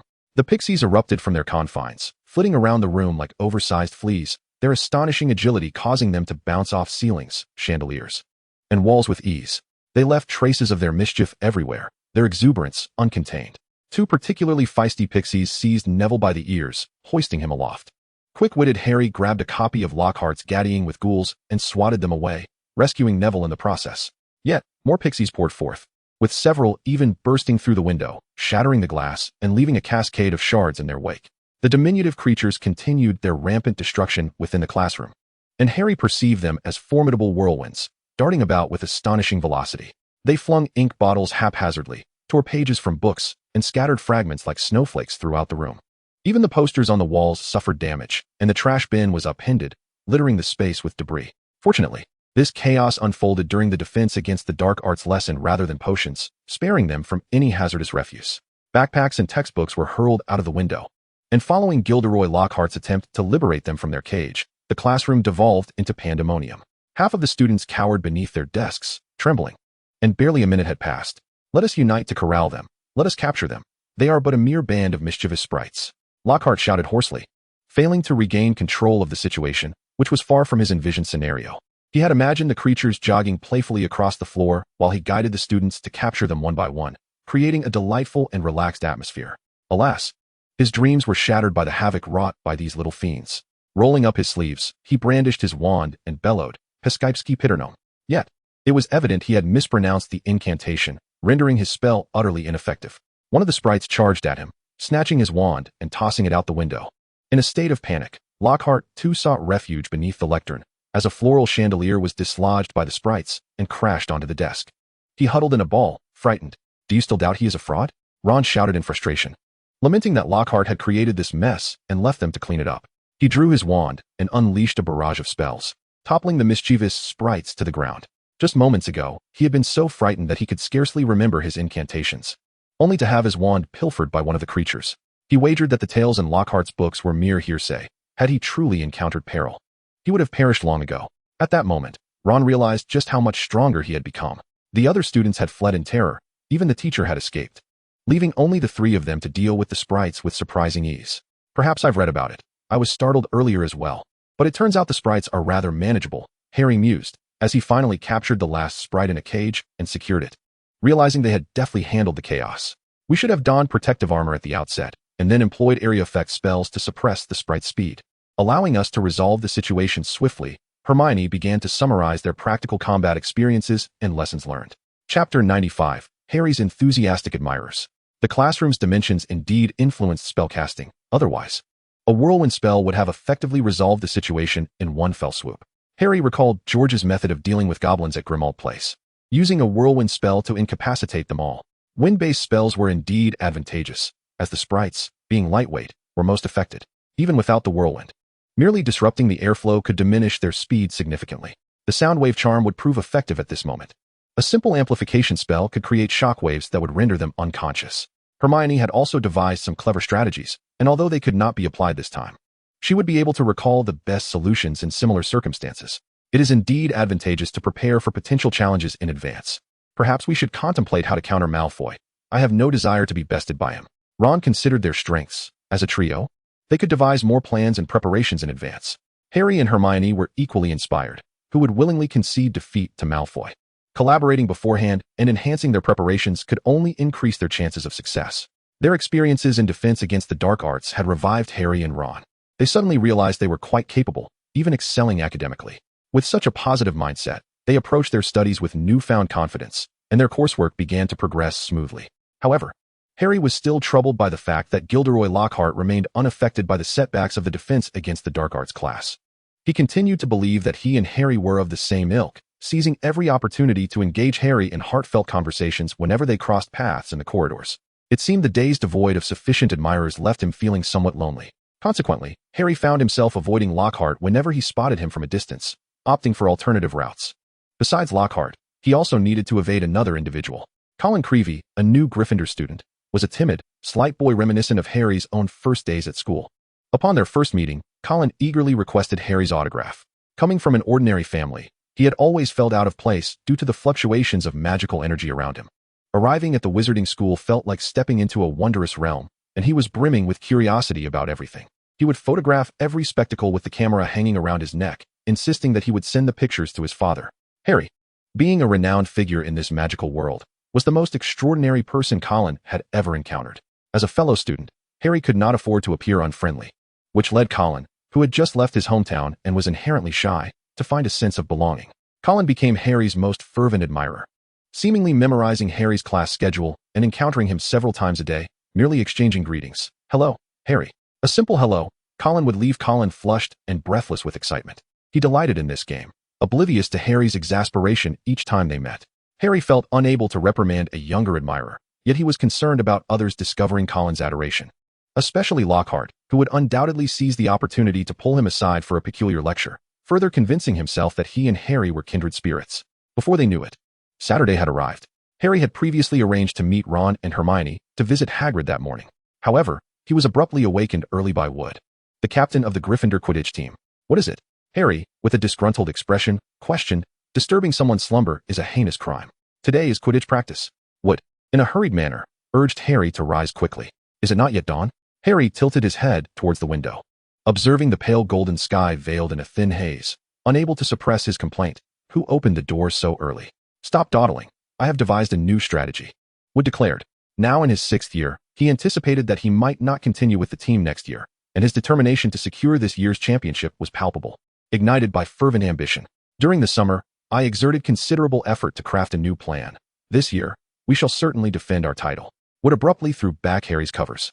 "Other teams have yet to commence their training. We must seize the moment." With a resigned expression, Harry yawned and sluggishly climbed out of bed, still groggy as he searched for his team uniform. Wood, unable to contain his excitement for the pitch, declared, "I shall head to the field first. Let us convene in 15 minutes. After a prolonged search, Harry finally located his uniform and donned a warm cloak. He left a note for Ron and hurried down the spiral staircase, shouldering the Nimbus 2000, a broomstick that had proven its worth on the field numerous times. As he arrived at the entrance behind the portrait, hurried footsteps echoed behind him. It was Colin Creevey, racing down as well. His ever-present camera hung around his neck, and he clutched something in his hand. "Harry, I heard someone calling your name from upstairs. Look what I brought you. The photos from last time have developed," Colin exclaimed, waving the pictures enthusiastically. Harry stared at Colin, bewildered that he could be caught so early in the morning. Perhaps he had some peculiar obsession. A shiver ran down his spine. "Look," Colin proudly presented the photograph to Harry. Harry numbly followed Colin's pointing finger. In the black and white image, a diminutive Lockhart was vigorously tugging at an arm, the rest of the limb disappearing beyond the photo's border. Harry felt a flicker of joy at seeing himself in the picture, defiantly resisting Lockhart's grasp. Perhaps others would fail to recognize him in the photograph. "Could you please sign this for me?" Colin earnestly requested. "Absolutely not," Harry swiftly declined, feeling embarrassed enough already. Adding his name would only liken him to the self-absorbed Lockhart. "I'm sorry, Colin, but I have urgent matters. I must head to Quidditch practice immediately." He yearned to escape this fervent admirer, unhesitatingly crawling out through the portrait hole. "Wait for me. I've never seen a Quidditch match before," Colin exclaimed, hastily following behind. "Don't. It's incredibly dull," Harry implored, not wishing for this zealous admirer to shadow him even during practice. His teammates would find it endlessly amusing. Chapter 96, Wood's Aspiration. "You are the youngest member of the house team in a century. I am well aware of it. I know everything." Colin paid little mind to what Harry was saying. His thoughts were consumed by the excitement of Harry himself, his eyes gleaming with enthusiasm. "You must be the most exceptional player. I've never flown before. I wonder if it's difficult. This is your broomstick. It's truly splendid." Colin trailed behind Harry, jogging eagerly, chattering incessantly, and occasionally exclaiming in surprise at new discoveries. Harry felt utterly helpless, unable to devise a way to shake him off, as if he were accompanied by a loquacious shadow, incessantly prattling on. "I've never witnessed a Quidditch match, but I've heard there are 4 balls, 2 of which are particularly special and fly about, attempting to knock players off their brooms." Colin's chatter flowed relentlessly, and even when Harry ignored him, he remained animatedly speaking to himself. I really hope to obtain a signed photograph of you during a match. Oh, that would be magnificent. What about the other balls? As Harry spoke, Colin promptly forgot about the photograph and pressed on with inquiries about Quidditch rules. There is a large red ball known as the bludger, which is used for scoring. The 3 chasers on the team are responsible for passing it around, evading the opposing team's defense, and getting it through the hoops that hover above the pitch, those 3 tall pillars with rings. And what about the last one? Colin continued to inquire. The final one is called the golden snitch. Harry's voice brightened slightly. It was the ball he had the most experience with and the one he was tasked with capturing. It is the smallest ball, roughly the size of a quail's egg, and moves with astonishing speed, making it exceedingly difficult to catch. However, the crux of the match lies in seizing it. Only when the seeker captures the snitch does the game conclude. Capturing the golden snitch earns the team 150 points. I know you're the seeker for Gryffindor, leading the team to victory. Colin admired Harry, having heard his roommates speak of these accomplishments. For a century, only Harry had managed to enter Quidditch in his first year and lead the team to triumph. They traversed the castle and crossed the grass, the morning dew soaking their trousers and shoes. Along the pathway to the pitch, Colin's questions flowed like a river, mercifully refraining from further requests for Harry's autograph until they reached the changing room. At last, Harry managed to shake him off. Colin was barred from entering the changing room, much to his relief. I'll find a seat in the stands, Harry, Colin called out sharply, standing outside the changing room before hastily dashing towards the bleachers. The other Gryffindor teammates lingered in the changing room, all appearing drowsy, save for Wood, who was fully awake. Fred slumped on the bench, his eyes puffy and hair disheveled. Nearby, 4th-year student Elias Pinette leaned against the wall, her eyelids engaged in a relentless struggle. The other 2 chasers, Angelina Johnson and Katie Bell, were nestled together, yawning repeatedly, though Colin had roused Harry with his incessant chatter. Seeing his teammates' weary appearances began to induce drowsiness in him as well. How on earth did Wood manage to barge into the girls' dormitory to wake them? Of course, Wood could not have stormed into the girls' dormitory. Even if he had such a notion, he lacked the capacity to do so. As he vociferously called out his teammates' names in the lounge below, he had already accumulated a considerable amount of resentment for the team. Yet, he remained undeterred. At that moment, Wood was wholly ignited by the spirit of Quidditch, brimming with an energy that overwhelmed his companions. He brandished a large easel adorned with a depiction of the Quidditch pitch, embellished with a myriad of colored lines, arrows, and symbols. With a flick of his wand, the arrows sprang to life, scurrying across the board like ants, demonstrating his strategies. Wood animatedly elucidated his new tactics, gesturing emphatically at crucial points. Fred had already succumbed to slumber, and Harry's remaining wakefulness had dissipated. After nearly 20 minutes with the first board, Wood produced a second and then a third. Harry had completely lost his awareness. All he comprehended was that he needed to seize the golden snitch, for all this talk seemed futile. Wood's monotonous voice droned on, and soon everyone had drifted off to sleep. Suddenly, as if by some enchantment, they awoke at the sound of his voice. It was astonishing, upon hearing it. Harry felt invigorated, completely forgetting the heavy eyelids that had felt as burdensome as a mountain moments before. I have a question, Wood, Fred exclaimed, fully alert now. Wood's words seemed to possess a magical quality. The moment he began speaking, Fred felt as though he had been placed under a hypnotic spell. Yet, once Wood concluded, Fred found himself revitalized. Why didn't you share this with us when we were all awake yesterday? Wood's expression grew somber. Lads, this marks our first opportunity in 7 years to claim the Quidditch trophy. This year, we have a greater advantage. We can defend our title. But the other teams will not concede easily. Wood was already in his 6th year. Next year would be his final, fraught with the pressures of graduation and job hunting. Unless unforeseen circumstances arose, he would likely depart from the team after this year, having achieved victory only once since joining. This year might be his last chance to savor the triumph he so ardently desired, to conclude his memories with the team on a victorious note. Harry, however, remained oblivious to these sentiments. He had joined the Quidditch team in his first year, not only setting the record as the youngest player, but also leading the team to victory. He had ample time and opportunities to garner further accolades. For him, Quidditch did not carry the same weight as it did for Wood. We must double our efforts this year. We will claim the championship, Wood declared, clenching his fists and shouting. Now, let us put our new training regimen into action. He then seized his broom and led the way out of the changing room. It was a commendable rallying cry, yet everyone remained listless. Though they were Quidditch players, their lives were not solely consumed by the sport. The rigors of their academic curriculum were equally demanding. They had lingered in the changing room for far too long, and by the time they reached the training ground, the sun had risen high in the sky. Harry was taken aback to see Colin still in the stands, having remained despite Wood's lengthy discourse. This is a rather disheartening matter, yet there are also moments of joy.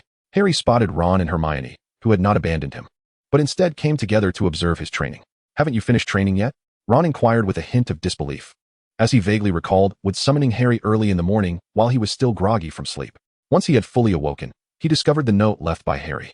During breakfast in the Great Hall, he fortuitously encountered Hermione. They decided to finish their meal together, bringing along some bread and jam as snacks to find Harry. Wood had expounded upon a multitude of new strategies, yet they had yet to commence training. Harry gazed enviously at Ron and Hermione, who were seated in the stands, casually enjoying their snacks, while he had yet to eat breakfast. Although he felt a twinge of resentment, he mounted his Nimbus 2000, propelled himself off the ground, and soared into the air. The cool, refreshing breeze invigorated him, and he found that nothing could rival the exhilaration of gliding gracefully through the sky, transcending any tactical considerations. It was simply delightful. As Harry slowed his pace, arms outstretched, he reveled in the sensation of flight, even though he was already airborne. What was that crackling sound? Fred, who had followed closely behind, queried. Instinctively, Harry glanced towards the stands, and, indeed, there was Colin perched atop the highest row, brandishing a camera and incessantly clicking the shutter. The echo of the camera in the otherwise serene stadium felt jarringly out of place. "Look here, Harry," Colin called out, one hand raising the camera while the other waved in a beckoning gesture. Harry felt as though he had been struck in the chest. An overwhelming urge to flee coursing through him. Who is that? Fred wondered aloud, having never seen the boy and surmising he must be a first year. "I don't know," Harry replied, his face flushed with embarrassment at the thought of admitting he knew Colin, which would be utterly mortifying. He could no longer bear the thought of staying there, and thus accelerated, determined to distance himself from Colin. "He is a first year in Gryffindor," Harry hastily clarified, acknowledging that despite Colin's annoying demeanor, he was nonetheless a fan and not entirely malevolent. "Slytherins don't need spies, Wood," Fred muttered. "How do you know they don't need them?" Wood retorted, somewhat irked, as he held high hopes for his training plans, ideas he had meticulously crafted over the summer. It was disheartening that no one seemed to care, and now, on top of that, someone was taking photographs. "Because the Slytherins have come on their own," Fred remarked dismissively. Gesturing below where several individuals clad in green robes entered the field, each wielding a broomstick. "I can hardly believe it. I've reserved the pitch for today. I shall see what they intend to do," Wood said, his voice low with frustration. He darted towards the ground, his descent so rapid that he nearly stumbled upon landing. "Harry," Fred called out, landing beside him as they faced off against the Slytherin players. "Flint," Wood bellowed at the Slytherin captain, "this is our training time. You need to leave." Marcus Flint, appearing as though he bore the blood of a troll, towered over Wood, his brutish face twisted into a cunning expression. "The pitch is quite vast, Wood." Angelina, Alicia, and Katie had also arrived, with the members of Gryffindor lined up, casting fierce glares at their opponents. The Slytherin team, devoid of female players, stood shoulder to shoulder, their faces adorned with the typical haughty demeanor of Slytherin, eyeing the Gryffindor players with disdain. "I have reserved the pitch," Wood bellowed, his voice echoing. "This is my domain." "Oh," Flint drawled, his tone frivolous, "but I possess a signed note from Professor Snape, permitting us Slytherins to practice here today with our new seeker." "You have a new seeker?" Wood's attention was immediately piqued by this revelation, a significant piece of news. "Who is it?" A smaller boy emerged from behind his 6 towering teammates, his pale face reflecting the typical arrogance of Slytherin. It was Draco Malfoy. "Isn't that Lucius Malfoy's son?" Fred remarked with a look of disgust, recalling the confrontation between his father and Lucius at the bookshop. "Since we are mentioning Mr. Lucius Malfoy." The Slytherin players laughed even more triumphantly. "Allow us to present the generous gift bestowed upon the Slytherin team by Mr. Malfoy." All 7 players raised their brooms, showcasing 7 brand new, elegantly designed Nimbus 2001 brooms, gleaming with golden lettering under the sunlight. "The latest model, just released last month," Flint declared proudly, gently stroking the broom. "It is significantly faster than the old Nimbus 2000 series." He cast a disdainful glance at Fred, who was holding an antiquated Nimbus 2000. "Let them continue using those relics." The Gryffindor players were taken aback by the sight of the 7 Nimbus 2001 brooms. The brooms provided by the school were quite outdated, and only those from better-off backgrounds could afford to bring their own. However, these brooms did not come cheap, and after all, Quidditch was merely a sport. Few parents would willingly invest in the best brooms, preferring their children to focus more on studies than training. Malfoy laughed heartily, his cold eyes narrowing into slits, silently relishing. "This is just the beginning." Observing the stunned Gryffindor players, particularly Potter, Malfoy finally felt a sense of vindication. Chapter 98, Malfoy's Provocation. After borrowing 1,000 galleons from the dueling club last year, Malfoy had been cultivating relationships with other Slytherins, especially the Quidditch players. However, he did not expect to easily join the team. Things would be different in his second year. During the summer break, he had made significant progress. Enhancements in his meditation techniques and spell training had made him stronger day by day, a source of intoxicating power. This advancement in strength also translated into increased influence. His father, Lucius, had taken note of his progress and, in accordance with the Malfoy family tradition, naturally afforded him greater authority and resources. By this year, his prowess had significantly surpassed that of an ordinary second-year student. The groundwork laid last year had not been in vain, and he found a harmonious synergy with the Slytherin team members, emerging as the new seeker for their squad. In a bid to ensure a definitive victory over Harry and Gryffindor, he even persuaded his father to procure the latest model of the Nimbus broomsticks for the team, thus guaranteeing their triumph. Another individual approaches. Flint cast his gaze towards the newcomer, unfazed by the growing audience. This year, the entire team donned the latest Nimbus 2001 brooms, an advantage too substantial to overlook. Moreover, Malfoy was an exceptionally skilled seeker, and with the advantage of superior brooms. He was confident he would not falter against Harry Potter. On the stands, Ron and Hermione noticed the gathering crowd and hurried over to ascertain the situation. What transpired? Ron inquired of Harry, puzzled as to why they had ceased their training. What are they doing here? Why are the Slytherin players present? Are the two teams training together today? Malfoy, with an air of arrogance, declared, I am now the seeker for the Slytherin team, and the Gryffindors are merely admiring our newly acquired brooms. Ron's eyes widened as he fixated on the 7 latest Nimbus 2001 brooms before him. Indeed, they were the finest available, and acquiring 7 was no small expense. Quite impressive, isn't it? Malfoy feigned sincerity as he offered his unsolicited advice. I wonder where Gryffindor might procure some funds to acquire a few new brooms. Perhaps you could resort to selling those old shooting stars. I am certain the museum would be glad to add them to their collection. The Slytherin players erupted in boisterous laughter. At the very least, every member of Gryffindor made the team based on merit, not by spending money, Hermione retorted indignantly. Malfoy, with a disdainful smirk, responded, I hear the lamentations of the impoverished. When you concede defeat, I shall permit you to weep over your beloved brooms. The laughter from the Slytherin players intensified. Malfoy mounted his broom, propelled himself into the sky, and soared effortlessly, twisting and turning while taunting. Come on, Potter, summon your courage. Flint, with a cunning glint in his eye, turned to Wood, stating, let us settle this here and now. Harry mounted his broom, poised to chase after Malfoy, but was halted by Wood's grip. We should leave this place first. Flint called out, have the Gryffindors already submitted in defeat? The Slytherin players laughed even more raucously, relishing in their perceived victory. Oh, Potter, come up here. Malfoy taunted as he darted through the sky with astonishing speed. Consider yourselves fortunate. We haven't had breakfast yet, Wood shouted, pulling Harry and the others towards the changing rooms. Ha ha ha, we haven't had breakfast, mocked the Slytherin players in a mocking tone. You would need to consume every plate in the dining hall to outrun the Nimbus 2001. They jeered loudly.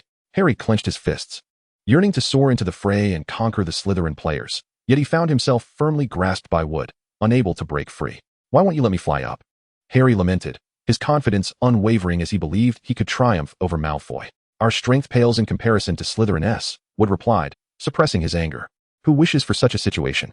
We had lost consecutively for 7 years before Harry joined us. Fred, eager to counter that he was not inferior to the Slytherin players, glanced at the Nimbus 2000 in his hands, then considered Slytherin's superior Firebolt 2001. Finally, he sat down in the lounge, fuming. Now they had upgraded to the Firebolt 2001. Their advantage only magnified. Though Wood was a Quidditch fanatic, with stringent demands of his teammates and willing to sacrifice everything for victory, he was neither foolish nor reckless. He understood the strengths and weaknesses of each team. I will not be bested by Malfoy, Harry declared, filled with self-assurance. Even if Malfoy's broom was faster. Flying was not solely about the broomstick. But the team does not consist of just you. Wood gritted his teeth, fists clenched. He could not be certain of overcoming Slytherin's Flint. As a senior player and captain, he felt like a burden to the team, a sentiment that gnawed at him. Our previous matches against Slytherin had shown minimal disparity, but with their new brooms, the imbalance is now glaring. Harry is an exceptional seeker. That is our advantage. Aaliyah analyzed the situation, pursing her lips. She did not consider herself inferior to the Slytherin players, yet the scales tipped unfavorably with Slytherin's upgraded equipment.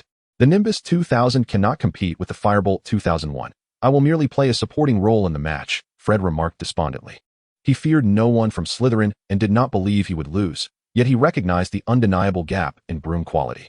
We must devise a strategy. We shall not concede defeat so easily. Wood was not one to surrender, even after last year's 7 consecutive losses. He had never given up, always training, continuously refining tactics, gradually improving the team. Last year, they welcomed Harry, claiming the championship after a 7-year hiatus, and now, the trials they faced would not shatter their resolve. Yes, we shall emerge victorious. We did so last year. Angelina's enthusiasm was somewhat tempered as she thought, at the very least, they had won last year. Gryffindor had suffered too many defeats before Harry's arrival.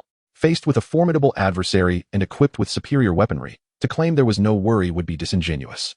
Chapter 99. The Exuberant Malfoy. One by one, the Gryffindor players departed the lounge, leaving only Wood, furrowing his brow in contemplation over the chalkboard. I will surely find a solution. Meanwhile, the Slytherin team members reveled in their reckless flight across the Quidditch pitch, cutting through the wind and braving the turbulent currents that slapped against their faces and bodies. The arrival of a new broom brought with it a fresh surge of excitement among them. They were in dire need of an outlet for their frustrations. Last year, they had not only lost the Quidditch match they were expected to defend, but had also squandered the opportunity to reclaim the House Cup at the final dinner before the holidays. The entire summer had been a discontented affair, yet with the dawn of a new year came new opportunities. And they were determined not to let Gryffindor benefit from their misfortunes again. On the first Saturday of the term, they delivered a resounding blow to Gryffindor's morale. With 7 Nimbus 2001 brooms and a formidable Quidditch team, they left Gryffindor vanquished without a fight, an exhilarating triumph indeed. Malfoy was elated. Since his acquaintance with Harry, he had seldom experienced such a moment of triumph. He was convinced this was merely the beginning, and he would no longer suffer defeat at Harry's hands. Ever since he had decided to cultivate a friendship with George, fortune had favored him. Initially, he had gifted some rare Slytherin tomes, which had cost him nothing, and upon George's acceptance of these books, he had relished the sight of Harry and Ron's dismay. They had lost their support. Malfoy felt euphoric, envisioning the moment he would triumph over Harry and Ron. Yet, this was merely a fragment of his fantasies. The prospect of further ingratiating himself with George and reveling in Harry and Ron's discomposure was far more exhilarating than merely witnessing their panic. Malfoy selectively gifted George with a tome titled The Secrets of Meditation, a remarkable work. It chronicled the endeavors of a brilliant wizard from the Malfoy lineage, who sought to restore the ancient powers of sorcery. This book symbolized the Malfoy family's illustrious history, potent legacy, and the honor of pure blood status. Only a family as historically significant and powerful as the Malfoys could possess the capability and motivation to revive the ancient powers of wizards. Malfoy scoffed inwardly at the wretched Muggle-borns, who had long lost their strength and honor. Families like the Longbottoms and Weasleys were merely fools, fortunate to remember the current spells, let alone comprehend ancient incantations, which were the domain of the most powerful and sagacious wizards. The mere thought of this sent shivers down Malfoy's spine. He had previously perceived George as intimidating, yet now he realized he would never match George's prowess, which left him somewhat despondent. He was hardly a typical child. What 11-year-old possessed his height and weight, especially one who had nearly read every publicly available book in the library? At first, Malfoy had doubted George's ability to peruse the library's collection, but as he endeavored to befriend George and engaged in continual interactions, he learned that with each encounter came deeper insights. He began to understand that George's remarkable achievements were merely the tip of the iceberg. Beneath the tranquil surface lay depths unfathomable, and by comparison, even Hermione Granger's brilliance seemed merely the cleverness of a child. A chill coursed through Malfoy as he observed George, who now exuded a formidable presence akin to that of a professor. Nay, he surpassed the professors by far, for they lacked the prowess to restore the powers of ancient wizards. The intention behind presenting the meditation secrets was merely to cultivate a rapport with George. He had never anticipated that George might actually resurrect these powers. After all, even the prodigious wizards of the Malfoy lineage had spent decades in vain, ultimately failing to genuinely revive the strength of their forebears. This tome, once emblematic of the aspirations of several generations of the Malfoy family, had now devolved into mere useless bric-a-brac. Malfoy could scarcely fathom that this scrap would, in the end, find its way into George's hands, where it would be restored to its former glory, the powers of ancient wizards. He recalled his initial disbelief upon receiving the meditation technique. It was unfathomable that George could accomplish what the geniuses of his family history could not. He had no intention of even perusing the material. However, when George informed him of a training regimen that would include Harry and Ron, he reluctantly decided to experiment with the meditation technique. Although it was merely a selection made at random by George, it was not without purpose. This particular meditation method aligned perfectly with Malfoy's constitution. He quickly began to perceive the benefits it conferred: the sensation of blood coursing through his veins during meditation, a tranquil mind, and mastery over his magical prowess, all of which left Malfoy utterly entranced.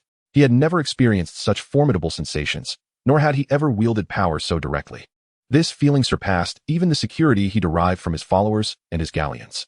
Throughout the summer, he trained fervently in meditation, spellcasting, and flying, even outsourcing his assignments for a fee.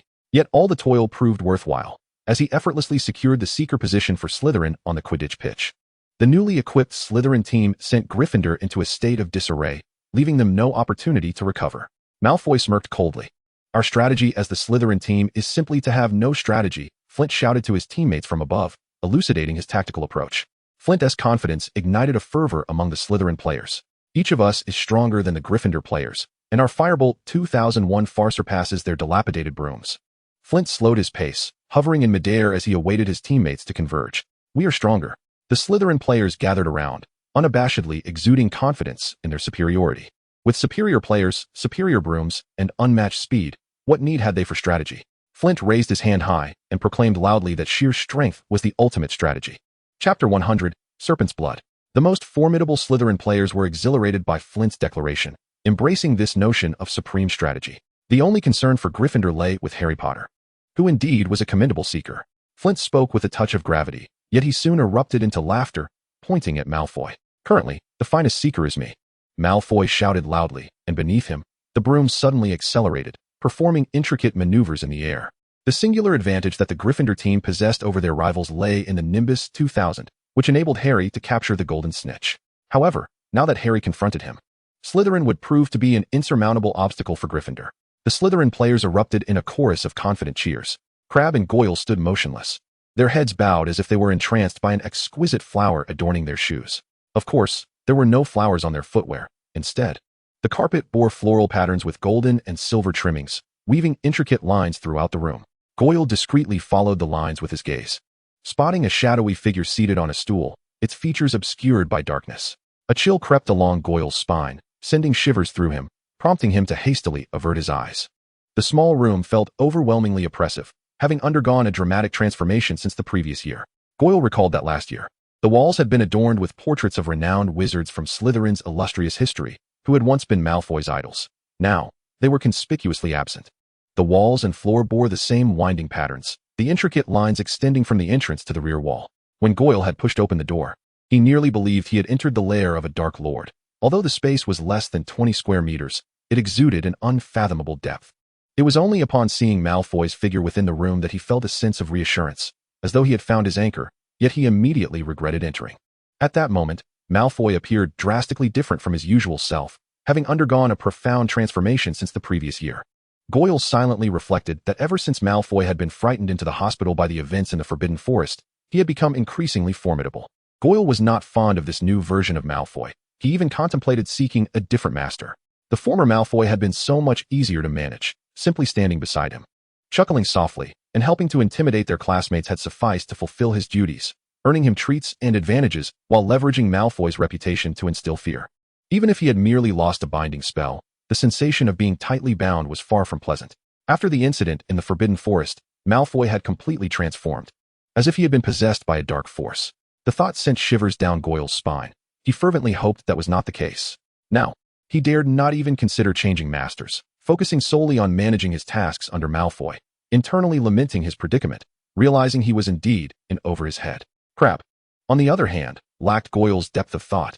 His sizable head was filled solely with thoughts of food. Whenever he and Goyle were dispatched by Malfoy to gather intelligence on Gryffindor, he would invariably seize a few pieces of cake from their house. He possessed an uncanny ability to discover hidden edibles in inconspicuous places. Just like now, he noticed a small table beside the seated Malfoy, where a goblet filled with a rich, crimson liquid awaited. Crabbe discreetly tiptoed, rummaging through his memories, trying to discern what delectable treat this might be. Perhaps red wine? No, red wine is not that viscous. Freshly squeezed juice bears some resemblance, and grape juice and tomato juice share a similar thickness. However, he quickly overturned this judgment. The liquid contained no pulp, merely a pure fluid. What could it be? Crabbe scratched his head, confronted with an unfamiliar delicacy, a predicament intolerable for a true gourmand. Suddenly, a spark ignited in his mind. Throughout his extensive culinary adventures, there were few dishes he had not sampled, whether it be rat or insect. He held no reservations as long as it was well prepared. Foods deemed extraordinary by others held no such distinction for him. It was snake blood. A glimmer of recognition shone in Crabbe's eyes. He recalled his mother once preparing snake soup for him. It was an exquisite delicacy beyond compare. The aroma wafting from the simmering soup had left him salivating. He remembered those moments vividly, as the soup required prolonged cooking. Unable to withstand the temptation, he rummaged through the kitchen in search of something to appease his hunger. There, he spotted a bowl filled with a deep crimson liquid. Without hesitation, he indulged. For in the kitchen, everything in the bowl was fair game. As Goyle and Crabbe indulged in their musings, Malfoy finally emerged from his meditation. Instead of immediately focusing on his two companions, he turned to inspect the snake blood in the goblet before him. Just as I suspected, the snake blood, aligning perfectly with the characteristics of meditation, was indeed well suited for its practice. Malfoy privately compared the effects of various substances on meditation, contemplating which would yield the most optimal results. Alas, lacking the blood of a basilisk, such a formidable creature was exceedingly rare. He felt a twinge of regret on his pale visage. Perhaps next time, he would experiment with a mixture of snake blood. Malfoy understood why his father had joined the Death Eaters after graduation. Though he had never inquired, nor had his father ever divulged the reason, he inherently grasped that this was a realization a Malfoy ought to possess and comprehend. He could envision the fates of Harry, the Weasleys, and Hermione, yet he held an even clearer insight into the destinies of Goyle and Crabbe. He did not possess the ability to foresee prophecies, a realm even the mightiest wizards found elusive. Nevertheless, Malfoy needed no such talents. He could discern the paths of others. Chapter 101, Malfoy's Ambition. Living a life akin to an ordinary wizard would ultimately render one an ordinary wizard. Malfoy had long forgotten which ancestor had imparted this wisdom. Yet all Malfoys thereafter adhered to this maxim. While others toiled their entire lives merely to attain mediocrity, as a Malfoy, their ambition, desires, and lineage forbade such a fate. Why did Hogwarts divide into 4 houses instead of simply mixing everyone together under the guise of harmony? What one says or thinks is inconsequential. However, what one does and how one conducts themselves is of paramount importance. Being sorted into Slytherin meant one must always embody the essence of a Slytherin. Only then could they truly become a worthy member of the house. Once one enters a house such as Hufflepuff, they inevitably begin to think like a Hufflepuff, becoming a presence that is perpetually overlooked. As for Potter, he possesses a modicum of talent and may well become a commendable Auror, only to find himself unexpectedly slain by a sudden dark wizard on some fateful day. He holds his adversaries in utter disdain, believing they see themselves as rivals. In truth, they are merely a source of amusement during his time at the academy. A person's destiny is predetermined from the moment of birth. A lifetime of endeavor can only serve to enhance that predetermined path slightly. Even if a muggle were to miraculously become a wizard, they would remain a source of shame within the wizarding community. From a family of mediocrity, their greatest achievement would merely be to become somewhat less ineffectual. The glint in Malfoy's eyes hinted at a profound understanding. The sole exception lies in power, for power can dictate all and transform everything. This is the fundamental distinction that sets the Malfoy lineage apart from other fools. The Malfoys are not only formidable, but they also comprehend how to alter fate and fortify their destiny. Just as Lucius, upon graduation, could unhesitatingly align himself with the Death Eaters, utilizing Voldemort's might to augment his own strength. Similarly, after Voldemort's downfall, Lucius ascended even further. The Malfoy family grasps the fundamental laws governing this world. They adapt to these laws and seize control of them. This understanding ensures that they are destined, generation after generation, to reign supreme, positioned above all others. What, pray tell, are the imbeciles of the Gryffindor team engaged in now? Malfoy directed his gaze towards Goyle, beckoning him to relay any intelligence he had gathered. Ah, young Master Malfoy. We have observed that the Gryffindor players appear utterly intimidated by our team. Goyle stepped forward, chuckling to himself. Noticing Malfoy's impassive expression, he continued. They have not trained for several days. The entire team is listless, with no one venturing to the Quidditch pitch. Goyle animatedly recounted the information he had gleaned from Gryffindor, particularly regarding Fred, who, whenever the topic of the Sweep 7 was broached, would flush crimson, his eyes ablaze with ire. It was he who incessantly referenced the Sweep 7 in Fred's presence. Their lack of training and lethargy has even caused them to eat less than usual. Crabbe's focus remained steadfastly on food. He distinctly recalled that Gryffindor's players had diminished appetites during meals, allowing him to pilfer a few extra slices of cake as he passed their table. Goyle continued, Our team members have acquired the new Nimbus 2001, brimming with confidence. Whenever they have free time, they head to the Quidditch pitch to familiarize themselves with their new brooms. He also relayed news concerning other teams, noting that the players from Ravenclaw and Hufflepuff had begun practicing on the Quidditch field.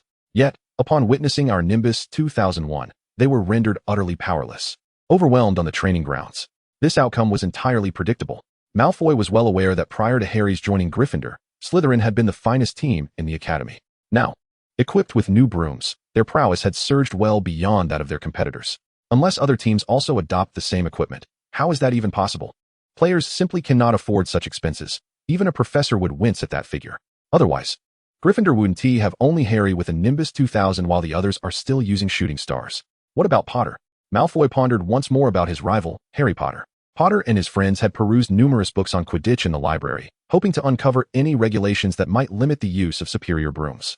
Goyle, now somewhat adept at gathering intelligence, certainly wouldn't overlook the crucial question regarding Potter. Would Quidditch impose restrictions on opponents using better equipment? He asked with a hint of concern, having no interest in sifting through books himself, thus turning to Malfoy. We are wizards. The outcome is what matters. There won't be any absurd rules limiting superior equipment. Malfoy scoffed at Harry and his friend's naivety. Their minds were filled with muggle notions. How could there possibly be rules that restrict better gear? Wizards are beings of power, inherently worshipping strength, if not to prevent player fatalities. They might even relish the idea of players casting curses upon one another. It is worth noting that there are no red cards or expulsions in Quidditch. Furthermore, the rules of Quidditch are quite rigid, necessitating the capture of the golden snitch to conclude the game. The longest Quidditch match lasted a staggering 3 months for this very reason. Although Quidditch is merely a game, a sport, it ultimately serves as a demonstration of wizarding prowess and capability. Quidditch can be likened to a battle or rehearsal among wizards. And such unabashed displays of power and reverence for strength could never justify limiting superior equipment. People only anticipate the emergence of even more formidable and terrifying gear. As for fairness, only in the realm of games would one begrudgingly consider fairness. The real world solely values results.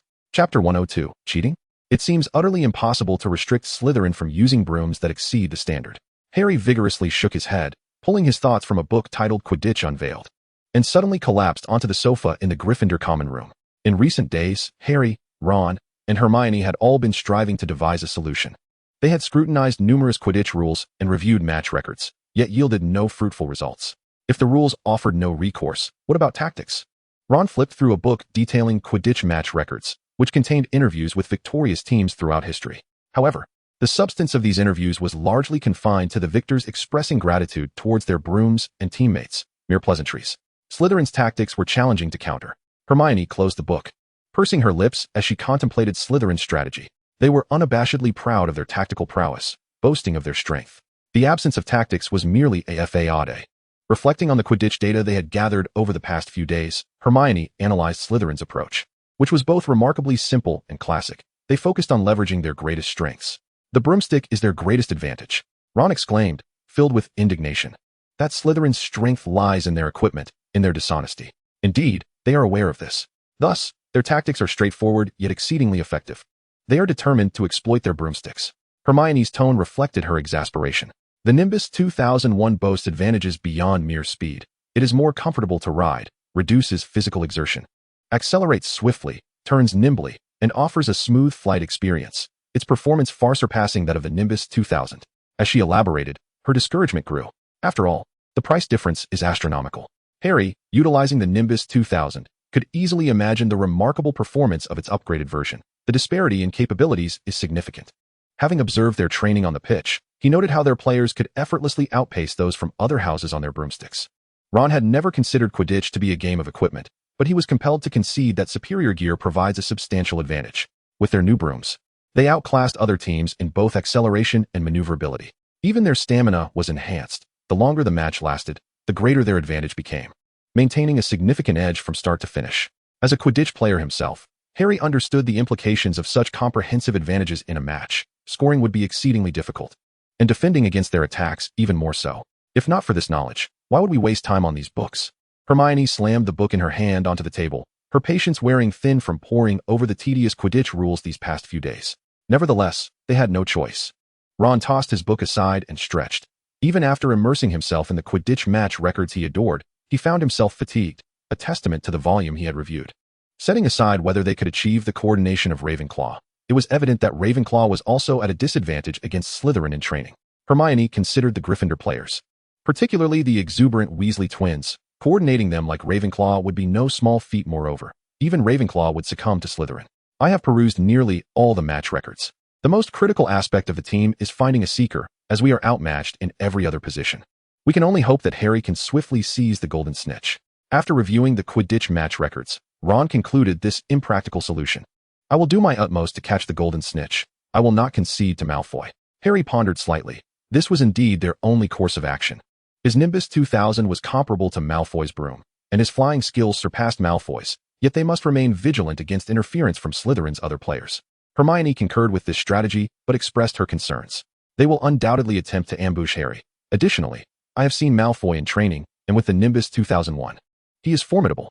Ron contemplated Slytherin's likely response, recalling Malfoy's training on the pitch. All they could do was give their all. He certainly did not wish to lose to Malfoy. Harry felt a profound sense of helplessness. Last year, camaraderie and teamwork had been their strengths. This year, however, Malfoy's unreasonable acquisition of 7 Nimbus 2001 brooms had shifted the entire burden of victory onto his shoulders, creating an immense pressure.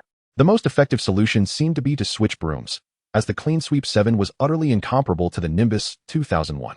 Ron quietly grumbled about the house's parsimony, lamenting that the brooms provided for Quidditch were outdated, rendering them incapable of facing Malfoy head-on. Who could argue otherwise? If only we had superior brooms. Even just a Nimbus 2000, Harry believed in his teammates' potential to not falter against the Slytherin players. Yet, asking them to compete with Clean Sweep 7s against Nimbus 2001s was exceedingly unfair. However, contemplating the price disparity left them in silence. A lack of funds was always disheartening. I have no means to compete fairly. If we were to consider cheating, Hermione said softly, biting her lip. She hesitated but did not wish for Harry to fall short against Malfoy. Chapter 103, Rules and Loopholes. Eagle Eye Charm. After a moment of contemplation, Hermione proposed this strategy. Whether to employ it was a matter for further discussion. She mentioned that George had developed the Eagle Eye Charm into a silent spell, capable of being cast wandlessly.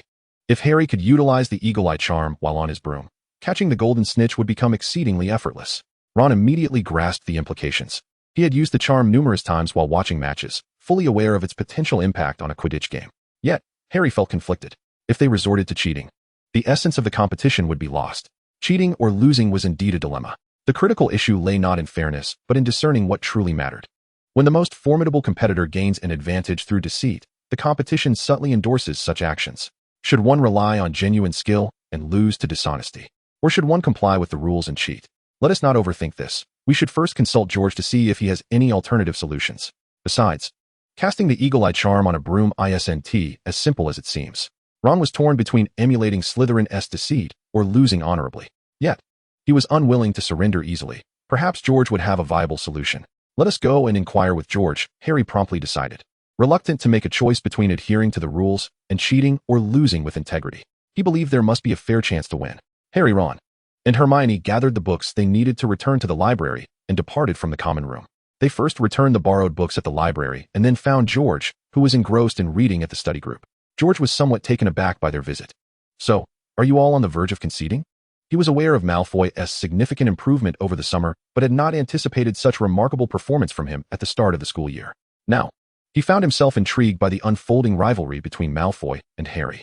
We did not concede defeat, yet the Slytherins are resorting to deceit, and the very rules of Quidditch seem to endorse such malfeasance. Hermione cast a displeased glance at George. The more she delved into the intricacies of Quidditch regulations, the more she perceived them as a conduit for dishonesty. George, upon hearing Hermione's assertion, wore a knowing smile, affirming her insight that Quidditch serves as a display of wizardly prowess and intellect, and indeed, it appears to promote cheating. Are they truly encouraging cheating? Hermione exclaimed, taken aback. Although she had reached this conclusion through her readings, voicing it stemmed from indignation rather than a genuine belief that wizards would endorse such misconduct. She had merely thought that wizards were somewhat naive, oblivious to the numerous loopholes in the rules, never anticipating that George would assert that Quidditch actually condoned cheating.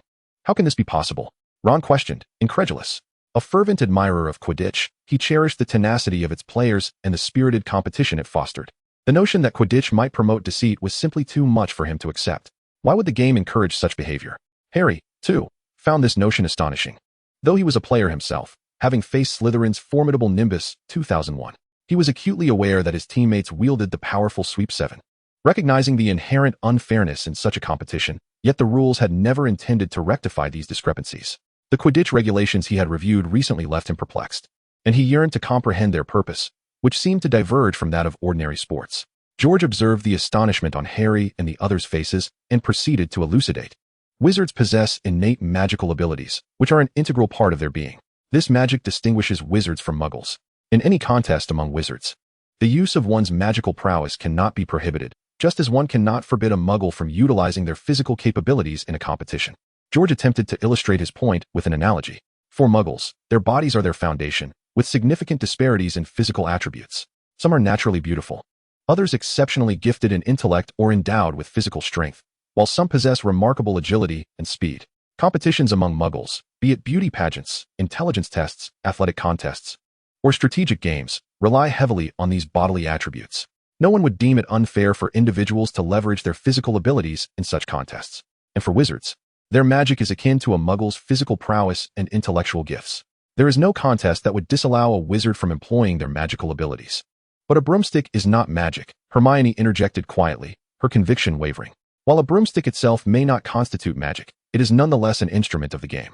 One cannot bar those of great physical strength or magical aptitude from participating, nor can one prohibit players from utilizing superior equipment or tools, George countered, undeterred by Hermione's skepticism. If wizards were to number in the billions, perhaps competitions would, like those for muggles, delineate levels of play, imposing strict limitations on magical power and the quality of equipment utilized. It is evident that the contemporary wizards have no need for such trivialities, demonstrating their prowess, wisdom, and even wealth during the competition is actively encouraged by the regulations. At this point, George paused. Would he join the Ravenclaw team? Hermione pondered another question. Rather than seeing her team defeated by Slytherin, she would prefer for the Quidditch championship to be claimed by Ravenclaw. Harry and Ron shared her sentiment. Feeling a surge of hope at the thought that as long as they did not lose to Slytherin and Malfoy, anything else would suffice. They gazed at George with eager anticipation. George shrugged, dismissing the notion, stating that if wizards were to number in the millions, they too would establish hierarchies akin to ordinary people. Ah, now I grasp it. Malfoy has exploited the loophole, if it can even be called that, where Quidditch lacks a tiered system.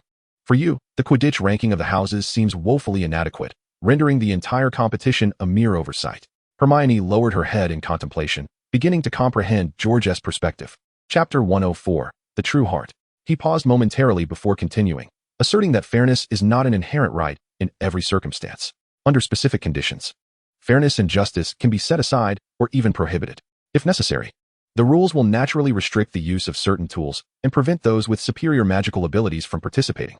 Since the regulations encourage wizards to showcase their strength and intellect, we are certainly within our rights to employ the Eagle Eye technique, just as Slytherin is permitted to utilize the Nimbus 2001. Hermione clapped her hands in excitement. Although George had no intention of joining Ravenclaw, mastering the Eagle Eye technique would significantly enhance Harry's chances of victory. Then George, teach Harry how to use the Eagle Eye technique without a wand, Ron exclaimed, eager for Harry to learn the technique on his broomstick as soon as possible. Harry remained silent, his head bowed. He recognized the truth in George's words, yet he felt a sense of discomfort within. Even though Malfoy had exploited the rules by acquiring 7 Nimbus 2001s, Harry still believed that employing the Eagle Eye technique would strip the competition of its essence. Noticing Harry's silence, George discerned his thoughts and gently inquired, Harry, do you feel this is unfair? Harry was not naive. In this world, what is truly fair? He had been orphaned as a baby. Was that fair?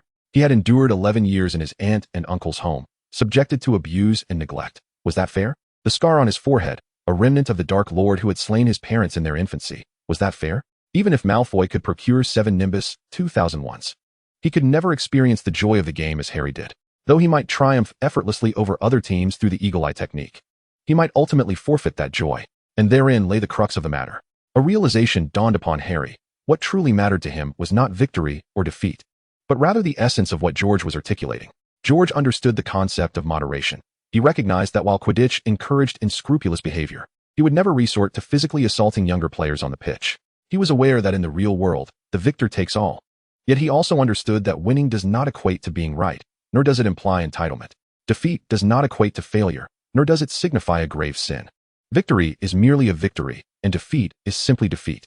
As Harry listened to George's words, his eyes began to sparkle with understanding. He realized what he truly sought. Indeed, this was what he desired. Rules can be utilized, but they must never be abused. Since you have sought my insights on the Eagle Eye technique, I shall share the notes with you. Should other houses exhibit such wisdom, I would likewise impart the knowledge of the Eagle Eye technique to them.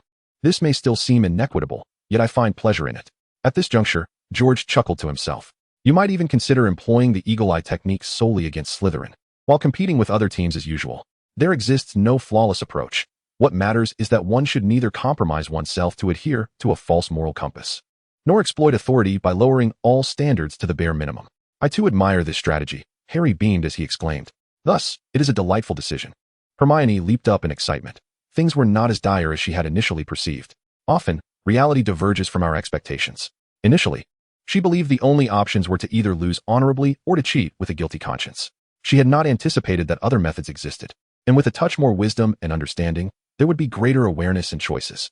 The most terrifying aspect of the world is not the arrogance of the wicked, but the fact that they often find defenders, ultimately emerging unscathed, cloaked in the guise of tolerance. Society tends to be excessively harsh toward kindness while displaying an alarming leniency toward malevolence. After all, Kindness lacks aggression, whereas evil can provoke anyone. Ron scratched his head. Somewhat perplexed, he did not possess Hermione's depth of thought. Nevertheless, he understood that the matter had been resolved. The only remaining question was whether Harry could master the eagle eye technique on his broom before the match. Surely, it must be feasible? Harry no longer fretted over whether to employ the technique, yet he did harbor concerns about executing it at such heights on a flying broom, which would be no easy feat. Hermione scrutinized Harry, then compared him to George, declaring it a bit precarious. This is spellcasting, not a contest of height or appearance. Harry felt a twinge of annoyance at Hermione's comparison. Why must he be measured against George? As if he could compete with George in any regard apart from stature. Hermione shrugged dismissively.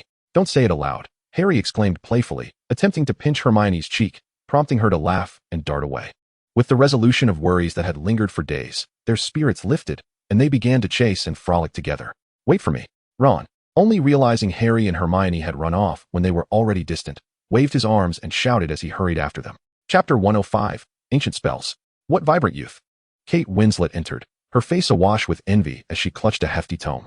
Ravenclaw individuals invariably carry thick books wherever they go, be it in the dining hall, on the field, in the dormitory, or in the classroom. As long as the present fails to captivate them, a mere disagreement sends them into the depths of books, where they become ensnared in a sea of literature. Some delve into textbooks, others into travelogues, some lose themselves in novels, while others simply ponder their solitude. You are but a few years their senior, dear youth. George could not help but chuckle. It is often the young who feel the pangs of lost youth, while those a bit older yearn to grasp the fleeting tale of it, striving to present themselves as youthful souls. Wizards do not typically perish due to the mere passage of time. They possess myriad methods to prolong their existence. Instead, they often succumb to the indifference of their hearts. Before their lifespan concludes, their spirits have already withered toward the world. Kate seemed to recall her true age, shaking her head as her dark, flowing hair fell into disarray, which she deftly tucked behind her ear with her delicate, fair fingers. With a sudden exclamation, she seemed to expel all her weariness through her shout. What could possibly trouble you? George, too, was curious about what could keep Kate awake through the night. She gazed at him with a look of deep resentment and replied, "Isn't it because of you? Me?" George was taken aback, instinctively stepping back, his previous composure shattered. His mind swirled with 1,000 thoughts. Was she about to confess? "It's you. The ancient spell you gave me, claiming it had been verified. Yet, I spent an entire night on it, and it was evidently incorrect." Kate's eyes bore a profound grievance, as if she sought to make the architect of her sleeplessness feel remorseful with her gaze. Previously, George had provided her with some ancient spell materials, assuring her of their accuracy. What true wizard would lack interest in ancient spells? Coupled with George's confidence, she believed he could not have erred. Thus, upon receiving the materials, she immersed herself in the study of the ancient incantations. However, after perusing the texts, not only did she find no answers, but her confusion only multiplied. Despite a sleepless night, she could not discern the source of her dilemma. These ancient spells seemed inherently flawed, utterly unfeasible. Were it not for their provenance from George, she might have deemed them fraudulent. George, somewhat irritated, remarked, "I gained little over an entire summer, yet you expect to master ancient spells in a single night? How overly confident you are." What a false alarm it was. George felt somewhat speechless, for fear can be a most potent weapon. "You claimed it had been confirmed, so I assumed I could learn it directly."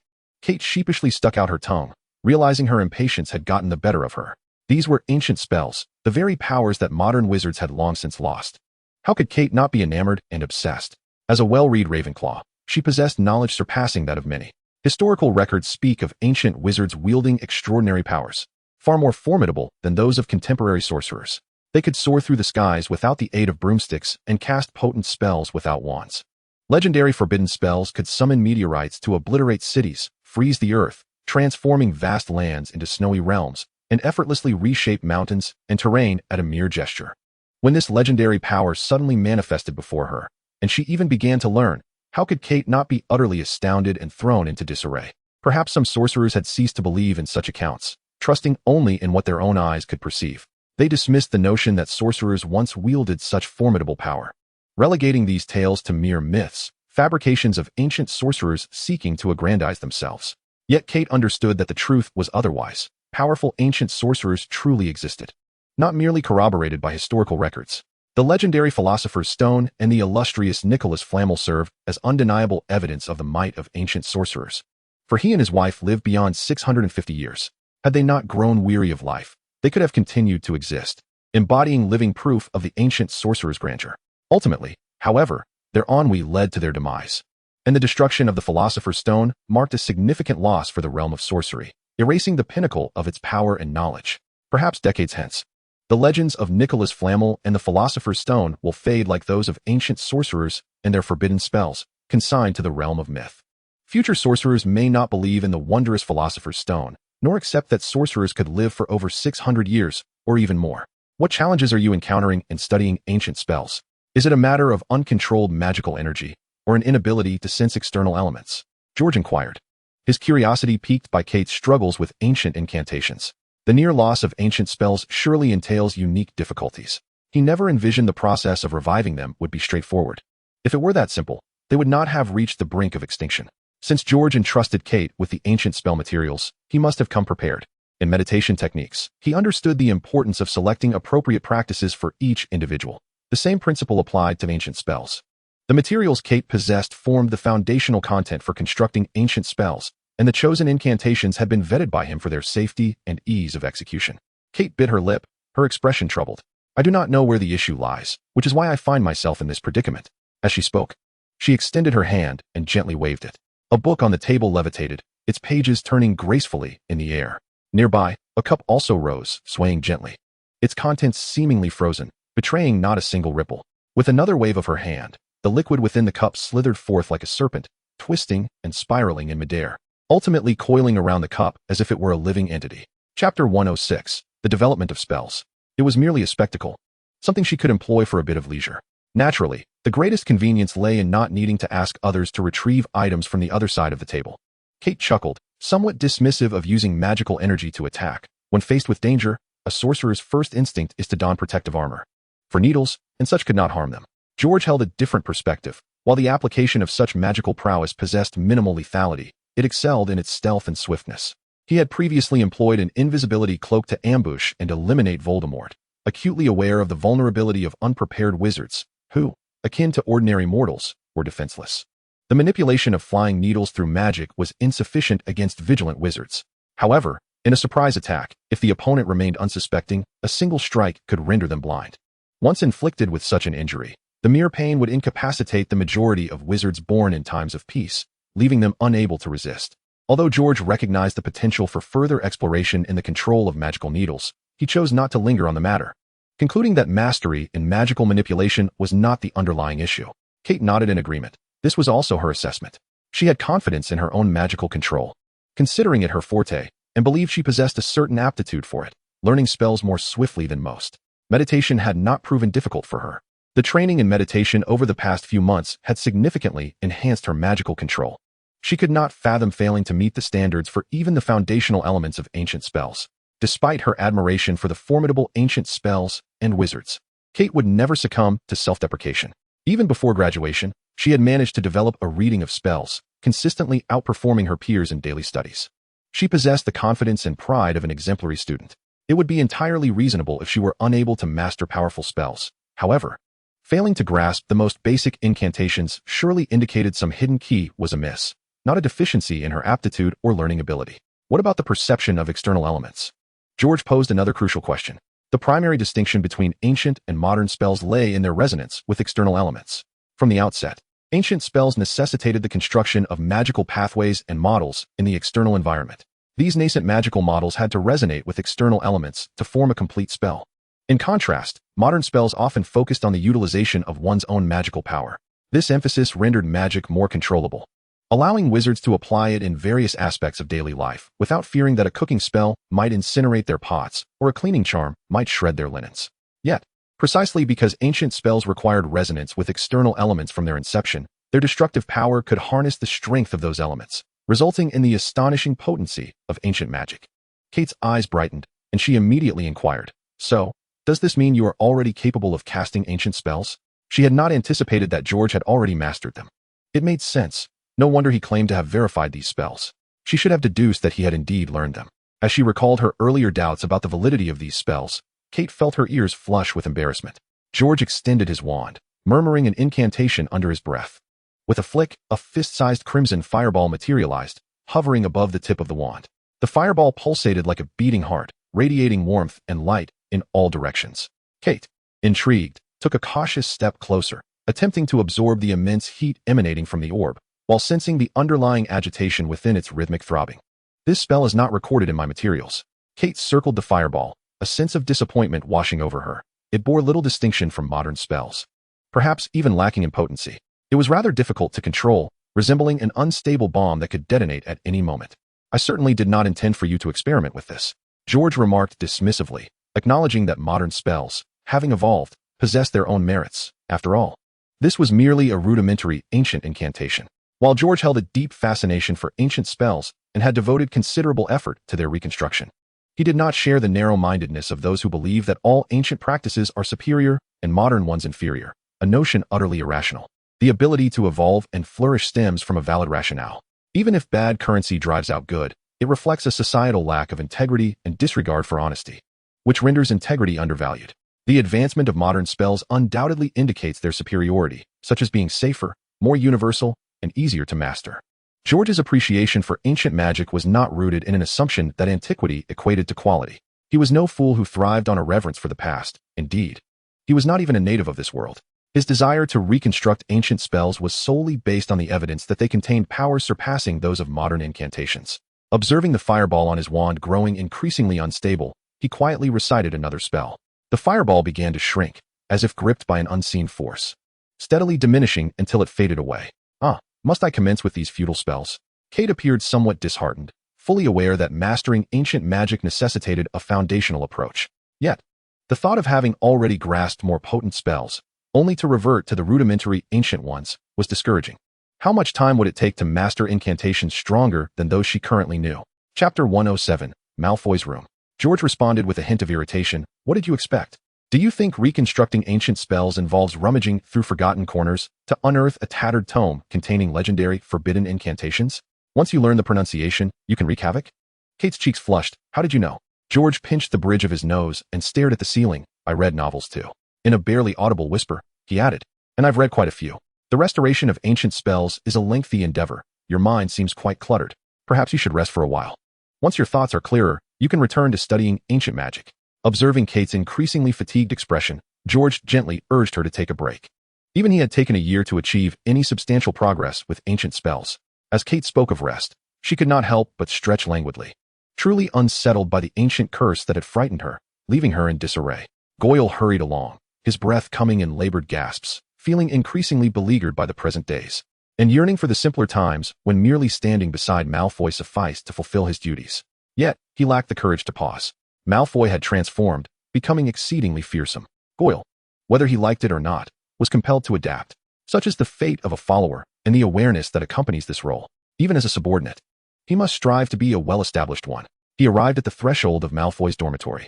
As one of the most formidable students in Slytherin, each of them possessed a private chamber.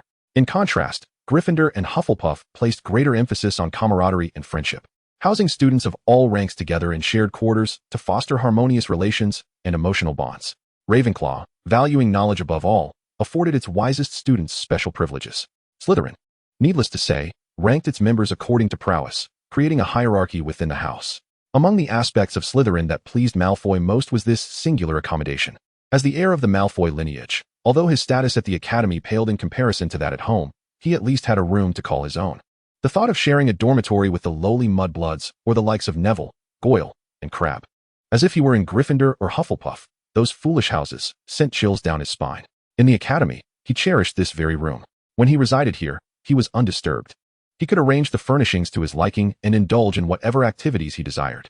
At times, this space provided him with a sense of comfort even greater than that of Malfoy Manor. Last year, the walls were adorned with portraits of formidable wizards from Slytherin's history. However, this year, such decor was deemed unnecessary. Now, the chamber was embellished with intricate gold and silver patterns, sinuous lines extending all the way to the entrance.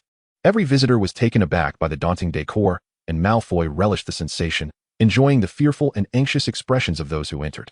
This space had truly become his lair, a stronghold befitting a dark lord. Knock, knock, knock. The sound of the door being rapped confirmed it was the foolish Goyle. Through his training in meditation, Malfoy's power extended beyond mere magic and control. It encompassed his senses as well. He poured his energy and thoughts into his meditation practice, relishing the fulfillment and gratification it brought him. He named his technique Serpent's Breath, though he secretly wished to call it Heart of the Dark Lord. But that would be far too ostentatious. A shrewd Malfoy would never engage in such folly. The name Serpent's Breath sufficed. The House of Serpent would ultimately bow beneath my influence. Enter Goyle. Malfoy remained seated at his desk, where lay his most treasured tome on the art of meditation. Beside it stood an empty goblet, which would be filled with various serpentine bloods when the need arose, serving as the optimal elixir for his practice of serpentess breath. Initially, the consumption of such blood may induce a sense of discomfort. However, as one's senses sharpen and the spirit purifies, one begins to perceive the chilling depths concealed within that sanguine essence. It courses down the throat, enveloping the body, flowing through the veins, stimulating the senses and tantalizing the mind. A most exquisite sensation. At that moment, Goyle entered, his eyes falling upon Malfoy, who exuded an intoxicating aura of coldness. The sweat from his recent exertions instantly transformed into a chill, and his speech faltered. "Young Master Malfoy, Harry and the others have gone to seek out George," he stammered. Malfoy scoffed, coolly remarking that he had anticipated Harry and his companions would not concede easily. Indeed, he had foreseen their inevitable quest for support. Malfoy had long suspected they would not surrender without a fight. He had even devised several countermeasures for Harry and his cohorts. After his father, Lucius, consented to provide Slytherin with 7 Nimbus 2001 brooms, Malfoy had begun to contemplate the strategies that other houses might employ in response. Particularly, he had considered Gryffindor's tactics, especially those of Harry Potter, and had even preemptively devised strategies to counter Potter's moves. Slytherin would triumph on the brooms, but their victory would extend beyond mere equipment. Before Potter joined Gryffindor, the house had suffered defeat for 7 consecutive years. They were not renowned for their intellect. In terms of both strength and strategy, Slytherin surpassed Gryffindor. With the added advantage of superior brooms, victory seemed all but assured. What tactics would Harry Potter employ? Relying on those inept Gryffindors would yield no hope. Potter was acutely aware of this, as was Malfoy. Unless he were to amass sufficient wealth to equip Gryffindor with Nimbus 2001 brooms, perhaps their losses would be less severe. Yet, such a scenario was improbable. Those with the financial means lacked the desire, and those with the desire lacked the resources. Ultimately, the crux of victory lay solely in the hands of Malfoy and Potter. The arrival of these 7 brooms had effectively placed the outcome of the Quidditch match squarely within their control. Malfoy possessed a significant advantage, one that would only expand as the match drew nearer. This was precisely the scenario he sought to orchestrate, one where he alone would dictate the outcome of the contest, reveling in the intoxicating power of such dominion. Chapter 108, The Cage Strategy. Potter, Ron, and Hermione had been poring over Quidditch rules and match records in the library. Goyle continued, "Yet, they must have found no solution, for they remain utterly dispirited. If it were that simple, would I allow them to discover a way? Were my 7 Nimbus 2001 brooms purchased in vain?" Malfoy retorted dismissively, for he had indeed procured those brooms with utmost seriousness. As Gall chuckled derisively, mocking Harry and his companions, he observed Malfoy's lack of response and continued, lamenting their inability to devise a solution, ultimately leading them to seek assistance from others. They had approached George at noon. Upon hearing pivotal information, Malfoy's eyes narrowed, glinting with coldness, as he found George particularly inscrutable. He could surmise that Harry would likely become an Auror, Ron might settle for a modest position, and Hermione would probably remain in the magical realm, marrying a fool. This was not due to any prescient ability on his part, but rather because individuals rarely transcend their capabilities and surroundings, especially for an ordinary person. When cast into a remote village, they are destined to toil in the fields for life. Conversely, if placed in a bustling metropolis, most would only secure below-average employment. Yet, those fortunate enough to be born into privilege and receive a quality education, like Malfoy himself, are fated to achieve greatness, destined to rise above the common populace. This is the fate of the vast majority, though there exist a rare few exceptions. As for George, Malfoy found him entirely opaque. George represented that anomaly, leaving Malfoy unable to predict his aspirations. He would not become an Auror or a professor, and he scarcely regarded Hogwarts. Malfoy, despite his inability to discern George's ambitions, understood that such individuals, regardless of their pursuits, would ultimately create monumental impact, unstoppable like the Dark Lord himself. Uncertain of what George had communicated to them, Harry and his friends emerged seemingly unconcerned about the upcoming Quidditch match, exuding a sense of buoyancy. Gall, reluctant to inquire about news from George, recognized that questioning Harry and company would surely lead to misfortune. Thus, he directly informed Malfoy to devise his own strategy. "Let us go observe the Gryffindor fools," Malfoy abruptly declared, eager to discover what tactics Harry and his friends had gleaned from George. Meanwhile, Harry, Ron, and Hermione, under George's comforting influence, had resolved the predicament that had troubled them for several days. With a solid plan in place for the Quidditch match, they now aimed to encourage their teammates. They needed to continue training while also diligently practicing the Eagle Eye technique, for overcoming Malfoy and defeating Slytherin was critical. even with a strategy in hand.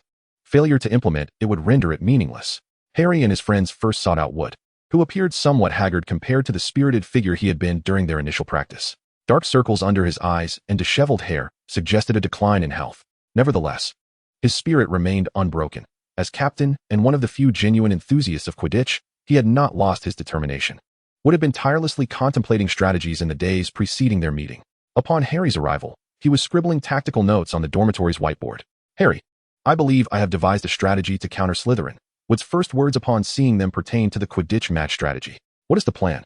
Although Harry and his companions came to encourage everyone, they were also quite curious about Wood's methods. As the captain of the Quidditch team, Wood was experienced, and perhaps he indeed possessed some effective strategies. The Slytherin players had equipped themselves with the finest brooms, leveraging the advantages that such brooms conferred. They were faster, more agile, and consumed less stamina than we did. Wood was not merely daydreaming about winning the match and claiming the championship. He was a training enthusiast and a tactical mastermind who firmly believed in the power of strategy. If we were to compete with them in speed, agility, and endurance, we would be at a significant disadvantage. However, the goalposts remained fixed, and regardless of their agility, speed, or stamina, their ultimate aim was always to score. Hearing Wood's words, Harry and his friends were suddenly enlightened. They had recently perused numerous books on Quidditch, and it was evident that Wood's insights were indeed valid. No matter how much advantage Slytherin held, their objective still culminated in scoring goals. If we were to engage in a direct offensive against Slytherin, our disadvantages would be glaringly apparent. We could not outpace them, we could not defend against them, and we could not endure longer than they could. Wood continuously articulated the team's disadvantages, yet he remained remarkably composed. He had experienced enough anxiety in recent days, but now he had devised a strategy. We could focus on defense, guarding the critical positions for scoring, and we would hold our ground. If we could not outrun them, we would not attempt to run. If we lacked their agility, we would not compete in agility. If we could not match their endurance, we would refrain from direct confrontation. As Wood spoke, his eyes sparkled with increasing fervor. He was gaining a deeper understanding of his tactics through his own discourse, which he termed the cage strategy. Regardless of how great Slytherin's advantages were, we could confine them within our defensive framework. Even if we could not score, we would prevent them from scoring. Wood turned his gaze towards Harry, his eyes ablaze with fervor. He extended his hands and placed them on Harry's shoulders, proclaiming that our seeker, Harry Potter, would seize the golden snitch, leading us to victory. Harry's eyes gleamed with determination. He had already resolved to catch the golden snitch, and together, they would triumph in the match. Wood was a fervent trainer, a tactical enthusiast, and a captain with an unwavering passion for Quidditch. Upon discovering a viable approach in the tactics that needed refinement, he sprang into action. He instructed Harry to split up and gather all the teammates, for they had rested for several days, and it was time for them to spring into action. Chapter 109, Placing Hope in Harry. Harry, inspired by Wood's decisive actions, was further motivated, especially since he had devised his own response, which coincided perfectly with Wood's plan. When all their resolve and determination converged, what obstacles could possibly stand in their way? The afternoon field was a vibrant green, the gentle breeze still wafting, and when the sun shone moderately, the pitch always felt refreshing. The Gryffindor players gathered in the locker room, and once Wood ensured everyone was present, he began to elucidate the tactical plans to the team. In other words, my forthcoming task will be to serve as an impenetrable bastion, steadfastly safeguarding our goal. I relish this strategy, Fred proclaimed, his enthusiasm palpable. What if they sweep through like the 7 stars? What if they are swifter than I? As long as I stand before them, they shall find my defense impenetrable. Brooms may not match their prowess, yet I shall not falter in my defense. Angelina, brimming with zeal, eagerly declared, we have squandered several days. Let us commence training today. Alia, having rested for many days, was almost bursting with anticipation to embrace the challenge. I shall make them aware that Quidditch is not merely a contest of brooms. Katie asserted, her fists clenched. Even if Slytherin possesses superior brooms and advantages, they have devised a counter-strategy. They will have Slytherin clutching the finest Nimbus 2001, only to face utter defeat. Wood stepped forward, positioning himself beside Harry. We shall all be your unwavering support, your steadfast fortress. We will not allow Slytherin to score. We will not permit them to disrupt you. The twin brothers, Angelina, Alia, and Katie gathered around Harry, imploring, with our collective strength, let us vanquish Slytherin and triumph in this match. Harry felt a warmth in his eyes. This was the Quidditch he adored, the game he truly cherished. We shall defend against Slytherin, seize the golden snitch, and claim victory. The Gryffindor team finally returned to the field, having departed in disgrace last time. Yet now they returned with renewed fervor.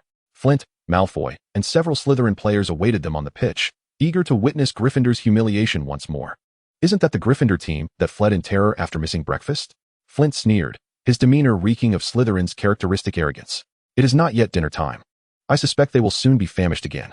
Malfoy had spent considerable time searching for Harry and the others, only to learn they had arrived at the field before hastening over. Wood stepped forward, placing himself before Flint. I hear your strategy is one of no strategy? The Wood of now was a far cry from the Wood of days past.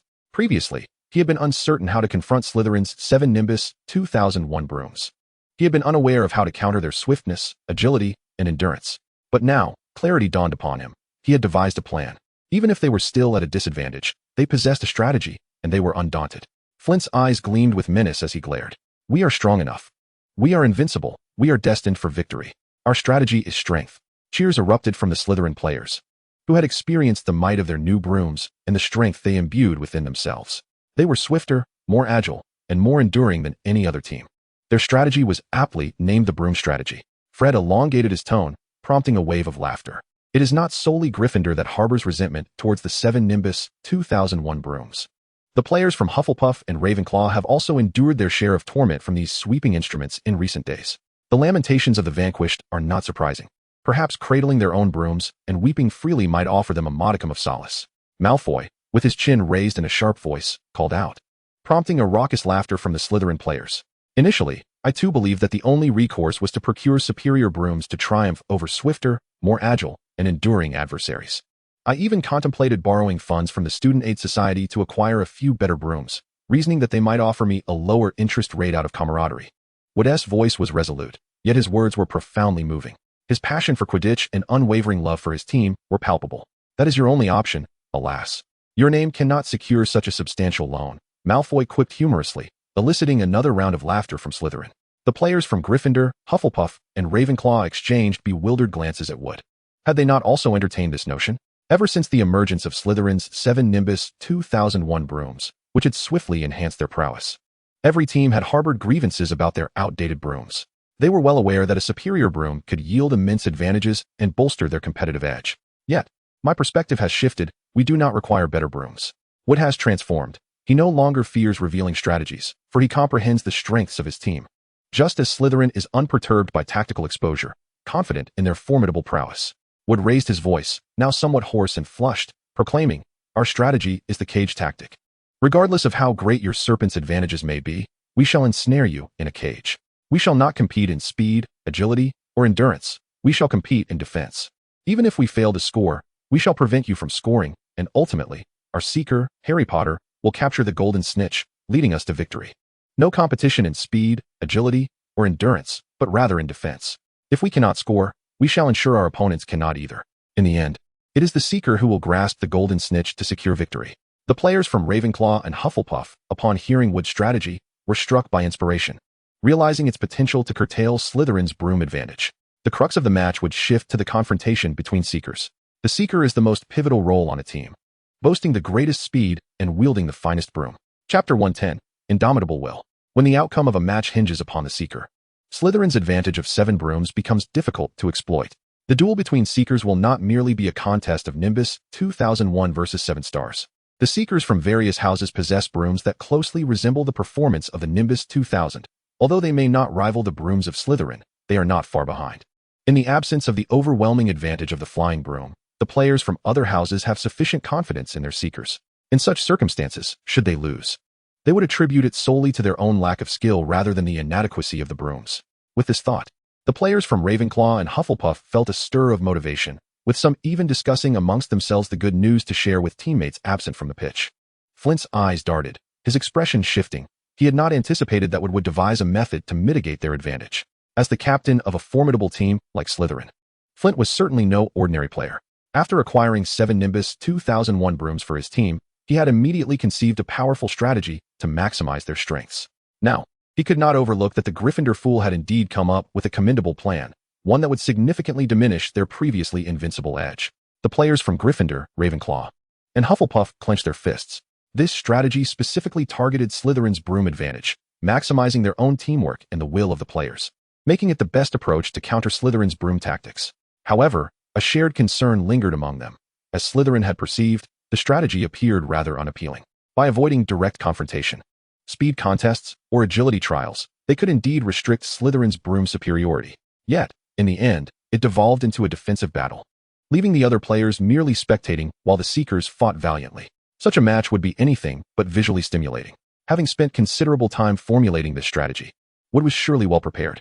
He had already devised a countermeasure for Slytherin's ridicule, chuckling ominously. The broom tactics of Slytherin began to fear their strategy. The broom tactics were indeed commendable, faster, more agile, and more enduring. I wager that no other strategy could surpass this broom tactic, built upon wealth. Wood's eyes gleamed as he lavishly praised Slytherin's broom tactics, leaving the Slytherin players momentarily astonished. Flint's face darkened. He had grasped Wood's intentions, suspecting that by exaggerating their advantages, losing would be less embarrassing. Perhaps he even hoped to elevate them higher only to see them fall harder. How naive. We are Slytherin, and our singular aim is victory. Do you truly believe that Wood could become my rival? A grave misconception. Our sole objective has always been triumph, and we recognize no opponents. Indeed, Wood's tone shifted, laced with icy resolve. I shall make you aware that a Quidditch match encompasses more than mere brooms. Regardless of how formidable or invincible your broom tactics may be, we will ensure that you embrace the finest Nimbus 2001, only to face utter defeat. Wood raised his hands and proclaimed with fervor that the broomstick tactics would never triumph over true Quidditch players, nor could they hinder the indomitable spirit of those players. When adversaries sought to undermine us with broomstick strategies, we would demonstrate the essence of a genuine Quidditch match, ensuring they faced the most crushing defeat imaginable. Wood's fervent spirit ignited the united resolve of Gryffindor, Ravenclaw, and Hufflepuff, as a resounding cheer erupted. Each heart echoed the sentiment that in an honorable contest, we could gracefully accept defeat. However, to attempt to crush us with the advantage of brooms, we would drag you down into the mire, rendering your advantage futile, and subject you to the most excruciating loss. Flint, observing the solidarity among the three houses, felt a flicker of irritation. It was no longer just one turtle, but three. Although he had not anticipated that their transformation into three turtles would best them, it was not the outcome he desired. Slytherin, having amassed such a significant advantage, sought a decisive victory, a thorough domination. Defeating three turtles was hardly a glorious achievement. Other Slytherin players shared similar thoughts, and for a brief moment, under the cacophony of the three houses, Slytherin fell silent. Witnessing Slytherin's quietude, the spirits of the three houses soared even higher, their cheers cascading like waves. Not to mention the turtle tactics. Even if you donned turtle shells during the match, you could not escape the fate of defeat. Flint was no pushover. He would not be intimidated by a clever tactic. Ultimately, the match would be determined by skill. He hoped that, when the time came, the turtle shells would conceal your despondency in defeat. Seeing Slytherin's team had ignited the camaraderie of the other three houses, Flint realized that no advantage could be gained through mere words. He decisively led his players away. In Slytherin's locker room, Flint did not forget to rally the team, reminding them that opponents had transformed from fools into turtles, which was hardly a cause for celebration. The Slytherin players erupted into laughter and whispered among themselves. After all, turtles were still merely turtles, regardless of their tenacity. In recent days, they had leveraged their broomstick advantage, excelling in training and flight. Now that their opponents had finally devised a counter-strategy, it was not an ideal scenario, yet it was not particularly daunting either. Flint raised his arm to beckon silence. It must be acknowledged that their opponents were not entirely inept. The turtle tactic could indeed restrict their advantages. Now was the time for strategic discussion within their own team, devoid of the juvenile taunts that characterized their exchanges with opponents. Flint readily acknowledged the efficacy of the turtle tactic. The Slytherin players resumed their hushed conversations.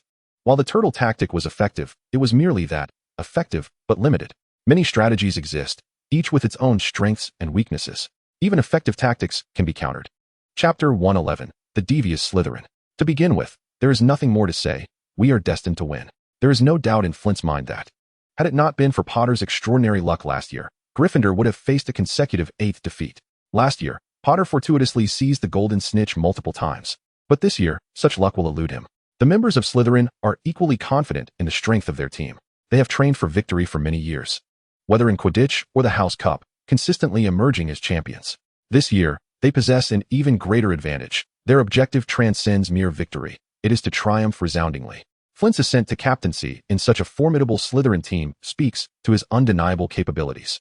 He is Terrence Higgs, the previous Seeker for Slytherin. As a former core member of the team, he is no ordinary player and immediately contemplates finding a weakness among Gryffindor's 3 female players.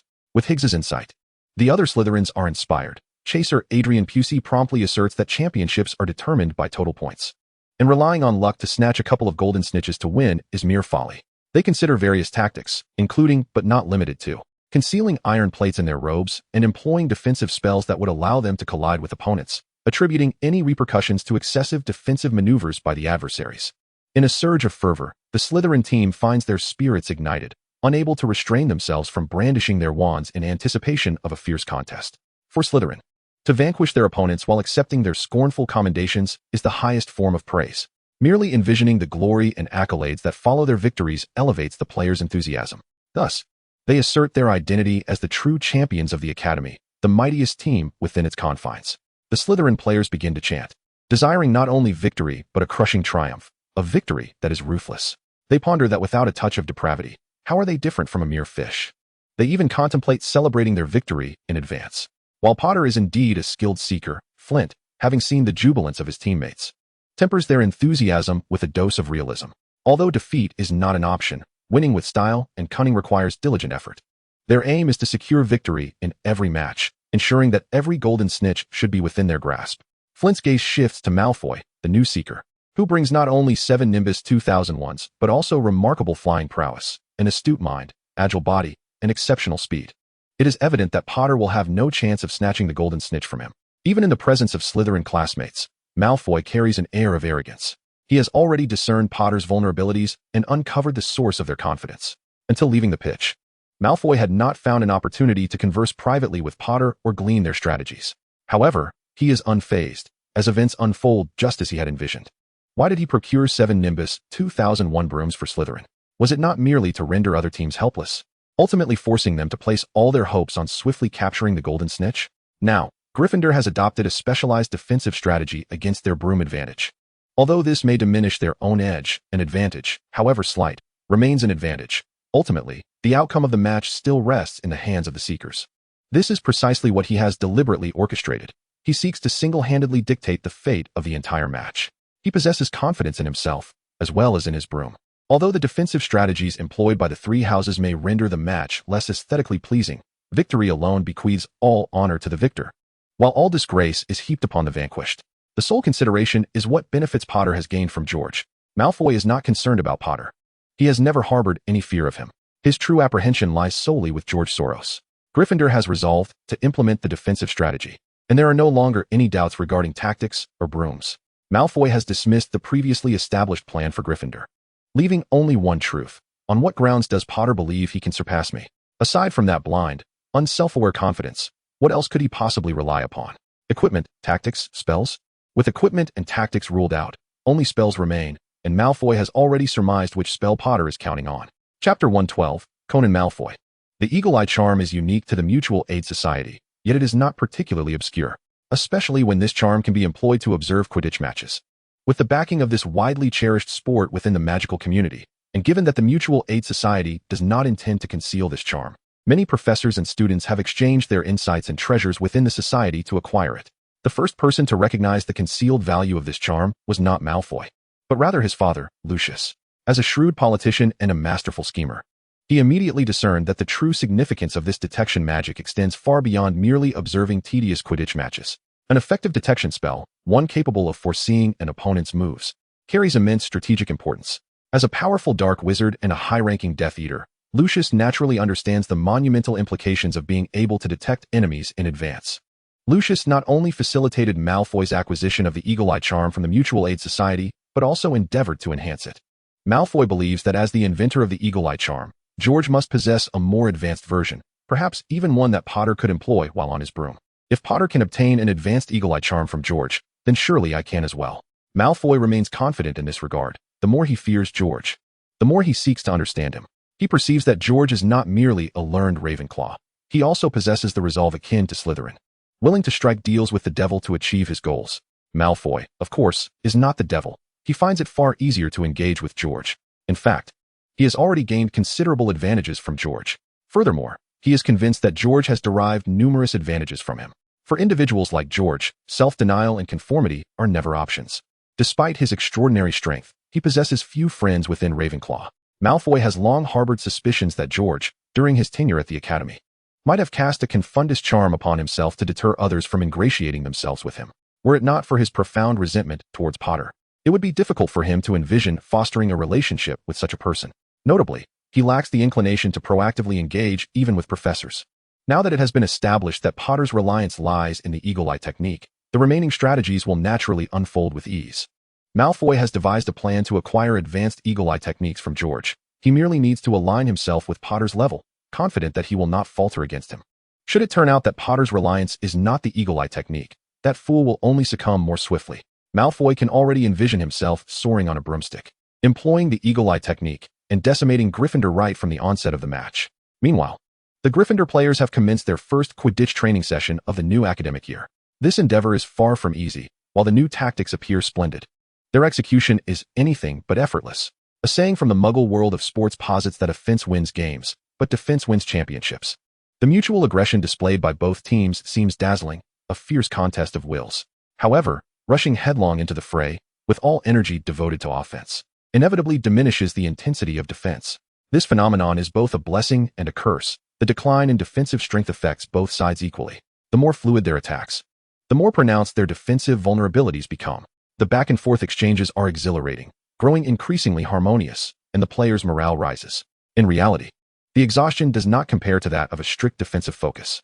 Only when the training players truly concentrate on defense do they comprehend why defense is said to win matches. The difficulty is palpable. Every offensive attempt is thwarted midway, and each expression of frustration feels akin to a lump in the throat.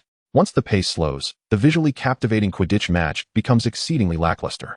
Hermione scratched her head and, with a hint of exasperation, remarked that they now resembled a tedious football match, transitioning from brisk competition to a mere shuffle of movements. The ball continuously circulated, yet scoring remained elusive. While the spectators grew somewhat dissatisfied, deeming the match suddenly unentertaining, those participating in the training felt otherwise, particularly some players from Ravenclaw and Hufflepuff. In their minds, they mused that Slytherin's broomstick tactics had indeed been curtailed. Wood appeared exceptionally exhilarated. The training unfolded as he had envisioned, characterized by tight maneuvers that relied heavily on a victory of willpower. This cage tactic imposed a palpable strain on both spirit and determination. The advantages of the broomsticks were minimized, while the synergy among players and their resolve became paramount, precisely their forte. As he soared through the air, he shouted, "Yes. Just like that. Strengthen the defense, intensify the pressure. We are an impenetrable fortress, a veritable prison. No adversary can withstand our resolve, nor can any rival contend with our harmonious synergy." Fred is particularly fond of this tactic. No longer will anyone be able to bully his sweeping 7 stars with the swiftness of a broomstick. He can now impose his agility and defensive prowess upon his opponents. Harry soars high above, experimenting with the eagle eye spell on his broom. Yet, it is evident that he has gleaned nothing, for one so young. Merely in his second year, this proves to be exceedingly challenging. Fortunately, time remains plentiful, and he is still brimming with confidence. When one becomes engrossed in activity, time slips away with remarkable swiftness. An anxious wait can stretch days into years, yet when one is in dire need of time, it behaves like the most heartless of deceivers, easily abandoning you in your hour of need. Unbeknownst to us, a month has elapsed since the commencement of the school year, and we find ourselves in October. The air has grown cool, and a damp chill, accompanied by the northern winds, has descended upon the academy, bringing with it the specters of flu and colds. Matron Pomfrey is compelled to concoct copious amounts of invigorating potions, which she administers to the ailing students. For the next few hours, they will find their ears emitting smoke before they are suddenly restored to health. Recently, even Ginny Weasley has succumbed to illness, being coerced by her brother Percy into consuming some of the stimulating elixirs.